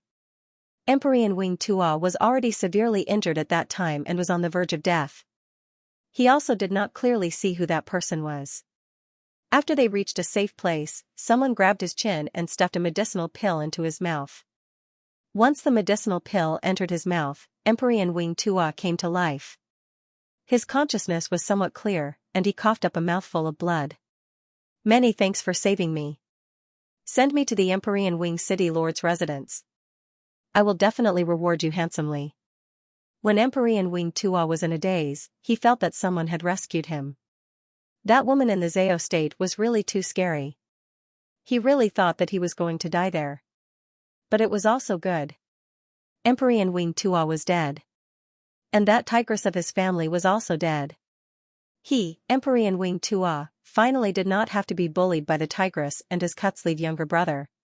When he thought of this, Emperor Wing Tuo had the misconception that even the heavens were helping him. Haha, Emperor Wing Tuo had the urge to laugh wildly. As long as he returned to the Emperor Wing City Lord's residence, he would be the only successor to the City Lord. "Where is Shirtu?" The cold voice behind him made Emperor Wing Tuo come back to his senses. He resisted the pain in his chest and turned his head to look. What he saw was a charming face. Chen Lian, it was actually her. Emperor Wing Tuo's impression of Chen Lian was still very deep. After that incident where they were caught red-handed, Chen Lian seemed to have disappeared. Emperor Wing Tuo had also seen Chen Lian when he was on the empty ship entering the Cloud Sea. Unfortunately, his tigress was by his side at that time, so Emperor Wing Tuo did not dare to harass Chen Lian. Today, she actually appeared at this time and suddenly appeared here. That's right, when the empty ship capsized, Chen Lian must have also gotten off the ship and secretly followed him. After all, he was her first man. She must have developed feelings for him, which was why she took such a big risk to save him. Seeing Chen Lian, Emperor Wing Tuo remembered that day, the wonderful taste of Chen Lian under his body. At that time, Chen Lian was still a virgin. Emperor Wing Tuo's lust did not change. Now that the tigress was dead, he was even more unbridled and fearless. "Lian, it's actually you. You really can't bear for me to die. I am your first man." Emperor Wing Tuo was about to stand up, wanting to go up and hug Chen Lian. Chen Lian took a step back, her charming face covered in a layer of frost. Just seeing Emperor Wing Tuo made her feel disgusted. "Lian, what are you hiding for? That tigress has already died in the mouth of a beast. My second brother is also dead. As long as you marry me, you will be the future wife of the City Lord of Emperor Wing City." Emperor Wing Tuo shamelessly went up, wanting to kiss her. "I ask you, where is the stone?" Chen Lian's gaze was cold. Before you send me back to the City Lord's residence, I will, slut. You dare to hurt me." Emperor Wing Tuo's face was deathly pale. On his chest, there was a wound so deep that bone could be seen. Looking at Skywing expansion, Chen Lian's body was surrounded by a murderous wind element. A gust of wind sickles that seemed to have come from hell cut open Skywing expansion's chest. Skywing expansion was already seriously injured. In this situation, he was like a puppet waiting to be slaughtered. "Hand it over, or else you'll always taste my wind sickles." Chen Lian no longer had the appearance of a delicate beauty. Ever since that day when Skywing expansion took her virginity, Chen Lian's heart had been completely twisted. She hated two people. One was Yunxing, and the other was the dog-like Skywing expansion in front of her. Her hatred for Yunxing was that she was loved and doted on. She hated Yunxing for taking everything away from her. Her hatred for Skywing expansion was that he ruined her reputation. After Chen Lian's virginity was ruined, she still had a bit of hope. She hoped that Skywing Expansion would marry her on account of him being her first man. But there was no news of Skywing Tower at all. Lianer, don't be like this. I love you, as long as you, a bloody gash appeared on Skywing Expansion's throat. He could no longer speak. You're not worthy to talk about love. You ruined me. Hand over the stone, or else I'll make more gashes on your body. A seductive smile appeared on Lianer's face. Skywing Expansion's throat was cut, and he could no longer speak. He was deeply afraid that Lianer would really kill him. Lianer removed a belt from his body. When Skywing Taiko was trying to curry favor with her, he had told her that all of his valuables were kept in his storage belt. She forced Skywing Expansion to take out the stone from his storage belt. Lianer looked carefully and confirmed that this stone was the one she had her eyes on. Skywing Expansion desperately gestured, begging Lianer to save him. Since you gave me this stone, I'll let you die slowly. Lianer chuckled. She raised her magic scepter, and wind sickles cut through Skywing Expansion's body. Streaks of flesh and blood, streaks of bleak white bones. The blood was like a drizzle, splashing down. Lianer seemed to have lost her humanity as she watched from the side with narrowed eyes. She wanted Heavenly Winged Tower to die a miserable death. After a full half an hour, the area below Skywing Tower's head had already become a skeleton. One could faintly see the pulsating organs inside. That scene made people feel nauseous. But Lianer was watching with great interest, as if she was admiring her proudest work. If it were an ordinary person, they would have long since gone crazy and died. However, Heavenly Winged Tower was a martial saint. His life force was so tenacious that it caused one to raise their eyebrows. Your life force is really tenacious. I'll send you on your way. Lianer raised her magic scepter. Pa! It was the sound of a heart bursting. The magic scepter was forcefully thrust down, and the sharp bottom of the scepter shattered the sternum of Skywing Taiko. Skywing Tower's eyes were glaring angrily. He had long since lost the ability to make a sound. He had never imagined that he would one day die in the hands of a woman. Skywing Tower was already dead. Lianer wiped the scepter clean and threw out a magic fireball, burning his corpse clean. After Lianer killed him, she quietly sneaked back to the empty ship. Due to the magical beast riot in the Xuani district, most of the people from the magic elite camp went to the Skywing arena. No one discovered Lianer's assassination this time. Everyone thought that Skywing Tower had died in battle at the beast's mouths. After Lianer killed Skywing Tower, she pretended to be injured and left Yunhai. After a few days, order was restored in Skywing City. The domain boundary outside the city was also broken. The people and merchants in the city also started to rebuild. The Hidden Night Pavilion suffered extremely heavy losses in the turmoil this time. Although Su Deguesho had kept his life, when he returned to the city, he received the bad news that the Hidden Night Pavilion had been burned to ruins and that the 4 night emissaries had died in the fire. Not only that, when Su Deguesho hurried back to the Hidden Night Pavilion, he found that the Hidden Night Pavilion had been ransacked inside and out. Not a single herb was left for him in the pharmacy. He knew in his heart that this matter was inseparable from Yunxing. But this time, he could only suffer in silence and swallow his own bitterness. He swallowed his anger, reorganized the Hidden Night Pavilion, and sorted out the accounts and the number of casualties. But at this time, his subordinates came to tell him that Yunxing had come to find him. At this time, the person Su Deguesho did not want to see the most was Yunxing. Why is it you again? I don't remember having anything to do with you. Su Deguesho's face was full of resentment. Su Deguesho, I am here to collect a debt. Compared to Su Deguesho's bitter face, Yunxing was now full of smiles. What debt? You have taken away all the people, herbs, and empty boats. The Hidden Night Pavilion does not owe you anything anymore. Su Deguesho really wanted to strangle Yunxing to death. Su Deguesho, you are wrong. The old debt has been cleared, but our new debt has not been cleared. I am here to collect my bet money. Yunxing smiled and took out a stack of paper. It was all the bets from the peripheral bets since the annual competition. Among them, the biggest one was related to the finals of the annual competition. Especially the bets from the peripheral bets of the unicorn. In the end, it was as high as 1 to 100. According to the bets from the peripheral bets that Yunxing brought, on the last 2 days of the competition, which was the afternoon before the turmoil in Skywing City, Yunxing bet as high as 7 million gold coins on Flame Emperor.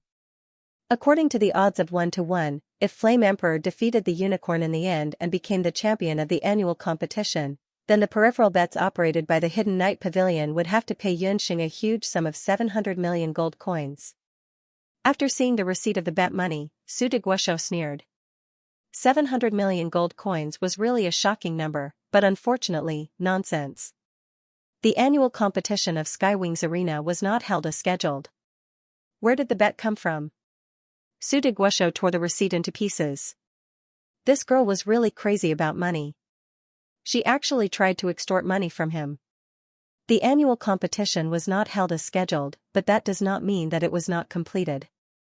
Don't forget that the City Lord of Skywing City issued a City Lord order earlier. During the turmoil in Skywing City, all the demonic beasts killed could be counted in the arena's battle record. Just this morning, Flame Emperor and his companion personally went to the City Lord's mansion and handed over the Radiant Unicorn's soul stone. In other words, the champion of this year's annual competition is Flame Emperor. Yunxing's words were like a bolt from the blue, instantly making Su Deguosho look tender on the outside. You can go to the City Lord's mansion and ask. In addition, the receipt you tore just now was only a handwritten copy. I have already handed the original to the people in the arena. 700 million gold coins. I can accept cash or a gold card. Yunxing looked at Su Deguosho's face as the blood drained from it. 700 million gold coins, what kind of concept was that, in layman's terms, if the Hidden Night Pavilion did not experience this loss? If all the properties, medicinal herbs, pills and cash of the Hidden Night Pavilion were put together, it would only be worth 1 billion gold coins. However, Yunxing ordered the people of the Heaven Hunting Corps to burn down the Hidden Night Pavilion and plunder everything inside and outside. Not only that, she also took advantage of the situation and plundered a group of people. She also robbed the most precious medicinal herbs and pills that Su Deguosho carried on the empty ship. Now, Su Deguosho only had a few gold cards worth 500 million gold coins on him. Even if he gave all the gold cards to Yunxing, the Hidden Night Pavilion still owed Yunxing 200 million gold coins. Su Deguosho was dispirited.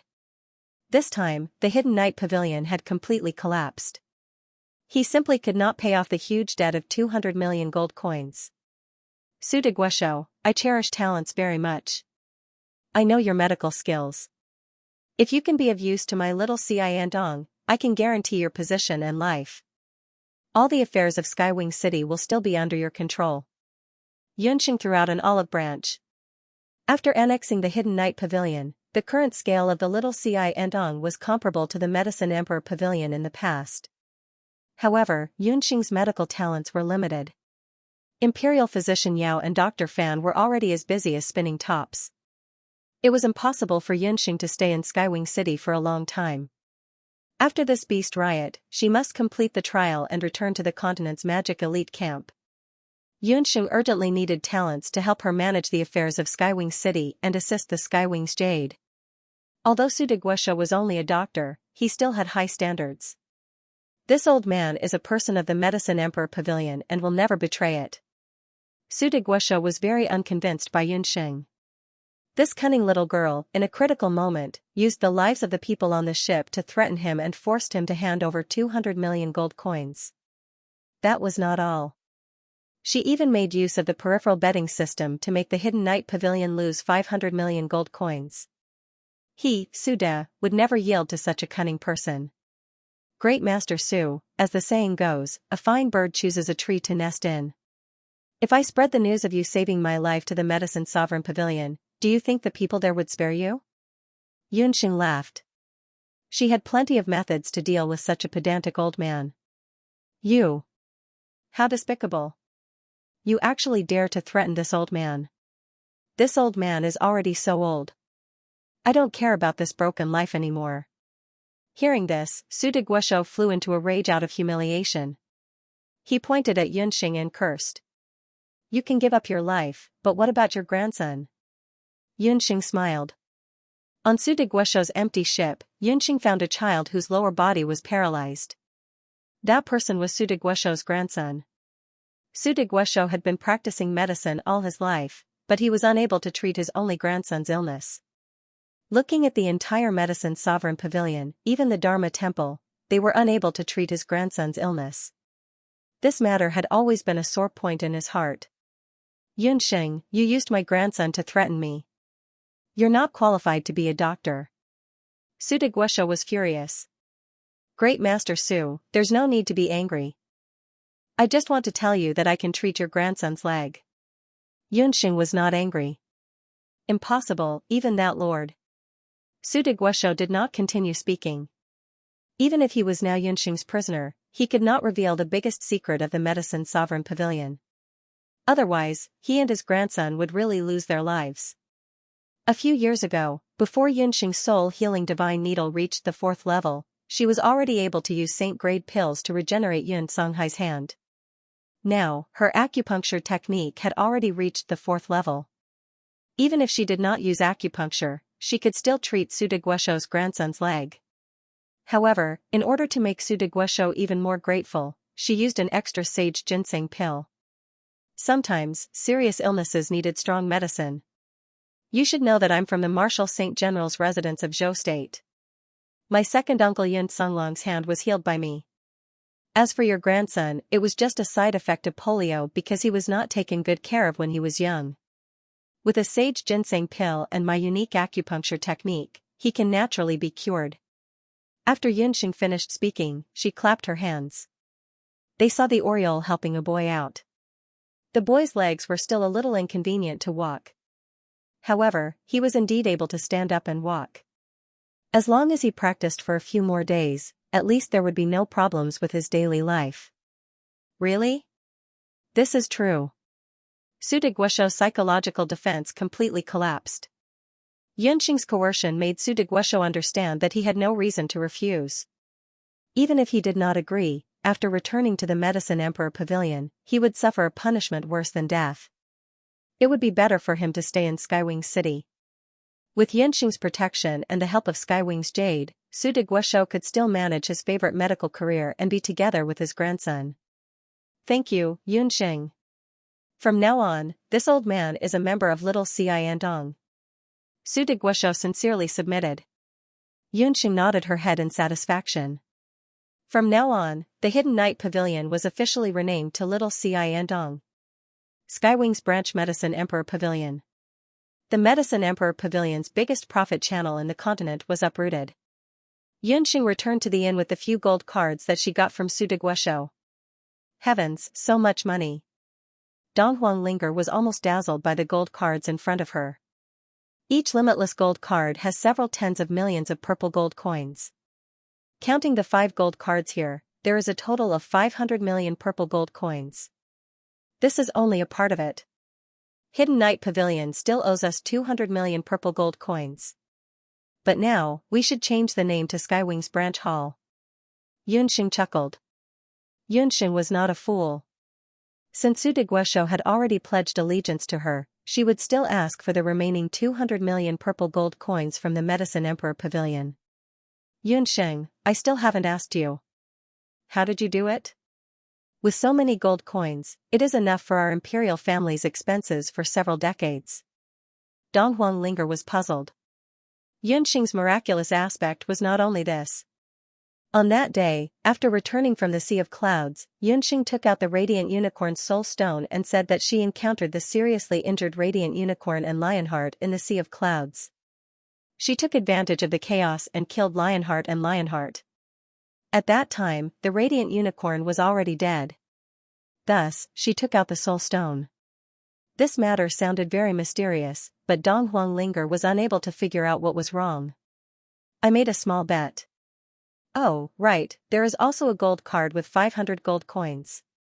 When I placed the bet, I also placed the 50,000 plus gold coins that Chen Yangon entrusted me with.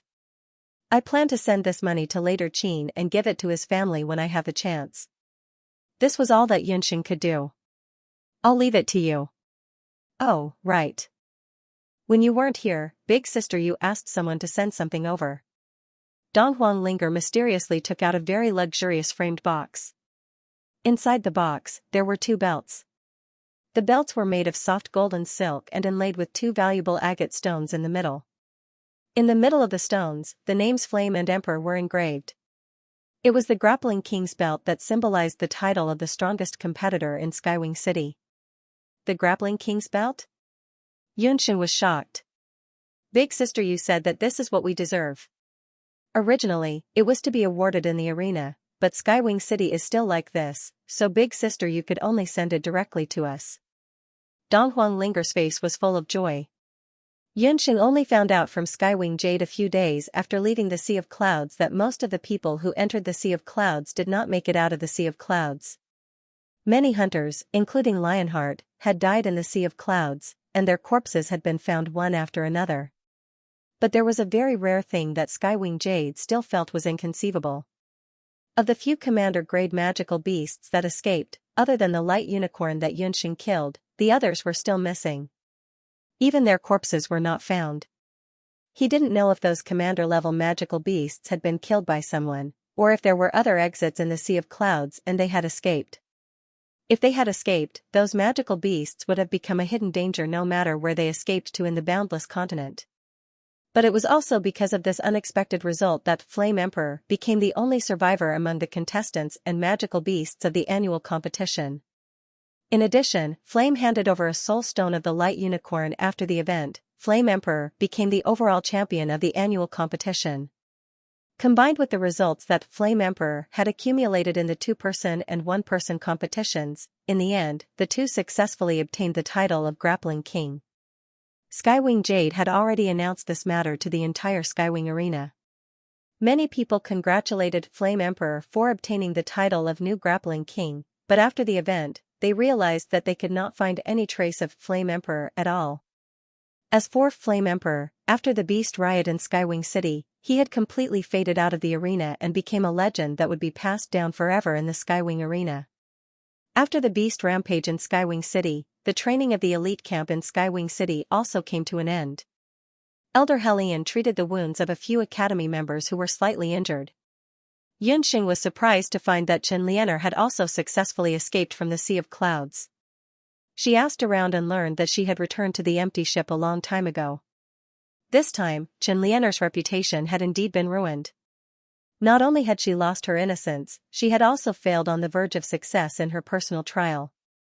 Originally, in the Earthwings competition zone, due to Feng Tian's unexpected defeat and Yi Baiming's refusal to participate in the competition, Chen Lianer should have been one of the most promising candidates to become the fighting king in the Earthwings competition zone.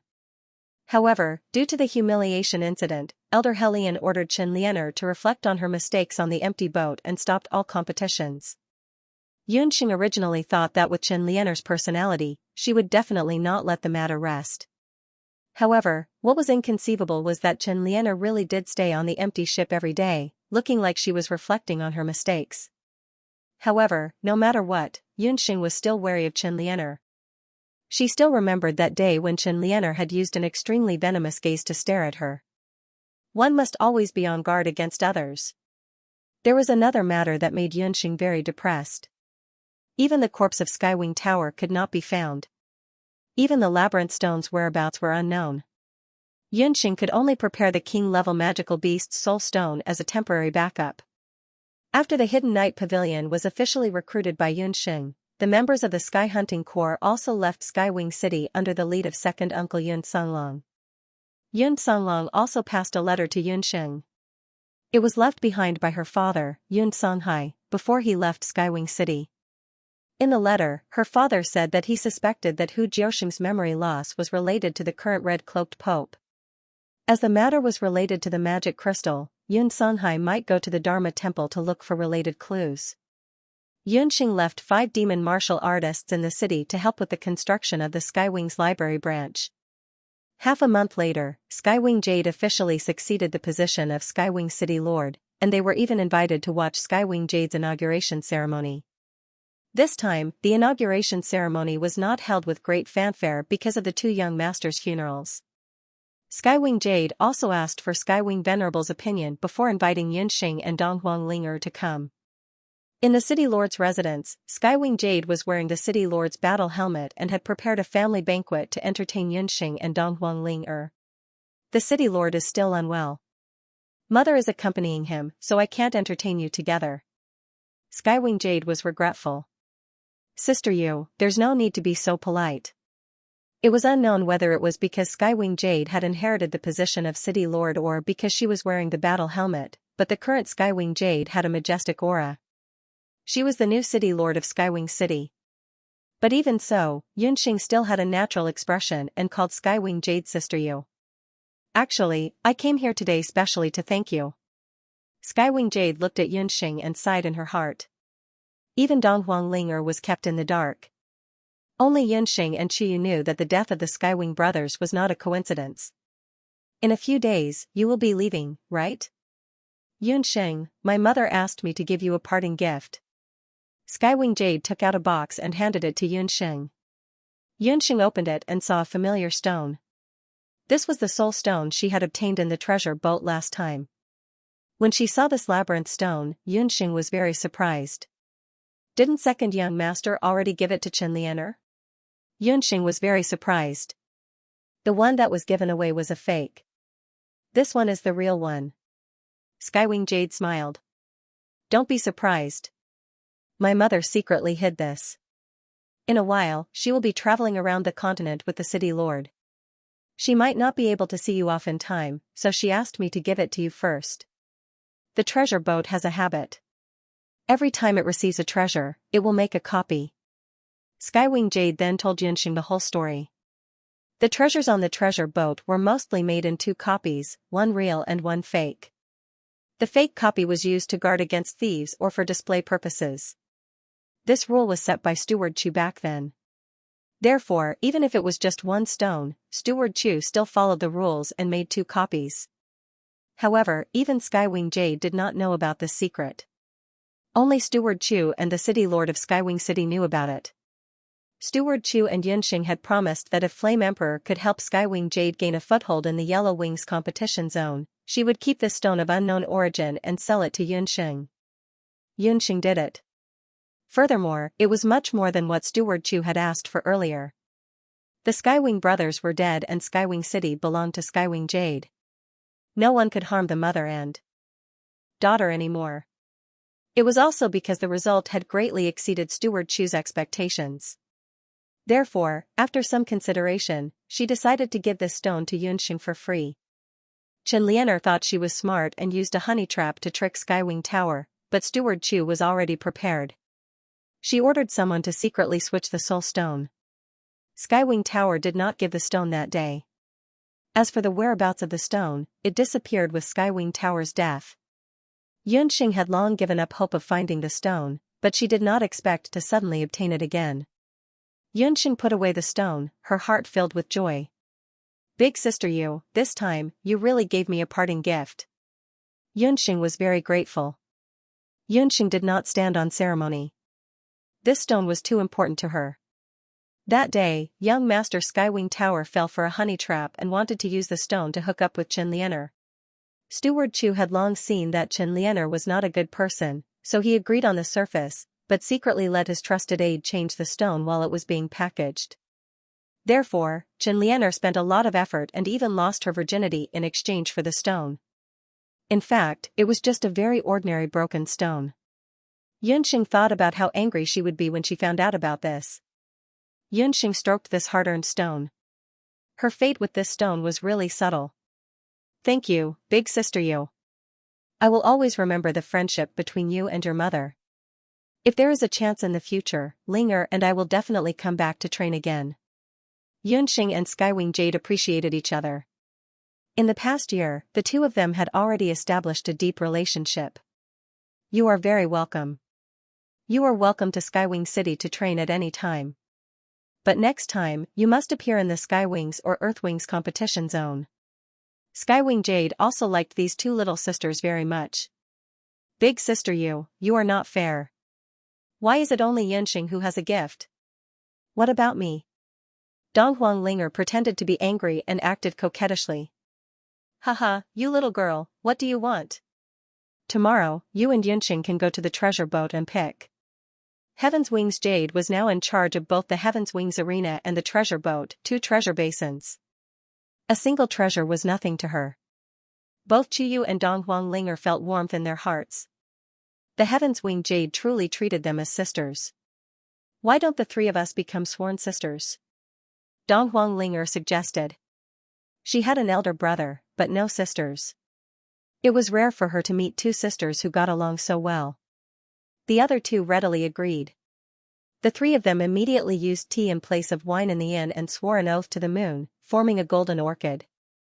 Among the 3 of them, Qiyu was the oldest and became the eldest sister. Donghuang Linger was the second oldest and could be considered as the second sister. Yunxing was the youngest and could be considered as the third sister. 3 women with completely different temperaments and appearances, yet equally outstanding, clasped their hands together. The 3 of them inadvertently became sworn brothers, and in the future, it would become a much-told story in the continent. There were many men in the world who became brothers of the opposite sex, but there were not many women. Not to mention that there were 3 women in different fields who were equally outstanding in appearance and strength. It was rumored in the later generations of the continent that during the most turbulent period of the boundless continent, there were countless male experts who rose to power. However, there were 3 women who, even in that era where magical beasts and powerhouses were plentiful, were still eye-catching. The 3 women were also known as the 3 emperors. In the sky was the female city lord, Tianyu. On the ground was the successor of the Donghuang dynasty, Donghuang Ling.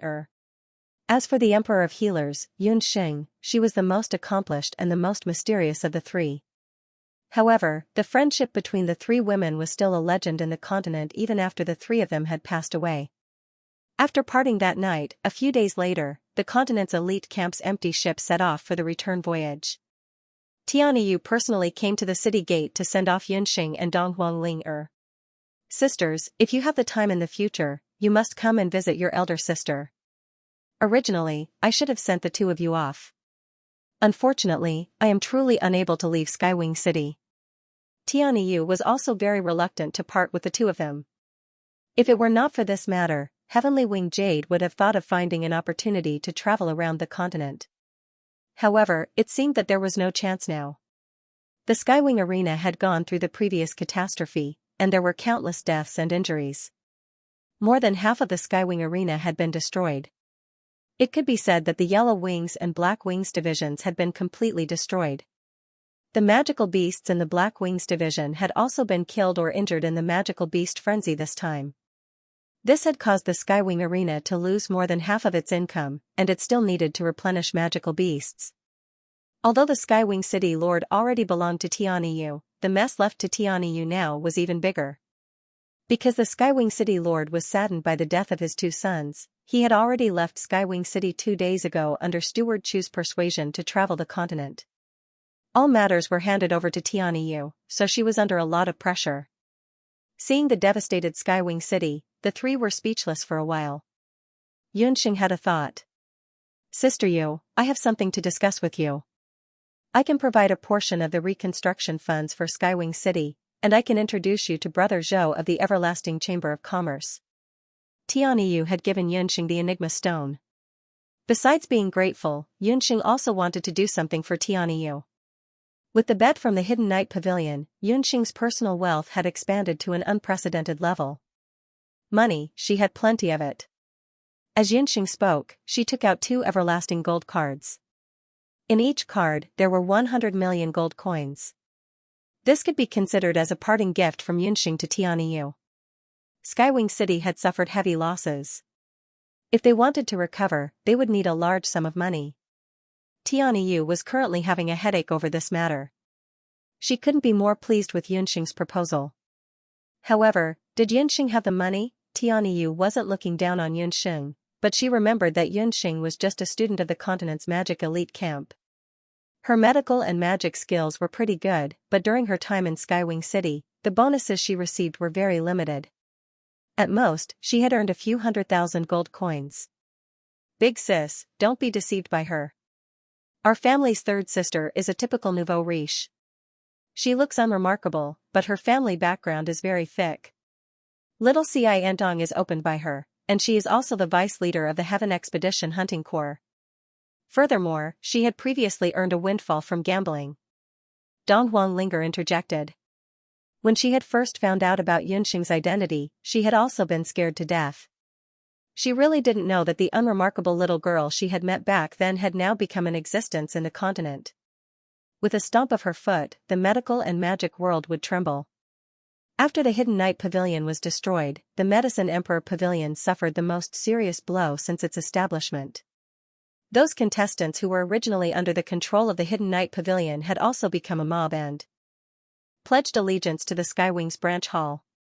The Medicine Emperor Pavilion had cut off Skywing City's largest financial supply, and it was believed that it would soon decline. Little Xianxia would soon grow into the continent's #1 medicinal pill and potion pharmacy.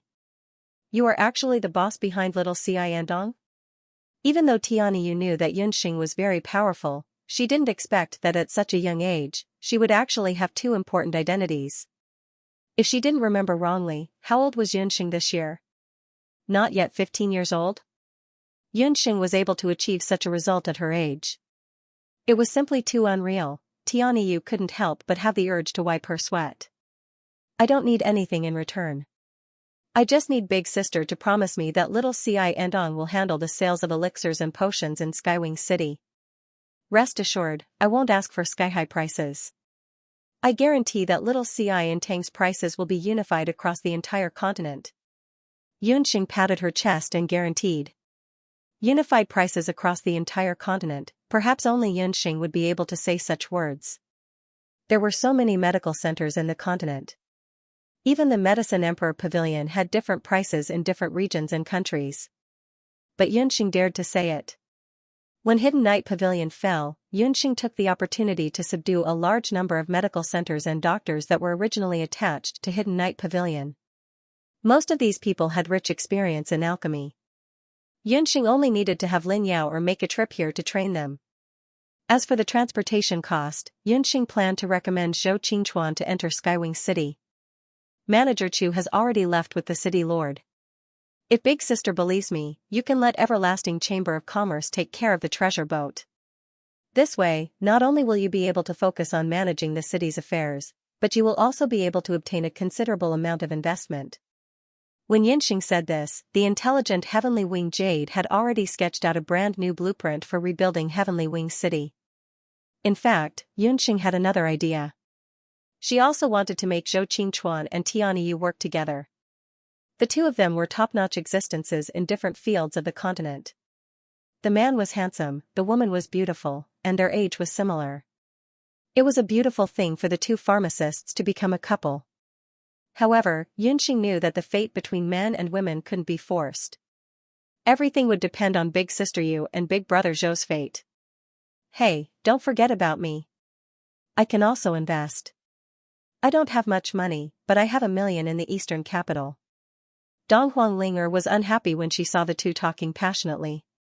Oh, I didn't expect our second sister to be a rich woman.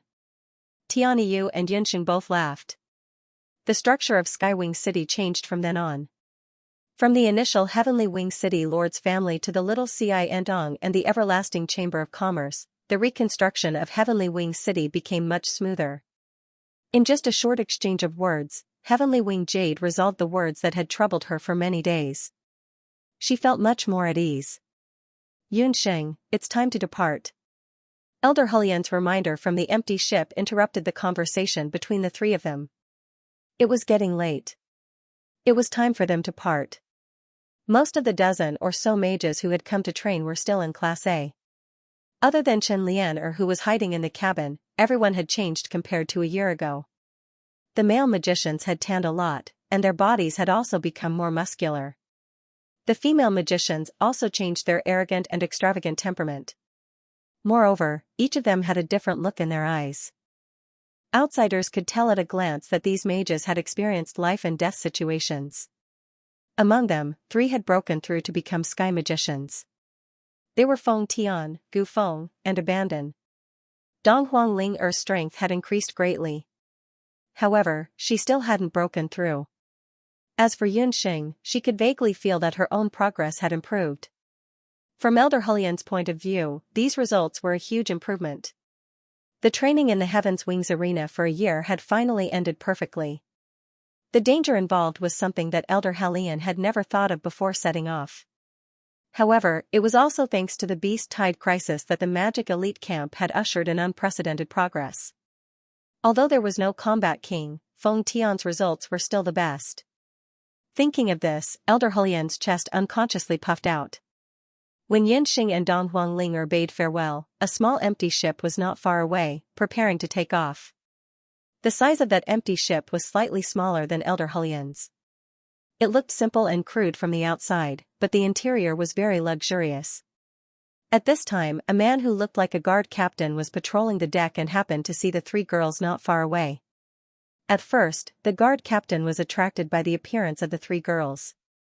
However, when he saw Dong Huangling's appearance clearly, his expression changed. Wasn't that the princess? The guard captain hurriedly went into the cabin. Soon, a fat man with a belly bigger than his chest came out from the cabin. The man was dressed in plain clothes, but he was covered in gold and silver. Behind him was a beautiful woman. It was the left minister of the East capital, whom Tianyi Dong had personally received last time. After Tianyi Dong's death, Tianyi Yu had also received the left minister of the East capital symbolically. How could she have known that this person was also reckless? He saw that Tianyi Yu was beautiful and wanted to take advantage of her, but he was severely humiliated by Tianyi Yu. The heavenly winged jade was still not satisfied, and directly seized his empty ship.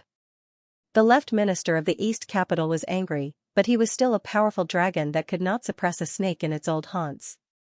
He could only swallow his anger, rent a commercial empty ship, and after some slight modifications, set off for the East capital. Are you sure? Did you really see the princess? The left minister of the East capital leaned on the bow of the ship and took a closer look. He really did see the princess. It was not just the princess. With the princess was Tianyi Yu and another woman with outstanding looks and temperament. It really was the princess. Why would the princess appear in Tianyi City? The left minister of the East capital looked confused. The left minister of the East capital was Yuan Gui. Although Yuan Gui was the left minister of the East capital, in fact, he was the biggest tumor in the East capital. He was actually a spy of the 5 major countries, and he was responsible for monitoring the Huang's every move. Although this person was not handsome and was not a magician or a martial artist, he was indeed a genuine villain who was very good at scheming. On one hand, he curried favor with the royal family, and on the other hand, he dealt with the 5 countries and gained benefits from each country. It was also because of this that he had a high status in the East capital. He held great financial power and interfered greatly with the royal family. Even the current East Emperor, Dong Huangling's brother, had to respectfully address him as left minister. Among the 5 countries, the left minister of the East capital favored later Qin the most. More than 2 years ago, the later Qin emperor proposed to the royal family on behalf of Crown Prince Du Guxiu, wanting to marry Princess Dong Huangling. Yuan Gui put in a lot of effort in the middle and finally facilitated the marriage. But since then, Princess Dong Huangling suddenly fell ill. The Empress used the princess's illness as an excuse to let her recuperate in the harem and not to be disturbed by outsiders. As for the princess's marriage, it was delayed again and again. Later Qin was already impatient. Yuan Gui was caught in the middle and did not have a good time. This time, he came to Tianyi City to avoid later Qin's aggressiveness. On the other hand, he wanted to invite Su Dugwai of Tianyi City to the East capital.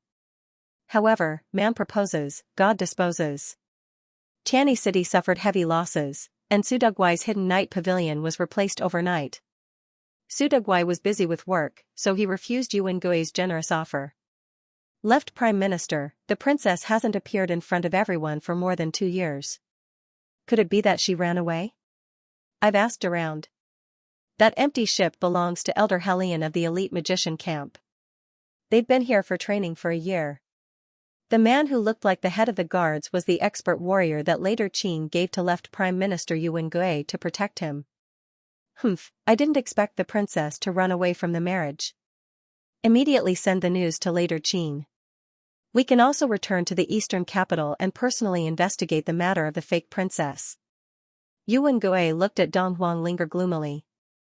Dong Huanglinger, who was immersed in the emotions of breaking up, didn't notice the empty ship not far away. Yunxing's 5 senses were sharp. Her beautiful eyes turned and fell on the empty ship not far away. There was no one on the empty ship opposite her. Could it be that her eyes were playing tricks on her? Why did she feel that someone was staring at her just now? The empty ship slowly rose into the sky and soon turned into a black dot in the blue sky. Skywing City was getting farther and farther away. 1 year, the Skywings Arena, the Hidden Night Pavilion, the Skywings Jade. Goodbye. Yunxing could still see the Skywings Jade on the city wall waving at them. Skywing City disappeared from sight. A year of training had also come to an end. Alright, we've flown out of Skywing City. Everyone, come over. Let's count the results of the past year. Later, I'll ask the Great Elder to reward you according to your merits. Elder Hellion smiled. Just as Elder Hellion was about to speak, a carefree laughter came from the sky. Elder Hellion, counting the results and rushing back to take credit.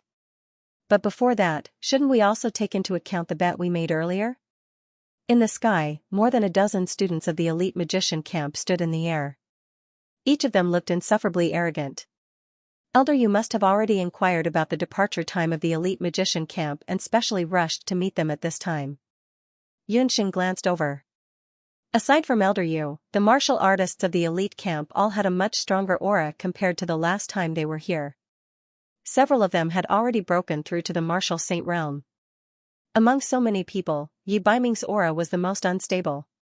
Even Yunxing couldn't tell how strong he was now. Just by looking at it this way, the results of the Skywing City's trial this year seemed to be slightly better than the continent's elite warrior camp. Damned old fogey who just won't leave. I knew it. The moment he left Skywing City, he was in a hurry to settle the score. Elder Hellion did not forget about the bet. The 2 elders of the elite camp had joined forces for a few days during the beast rampage in Skywing City. The moment they left Skywing City, they started dog-eat-dog again. However, unlike at the beginning of the trial, Elder Hellion had a relaxed expression on his face. The 2 elders had already agreed that the conditions for winning the bet were, first, the person who broke through first, and second, the person who won the title of Combat King. The title of Combat King was originally very difficult to obtain. In the past year, according to what the 2 elders knew, no one in the elite magician camp or the elite warrior camp had obtained the title of Combat King. Even the outstanding ones like Yi Baiming and Feng Tian had not been able to obtain the title of Combat King in the past year due to special reasons. More than 10 martial artists from the elite magician camp landed on the ground like arrows. The deck of the empty ship immediately became crowded. The martial artists led by Elder Yu all had an extraordinary aura. Compared to before, they were like sharpened swords. Just by standing to the side, one could feel the changes in their do qi. The 2 sides glared at each other. Yi Baiming was still the same. His pair of phoenix eyes seemed to fall on Yunxing. Yunxing pretended to chat with Dong Huanglinger, only willing to show him the back of her head. Perhaps knowing Yunxing's intention, Yunxing heard a deep laugh. Not knowing why, Yunxing's ears turned red. Elder Yu, it's fine if you want to settle the score. If the news is correct, Feng Tian was the first to break through. In the 3rd month after he came here, he had already broken through to become a sky magician. According to what I know, Yi Baiming only broke through 6 months ago. Elder Hellion was full of confidence. He had already investigated this matter. That's right. However, you probably still don't know that Yi Baiming had already broken through to Martial Emperor 3 days ago, right? It was during the chaos in Skywing City that he made his breakthrough. After Elder Yu finished saying those words, he burst into loud laughter. He did not need to look to imagine the change in Elder Hellion's expression at this moment. Breaking through to Martial Emperor, when these words came out, the entire deck of the small empty ship was in an uproar. Impossible. How is this possible? It has only been a short year. How is it possible for him to break through twice? Elder Hellion muttered to himself. Yunxing's face also stiffened. She was just about to break through to become a sky magician. Yi Baiming had actually broken through to become a martial emperor all of a sudden. No wonder Yi Baiming had disappeared ever since he came out of the sea of clouds. It seemed that he had gone into seclusion to break through. Yunxing was filled with envy, jealousy, and hatred. How old was Yi Biming this year? It seemed that he was only 4 years older than her. Yunxing felt that her brain was not listening to her. The continent's youngest martial emperor. Yunxing had the urge to go crazy. How could Yi Biming's breakthrough be as easy as eating and sleeping? Naturally, Yunxing did not know that Yi Biming's harvest in the Sea of Clouds might not be as much as hers, but it was definitely not less than hers. Just killing many commander-level demonic beasts and obtaining their Dharma souls and beast blood had allowed Yi Biming's strength to increase by leaps and bounds. Elder Yu only knew about his breakthrough as a warrior. If others knew about his breakthrough as a magician, it would also be the same, knowing that Yi Biming had actually broken through to become a martial emperor. Feng Tian's expression also changed slightly. On this empty ship, only Yunxing and Feng Tian knew that Yi Biming cultivated both magic and martial arts. What Feng Tian was more concerned about was that Yi Biming's cultivation as a warrior had increased. Then, his cultivation as a magician. Feng Tian felt sad and angry at the same time. What exactly did he have to do to catch up with Yi Biming, or even surpass him? Just because you said you broke through to martial emperor, you're a martial emperor. Who knows if your mainland's warrior elite camp is playing tricks? A male magician from the magician elite camp stood out and pointed at Yi Biming with a face full of disbelief. There were only a few martial emperors among the instructors of the continent's warrior elite camp. Now, a student who had entered the camp for less than 5 years had actually broken through to become a martial emperor. If this spread to the continent's warrior elite camp or the continent, who knew what kind of commotion it would cause? Yi Biming's expression did not change. He had already silently released a wave of fighting aura.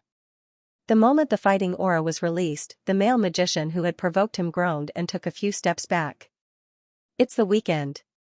While everyone is here, I want monthly votes. As soon as Yi Biming released his fighting aura, the magician felt as if he had bumped into a wall. It was as if his feet had sunk into a swamp, and it was difficult for him to even move a single step. Following that, he found it difficult to breathe, and his entire face turned purple from suffocation. Enough. Elder Hellion hurriedly stepped forward to stop him. Elder Hellion was a rare dual cultivator in the continent's elite magician camp. His magician cultivation was slightly higher, but his warrior cultivation had already reached the martial saint realm. He was certain that Yi Biming's cultivation was higher than his. Oh, so that's to say, Elder Hellion. Do you admit that your magician elite camp has lost this time's competition? Elder Yu stroked his smooth chin, feeling indescribably carefree. On the deck, the magicians of the continent's elite warrior camp were all glowing, feeling very proud. We've lost. Elder Hellion felt very sullen, but the truth was right in front of him. Feng Tian had broken through first, but Yi Biming had broken through 2 levels in a year. If one were to calculate, the magicians of the elite warrior camp had a greater breakthrough. On the other hand, the magicians of the magician elite camp were no longer happy about leaving Skywing City. They were all like defeated roosters. Feng Tian closed his eyes. Since that's the case, the continent's elite warrior camp will have the final say in the next search for the divine artifact. Elder Yu's old face was filled with pride. Wait a moment. Just when Elder Yu thought that the outcome had been decided, a very discordant voice interrupted him. Elder Yu couldn't help but look to the side, wanting to know who it was that dared to interrupt at this time. The one who spoke was a female student. It's you? If I remember correctly, you're a substitute student. You really have no respect for your elders. How can a new student like you interrupt when an elder is speaking? Elder Yu's face showed some displeasure. This female student was really too insensible. Elder Yu, I want to ask again. What is the bet between the magician elite camp and the warrior elite camp? Yunxing wasn't scared off by Elder Yu's reprimand. Humph, you still want to stall for time at a time like this? There's no harm in saying it again.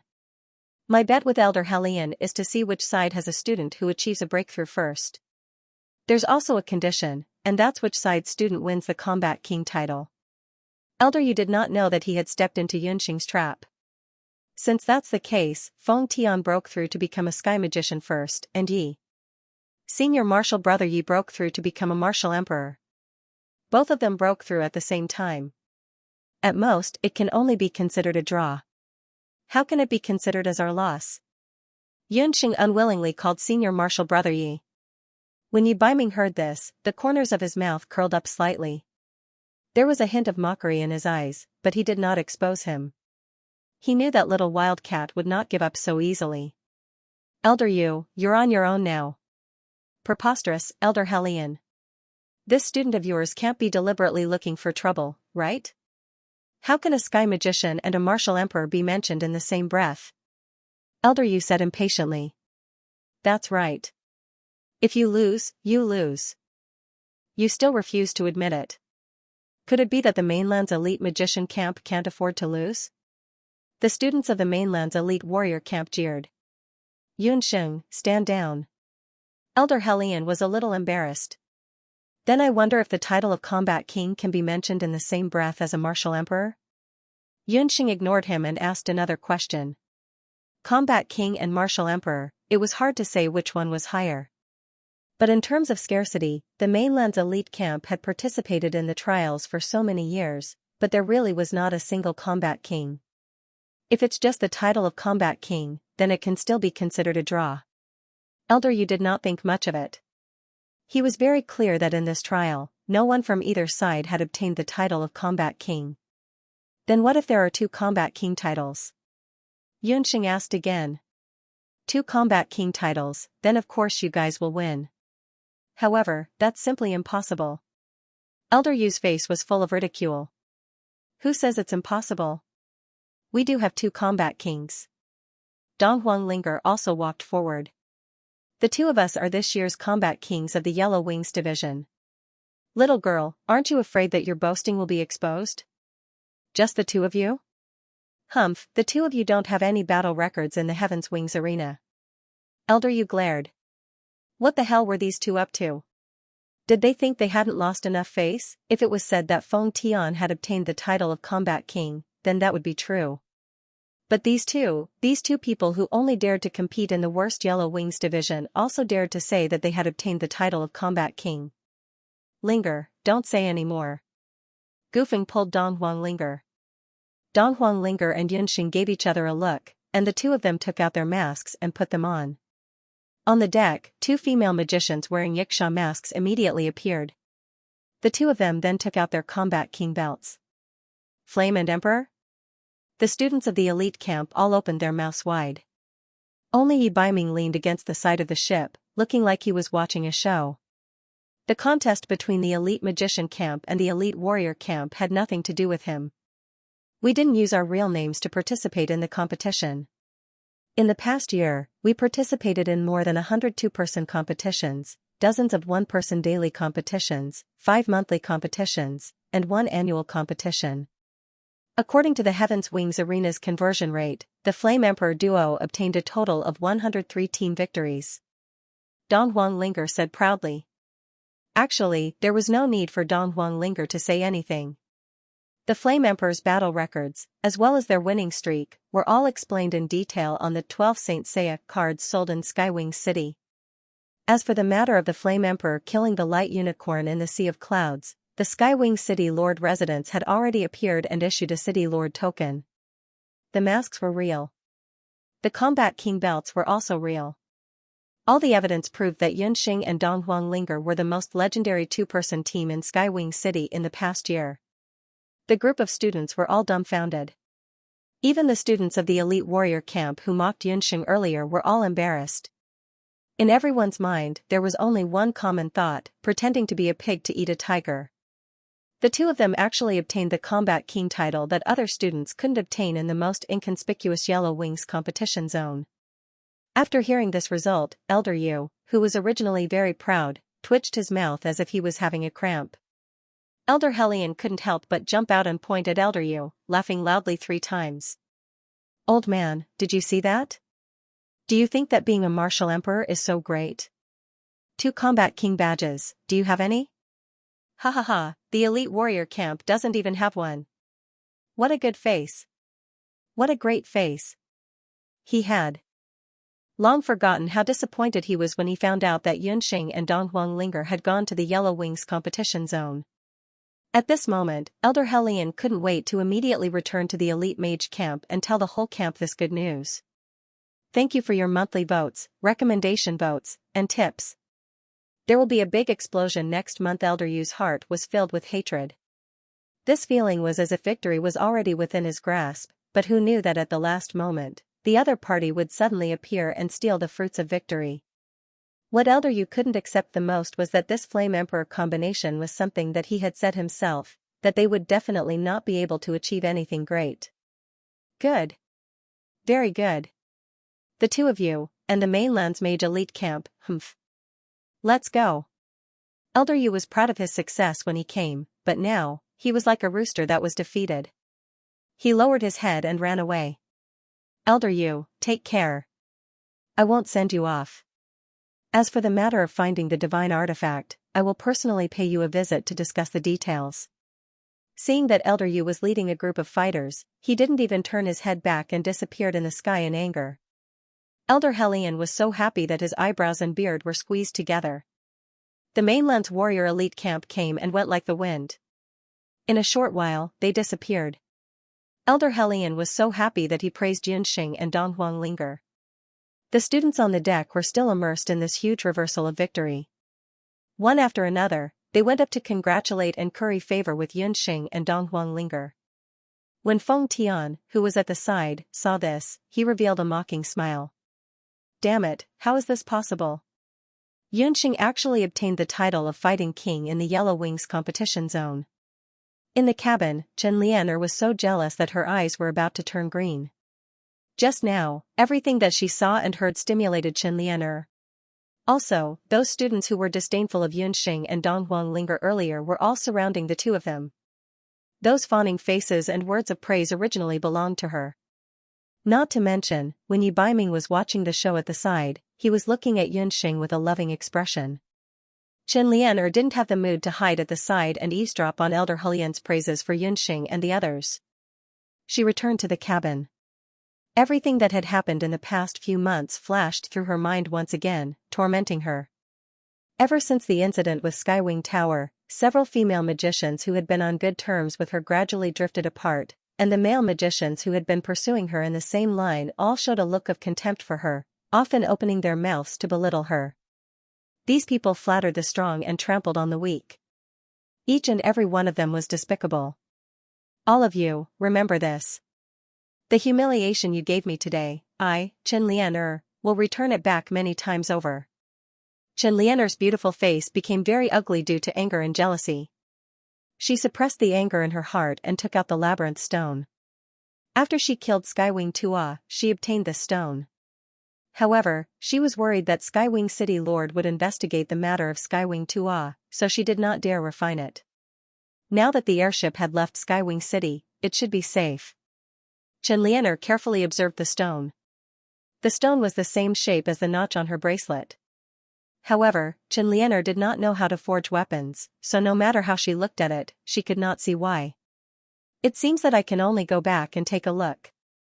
Chen Lianer gritted her teeth and put the stone away. There were still a few days before the students of the elite camp returned to the camp.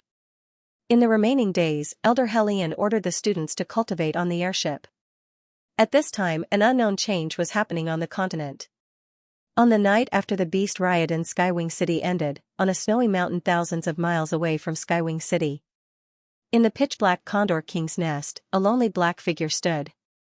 The black figure looked like a human, but also like a beast. The white-crowned Condor King, whose wing had been cut off by the Skywing City Lord, flew in, stumbling. My lord.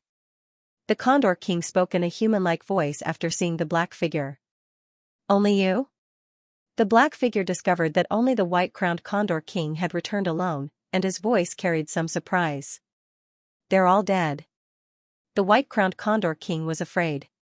Hearing this, the black figure was even more surprised. He knew the strength of Skywing City very well. 2 king-level magical beasts and many commander-level magical beasts. One of them had entangled the Skywing Great Lord, while the rest had entered the Cloud Sea to search for that magic array. Logically speaking, there should have been more than enough. But now, several commander-level magical beasts and 1 king-level magical beast had all died in the end. Who did this? Or could it be that the humans have nurtured so many experts over the years? The black figure's plan could be considered meticulous, but he did not expect that it would end up like this. I don't know. The magical beasts in the cloud sea have all disappeared. The corpses are all gone as well. The white-crowned condor king could not find any clues as to who had done it. He only heard that before the cloud sea was sealed, the Skywing City Lord had issued a City Lord's order, and a large number of battle teams had entered the cloud sea. The black figure was furious. Even the corpses could not be found. Damn humans.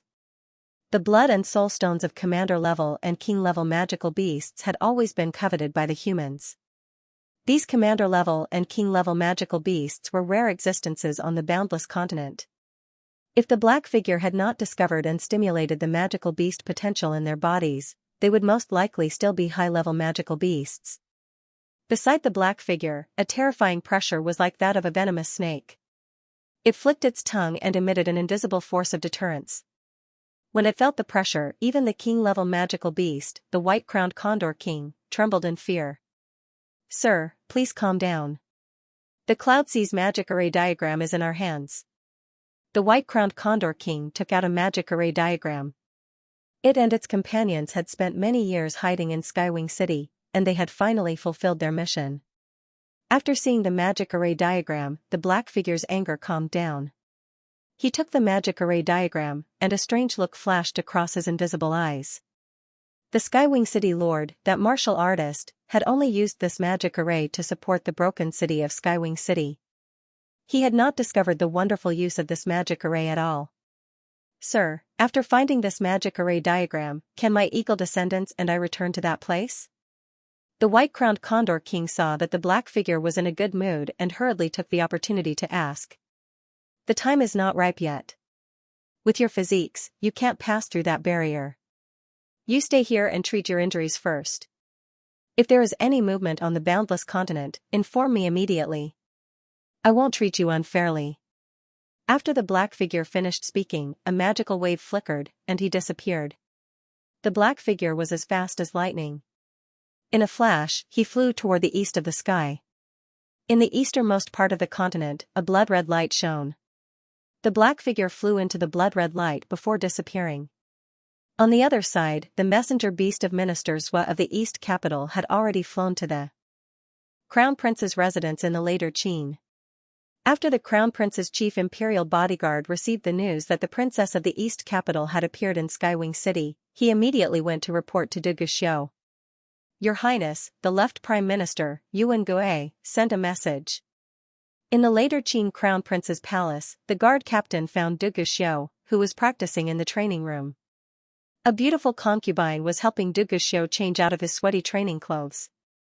Duguxiu took the letter and glanced at it casually. After reading the contents of the letter, Duguxiu's expression changed. Dong Huangling of the eastern capital is a fake. He waved his hand and pushed the beautiful concubine away. The left Prime Minister said in the letter that he saw the real princess in Tianyi City. He has watched the princess grow up since she was a child. There is no reason for him to mistake her. Crown Prince, should we ask the eastern capital about this matter? The guard captain asked. The Crown Prince's marriage had been a topic that everyone in the later Qin was concerned about in the past few years. Duguxiu was already 18 years old. Although he had many concubines, the Crown Prince's wife who could inherit his bloodline was still undecided. Dong Huangling was the princess of the eastern capital. Her status was noble.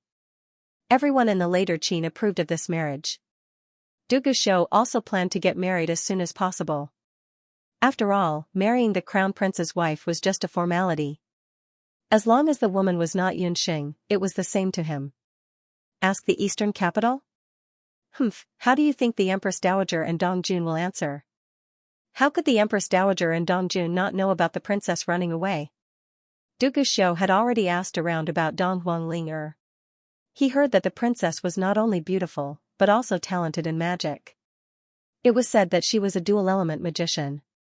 However, her personality was completely different from the current Dong Jun. She was a willful and unruly princess. Unfortunately, in a large country like the later Qin that worshipped martial arts, a crown prince consort with outstanding talent in magic and an unruly personality was at most a flower vase. Du Guxiu's impression of the royal family was that they were weak. Dong Huangling dared to run away. This news made Du Guxiu curious about this princess. However, no matter how unruly she was, if a bird was disobedient, its wings should be broken. Regardless of whether it was a princess or a dual-element magician, in Du Guxiu's hands, they were just political chess pieces. Then are we just going to drag this matter on? Recently, the third prince's henchmen have been saying that the crown prince does not have an heir, which is not good for the future of the later Qin, the guard captain said respectfully. Du Guxiu had a lot of power in later Qin, but he was only the crown prince. There were still a few princes eyeing him covetously. No matter how capable the crown prince was, he had never had an outstanding heir. The heir of the crown prince had always been a topic of concern for the officials in the imperial court. The crown prince's aides also believed that the crown prince should marry the crown princess as soon as possible and give birth to a child with an outstanding bloodline. This way, the later Qin could continue to prosper. Men, prepare a carriage. This crown prince is going to the eastern capital. I want to see how long that fake princess can disguise herself in front of this crown prince. Du Guxiu sneered. As long as he could confirm the identity of the other party, even if he had to personally go to the continent's magic elite camp, he would still find out who the person was. Women were nothing more than playthings to satisfy his physiological needs. As for Dong Huangling, even if she had the bloodline of the imperial clan, he could still crush her arrogance one by one and throw her into the mud, making sure that she would never be able to rise again. Before Du Guxiu set off, he also ordered someone to bring the news of him going to the eastern capital to the eastern monarch.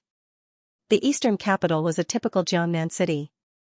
It was the oldest capital city in the continent, and it had a rich cultural atmosphere. This place was adjacent to the easternmost Dongyu River of the boundless continent. It was surrounded by mountains and rivers, and the scenery was very beautiful. In an ancient and somewhat majestic palace, an imperial guard captain told the eastern capital's Empress Dowager Xianxia and the eastern monarch, Dong Huangtianqi, about the arrival of the later Qin's ceremonial guards at the border of the eastern capital. What? The later Qin's crown prince, Du Guxiu, wants to enter the palace to visit a patient? The eastern capital's Empress Dowager was around 40 years old. She had a beautiful appearance, and her eyes were very similar to Dong Huangling. Dong Huangtianqi was Dong Huangling's elder brother. His face was pale, and it seemed that his body was not very good. Mother, what should we do? Did Du Guxiu find out something? Dong Huangtianqi was very fond of his younger sister, Dong Huangling. Earlier on, he was also against the marriage between the later Qin's Empress Dowager Xianxia and Dong Huangtianqi. However, as he was alone and weak, and most of the officials in the imperial court were bribed by the later Qin, he had no choice but to agree to his younger sister's marriage. Because of this matter, Dong Huangling was angry with him for a long time. It was only until he agreed to let his younger sister secretly go to the continent's magic elite camp that the situation became better. A few months ago, his younger sister even wrote a few letters to him. From the letters, it could be seen that she was very happy in the continent's magic elite camp. Empress Dowager Situ shook her head and said, "The matter of Ling secretly going to the continent's magic elite camp is very secretive. It is impossible for outsiders to know about it. I think that Du Guxiu only wants to check on Ling condition. After all, he is already Ling fiancé in name." Empress Dowager Situ had heard of Du Guxiu's great reputation. Towards this future son-in-law of hers, she also had many taboos. If it's just to check on Ling it would be fine. But if... Dong Huangtianqi felt somewhat uneasy. If Du Guxiu comes, tell him that Ling has contracted a strange disease and can only see him through a curtain. They are only engaged, and according to etiquette, they shouldn't see each other directly. Empress Dowager Situ quickly came up with an idea. She immediately instructed her subordinates to keep their mouths shut and not leak any information. That night, Du Guxiu arrived at the eastern capital. The first thing he did when he arrived at the eastern capital was to bring some medicinal ingredients with him. Empress Dowager Situ and Dong Huang didn't expect that the later Qin's crown prince, Du Guxiu, would actually enter the palace in the middle of the night. The two of them panicked and hurriedly came out to meet Du Guxiu. The magical palace lanterns were lit, and the palace in the eastern capital was brightly lit. This was the first time that Empress Dowager Situ and Donghuang Tianqi saw one of the rumored Wuji 5 annulus, Du Guxiu. It was said that the later Qin's Du Guxiu was a malefic star, and there was no one in the continent who didn't know of his ferocious name.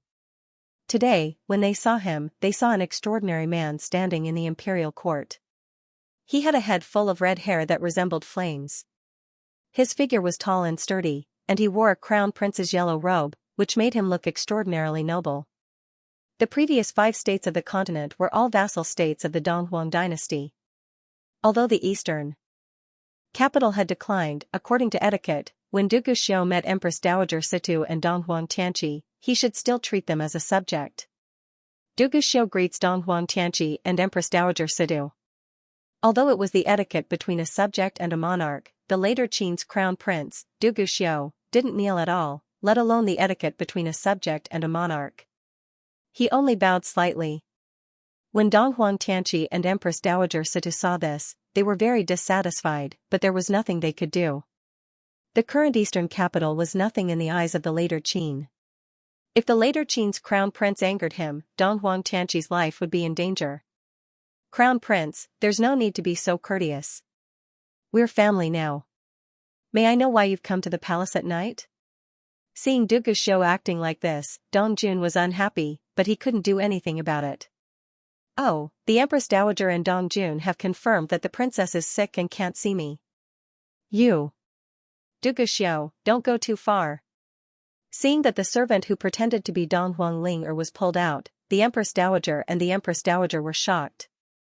The Empress Dowager and Dongjun's expressions changed. They didn't expect the later Qin's crown prince Du Guxiu to cause trouble in the eastern capital's palace. Crown prince, please calm down. Empress Dowager Situ was anxious. Dongjun didn't care about anything else and rushed forward. However, his weak body was nothing in front of Du Guxiu. I heard that the princess was infected with a strange disease and hasn't recovered for many months. I'm very worried about her, so I brought a doctor and some precious herbs, hoping that he can treat the princess. Du Guxiu calmly explained his intentions. After Du Guxiu finished speaking, a doctor walked out from behind him. This person was the later Qin's imperial physician, Qingde. Behind Qingdagua were many attendants, each holding a box of precious medicinal herbs. From the looks of it, they were indeed here to visit the princess. After Empress Dowager Situ and Dongjun heard this, cold sweat appeared on their foreheads. The servant who pretended to be the princess wasn't sick at all. If Qingde diagnosed her, wouldn't she be exposed? Dongjun was young and couldn't handle Du Guxiu's aggressive aura, so he stuttered, Crown Prince Dugu is too polite. My sister's illness isn't serious, so there's no need for Imperial Physician Qing to help. Oh, since it's not serious, why don't you let me see her? I've been admiring the princess for a long time, so it's time for me to meet her. Du Guxiu saw Dongjuan's timid expression, and he was even more convinced of what ministers was said earlier. As expected, the princess wasn't in the capital. Crown Prince. Empress Dowager Situ also broke out in cold sweat. She was the Empress Dowager and had experienced the rise and fall of the Eastern royal dynasty. Compared to Dongjun, she was much calmer. Since the Crown Prince is so kind and generous to invite the later Qin's Grand Master to visit us, I would like to invite the Crown Prince into the palace to treat my son's illness. After Empress Dowager Situ finished speaking, she secretly gave a look to a female official beside her. The latter understood and quietly left. The group immediately headed towards Donghuang Ling's palace. Inside the palace, a pink curtain was lowered, and a slender figure could be vaguely seen sitting under the curtain. Thank you, Prince Dugu, for coming from afar. Ling is not feeling well, so I can't personally receive you. I'm very sorry. A woman's voice came from inside. Her words were polite and somewhat moving. Princess, you're being too courteous. There's no need for such formalities between us. Chung de Guosho, go and treat the princess. Du Guxiu saw the pink palace and his heart was filled with disgust. Chung Dagua stepped forward and checked the princess. The princess hesitated for a moment, then stretched out a hand from the curtain. That hand was thin and slender, and the skin was excessively white. With a single look, one could tell that it was the hand of a person with a weak body. However, just as the princess stretched out her hand, Dugu Xiao, who was originally standing at the side, took a step forward and grabbed onto that hand, then pulled it forcefully. A young girl, who was wearing the clothes of the princess, was pulled out from the curtain and heavily fell onto the ground. The young girl was so frightened that her expression changed greatly. Prince Dugu. What are you doing? Empress Dowager Situ and Dong Jun didn't expect that Prince Dugu would suddenly make things difficult for them. You want to deceive me with an impostor? Empress of Heaven, Dong Jun, look carefully. Does the princess look like this? Dugu Xiao's face was filled with gloominess. He grabbed onto the chin of the princess. Empress Dowager Situ and Dong Jun knew that Dugu Xiao must have seen through the impostor. However, the two still had a trace of hope in their hearts. Empress Dowager Situ squeezed out a smile. Crown Prince, you really like to joke. She is naturally my daughter. Oh? Dugu Xiao used a bit of strength, and the impostor felt that her chin was about to be crushed. She opened her eyes wide in fear. I am asking you, are you Dong Huangling? If you are lying, don't blame me for being impolite. At this moment, Dugu Xiao was like an unruly wolf king. His tall figure was like a black cloud, pressing down on the hearts of everyone present. Although they were within the imperial palace of the eastern capital, none of the imperial guards dared to make a move. The despair in Dong Jun and Empress Dowager Situ's hearts slowly spread, and the mother and son couldn't help but lean against each other. The impostor was so frightened that she couldn't say anything. On her face, which could be considered to be beautiful, there was only fear. Crown Prince, please spare my life. I am only a maid. Right after she finished speaking, the sound of her chin being crushed could be heard. Empress Dowager Situ screamed miserably. The impostor was no longer breathing. Dugu Xiao swung his hand and threw the corpse away. The corpse smashed onto the palace wall, and blood splattered onto the wall. During the entire process, Dugu Xiao didn't even frown. To him, killing a lowly maid was as simple as stepping on an ant. From his thin and cool lips, he spat out a sentence that caused the Eastern Empress Dowager and Dong Jun to tremble. Such a disloyal servant. Xiao will help the Empress Dowager and Dong Jun deal with her. After all, Dong Jun was still young. When he saw Dugu Xiao committing murder in the Eastern Palace, he was so angry that his shoulders trembled. Ignoring the difference in height between him and Dugu Xiao, he rushed up and grabbed Dugu Xiao's collar. Gnashing his teeth, he cursed, Dugu Xiao, you are too impudent. You actually dared to commit murder in the Eastern Palace. Dong Jun, watch your words. Xiao only killed an assassin who pretended to be the princess. Right now, the most important thing is to find the princess's whereabouts and ensure her safety so that she can marry into Later Qin as soon as possible. This way, Later Qin and the eastern capital will be able to marry each other. Dugu Xiao looked at the thin and weak emperor with disdain. Dong Jun was about the same age as him. However, this youth, who was overly protected by the eastern capital's imperial family, was as weak as a woman. His skin was fair, and his lips were pale. He looked like a weak and sickly young girl. Dong Jun's head only reached Dong Jun's shoulders. The hand that was grabbing Dong Jun's collar was still trembling. Dugu Xiao swept Dong Jun's hand away. The biting cold fighting aura caused Dong Jun to stagger and sit on the ground. Guards! Someone come! Chase this traitor out! Dong Jun's shouts echoed in the desolate eastern palace. The imperial guards, palace maids, and eunuchs all lowered their heads like ostriches. None of them dared to step forward to protect their master. Empress Dowager Situ and Dong Jun felt an unprecedented loneliness. This magnificent palace was like a lifeless tomb that could bury them at any time. Crown Prince. After a long time, Empress Dowager Situ opened her mouth as if she was sleepwalking. Crown Prince, there is no need to be angry. Because Linger's body was unwell, she was sent to the continent's magic elite camp to look for the dazzling light teachers to treat her. The impersonation was just to avoid people's attention. Since the princess is fine, Xiao can be at ease. However, it has been quite a while since the princess was treated. It is time for her to return. Dugu Xiao was very satisfied with Empress Dowager Situ's reaction. Mother, you can't. After witnessing Du Guxiu's beast-like ruthlessness, how could Dong Jun allow his sister to come back and die? Crown Prince, don't worry. I will order someone to send a letter to Ling Er, just say that I have contracted a serious illness. Ling Er is very filial and will definitely return. Empress Dowager Sidu closed her eyes and tried to hold back her tears. I have already tried my best. Ling Er, mother has let you down. However, if I don't follow this demon, the eastern capital and your brother will be destroyed. I am a failure as a mother. I was unable to protect you and your brother. I have ruined your happiness in this life. If there is a next life, I hope that you will not be born in a declining imperial family. Empress Dowager Situ fell ill that night. Her illness was very serious. A few days later, the news was sent to the continent's magic elite camp's dark gold-ranked teachers. However, at that time, Donghuang Ling Er was still on her way back to the continent's magic elite camp. Donghuang Ling Er was still immersed in the joy of returning to the continent's magic elite camp. Just when the airship was sailing, a small incident occurred. 2 more people in the continent's magic elite camp made a breakthrough. Furthermore, the time when the 2 of them made their breakthroughs was almost the same. The first person to make a breakthrough was Chen Lian Er. After Chen Lian Er obtained the bracelet, her strength increased rapidly.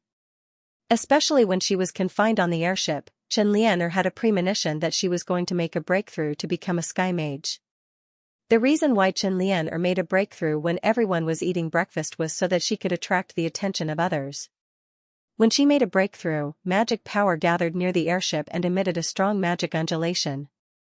When the students saw this, they all went over to take a look. Only then did Elder Hulian's anger towards Chen Lian Er dissipate slightly. When Chen Lian Er walked out of the cabin, she had a smug expression. Right at this moment, Donghuang Ling Er hurriedly ran over. Elder Hulian, Yunxing is about to break through. Early in the morning, Donghuang Ling Er asked Yunxing to have breakfast together. However, Yunxing said that she wanted to meditate for a while more, as she felt that she was about to break through. Donghuang Ling Er didn't take it to heart. When she returned to her cabin, she discovered that Yunxing had already made a breakthrough. On the other hand, Yunxing's breakthrough had been unintentionally facilitated. Furthermore, her breakthrough this time was very unexpected. Once the identity of the Flame Emperor was announced, as expected by Yunxing, Gu Feng's face was filled with resentment. He complained that Yunxing and Ling Er had kept it from them. Yunxing simply left the problem to Ling Er to solve. She didn't even bother to eat breakfast. While Donghuang Ling Er was out, she took the opportunity to study the Maze Stone. After retrieving the Maze Stone from the Heaven's Winged Jade, Yunxing couldn't wait to find out what was hidden within the stone. According to Yunxing's plan, she originally planned to wait until she broke through to become a sky magician before embedding the stone. Right now, she was still quite a distance away from becoming a sky magician. Thus, she decided to take a look at the stone first. Looking at the stone in her hand, Yunxing first knocked on it. From the outside, it didn't look any different from an ordinary stone. Immediately after, Yunxing used the fire of spirit to burn the stone. The dirt on the surface of the stone immediately peeled off, revealing the color inside. The color inside was actually multicolored. Yunxing's finger touched the stone. Suddenly, a wave of magic power rushed out from the stone. By the time Yunxing realized the power contained within the stone, it was already too late. A thought immediately flashed through her mind. She had to throw away the stone. Otherwise, her body would very likely be crushed by the excessive amount of magic power. Yunxing made a prompt decision and immediately cut off the connection between her and the terrifying stone. However, that wave of magic power that entered her body earlier was still moving around in Yunxing's body. It was as if there was a small snake moving around in her body, surging towards Yunxing's Dharma soul. Yunxing's face turned red. Her 4 limbs were filled with magic power to the point that they were about to explode. Yunxing's Dharma soul was like a balloon, rapidly expanding. It was also this wave that made Donghuang Ling Er mistakenly think that Yunxing was about to break through. Hearing Donghuang Ling Er's words, Elder Hulian had a calm expression on his face. There's no need to be nervous. It's just a master magician breaking through to become a saint magician. Before Elder Hulian finished speaking, the entire airship shook violently. It was as if the airship had suddenly encountered an air current while flying. Elder Hellion was dumbfounded. Why would there be such a huge wave of magic power when breaking through to become a saint magician? This wave of magic power seems to be even greater than when Xianxia broke through to become a sky magician. Elder Hellion was shocked. He immediately ordered the students to move away. Don't go in. She is currently at the critical moment of breaking through to become a saint magician. If you recklessly go in, it will be very dangerous for both of you. Elder Hellion stopped Dong Huangling. He also ordered the other students to move away from the cabin for the time being. After a long while, that wave of magic power finally disappeared. Yunxing checked the Dharma soul within her body. Indeed, it had grown bigger. However, it was a pity that it still wasn't able to break through to become a sky magician. After this, Yunxing didn't dare to casually touch that stone again. Yunxing thought for a while, then decided to just say that she had broken through to become a saint magician. After all, she had already pretended to be a master magician for long enough. Congratulations, Yunxing. Now, you will be able to obtain a chance to learn high-level magic. Her friends were all very happy for Yunxing. Long before the group of students set off, Elder Hellion had already said that any students who could break through in this trial would have the chance to learn high-level magic. Although Yunxing's breakthrough this time didn't happen in Skywing City, it still happened before the trial was completed. Elder Hellion had been careless previously. He had only said that one could obtain a chance to learn high-level magic after breaking through. This time, Yunxing could be considered to have picked up a ready-made bargain. With this, there was one more person who obtained a chance to learn high-level magic. They were Yunxing, Abandoned, Gu Feng, Chen Lian and Feng Tian. Other than Yunxing, the other four were already sky magicians. The other students on the airship could only feel envy in their hearts. 15 days later, the team from the continent's elite camp finally returned to the elite camp. This time, Elder Hellion could be considered to have returned with great honor, bringing honor to the continent's magic elite battalion. The people of the Elder Council had also heard the news from the continent's warrior elite battalion. All of them were so happy that their faces bloomed. Yunxing and Dong Huangling. The two of you have done well. The Great Elder represented the Elder Council and praised Yunxing and Dong Huangling. The reason why they were able to win this time was all thanks to the sudden emergence of Yunxing and Dong Huangling's Flame Emperor combination. Previously, the elders had never thought that they would be able to make use of the unpopular Yellow Wings competition zone to turn the tables and win. The brilliance of the others was also completely overshadowed. Even Feng Tian was no exception. When it came to depressing matters, there were two people who had suffered the most losses in this trial. Needless to say, Chen Lian disappeared without a trace the moment she got off the airship. Her matters had more or less spread to the continent's magic elite battalion. Although her strength had also broken through, her reputation had completely gone down the drain. Therefore, her teacher, Xiao, also had a constipated expression. Her gaze when looking at Yunxing and Dong Huangling was like a knife, causing people to have goosebumps. The second person who was depressed was Feng Tian. Originally, he was the one who broke through the fastest among everyone. However, who knew that Yi Biming from the continent's warrior elite battalion was even more monstrous than him? He actually broke through consecutively and became a martial emperor in a short span of a year. When the continent's youngest martial emperor appeared, Feng Tian's brilliance was immediately suppressed. He also didn't have the heart to stay any longer. After getting off the airship, he walked away. Goofing, you have also done well. I've heard that you've already become a Sky Magus. Haha, you're our elite camp's second light element Sky Magus after Shiguang. The age at which you broke through is only 1 year away from the continent's #1 magic genius, Xiaowenxiu. The head elder once again examined the situation of the other students participating in the trial. He was very gratified to discover that in the past year, almost everyone's cultivation had risen by a large amount. According to the agreement before departure, any student who broke through will be able to obtain a chance to learn high-level magic. The people who broke through this time were Feng Tian, Chen Lian, Abandon, Gufeng, and Yunxing. Especially Yunxing, your performance in this trial was the most outstanding. After discussion, the Elder Council has decided to make an exception and promote you to a 2-star student. The Great Elder announced the results of the trial.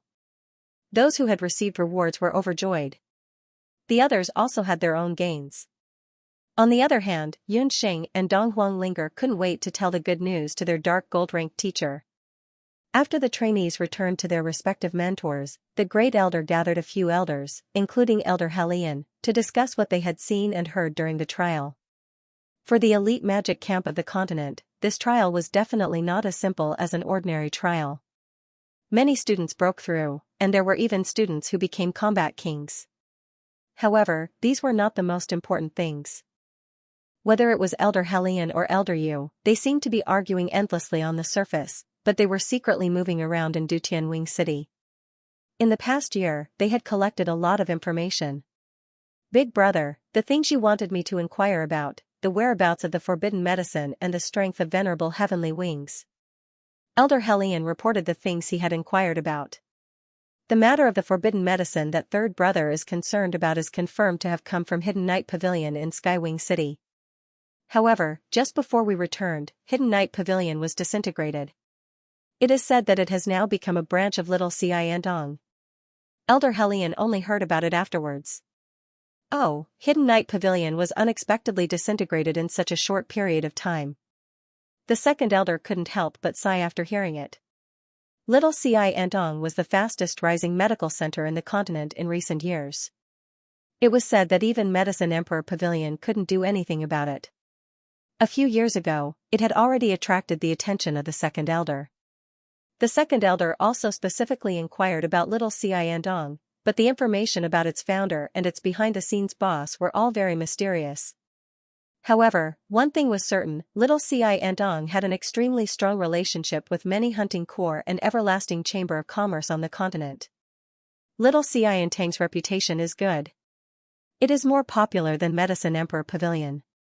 They also deal in potions, so we can cooperate. The Great Elder and Second Elder didn't have much opinion about the rise of Little Xianxia. Medicine Emperor Pavilion's tyranny was well known in the continent. They were also very happy to see a new and more powerful medical center replace Medicine Emperor Pavilion. As for Venerable Heavenly Wings Cultivation, it is stronger than we expected. The second elder recounted the story of Venerable Heavenly Wings beheading White-Crowned Eagle King. It seems that our previous suspicions were not wrong. Venerable Heavenly Wings went to the Dutian Blood Beast world. I suspect that he went to that place. The Great Elder pondered. Big brother, do you think that Venerable Heavenly Wings also went to the deepest part of the Blood Beast world? Several elders asked. Unfortunately, the first generation of the Sea of Clouds is heavily guarded. Even I have no way to enter. Several students who went in also said that they didn't see the appearance of the Sky Magic Array. Elder Helian went to Skywing City this time to enter the Sea of Clouds and explore the Sky Magic Array. It should be right. The Sky Magic Array should have imitated part of its function. The beast chaos in Skywing City this time is definitely not a coincidence. I'm afraid that those magic beasts have succeeded in their conspiracy and stole its secret. The Great Elder's face was full of worry. On the continent, only the true experts knew what it was. Gufeng had said earlier that the continent's elite camp had the ability to open the entrance to the Dutian Blood Beast world. In fact, this wasn't entirely true. The secret of the Blood Beast world was not a secret in the eyes of the strongest experts on the continent, such as sky magicians and martial saints. Many experts would enter the Dutian Blood Beast world to train. However, their training areas were mostly concentrated in the outer regions of the Dutian Blood Beast world. Very few people would enter the inner regions. As for the depths of the Blood Beast world, that was where the real taboo was. This was because poison and blood spirits existed in the depths of the Blood Beast world all year round. Only those who had spiritual herbs or were extremely strong could enter. And those who had access to these spiritual herbs and paths were, to put it bluntly, only a few large organizations on the continent, a few powerful families, and even the core members of the royal family. Only they knew the true secret of the Dutian Blood Beast world. That was, the entire Dutian Blood Beast world was supported by a gigantic sky magic array. As for the origin of the Dutian Blood Beast world, there was a brief explanation in the history of the continent. Thousands of years ago, the human race and the Bakra orcs had fought a bloody war over the boundless continent. However, the history books only recorded part of the truth. History was always in the hands of a few people. The 8 humans who possessed the 8 barren artifacts rose to power and eventually killed the leader of the Bakra orcs, the most powerful beast clan. They used their blood to draw the boundary of the Dutian blood beast world. All the beasts were either killed or injured. The remaining beasts were all banished into the blood beast world. They either died within the boundaries of the blood beast world, or some of them escaped the blood beast world and went to an unknown continent. From then on, the boundless world gradually settled down. The humans lived in peace and prosperity. The 5 major countries rose to power and the civil forces in the mainland were equally divided. Thousands of years passed in the blink of an eye. It was not until 500 years ago that the first beast blood cloud floated out of the heavenly beast blood world. The appearance of the beast blood cloud and the hatching of the blood cloud beasts made the humans realize that the beasts, especially the descendants of the Bakra orcs, might very well go extinct. However, the mainland then was different from the mainland a few thousand years ago. The 8 barren artifacts had passed away for many years. Even the artifacts they used to kill the 8 leaders of the beasts were lost. If the beasts rose again, the boundless world would be vulnerable. Out of desperation, the monarchs of the 5 major countries and the emperor of the East capital, as well as the major organizations in the mainland, including the Dharma Temple, the Zao State, the Elite Camp, and the Hunters Guild, selected the most powerful individuals. These powerful individuals practiced and opened part of the seal of the Dutian blood beast world. They entered the Dutian blood beast world. On one hand, they killed the blood cloud beasts and newborn beast blood clouds in the Dutian blood beast world. On the other hand, they sent people to patrol the Dutian blood seal from time to time. Once they discovered any abnormalities in the Dutian blood seal, they would report it immediately. Even though the beast race had already disappeared for many years, rumors about the remnants of the beast race, especially the rise of the beast race in the 8 wastelands, that they would one day invade the boundless world again had always been spreading in the continent. However, as long as the Dutian blood seal was not broken, the boundless world would be safe. The Dutian blood seal was the greatest secret of the boundless world. Thousands of years ago, 8 peerless powerhouses who possessed the 8 barren divine artifacts killed many beast clan leaders and used their blood to draw a huge magic array. That magic array was also the magic array that separated the humans of the boundless continent from the large number of beasts, including the exiled Bakra orcs. Because it was drawn with fresh blood, this magic circle was also known as the Dutian blood seal.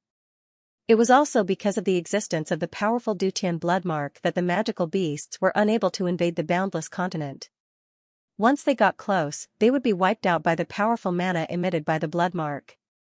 For many years, the remnants of the Bakra orcs had tried to break into the Dutian bloodline, but to no avail.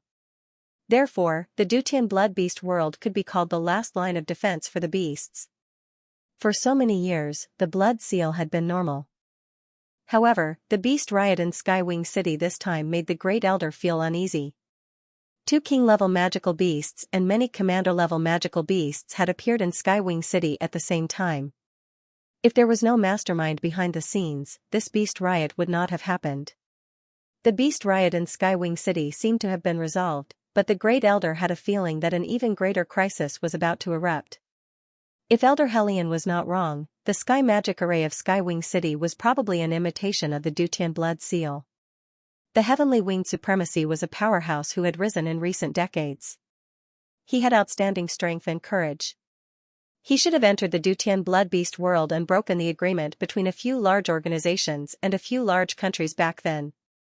He entered the depths of the blood beast world and saw the Dutian blood seal. This person was really bold. He actually copied the Dutian blood seal and built a sky magic array to support Skywing City. The magical beasts must have realized this as well, so they took the risk and gathered a group of powerful magical beasts to steal the magic array. If the magical beasts' plan succeeded and they obtained the array, the next step would be to invade the Dutian blood beast world in large numbers and destroy the Dutian blood seal. It was likely that Skywing Venerable had thought of this after the incident, which was why he had left Skywing City. His goal was to avoid being questioned by the bosses of other organizations and forces. Elder brother, should we inform the temple or the Zao state about this? A few elders broke out in cold sweat. Do you think those old fellows don't know? At this moment, the temple and the Zhao state, including the Hunters Guild, should have already received the news. The continent has been peaceful for thousands of years. The darkness before dawn is about to arrive. What we can do is to let our students grow as quickly as possible before the crisis of the Dutian blood beast world erupts. We also have to speed up the search for the 8 barren artifacts. The great elder stroked his beard with a deep gaze. According to elder brother, won't it be very dangerous for our students to enter the Dutian blood beast world in the future? A few elders discussed. Dangerous? Do you want them to be like flowers in a greenhouse? It's because of your thinking that there are no more 8 barren artifacts on the continent. The great elder glared at them. Almost at the same time, in the temple of the continent, Xianxia was meditating in his room when he suddenly opened his eyes. Since you're here, please show yourself. Young Master Siming, sorry to disturb you. Yun Songhai instantly appeared in front of Xianxia. Yun Songhai. Xianxia felt an unfamiliar magical wave in the room. However, this magical wave did not come from Mary, so he did not call for anyone. Yun Songhai was a little surprised. He had snuck into the temple to ask about the magic crystal. He had heard that the young Master Siming had a good memory and was famous for his good temper. That was why he had found Xianxia. He did not expect to be discovered by Xianxia as soon as he snuck in. The young man in front of him, who looked as warm as the sun, was indeed frighteningly powerful. However, what surprised Yun Songhai was that Xianxia had recognized him at a glance. If his memory was correct, he had never seen Xianxia before. When Yun Songhai was young, he was known as the #1 magical genius in Zhou State. He had been famous for a long time, but at that time, Xianxia was still an infant. By the time Xianxia became famous, Yun Songhai had already become a drunkard in Banana Leaf Village. The two of them should have never met before. I know Yunxing. You met her once when she was 6 years old. That was 8 years ago. Seeing Yun Songhai's surprised expression, Xianxia smiled and roughly told him what had happened that year. Yun Songhai's poison had really been cured by Yunxing. In that case, young Master Siming can be considered our savior. Yun Songhai hurriedly cupped his hands in thanks. Yun Songhai only remembered after that. At that time, he had been poisoned and had fought with the blood cloud beast, falling into a coma. If it had not been for someone's help at that time, he and his daughter would not have been able to reach the Jade Capital alive. Yun Songhai noticed that when he mentioned his daughter, Xianxia's eyes lit up slightly. The smile on his face also softened. Although he tried his best to conceal it, just now, Xianxia still couldn't help but glance a few times behind Yun Songhai. His eyes gradually darkened when he didn't see Yunxing, but he managed to hide his disappointment. Yun Songhai was an experienced person, so he saw Xianxia's abnormal behavior clearly. Could it be that he felt something for his daughter? Yun Songhai felt proud when he thought of his daughter. That's right, my daughter is beautiful, obedient, and smart. No wonder Xia Ximing likes her. Speaking of his daughter's marriage, Yun Songhai didn't approve of Yunxing and Yi Baiming's marriage. But his daughter was growing up and was already 14 years old. At this age, she should have been engaged long ago. But because he was in a coma many years ago, Yunxing somehow got engaged to Lord Baiming.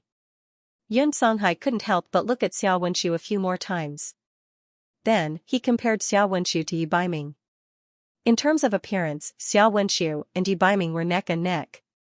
Even someone as picky as Yun Songhai couldn't put his finger on it. In terms of appearance and temperament, Xianxia was like a round pearl, bright and unparalleled. Yi Baiming, on the other hand, was like a black diamond, hidden and eye-catching.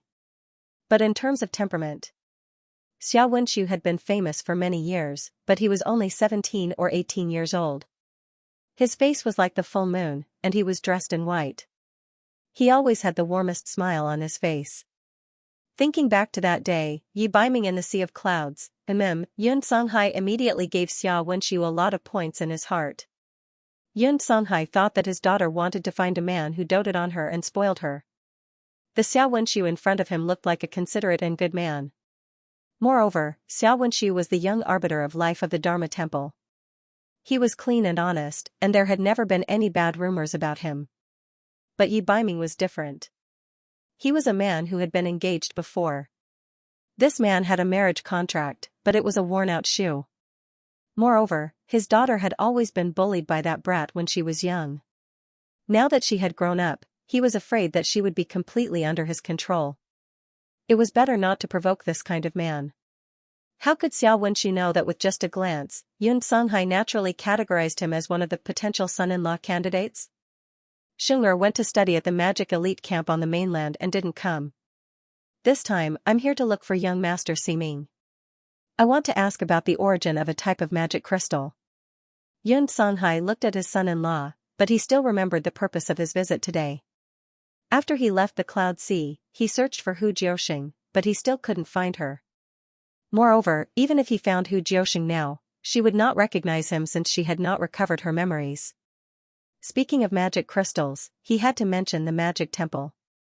There were many types of magic crystals on the mainland. There were magic testing crystals, evil warding crystals, illuminating crystals, and other kinds of crystals.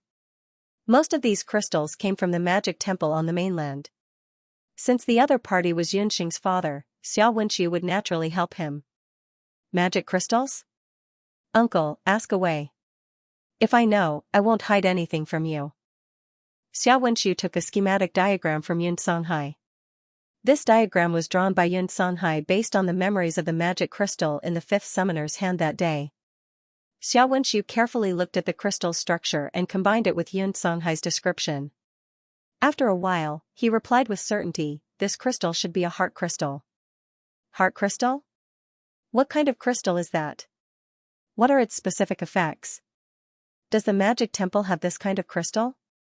Yun Songhai hurriedly asked when he heard this.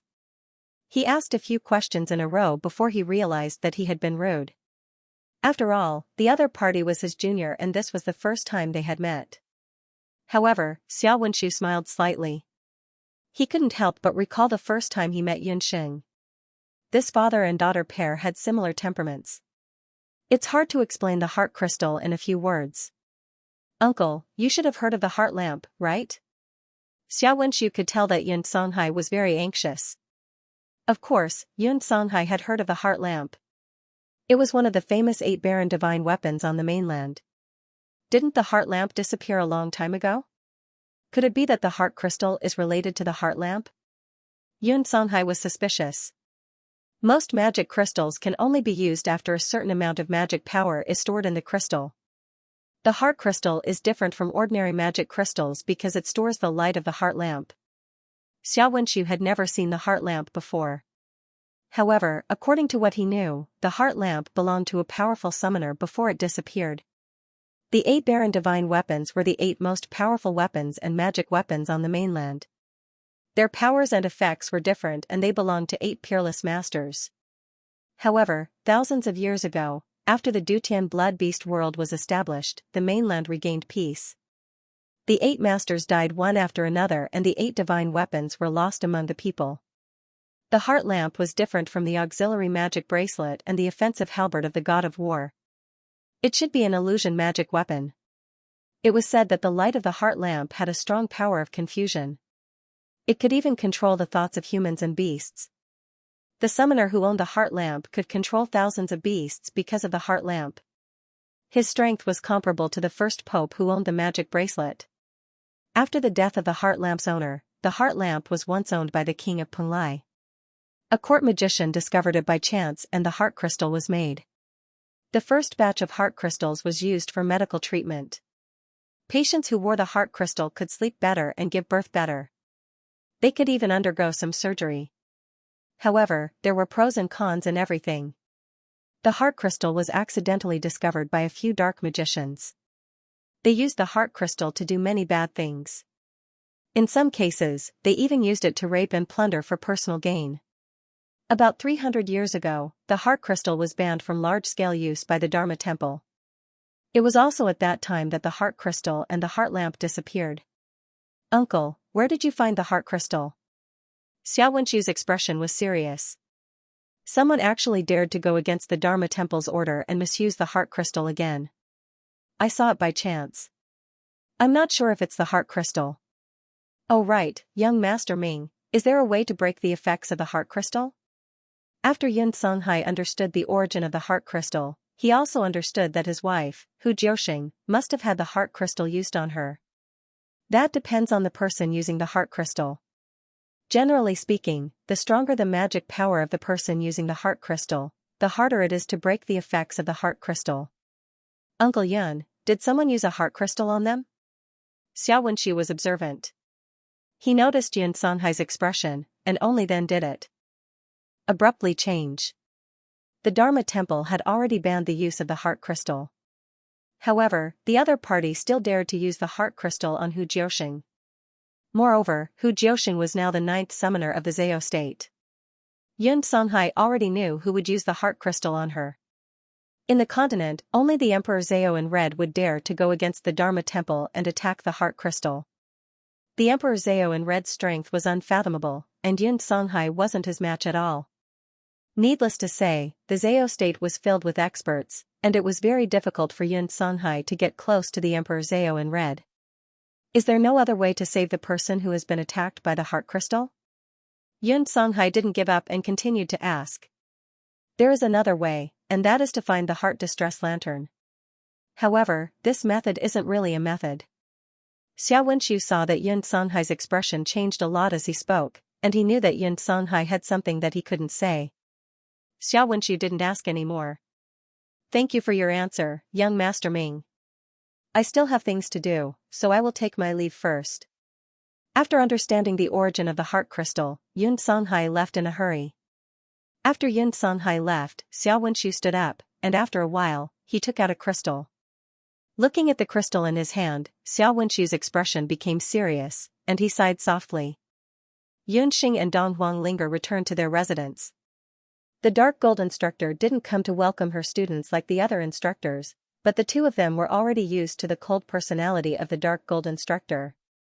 The two of them returned to the straw hut, and just as they entered, they saw Kuling blocking the entrance. Senior sister, move aside. After Dong Huanglinger saw through Kuling's true colors, she was very disgusted with her. What? You became arrogant just because you received the praise of the Elder Council? Kuling decided to shed all pretense of cordiality and revealed her true colors. After knowing that Yun Xing and Dong Huanglinger were lucky enough to receive the title of Fighting King, Kuling was jealous and hateful. The Heaven's Wings Arena is only SOSO. The two of you don't seem to have made any progress in your cultivation, Kuling said sarcastically. Kuling, let them in. The dark gold instructor walked out. When she saw Yun Xing and Dong Huanglinger, a trace of gratification flashed past her usually expressionless face. A year's worth of training in Skywing City had allowed her two disciples to be reborn.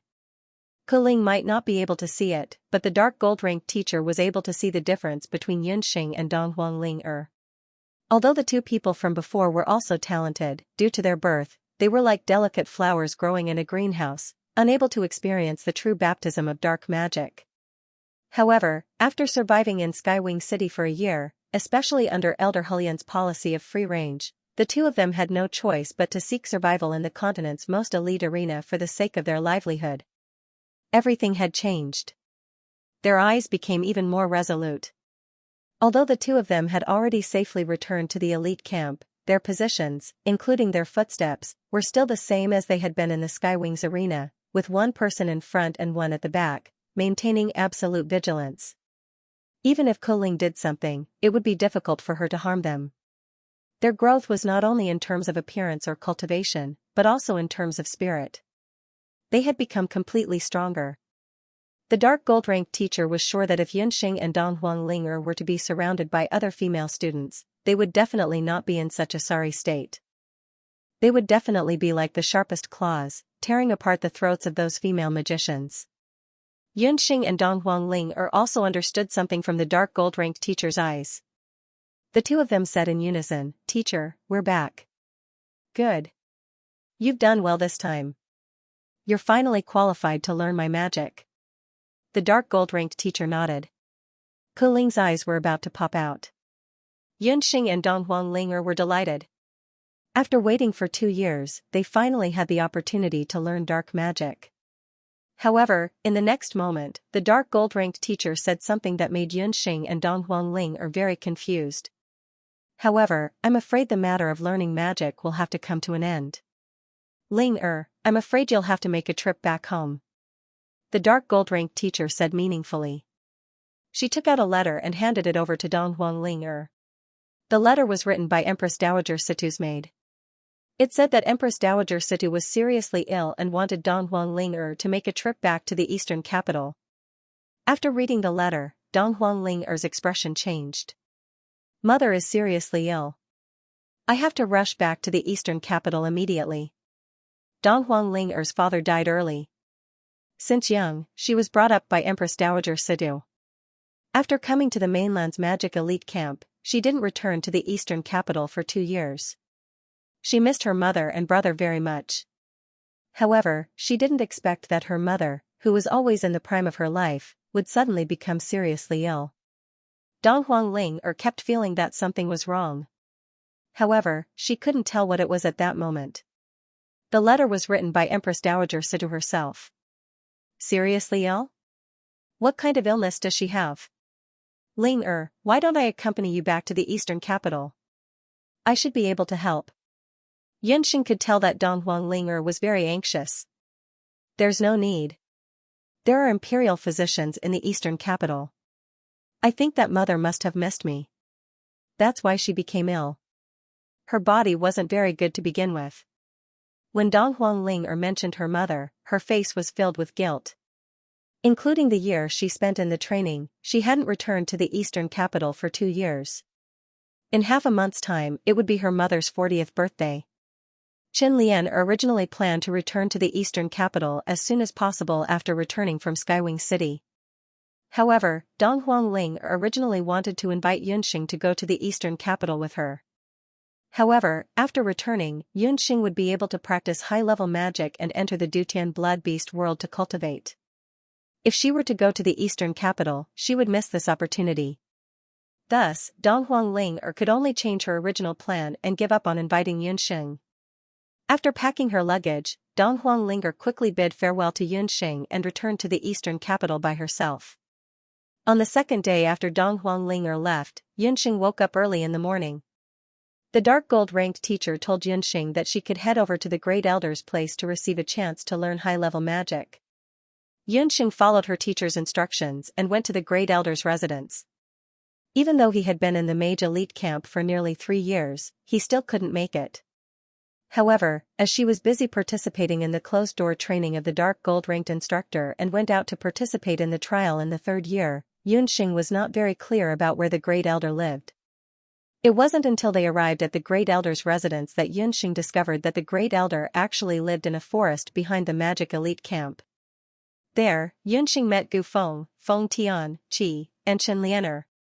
The 5 of them were also the 5 students who had broken through to become sky mages before the end of the last training in Skywings City. When they saw Yunxing, Chen Lianer's expression didn't look good. Feng Tian still had a poker face. Obviously, he was very dissatisfied with Yunxing's opportunity. The Great Elder is here to teach us magic? Yunxing looked around and felt that the Great Elder's living quarters were even more shabby than the Dark Gold Mentor's. It's still unknown whether or not you can learn it, Chen Lianer said coldly from the side. Chen Lianer had always felt that Yunxing was not qualified to learn high-level magic. Even her title of Combat King this time was inexplicable. Perhaps it was because of her good relationship with the Heaven's Winged Jade that she obtained it through unorthodox means. Chen Lianer, how can you speak like that? Yunxing is a 2-star student. If she is not qualified, do you think you are? Gu Feng could not stand it when he heard that his good friend was being bullied. Yunxing's star indicator level had also risen from the initial 1-star student to the same level as Feng Tian, a 2-star student. Star indicator students had a much higher status than veteran students. It was said that star indicator students even had some privileges in certain special occasions. Chen Lianer still wanted to throw a tantrum, but she noticed that Feng Tian was frowning. She was secretly delighted. Looks like I'm not the only one who is unhappy with Yunxing. Let's not argue with her for now. Let's wait and see. You're all here. The Great Elder appeared. He looked at the 5 students present and nodded with satisfaction. These 5 people could be considered the most outstanding disciples in the mainland magic elite camp in recent years. You have all seen the magic forest behind me. Today, whether or not you will be able to learn advanced magic will depend on your strength and luck. The great elder pointed at the forest not far away. Magic forest, there was such a place in the mainland magic elite camp. Xianxia was stunned when she heard this completely unfamiliar word. Learning high-level magic required entering the forest. It was no wonder that Xianxia had such a reaction. Before coming to the magic forest, Xianxia had always thought that learning magic was either taught orally or through magic scrolls. There were only a few ways to learn magic on the mainland. Generally speaking, beginner magic was mostly taught orally by elders or mages in the temple. Once a person reached the intermediate level, they would usually purchase magic scrolls by themselves or be gifted to them by their elders. Xianxia's intermediate magic was something she had comprehended on her own. She had also learned a few from the magic scrolls given to her by Mary. It was only today that Xianxia found out that the high-level magic of the continent's magic elite camp was not recorded on magic scrolls.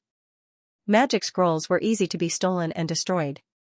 Therefore, the high-level magic of the continent's magic elite camp was stored on the magic tree in the form of magic fruits. Different magic attributes would result in different magic trees. When the great elder led everyone to the magic forest, he explained the history of the magic forest to everyone. The magic forest was created by a wood magician who had studied in the magic elite camp. This wood-type mage had originally been a magic scroll craftsman. However, he discovered that if he used magic scrolls to record spells, over time, the magic scrolls would rot, and the spells might be lost.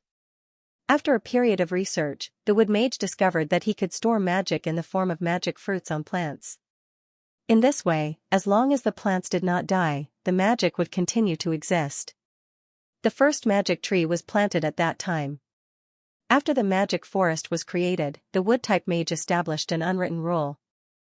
Any student who had studied in the continent's magic elite camp and broke through to become a sky magician must enter the magic forest before they passed away and plant a magic tree, leaving behind the magic they were most proud of. Although it was said to be planting, it was actually to store their life's magic in the form of magic power and in the form of an immortal plant in the magic forest. The students who entered the magic forest had to be at least a sky magician. In this way, the continent's magic elite camp could obtain the best magic inheritance for many years and establish themselves as first-class magicians on the continent. This rule had been passed down in its entirety. Even some of the magicians who had left the magic elite camp early on would eventually return to the magic forest and leave behind 1 or 2 types of magic or even more. The magic forest was also the only forest on the continent that stored magic in the form of plants. There were many magic trees in the forest. These magic trees looked no different from ordinary trees in appearance, but the magic fruits on each tree were very different. The magic fruits on the same magic tree could belong to the same magician, or they could belong to different magicians. Every time a student obtained a major achievement, they would be allowed to enter the magic forest. However, students of different magic realms were allowed to enter the magic forest in different areas. The enchanted forest differed according to the different magic realms, and the depth that the students could go into was also different. They were divided into the Sky Tree region, the Holy Tree region, and the Emperor Tree region. Just from the names of the areas, one could tell that the students or instructors who could enter these 3 areas had to be at least a sky magician, a saint-level law emperor, and a law overlord. The height of the trees in different areas was different. The trees in the Sky Tree area were generally around 100 meters tall, while the Holy Tree area was over 500 meters tall. As for the Emperor Tree area, which was located at the very center, the trees were so tall that even the Great Elder could not tell their exact height. In the continent's magic elite camp, only the top 10 magicians who had broken through to the saint-level law emperor could enter the Emperor Tree area and obtain the super magic fruit. For example, the Great Elder's favorite student, Blue, and the number 1 magician, Lu Tongtian, had both entered the Emperor Tree area.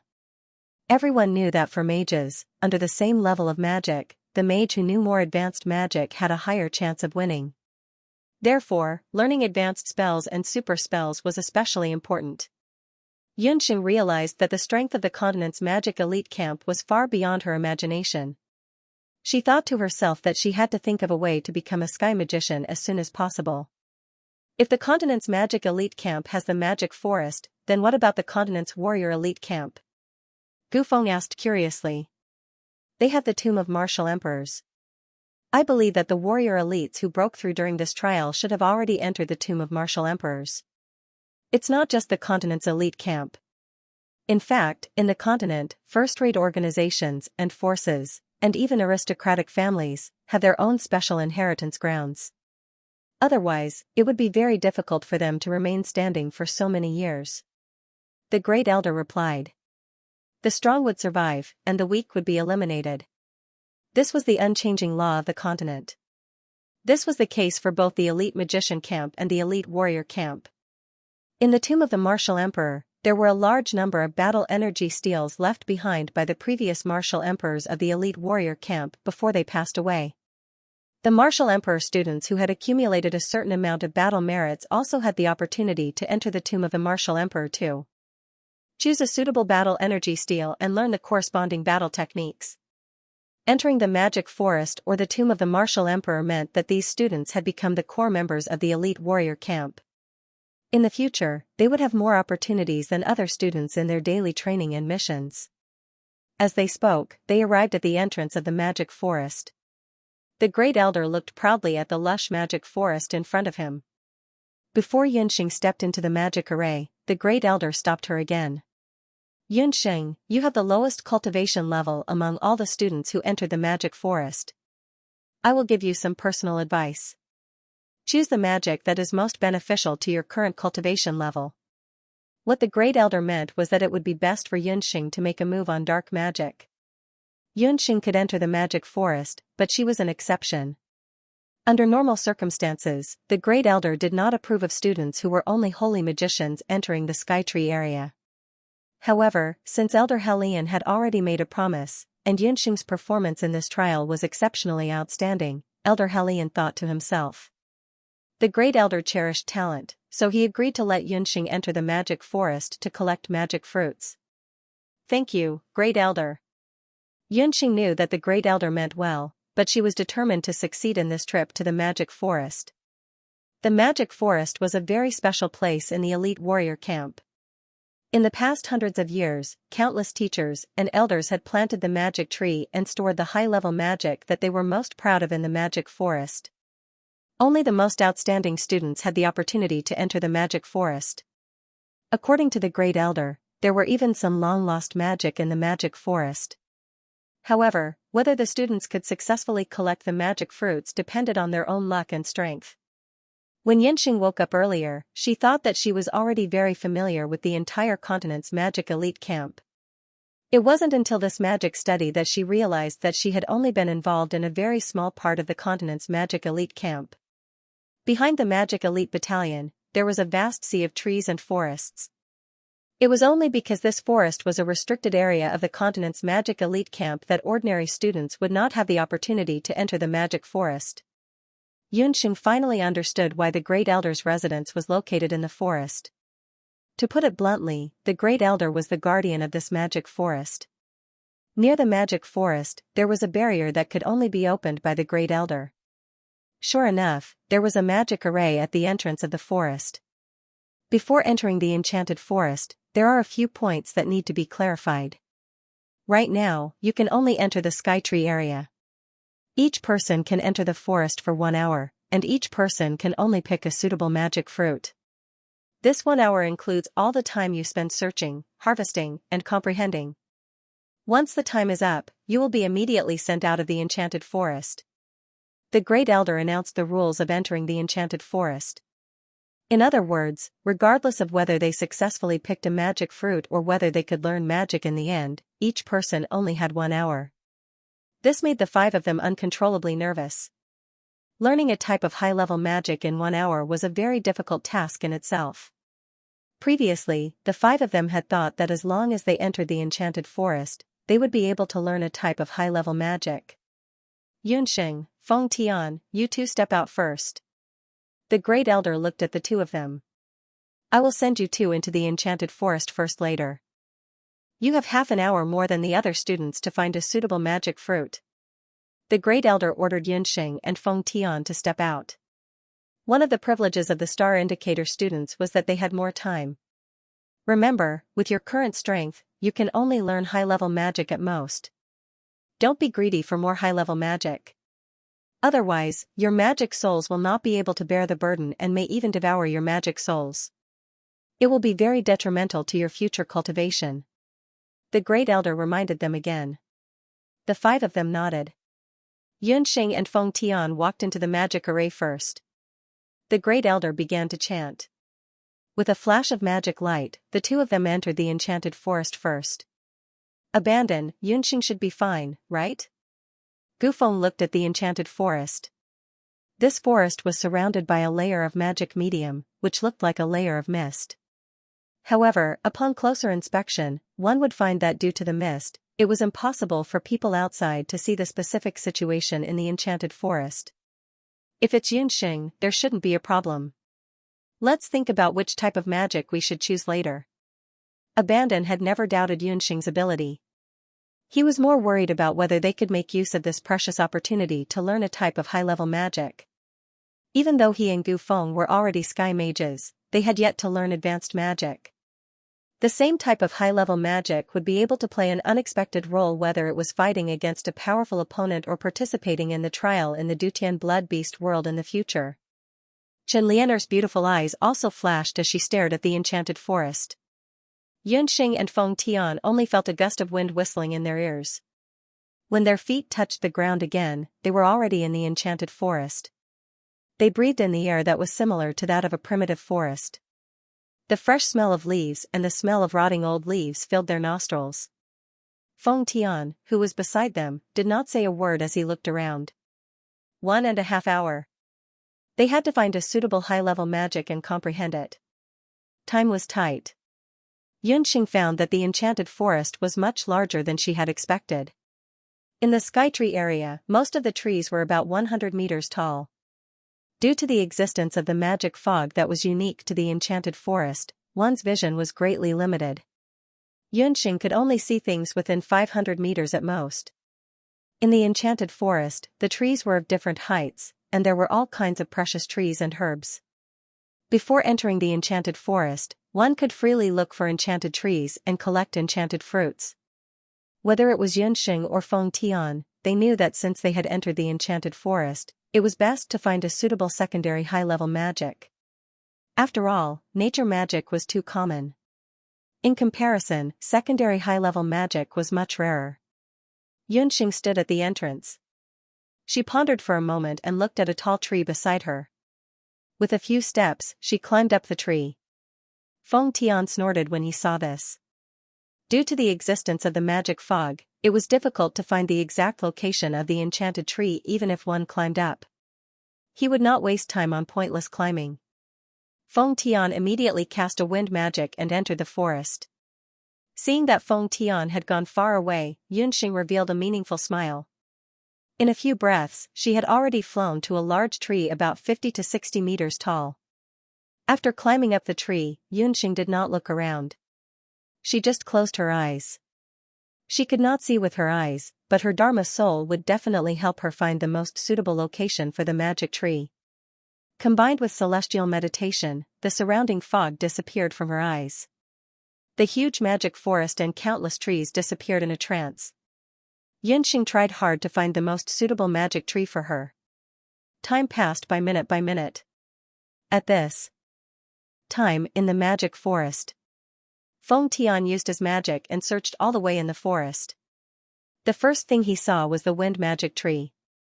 It was a green magic book that looked like a willow tree. The green leaves symbolized the wind magic of the 4 major attributes.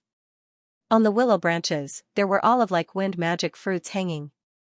Feng Tian counted roughly. There were at least 10 wind magic fruits hanging on a wind magic tree. The 4 major nature magic mages were the most in the mainland.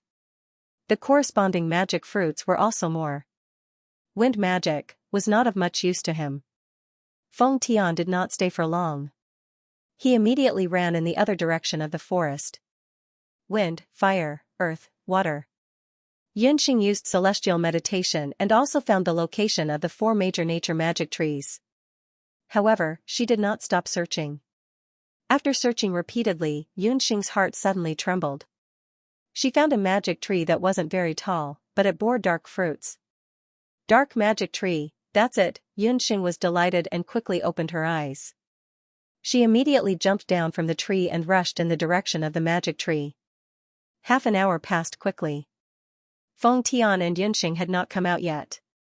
The three of you can go in. The Great Elder sent Gu Feng, Qi, and Chen Lianer into the magic array. As soon as they entered the magic forest, the first reaction of the three was that they were dizzy. The magic forest was huge and the temperature was very low. The worst thing was that there were no so-called road signs or landmark buildings. All the trees and paths were the same. No wonder there was no news of Yunxing and Feng Tian after half an hour. Qi, I'm going to find the light magic tree. Be careful. Gu Feng's target long ago was the light magic tree. Qi nodded. He also chose a path and immediately ran in a certain direction. Chen Lianer waited until everyone had left. Only then did he unhurriedly take out the worn-out bracelet. Chen Lianer had long discovered that the bracelet's ability to distinguish magic. As long as she wore this bracelet, her sensitivity to magic elements. Sure enough, as soon as she put on the bracelet, Chen Lianer felt a strong wave of wind magic coming from the northeast direction of the forest. Chen Lianer was a wind magician. Her goal this time was to cast advanced wind magic. Chen Lianer sprinted all the way, and a green magic tree covered in wind magic leaves appeared in front of her. Great, I just need to pick a magic fruit to harvest. Chen Lianer did not expect it to be so easy to find magic fruits. She walked to the front of the wind magic tree and carefully observed the 10 magic fruits. These olive-shaped magic fruits didn't look any different in appearance, and it was difficult to find out what kind of magic was hidden in them with spiritual sense.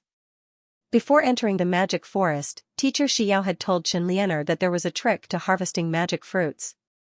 Generally speaking, the magic fruits that grew at the top of the magic tree often meant more powerful magic. She only had one chance to choose.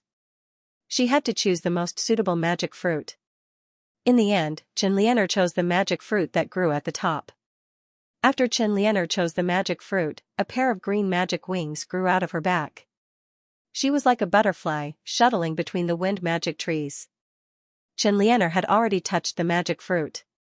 The moment she picked it, a bolt of lightning struck her. Chen Lianer was startled by a bolt of lightning.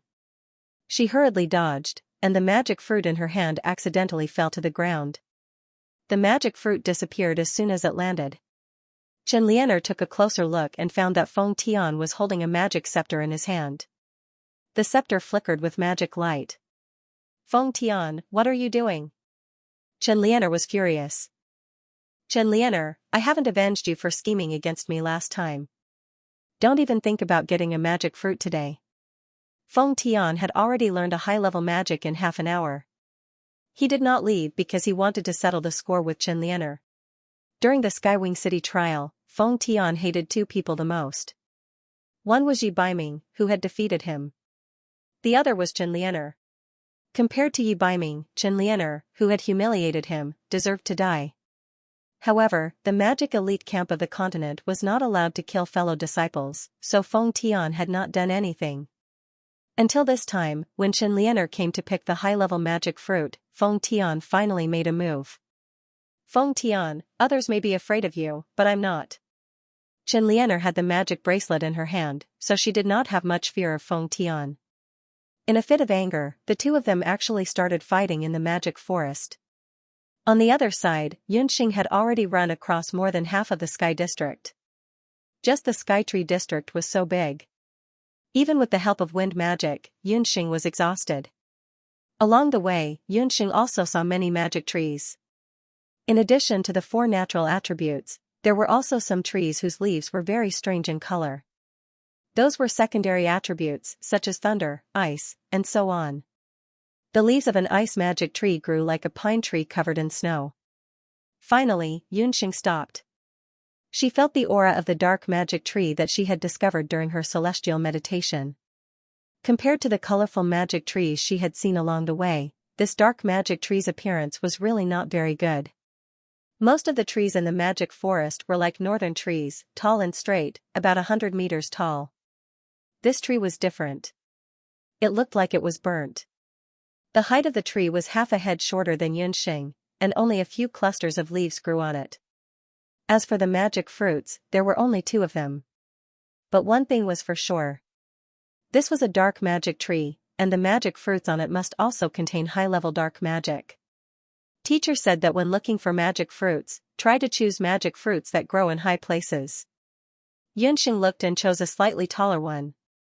She could pick that magic fruit with a raise of her hand. Bo, my dear master, don't pick that one, pick the one next to your feet. Just as Yunxing's hand was about to touch that magic fruit, the puffed egg in the beast language ring suddenly warned. The puffed egg had been very active recently, but it was the first time that it directly reminded her like this. However, there was no magic tree at her feet. Yunxing felt strange and looked at her feet. Only then did she realize that there was actually a gray mushroom. The corner of Yunxing's mouth twitched. The puffed egg, did it want her to pick this thing? This mushroom didn't have any magic waves around it.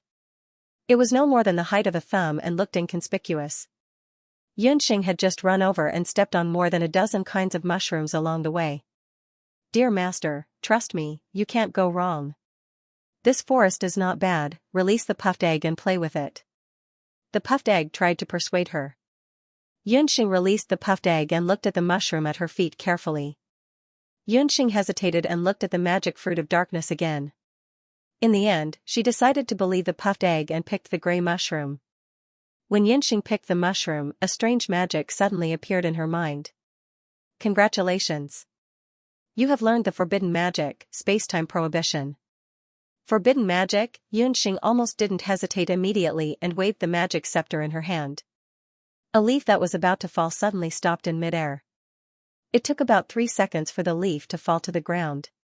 This is, Yunxing shivered. She remembered that she had seen this magic before. Last time, in the immortal Zhu Nation, when she first met her mother, Hu Jiuxing, at the last moment. Her mother used this magic. However, the space-time prohibition used by Hu Jiuxing was not at the same level as the current rookie Yunxing. The same space-time prohibition magic was used by Hu Jiuxing and made all the living creatures around at that time, including the terrifying blood dragon, stop moving. It was also that spell that saved Yunxing from the fatal blow of the blood dragon. However, the space-time seal that Yunxing had just learned was obviously much weaker. Obviously, this was because Yunxing's magic realm was too low. Yunxing sighed with emotion. She had unintentionally learned the same forbidden magic as her mother. After Yunxing entered the continent's magic elite camp, she had systematically learned all kinds of magic concepts. In particular, the Dark Gold Mentor had forced her and Ling to study all kinds of magic. Yunxing had some impression of forbidden magic. Forbidden magic was a very rare type of magic on the continent. Its appearance went against the rules of the 4 elements of magic. It was not affiliated with any type of magic and was even rarer than secondary magic. This type of forbidden magic could temporarily stop time depending on the proficiency of the magic. Yunxing had just learned this magic, which could temporarily stop time for about 3 seconds. 3 seconds sounded very short, but if used properly, such as when chanting magic, even if the enemy's chanting was delayed by 3 seconds, it could cause an unexpected and amazing effect. Yunxing was still thinking about the specific use of space-time prohibition when she suddenly heard a crunching sound in her ears. Looking back, Yunxing was completely dumbfounded. Puffed Egg had jumped to the side at some point. This guy's body was round, but it was very agile. Taking advantage of the time when Yunxing was comprehending the magic, it had already swallowed a magic fruit on the dark magic tree into its stomach. At this moment, it was eating happily. If Yunxing hadn't stopped it in time, the 2 magic fruits would have been eaten by Puffed Egg. Puffed Egg. The crunching sound that Yunxing heard just now was the sound of Puffed Egg eating the dark magic fruit. At this moment, it was secretly preparing to swallow the other magic fruit as well. You can't eat any more. Your body can only bear the magic power of 1 magic fruit at most. Yunxing almost died of anger at Puffed Egg. She shook the Puffed Egg desperately, trying to shake the magic fruit out of Puffed Egg's mouth. The Puffed Egg was dizzy from being shaken by its master and flapped its wings desperately.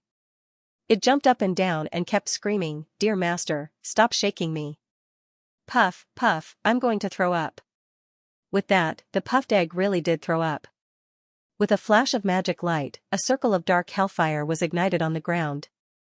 Within a radius of half a mile, all the plants were burned to the ground. Xianxia was shocked. What was going on? She looked at the puffed egg again, which was touching its belly with a satisfied expression. Was that a high-level dark magic spell? Xianxia was very familiar with her family's ability to screw her mother over. Ever since the puffed egg came out of the orc ring, it could eat and sleep, but it couldn't use magic. It only had 3 skills, one was crying, one was merging, and one was monstrous strength. With just these 3 skills, the only thing that could still be called a magical beast in the world was egg popping. This was the first time it used magic. Xianxia almost burst into tears. Puffed egg, you've advanced and learned magic? Xianxia grabbed the puffed egg's wings and checked it up and down. Puff, dear master, are you talking about the magic just now? The puffed egg blinked. Puff, after eating the magic fruit, I felt my stomach growling nonstop. When I opened my mouth, I used magic. Xianxia was sweating profusely. She was sure that after the puffed egg ate a dark magic fruit, it activated the magic left behind by the previous generation of magicians. The magic fruit was originally preserved by the previous generation of magicians by sealing a part of their magic power in the fruit. The reason why the Great Elder allowed all the students to only pick and learn one magic fruit at a time was because for magicians of sky rank and below, the magic power of a high-level magic fruit required a large amount of magic power to digest. If they rashly absorbed 2 magic fruits, it would be easy for their magic soul to be devoured. But the puffed egg was different. It wasn't a human magician, and it had the strong constitution of a magical beast, so it didn't have to worry about being devoured by any magic soul. Moreover, after eating the magic fruit, Xianxia discovered the 4th ability of the puffed egg, which was to eat the magic fruit and convert it into high-level magic. In this way, a magic fruit was like a magic tool that stored high-level magic. As long as the puffed egg ate it, it would be able to use high-level magic that could only be released by sky-rank magicians. When Xianxia thought of this, she quickly came up with an idea. If she could find more magic fruits in the magic forest and store them, wouldn't it mean that she could let the puffed egg use high-level magic in the future when she met a strong enemy? In that case, wouldn't egg popping, who had always been a good-for-nothing, become a super magical beast that could use all kinds of high-level magic? As for how to preserve the magic fruits, Xianxia had already thought of a way. As long as the magic fruits were stored in the exquisite beast tower, which was full of spiritual energy, the fruits would not rot. Xianxia had only used half an hour. In other words, she could still stay in the magic forest for another hour. Xianxia immediately decided to release all the magical beasts from the orc speech ring and the exquisite beast tower. She let them collect the magic fruits in the magic forest and save them for the puffed egg. Anyway, the magic forest was so big that even if a few magic fruits were stolen, the Great Elder would not be able to find out. Listen, you can enter the magic forest and collect 1 or 2 magic fruits from each tree. Remember, come back and gather in an hour. Also, don't let anyone find you. After Xianxia gave the order, the magical beasts scattered to look for suitable magic fruits. In the remaining hour, Xianxia had nothing else to do. However, she did not intend to leave. Anyway, the magic forest was so big that she wanted to see how the others, especially Gufeng and Abandon, were looking for the magic fruits. Xianxia had only taken a few steps when she found a tall light phoenix tree in front of her. This should be the tallest tree in the vicinity. At a glance, it was at least 100 meters tall. Under the phoenix tree, Gufeng stood with a crying face. The 2 of them stood under this tree and looked very small. Gufeng, why are you here? Xianxia stepped forward. When Gufeng saw that it was Xianxia, he revealed a smile that was uglier than crying. Xianxia, I'm afraid I can't get the magic fruits on the tree. Gufeng pointed to the phoenix tree. The magic forest was very big, but there were very few magic trees with light attributes. Gufeng also wasted more than half an hour to find such a light attribute magic tree. However, there was only 1 magic fruit on this tree. Moreover, this magic fruit was coincidentally growing at the top of the phoenix tree. Xianxia observed carefully and soon found Gufeng's dilemma. The phoenix tree was a very special kind of tree. Its branches were very smooth, and ordinary people would not be afraid of going up. You can't even fly up? Yunxing was referring to Gufeng's magic wings. After breaking through to become sky mages, even if they didn't use wind magic, they could still use magic wings to fly at high altitudes. I tried. This tree is too strange. Whenever someone gets close, it will shoot out light thorns.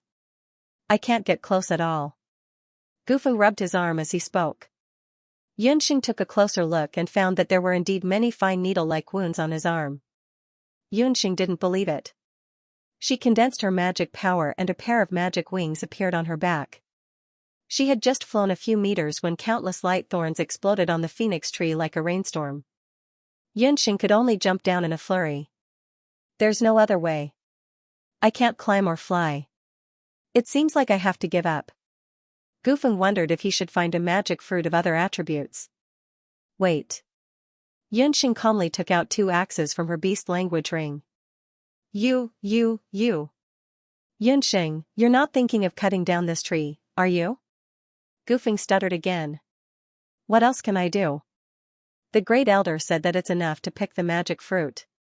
He didn't say that we can't cut down the tree. There's not much time left, hurry up. Yunxing took the lead to cut down the tree without saying anything.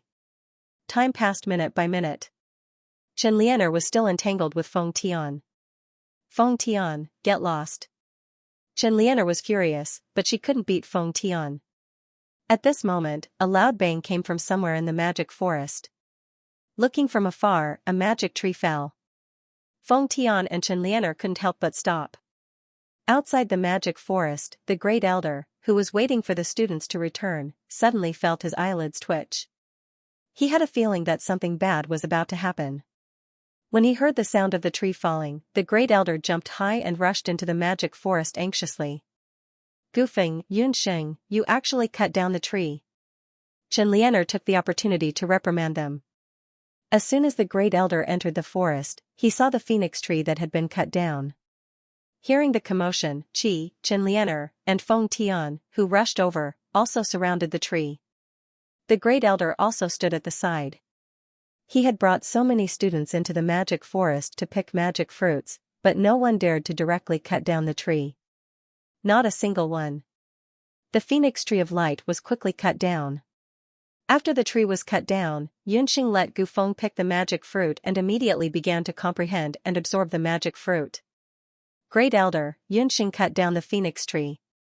She must be severely punished. Xianxia calculated the time. She no longer had time to find her own magic fruit. She didn't obtain any high-level magic, but she would never let Yunxing have it easy. The Great Elder looked meaningfully at the fallen phoenix tree. Yunxing, tell me, why did you do that? This tree can't be climbed, so there's only one way to obtain the magic fruit, and that is to cut it down. It's just a tree. The way to conquer it is nothing more than climbing or cutting it down. If we can't solve such a simple problem, wouldn't it make us look like idiots?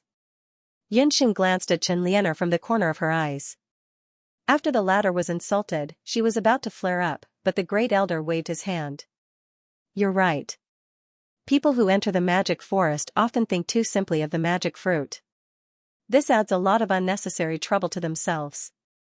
The phoenix tree can't be climbed, but it can be cut down. 1 hour has passed. Let's leave the magic forest. Gufeng had also comprehended the new magic in the magic fruit. Everyone left the magic forest together. At the root of the phoenix tree that had been cut down, a bud quietly grew out. When they returned to the entrance of the magic forest, the Great Elder asked everyone about the results of their trip. Feng Tian learned the high-level earth magic, Sand Helmet. It was a high-level magic that could use the earth magic element to form any form of armor. Its defensive power was amazing.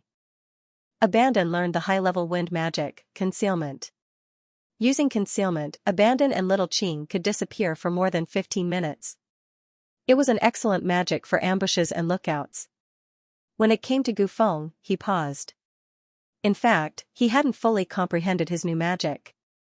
Time was tight just now, so he only absorbed the magic concept in the magic fruit. My magic has a strange name. It's called life burning. It seems to be a kind of auxiliary magic that can help strengthen the magic effect when I use other magic. But I probably won't use this magic. Anyway, it's still a high-level magic. If the dazzling light teachers know, they should be very happy, Gu Feng said embarrassedly. Yunxing and Qi couldn't help but laugh. Gu Feng was afraid of pain, and he was afraid of death. Burning his life force to increase the effectiveness of his spells wasn't something Gu Feng would do. This magic was a bit useless. Chen Lianer didn't obtain any advanced magic. She glared fiercely at Feng Tian. Seeing that everyone had gained something and she was the only one who returned empty-handed, Chen Lianer's heart was bleeding. It was all Feng Tian's fault that she didn't get anything. First Elder, just now in the magic forest, Feng Tian deliberately obstructed me from collecting magic fruits. Chen Lianer was so angry that she directly complained to the First Elder. Is that true? Feng Tian? The First Elder reproached Feng Tian. First Elder, Feng Tian didn't deliberately obstruct me.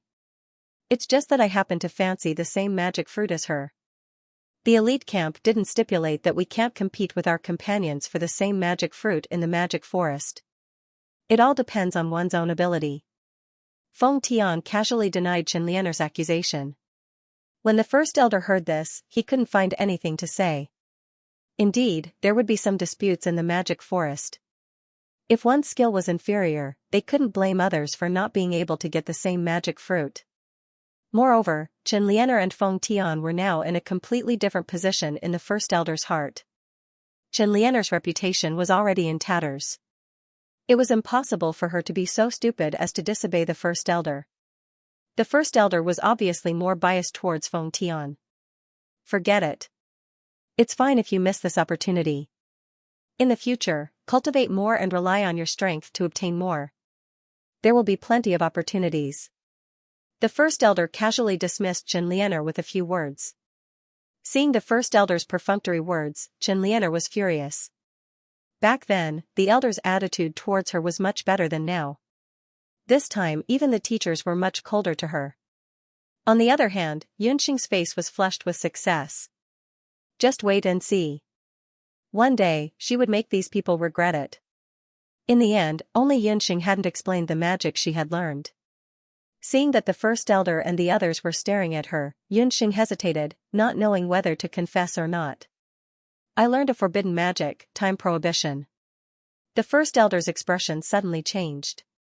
He cried out, "What did you say? You found a forbidden magic in the magic forest? Quickly tell me, where did you discover this forbidden magic?" Seeing the wise and steady Great Elder lose his composure like this, the others were also surprised. In order to find out where Yunxing found the forbidden spell, the Great Elder brought the 5 of them back to the magic forest. I was originally looking for the dark magic fruit nearby, but I didn't expect to step on a mushroom and somehow learn the forbidden spell. Yunxing coughed twice. She had already thought of an excuse. It's actually a mushroom, this, sigh, I really don't know what the ancestors were thinking. The Great Elder sighed. He told the other students that this forbidden magic was left behind by the founder of the continent's magic elite camp, who was known as the continent's legendary magician. The sorcerer of that era had another identity. He was the teacher of the first Dharma deity of the Dharma temple. Therefore, the former Lord Mage God also knew this forbidden magic. The Great Elder looked at Yunxing as he spoke. Master Shernyan's spell had been left in the magic forest for many years. However, no one had been able to learn this forbidden magic. No one would have thought that Master Shernyan would leave such a unique forbidden magic on a mushroom. At this thought, the Great Elder felt a headache coming on. Wow, Yunxing, doesn't that mean you learned a very powerful spell? It's even more powerful than a high-level spell. Gu Feng was envious. Wasn't it infuriating to compare oneself to others? Yunxing's new spell was a unique spell that only the Dharma deity and the founder of the continent's magic elite camp knew. Unlike him, who just so happened to learn a life ignition spell that required one's life. Maybe it's because my cultivation level is too low. It seems like this spell isn't that powerful. Yunxing was a little embarrassed. She couldn't possibly say that her space-time prohibition spell only lasted for a pitiful 3 seconds. No matter what, all of you have gained something from this high-level spell learning. Those who didn't learn any high-level spells don't have to be too sad. As long as you perform well in the blood purge, you can still enter the magic forest in the future. The Great Elder nodded in satisfaction. Just as they were about to leave, the Great Elder suddenly thought of something and looked at the dark magic tree behind him. Why is there not a single magic fruit? I remember that there should be 2 magic fruits on this tree, right? The Great Elder was puzzled. Although there were many magic trees in the magic forest, there were very few dark magic trees. The Great Elder remembered that he saw 2 magic fruits here the last time he was patrolling the forest. Why did the dark magic fruit disappear after a few years? This didn't seem right. Or was it because he was old and his memory was wrong? Great Elder, let's go out quickly. It's getting late. The Dark Gold Mentor is still waiting for my news. Xianxia felt guilty and hurried the Great Elder to leave quickly. Everyone left the magic forest. After the Great Elder returned to his residence, he recorded the process of picking the magic fruits today in the magic forest's log. When he wrote about Xianxia's forbidden spell, the Great Elder's pen paused. Why was it Xianxia, a sage sorcerer who was proficient in healing and fairy magic? Was it all a coincidence? Or could it be that Xianxia's appearance had something to do with the impending catastrophe? The Great Elder didn't tell Xianxia a long time ago that the time prohibition was actually a forbidden spell that could be continuously improved. The time prohibition was indeed invented and passed down by Lord Xianxia. However, it was in the hands of the first Lord Fozhen that it was really developed. Back then, after the first mage god learned this forbidden magic, with the help of the mage god's bracelet, after 10 years, he successfully improved the forbidden magic of time and space. He discovered a super forbidden magic that shocked the entire magic world of the continent, the reversal of time and space. The Lord Fozhen also used this terrifying spell to successfully kill the Bakra orcs. It was a pity that after the Lord Fozhen passed away, the Lord Fashion's bracelet was lost, and this heaven-defying forbidden spell was also lost. There was also a rumor in the magic world of the mainland that the first Lord Fozhen hid the secret of the super forbidden spell in the Lord Fashion's bracelet. Only someone who learned the time prohibition and obtained the Lord Fashion's bracelet at the same time could possibly understand and activate the super forbidden spell of the Lord Fozhen. Sigh, I'm really old now. I'm starting to let my imagination run wild. The Lord Fashion's bracelet, one of the legendary artifacts of the world, has long been lost. Xianxia is just a newly advanced sage sorcerer. How could she possibly understand such a profound spell? The Great Elder sighed and put down his pen. Whether or not she could make a breakthrough in the time prohibition spell and finally understand a more profound spell would depend on Xianxia's personal talent. Qianlianer walked to the tavern alone, ordered a pot of wine, and started drinking. After drinking a few mouthfuls, a few shifty-looking magicians and warriors came up to her. Oh, isn't this junior sister Chen? Drinking alone here? Do you want us to accompany you for a few drinks? Qianlianer was a beauty on the Sakura list. The elite camp students had been coveting her for a long time.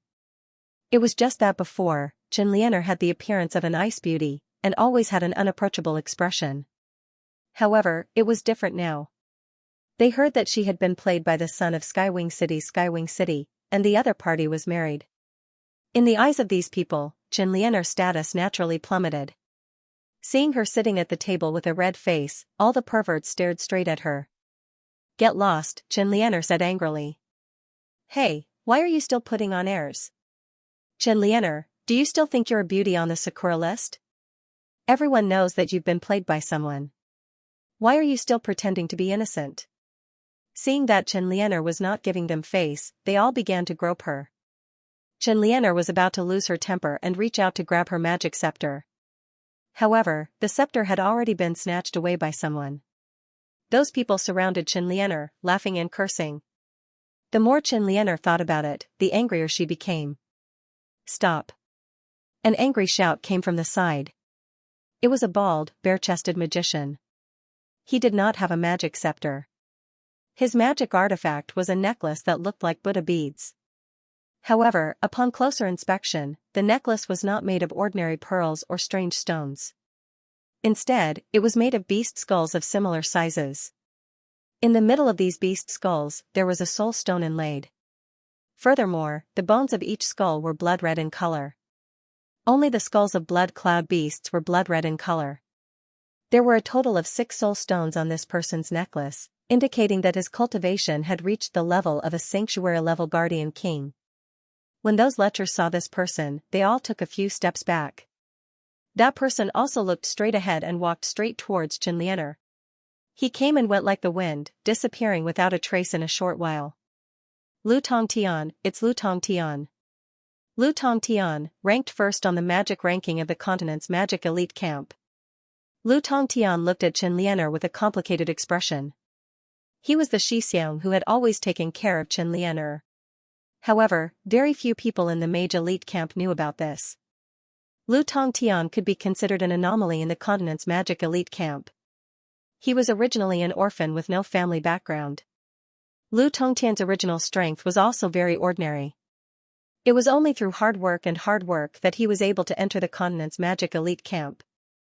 Even so, in the first 5 years after he joined the magic elite camp, there was nothing special about him. But 3 or 4 years ago, after Lu Tongtian participated in a blood purge, he suddenly rose to prominence. In half a year's time, he even surpassed Li Xiao and Azura, who were known as geniuses in the continent's magic elite camp. He relied on killing blood cloud beasts to ascend to the magic power rankings. This person was cruel and ruthless. Countless blood cloud beasts had fallen into his hands. Xianxia had also met Lu Tongtian during her first blood purge. Due to Lu Tongtian's humble background, his personality was somewhat twisted. He had always been temperamental. However, he fell in love with Xianxia at first sight. Not only did he save her, but he also took care of her. However, his looks were ordinary, and he was even a little ugly. He was also short. Apart from his magic, tall, powerful, and handsome appearance, he had nothing to do with anyone else. In addition to his ordinary background, Xianxia found him vulgar. She already had Yi Baiming in her heart. However, she thought that she could still use him, so she had always been indifferent to him. Lu Tongtian did not understand Xianxia's thoughts at all. He only wanted to please the beauty. He tried his best to please Xianxia. He did not even hesitate to lend her his greatest secret, the magic bracelet. However, Xianxia still did not appreciate it. After this trial in Skywing City, he had already heard about Xianxia. He had privately sought out Xianxia, but she was unwilling to return the bracelet and had been avoiding him. If not for today, Lu Tongtian would not have met Xianxia in the tavern.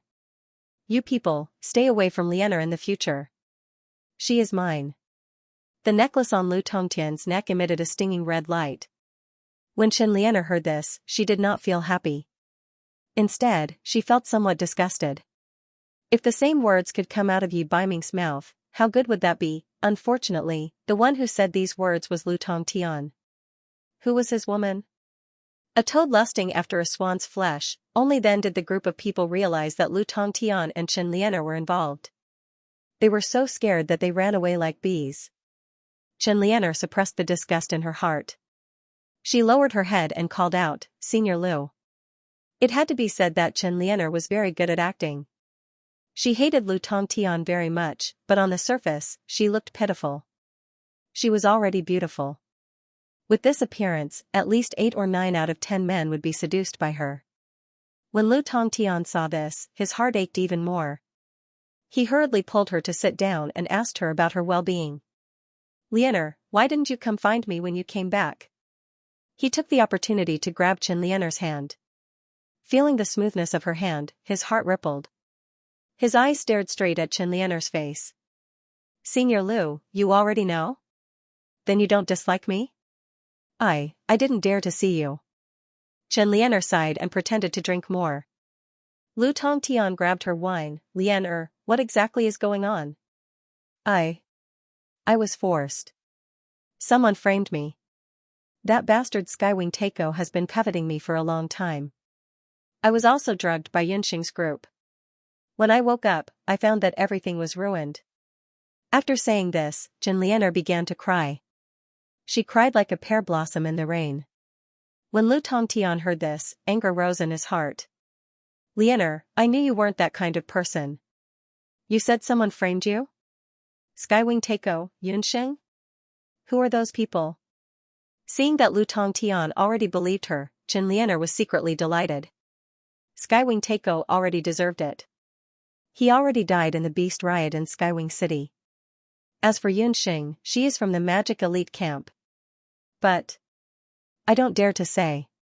She pretended to be afraid. What's there to be afraid of? Could it be that she's even stronger than me, a Saint Regent Shakyamuni? Lu Tongtian patted his chest. He didn't believe that a normal student could be stronger than him. That damned new student. He actually caused Chen Lianer to lose her chastity. He definitely wouldn't let this matter rest. Senior apprentice brother Lu, I know you're doing this for my own good, but I still don't want you to take any risks. That person's identity isn't simple. Even Instructor Xiao doesn't dare to offend him. Chen Lianer saw that Lu Tongtian had fallen for her trick so easily and was overjoyed, but she still put on a pitiful appearance. Her current appearance instead aroused Lu Tongtian's tenderness for the fairer sex even more. Lu Tongtian's face was full of pride. Lianer, what's that person's background? Tell me. I want to see just what's so great about her. She's called Yunxing. She's made things difficult for me many times in Zhou State. After entering the elite camp, she spread rumors everywhere to hurt me. She's a student of a dark gold instructor and a 2-star student. After returning from the Skywing City trial, the elders all think highly of her. Chen Lianer added fuel to the fire. She knew that Lu Tongtian was most dissatisfied with the special students who were highly regarded by the elders as soon as they entered. A few years ago, Lu Tongtian had never been highly regarded in the elite camp of the continent. After accumulating for a long time, there was a shadow in his heart. He hated these so-called geniuses the most. As expected, after hearing that Yunxing was a favorite student of the elders, Lu Tongtian snorted. What's so great about her? There hasn't been a strong student under the dark gold instructor for many years. Don't worry, I can't do it in the elite camp. Wait until the next blood purge and I'll help you teach her a lesson. No matter how much you've suffered, I'll help you get back at her. Chen Lianer stopped crying when she heard this. Although Lu Tongtian was ugly, he was a man of his word. Moreover, he had entered the Dutian blood beast world many times and his magic was very strong. With his current strength, it would be easy for him to kill Yunxing, who was only a Saint Magus. It's not just Yunxing. There's another person who's also very hateful. That's Feng Tian. Chen Lianer thought of her encounter in the magic forest during the day and gnashed her teeth. Feng Tian, the number one of the newcomers? I heard that he is a very arrogant person.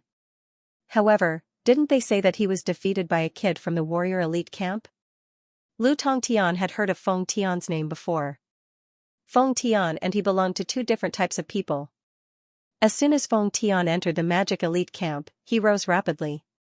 Lu Tongtian, on the other hand, had endured for many years. He had long heard of Feng Tian's name, but had never had the chance to meet him. Hearing Chen Lianer say this, Lu Tongtian secretly remembered Feng Tian's name. Chen Lianer told Lu Tongtian what had happened in the magic forest. Humph, this brat must be tired of living. How dare he bully you? Don't worry, next time we enter the magic forest, I'll accompany you. At that time, I'll let that brat have a taste of what it means to speak with strength, said Lu Tongtian disdainfully. Hearing Lu Tongtian say this, Chen Lianer couldn't help but smile. Lu Tongtian looked at her and leaned closer. His gaze fell on Chen Lianer's body with ill intentions. Lianer, I've been so good to you. I even lent you my bracelet. You see, Chen Lianer's heart turned cold. She hesitated for a long time before thinking of the bracelet. Gritting her teeth, she said, you still have to do me a favor. If it succeeds, I'll be yours. As she said this, she took out the shabby bracelet and took out the Enigma stone. Seeing the stone, Lu Tongtian couldn't help but let out an S sound. Lu Tongtian had coincidentally obtained this bracelet from the stomach of a commander-level magical beast. He had discovered that the bracelet was very beneficial for training and using magic.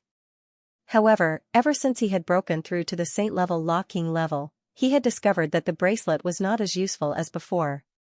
At that time, Lu Tongtian had thought that it was very likely because a part of the bracelet was missing. Thus, he had spent a lot of effort searching for it. However, no matter how hard he searched, even when he entered the central area of the Dutian blood beast world, he had never found anything similar to the missing part of the bracelet. Since the bracelet was not very useful in his hands, and Lu Tongtian had wanted to pursue Chen Lianer, he had given it away.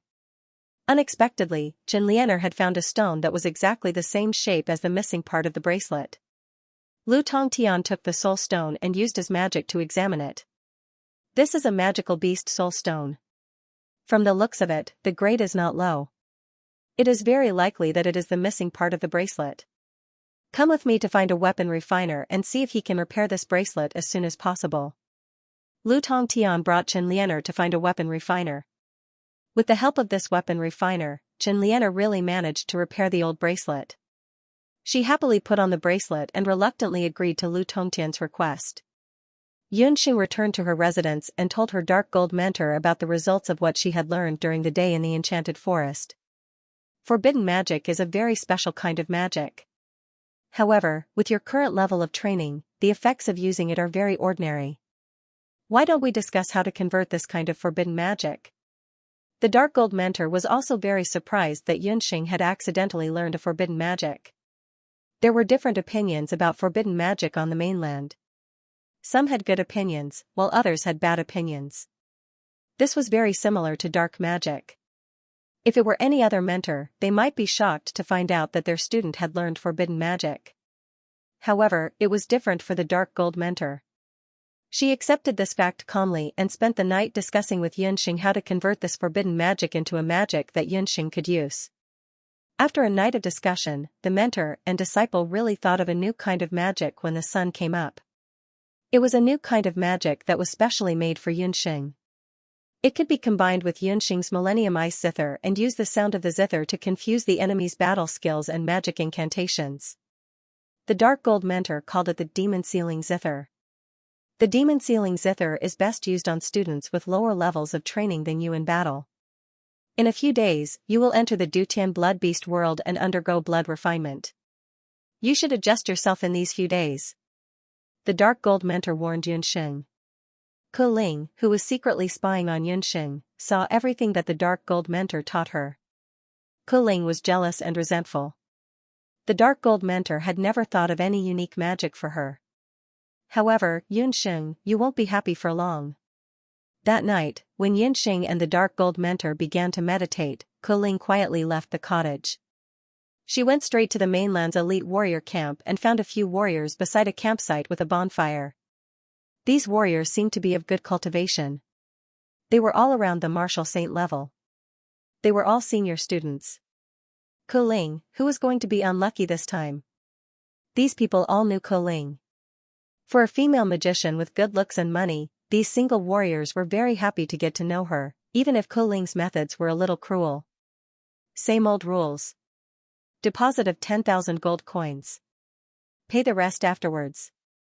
This time, the target is my junior, Yunxing. She will enter the Dutian blood beast world in a few days to participate in the 3 days and 3 nights of newcomer training. Ke Ling took out a bag of gold coins and threw it to the leader of the warriors. These warriors had worked with Ke Ling for a long time. A few times, Ke Ling's unlucky juniors had been secretly killed by these people after entering the Dutian blood beast world. Newcomers who entered the Dutian blood beast world for the first time had to survive alone for 3 days and 3 nights. In these 3 days and 3 nights, newcomers could not have other helpers, companions, or mentors. Yunxing was no exception. Ke Ling had been tricked by Yunxing a few times, and she remembered it all. In the mainland magic elite camp, there were dark gold mentors, so Ke Ling could not do it. She had been waiting for an opportunity. As long as Yunxing entered the Dutian blood beast world, she would find someone to kill her. In the Dutian blood beast world, there were many blood cloud beasts, as well as other warriors, mages, and summoners who had entered the Dutian blood beast world to train. Especially recently, he heard from the dark gold-ranked instructor that the magical beasts in the blood world of the heavenly beast seemed to be acting strangely. Therefore, the 3 days and 3 nights trial this time was personally led by the cautious second elder. The original 300 trainees who were supposed to be sent to the Dutian blood beast world had been reduced to 100. It could be said that the 100 trainees this time were the elites of the newcomers. Under such circumstances, killing Yunxing without anyone knowing, even if the dark gold mentor suspected, they would not be able to trace it back to Coling. Coling, you are too stingy. Besides, I heard that Yunxing is very popular. I heard that she is the focus of the elders in the magic elite camp. She is also the king of combat. 20,000 gold coins for her life. Isn't that too cheap? Those martial artists were dissatisfied. It was a coincidence that they had cooperated with Coling. It was because she had found out that they had raped and killed a female trainee in the magic elite camp. Coling had used this as a threat, which was why they had accepted Coling's assassination mission at such a low price. However, after a long time, especially after Coling had used them to kill several of her junior brothers and sisters, they were no longer willing to be used by Coling. What's more, the first few assassination targets were very ordinary. It was easier than killing a blood cloud beast. Plus, Coling was willing to exchange some pills and gold coins, so they reluctantly helped to kill them. However, if the target was someone that the elders of the mage elite camp of the continent were paying close attention to, then killing him might cause unnecessary trouble. These martial artists weren't stupid. If the elders of the magic elite camp went to the martial artist elite camp, they would have to bear the consequences. They might even be kicked out of the martial artist elite camp.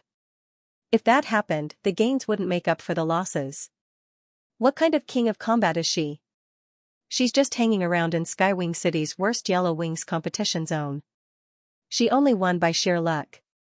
I heard that the reason why she was able to become the champion of the annual tournament was because of the chaos in Skywing City. She only won because she picked up scraps in the midst of chaos. Otherwise, given her cultivation, she would only be a Saint Magus, and one that had just broken through. It would be very easy for you to kill her. Coling knew that this group of people had been in the Dutian blood beast world for a long time. They were the typical outlaws who bullied the weak. They didn't dare to provoke the strong, such as Yi Baiming's sister Lan. Therefore, Coling was very cunning and didn't reveal Yunxing's other identity. She was Yi Baiming's fiancée. Otherwise, even if they were given 100 guts, they wouldn't dare to get close to Yunxing. After listening to Coling's analysis, this group of people had indeed become bold. The mage elite camp of the continent was different from the martial artist elite camp of the continent. Martial artists trained hard, and many of them came from poor families. However, magi were different. From the magic scepter, the magician's robe, to the magic potions they used every day, every one of them burned money. To be able to enter the mage elite camp of the continent, one's family must be well off. Just think, Yunxing was a new student who had just returned from Skywing City. She was also a king of combat. She must have money or defensive magic tools on her. Yunxing still has a lot of money on her. Furthermore, I can tell you another secret. Yunxing is one of the 2 girls who killed Dao Ba Nan's brother. Coling didn't forget to add oil to the fire. What, it's those 2 girls. Damn it, I've been looking for those 2 girls to avenge my brother. Among the few martial artists, a man with a scar on his face jumped up. Yunxing and Dong Huangling were Yu Qin and Little Chili Pepper. There were very few people who knew about this. Coling only found out about this because she saw a few teachers from the martial artist elite camp coming to pick a fight. The younger brother of the man with the scar was also a martial artist from the martial artist elite camp. He had gone to the mage elite camp with a few of his fellow disciples to hunt for girls. Who knew that he would be killed by Dong Huangling?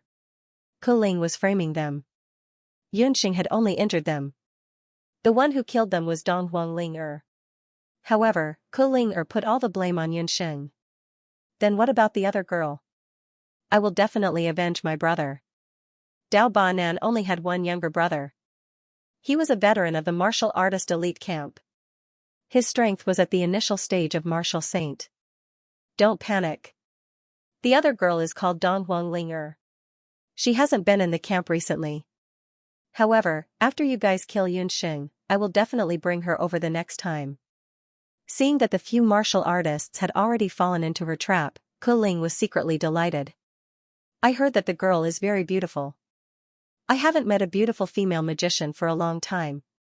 Hearing that, the few martial artists laughed. Then it's settled. Before Yunxing leaves, I will leave a special magic mark on her body. You guys just need to use this hawk to find her whereabouts. Seeing that her plan had succeeded, Kuling paid the few martial artists 10,000 gold coins and returned to her residence. A few days later, Yunxing and close to 100 new students participating in the Dutian Blood Beast trial for the first time would be led by the second elder to the Dutian Blood Beast world to begin the first blood purge.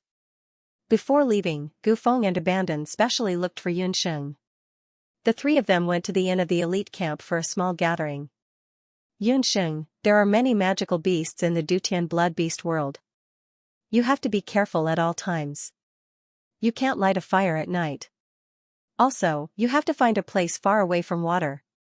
It's best if you sleep on a tree. Gufeng was like an old mother, nagging Yunxing nonstop. Here's a map. The blue area is the source of water, the red area is where the magical beasts gather, and the yellow area is the resting area. Compared to Gufeng, Abandon's instructions were much simpler. Yunxing took the map and looked at it. Abandon's map was concise and to the point. He also carefully separated the different areas by color. Hey, Abandon, you're biased. Why didn't you give me such a good map when I went in? I was wondering why you looked like you didn't get enough sleep these few days. So it was because you were working hard on the map. Gufeng was dissatisfied. Abandon blushed. He wasn't good with words, and he was afraid that Yunxing would misunderstand. For a moment, he didn't know what to say. It was Yunxing's first time participating in the trial, so he was also very nervous. End of chapter 726. Don't forget to subscribe, like, and share the video to support the channel.